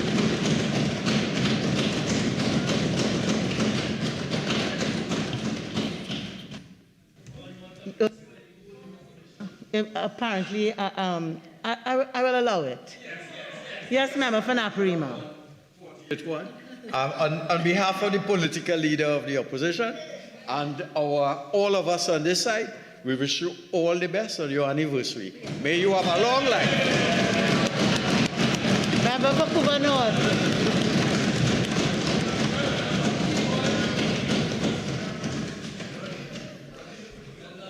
Thank you very much. Thank you very much, Madam Speaker, for allowing me the opportunity to join this debate. All right, okay. Member for Cuba North now has my audience. Continue. Thank you very much, Madam Speaker. And thank you for this opportunity for allowing me to join this debate on this 2023 appropriation bill. Madam Speaker, in doing so, I would like to firstly congratulate the distinguished member for Siparia and leader of the opposition on presenting a very comprehensive budget response, which tells the true state of the current failed state of our country and our economy after yet another misguided, misleading, and misplaced budget by this Rowley-led PNM administration. I also want to express my gratitude, Madam Speaker, to my political leader for placing the confidence in me to be the opposition's shadow on a ministry that has now become of highest interest to the vast majority of our citizens, that of the Ministry of Agriculture, Land and Fisheries. Truthfully, in times before, when the average citizen heard the term food security, it was something that would not be paid much attention to. However, global events over the past 2 years have now placed food security as a central concern for each and every household. In Trinidad and Tobago, Madam Speaker, there is even greater cause for concern, because if one examines the track record of the present government over the past 7 years, Madam Speaker, when we look at what they have done to improve our food security, it is evident why the average citizen would be worried. The PNM's management of the global pandemic and their lethargic response to the recent events in Europe that are still ongoing have made our citizens much more aware of the incompetence displayed by the entire cabinet, from captain to cook, as the saying goes. Madam Speaker, for yet another year, we have seen a budget presentation by the Minister of Finance that is nothing short of a complete failure. It is a true testament to the continued cluelessness and incompetence of this government that shows no plan, no direction, and no care for the welfare of our citizens. With respect to the agriculture and fisheries sector, Madam Speaker, I take no pleasure in placing the honest but harsh reality before this honorable House that this government has placed all 1.4 million of our citizens on a slippery slope where Trinidad and Tobago immediate future with respect to food security already hang on the edge of a precipice. This 2023 budget, as delivered by the Minister of Finance, is one that continues to bring about untold hardship for the agriculture sector. Minister Imbert on Monday tried to give the impression that this government was somehow interested in resuscitating agriculture, when all the PNM has done is condemn our farmers and fishermen to the graveyard, mainly as a result of the PNM's outrageous additional increase in fuel prices. The agriculture sector uses mainly diesel and kerosene for most commercial farming equipment and machinery. This is a fact, Madam Speaker. Outside of the transportation sector, agriculture and fisheries will be the next hardest hit by this latest punishment inflicted by this Rowley-led government. That for the 5th increase in the price of fuel, Madam Speaker. Before the People's Partnership government demitted office in 2015, I want to say that the prices of diesel and kerosene were $150 per liter and $1 per liter. Now, under this PNM government, citizens are made to pay at the pump 3 times more than what it was. And let me repeat that. As it relates to our farmers, they are paying 3 times more for diesel, for their equipment and machinery, than when they were under the Honorable Kamla Persad-Bissessar as Prime Minister. Madam Speaker, who in their right minds would expect that farmers are going to be able to shoulder the burden of this fuel cost increase without it being reflected in an increase in the price of root crops, vegetables, fruits, poultry, meat, egg, and on the other hand say that they want to promote agriculture and farming? Similarly, fuel is the single greatest operational expenses for our fishermen. Let us not forget that it was this PNM government that first removed regular gasoline entirely from the market after they shut down Petrotrain. Following that, many fishermen switched to kerosene engine because of the relatively low cost. It was $1 in 2050 and it increased over the period. This was cited in an Express article of April 2021, this year, bearing headlines, "Fishermen Protest Higher Fuel Prices." However, with this latest hike in kerosene, fishermen are paying more, 4.5 times more for kerosene than before September 2015. Kerosene is now more expensive than even diesel. And this is of no concern to the Minister of Finance, because the minister and his colleagues on that side refuse to hear the cries of our fishermen. So said the fishermen themselves, Madam Speaker. Hear what this Express article dated April 21st, 2022 said, and I quote, "Fisherman Alistair Suraj said, 'No one seems to care how the increases impacted the fisher folk.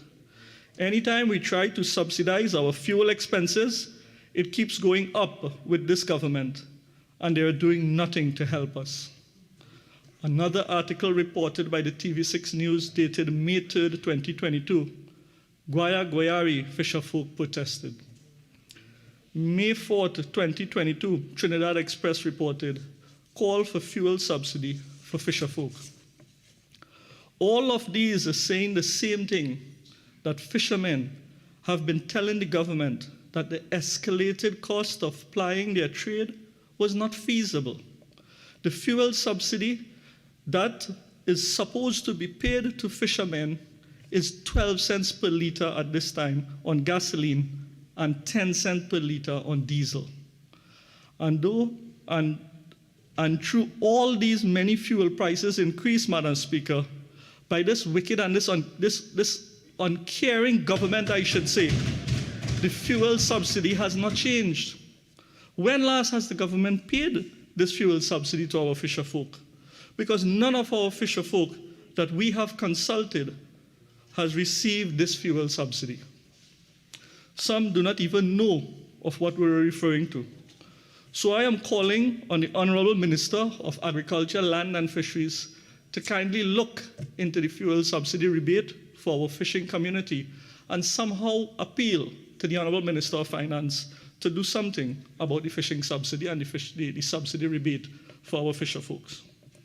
Madam Speaker, fishermen have been experiencing some severe difficulty, both in terms of coping with increased cost of plying their trade and with their safety and security. Our fishermen are fed up of being an afterthought by this government.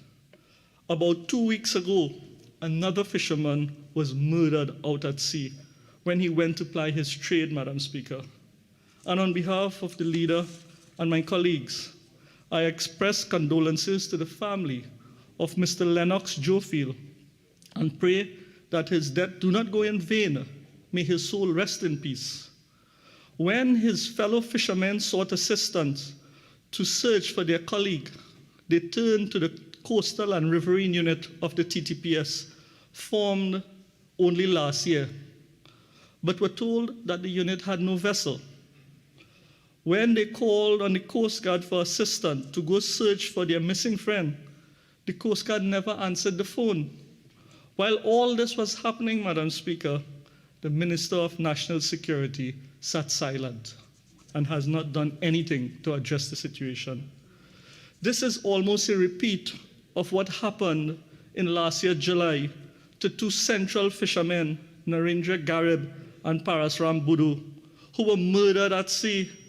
Their colleague asked for Coast Guard search and rescue support that never came. I recall with Councillor Alan Taxi Sipasad and Councillor Ramchan Rajbal Maraj and other corporate entities that came forward to sponsor fuel so that the fishermen could have gone out to search for their friends. 2 days after they went missing, one of the bodies was discovered by the search party of a fisherman off Point Lisas.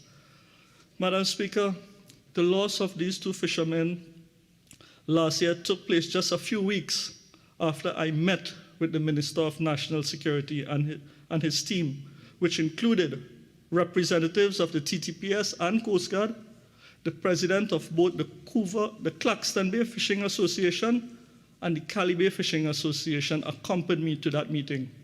And we presented to the Honorable Minister of National Security a number of recommendations which could be described as low-hanging fruits. Madam Speaker, we recommended the establishment of a Trinidad and Tobago Coast Guard, a TTPS, base in central Trinidad in the Cali Bay Fishing Facility area.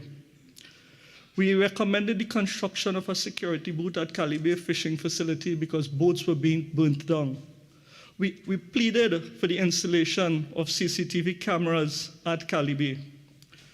We pleaded for the Minister of National Security to coordinate with the Minister of Public Utilities to improve the lighting at the Cali Bay Fishing Facility.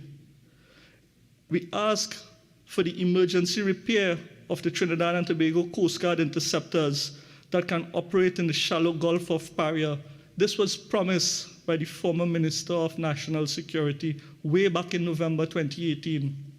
We pleaded with the Minister of National Security to partner with the various fishing associations to provide GPS trackers for vessels and engines and several other low-hanging recommendations we made to the Honorable Minister of National Security.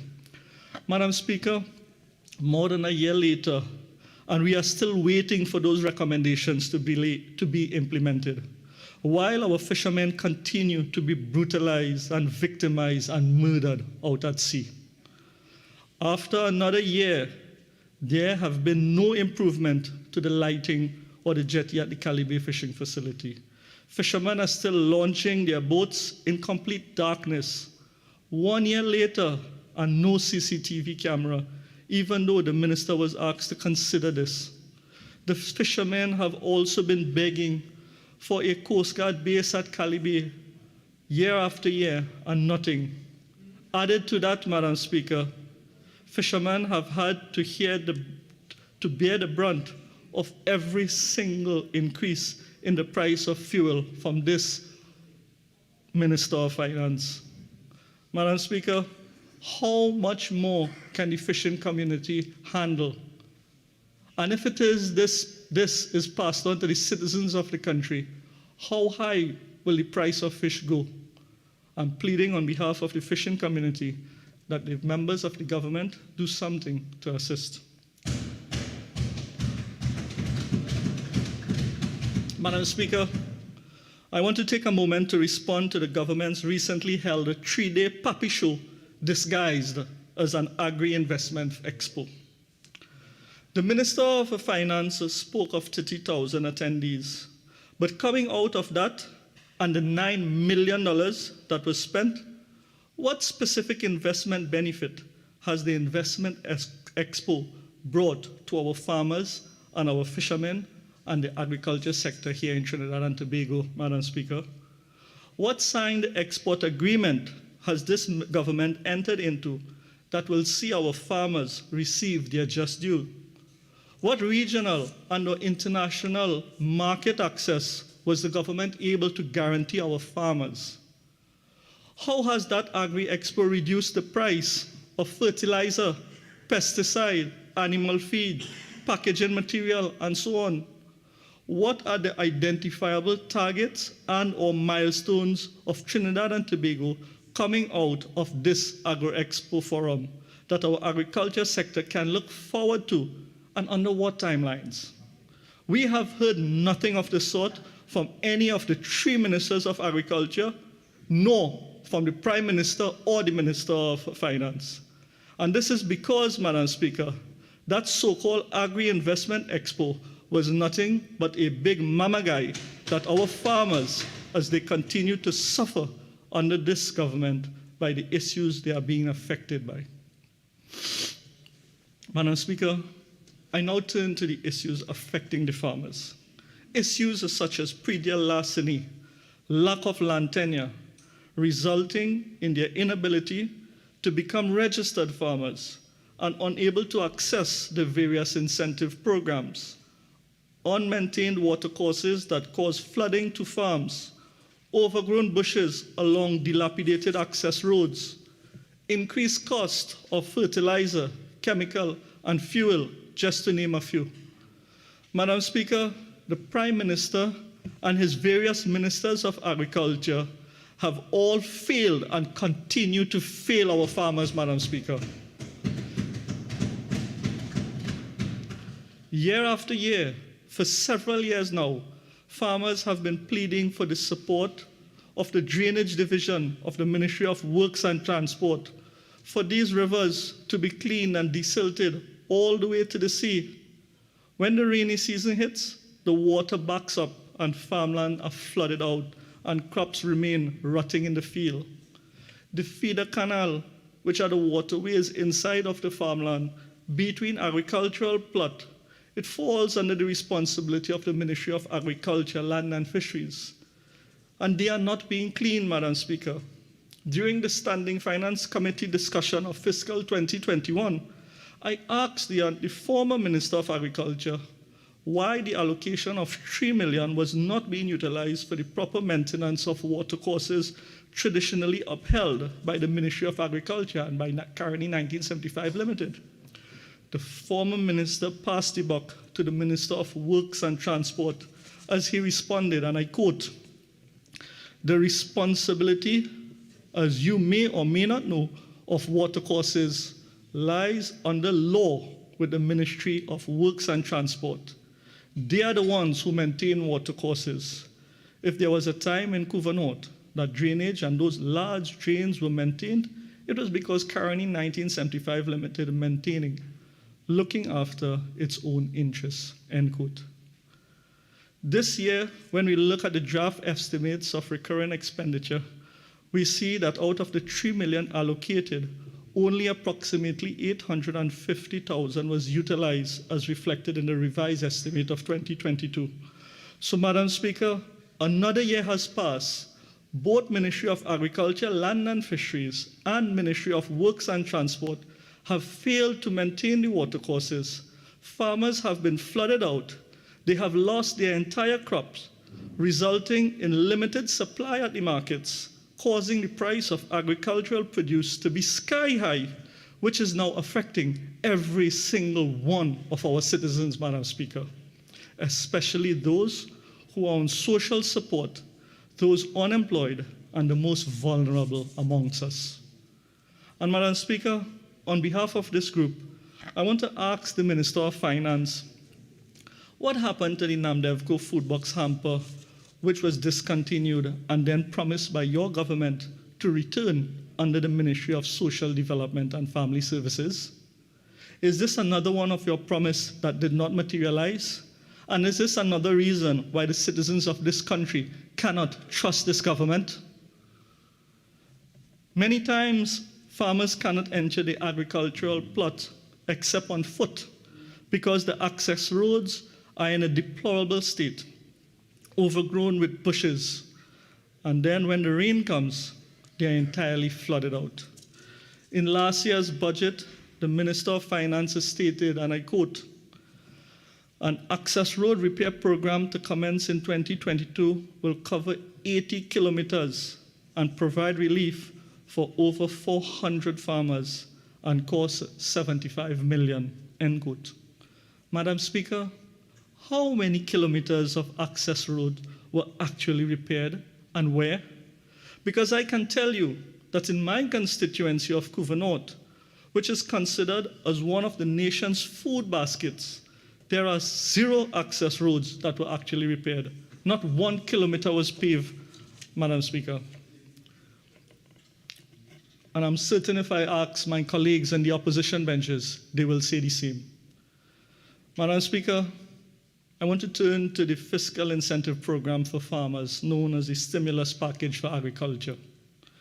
The Minister of Finance continued to speak about some additional funding for agriculture when he made these announcements of this fiscal package.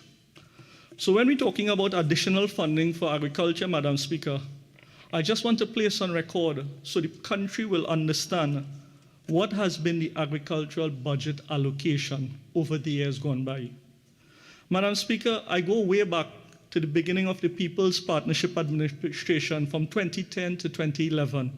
The allocation that the agriculture sector received was under Ministry of Food Production and Ministry of Land and Marine Affairs. And when we put it together, from 2010 to 2011, the sector received $1.836 billion. From 2011 to 2012, the sector received $1.954 billion. From 2012 to 2013, the sector received $1.383 billion. From 2013 to 14, the sector received $1.324 billion. And in 2014 to 15, the sector received $1.328 billion. Madam Speaker, as soon as this government came into office, what they did to the agriculture sector, they moved the total allocation from $1.328 billion down to $0.831, a reduction of $497 million to the agriculture sector, Madam Speaker.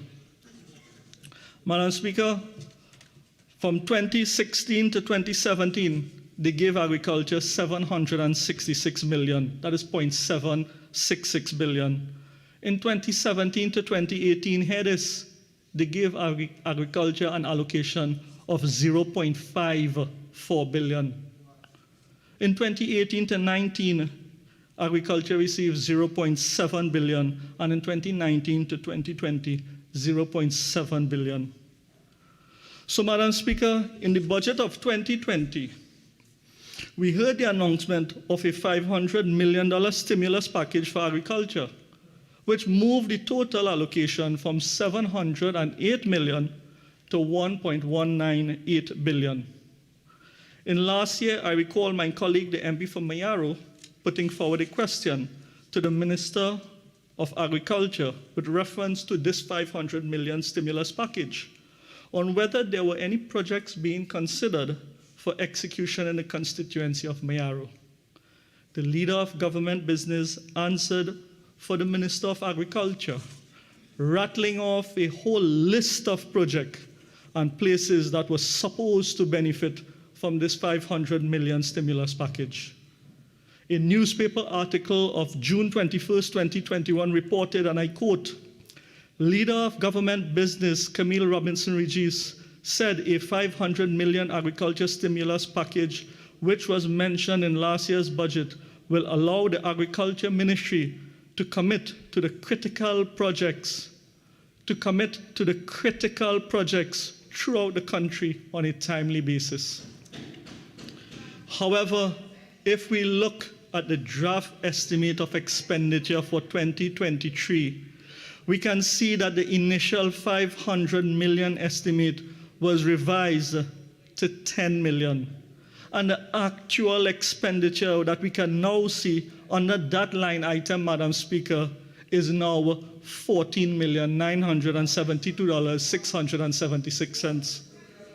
In other words, Madam Speaker, none of those projects that the leader of the House claimed that the stimulus package was going to be used came to pass. Not one of those projects, Madam Speaker. I think the person who has audience right now is the member for Couva North. Okay? So let's all give him his opportunity. Please. Thank you most kindly, Madam Speaker. Madam Speaker, it's difficult for you to bear the facts and the truth. All of that talk about provision of access road and other facilities critical for agriculture, like expanding the seed bank at Shagaramas, none of it came to pass, Madam Speaker. As a matter of fact, Madam Speaker, I want to call on the Honorable Leader of Government Business to apologize for misleading the House for what is now on Hansard record of this Parliament as a totally false and misleading statement. The Minister even said... Member, I just ask you to retract that. If it is that something was done, there's a particular way for you to deal with it, and not in that way. Okay, Sure. so I know what your intent may be, but if you could retract that and find another way to say it, if not, press on. Okay, please. But you have to withdraw it. Thank you most kindly for that guidance, Madam Speaker. I retract what I have stated, and I move on. The newspaper article continued. The Minister even said, and I want to quote the article again, of the 500 million, Robinson Regis has said, 50 million has been allocated for agriculture in Tobago. But if you look at the estimate, Madam Speaker... Oh, yeah. Again, sometimes when we're quoting an article, we have to be careful. And, you know, when we're writing, sometimes we use the parentheses to put in. When you're quoting an article, everybody, what we're doing is really incorporating it as our words, so that therefore you still have to follow the standing orders.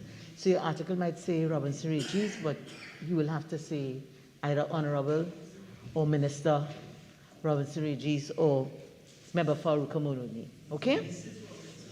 Thank you for the guidance, Honorable Speaker. The article highlighted of the 500 million, the Honorable Robinson Regis said 50 million has been allocated for agriculture in Tobago. But if we look at the estimates, Madam Speaker, no transfer was ever made to a THA. And I hope the Chief Secretary is listening to this. Why is the PNM vexed with Tobago, Madam Speaker? I don't want to be interrupting you. To all members, I guess we're a little tired, we're a little agitated, okay? You know, but if we can't give the member the respect he's due, each of you is entitled to go outside, take a little walk, compose yourself, and come back, okay? Member for Couva North. Thank you once again, Honorable Speaker. Madam Speaker, moving on swiftly, I make reference to now the 300 million that was allocated in last fiscal term. Out of that, Madam Speaker, we can see that up to $75 million was not utilized. So from a boastful 800 million for the past 2 years... Madam Speaker, 4410 is very obvious. All these members doing is reading in an almost boring monotone manner as well. Sorry, 4410. All right, and member, I'll just ask you to retract those words. You know, let's... I retract, 4410. Okay, all right, good, thank you. Member, 4410, I have observed that you're tied very closely to your notes. I know you could do better than that, so You know, I know it's late in the day, it's a lot to say, but let's try. Thank okay? you. Please proceed. Thank you, Honourable Speaker. And I don't want to misrepresent what the Honourable Ministers have stated, nor do I want to misrepresent the figures in front of me. So I'm trying to balance both. But I move on, Madam Speaker. And with respect to that that 300 million stimulus package, Madam Speaker, 75 million was not utilized. So from the boastful 800 million for the past 2 years, what we can clearly see, Madam Speaker, is over $560 million, which could have been used to assist our farmers and our fisherfolk, was not utilized. Madam Speaker, moving on, Madam Speaker. 55(1)B, persisting in irrelevant, tedious repetition of his own arguments. Okay, so again, thank you, member for Port of Spade North, St. Anne's West, for inviting me to look at the provision, but I will give the member for Couva North the opportunity to continue with his contribution. Thank you very much, Madam Speaker. Madam Speaker, moving on swiftly to the Youth in Agriculture program. The Minister spoke to this Youth Agriculture Homestead program, Madam Speaker, and there are just a few issues that I want to raise that has been placed in the public domain and has been raised by the opposition about this program, Madam Speaker. And these are the lack of transparency of the process with this program, what were the selection criteria, and how were the 200 persons selected out of the 1,600 applicants into this program, Madam Speaker. Up to now, they have not been able to identify how they selected these 200 persons out of the 1,600 applicants. And we know several applicants came from our opposition areas, and most of the persons that we have interacted with and liaised were unsuccessful in being accepted into this program. So we are wondering if it is that they need to get a PNM party card to actually be selected into this program, Madam Speaker. To date, we are still waiting on answers from this government as to how they're going about selecting persons into this program. A program which carries an 8,000 tuition fee fully paid for by the government. And in the second year, participants of this program will be given leasehold arrangement to access lands, Madam Speaker. They'll be given a starter home and a shed to sell their produce with a grant of $20,000. And while this is being fast-tracked, Madam Speaker, there are former Caroni 1975 Limited who are still waiting on the 2-acre agricultural plots, Madam Speaker. There are thousands of farmers out there waiting on land tenure, land regularization, land security. We ask, where is the equity in the society? Where it is? Madam Speaker, furthermore, while these 200 persons will have the ability to build a house on their leased property, existing farmers under EMBD lease agreement are only allowed to construct a tool shed. I have consulted with the farmers, and the farmers of Felicity has pleaded for the government to take into consideration the challenges that farmers across the country with these 2-acre agricultural lease, they are prevented from having a starter home or living quarters on their agricultural plots. So we are asking for equity in the system, because if farmers are given the opportunity to construct a home on their agricultural plot, they will be able to assist the government with the major issue that the farmers are facing, and that is the issue of predial larceny. Madam Speaker, the #1 problem that the farmers facing across the country is predial larceny. Since 2020, predial larceny is a subject that we on this side have been begging and pleading with both Minister of Agriculture and the Minister of National Security. However, all of our imploration has fallen on deaf ears, and the criminal element continue to wage war on our farmers. Since 2015, the predial larceny squad has been facing numerous issues. The major one is the lack of terms and conditions for the officers. This impacts on all aspects of their job, such as employment status, overtime, sick and vacation leave, uniform, including bulletproof vests, Madam Speakers. The Minister gave an undertaking during last year, Standing Finance Committee, October 14, 2022, that at least 30 officers from the pre-dear larceny squad will be moved from short-term employment to contract employment. There has been no such recruitment, and this again, Madam Speaker, appears to be another one of their broken promises and another reason why the country cannot trust this administration. The pre-dear larceny squad does not have a single functioning patrol vehicle in South and Central Trinidad, Madam Speaker. I understand that there was an attempt made to inspect 2 vehicles just a few weeks ago, and both vehicles failed inspection. So we have officers now who have to use their private vehicle, and that is now compromising the officers to effectively be able to collect their firearms and to be able to effectively carry out their function. Madam Speaker, the pre-dear larceny unit continue to suffer, and again, I use this opportunity to call on the Honourable Minister of Agriculture, Minister of Finance, and the Minister of National Security to work out the necessary logistics and place the pre-dear larceny squad where the UNC had recommended it to be, under that of the Ministry of National Security, so that they can have their backup and they can have response when they go out to carry out their function. Arising out of our stakeholders' consultation, Madam Speaker, we met with members of various sectors. I want to turn to the poultry sector, because the poultry sector raises some very important issues affecting the entire country. The price of poultry have been consistently increasing under this government, where some families now cannot even afford to have chicken for a Sunday lunch. Madam Speaker, while we are very much aware of the inflationary effects of the pandemic, what this government cannot hide from is the fact that they have had 5 years before the pandemic to get the poultry industry in this country organized into a totally self-sustainable sector. While current consumption is approximately 1 million birds per week, poultry continued to be the primary source of protein to most households in Trinidad and Tobago. What I can say, Madam Speaker, is that from the budget presentation, this Minister of Finance and this PNM government want to blame everyone else for their lack of action.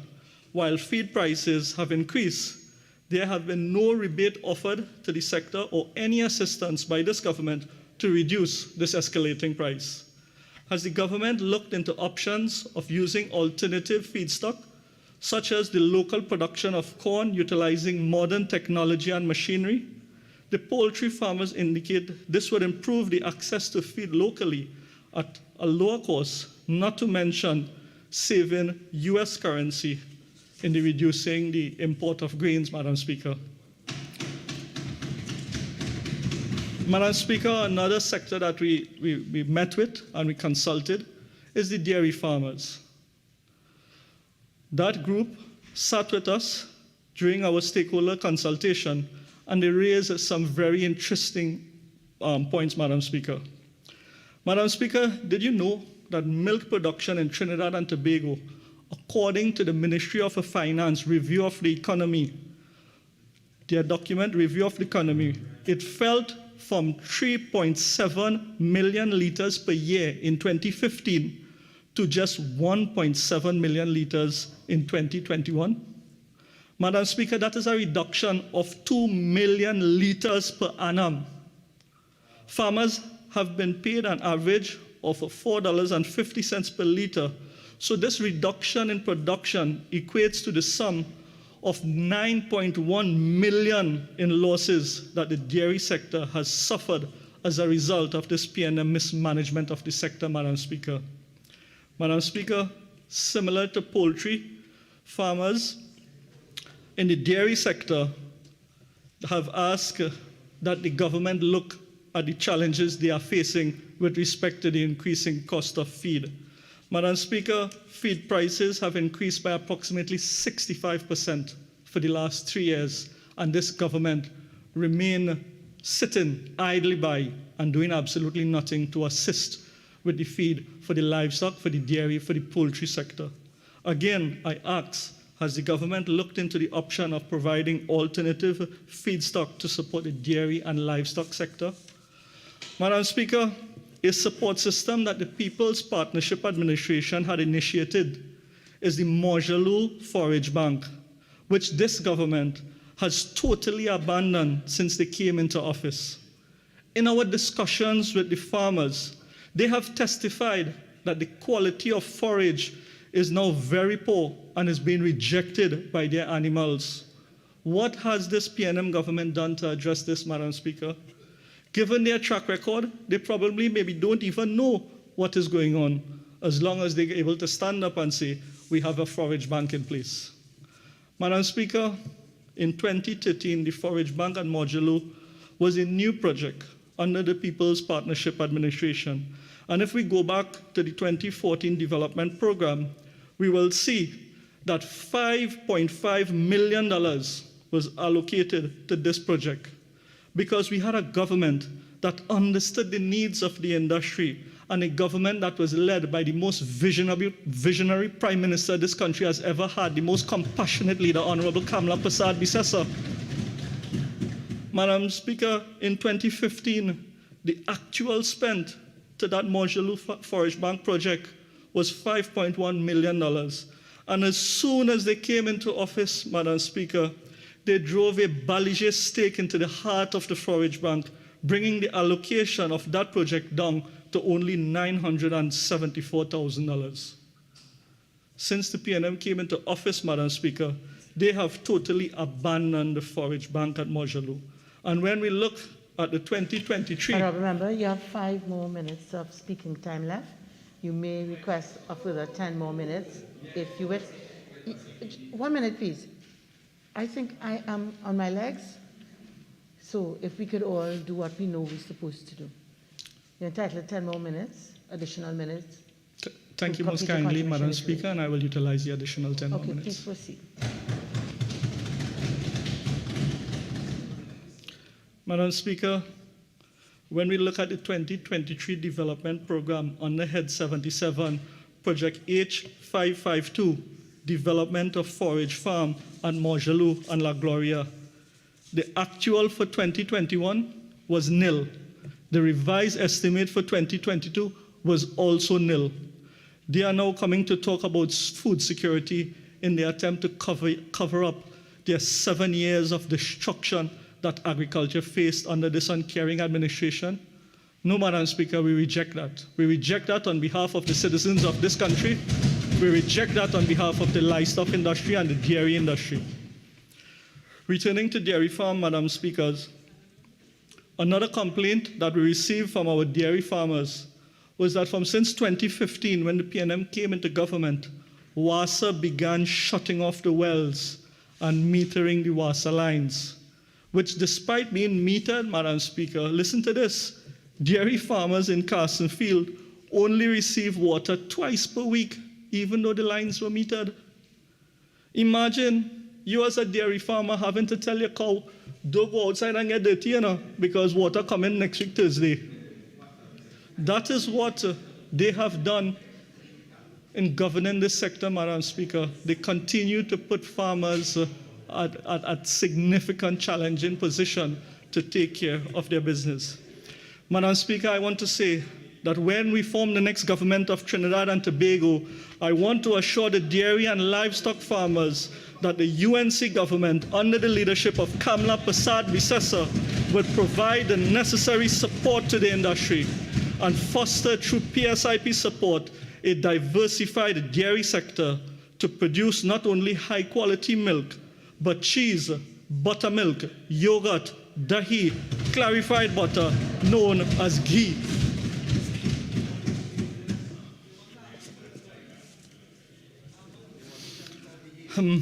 Madam Speaker, in our stakeholder consultation, another issue raised by food crop farmers was that of the quality of seed.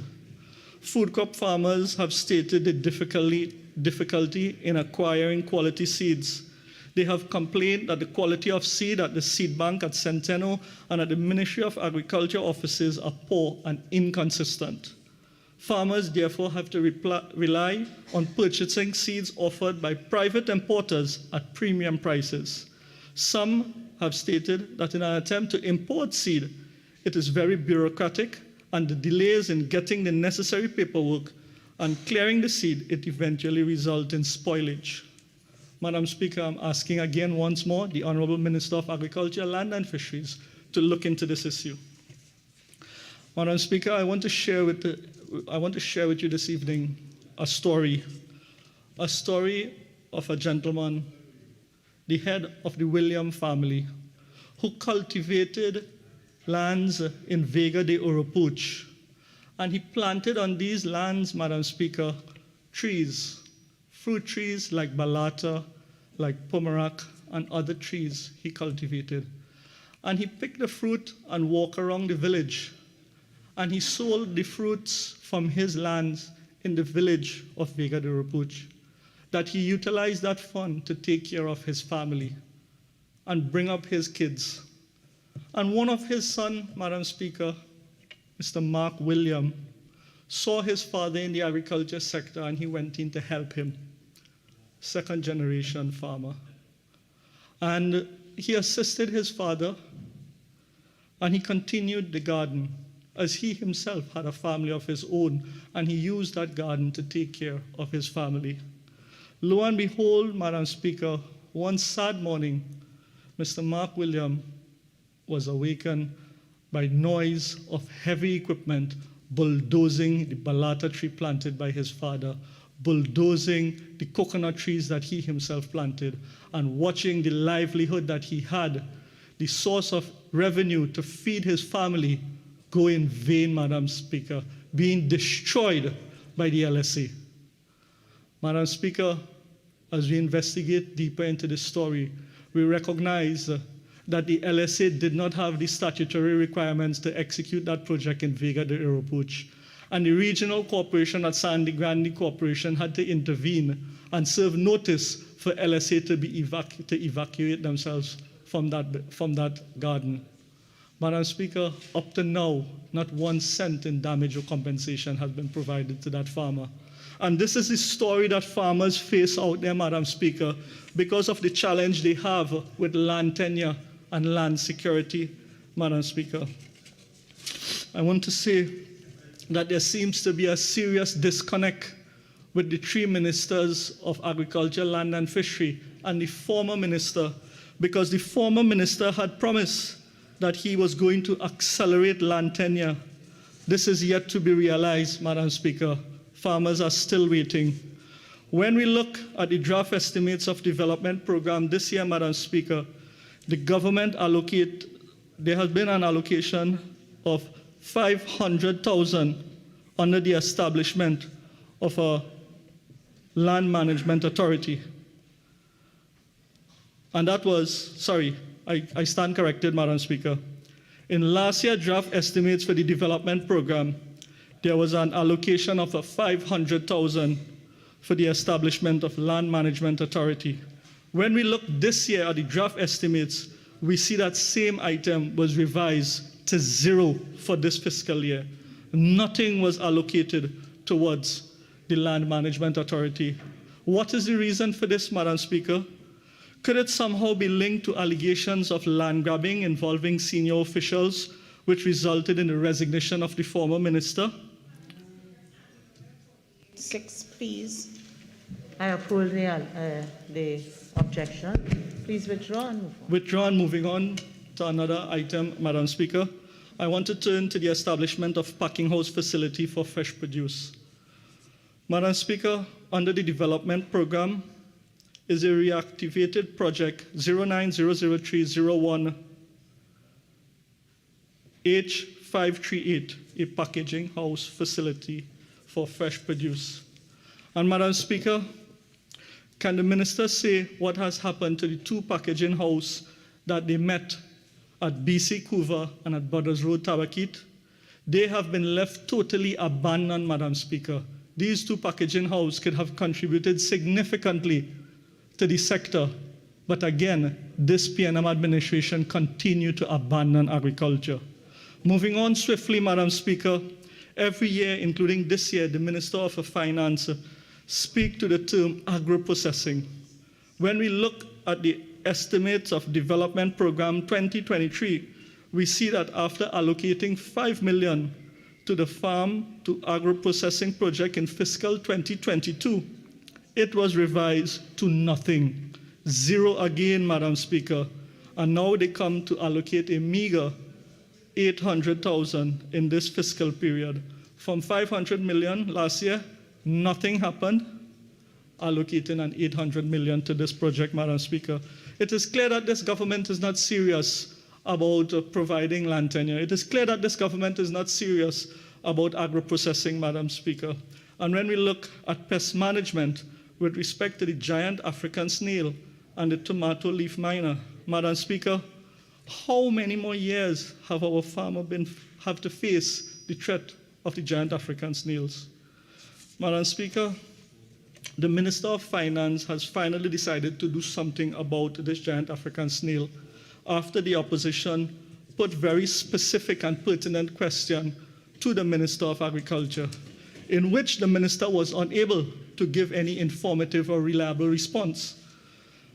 The Minister of Agriculture admitted that the ministry had moved away from eradicating mode to management approach since the giant African snail was spreading across the country and the snail's population had surpassed the capabilities of the government's task force. Now the Minister of Agriculture has finally allocated an additional 300 million to the Ministry of Agriculture to mitigate against the giant African snail and other destructive agricultural pests. But, Madam Speaker, this is being done against the backdrop that the Ministry of Agriculture, failing to utilize approximately 75 million out of the 300 million stimulus package during the past fiscal term. So clearly, it was not an issue of funds being available, but we have to question the competence of 1, 2, or 3 ministers, Madam Speaker, because they had money sitting there that was not utilized.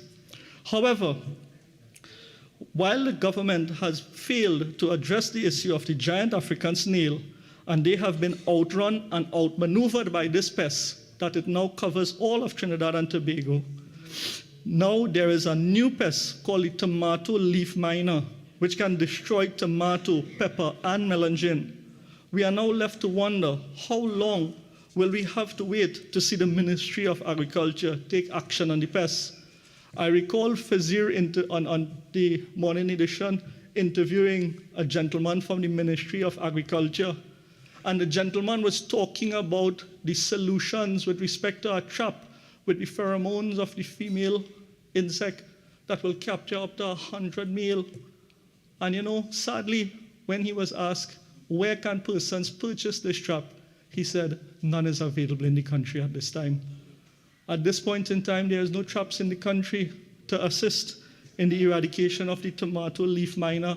And is it that we are waiting for it to cover the country to destroy our tomato, our melangin, our peppers before we do something?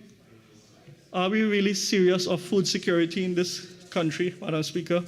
Madam Speaker, in the last few minutes I have left, I want to swiftly turn to issues affecting the constituents of Couva North.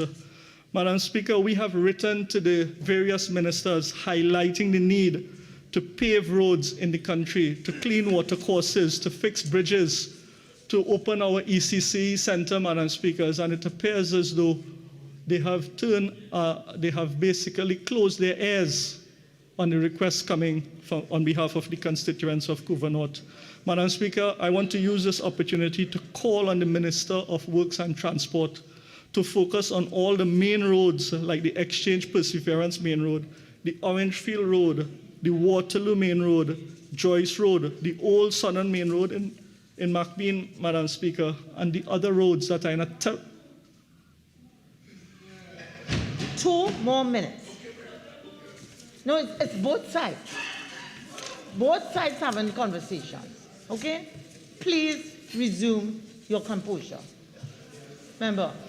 Thank you very much, Madam Speaker. Madam Speaker, I just want to highlight to the Minister of Public Utility, who failed to address the promise he gave to this House in Standing Finance Committee last year when 16 million was made available for the water improvement in Brickfield, Ojamaraj, and surrounding area. And this year, he gave commitment that these projects for water improvement in Apu settlement and in Brickfield area was going to be addressed within 3 weeks and within a month. That was 4 months ago, Madam Speaker. Up to today's date, the folks are still waiting for that project to start. clearly, Madam Speaker, I think that when ministers make commitment in this House, they at least honor the sanctity of this House, Madam Speaker.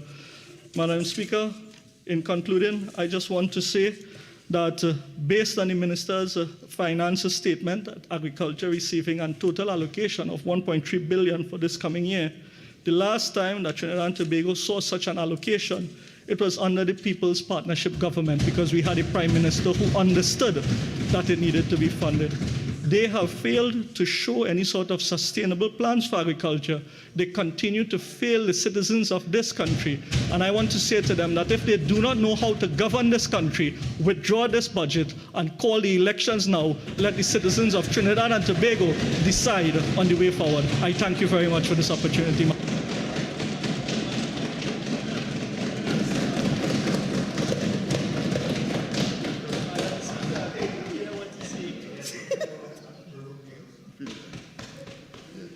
Leader of the House. Standing up to call the election. Madam Speaker, sorry. Let me just get my composure. We want to sit a little longer. It just appears. It has been found. Madam Speaker, I beg to move that this House do now adjourn to Monday, the 3rd day of October, 2022 at 10 a.m.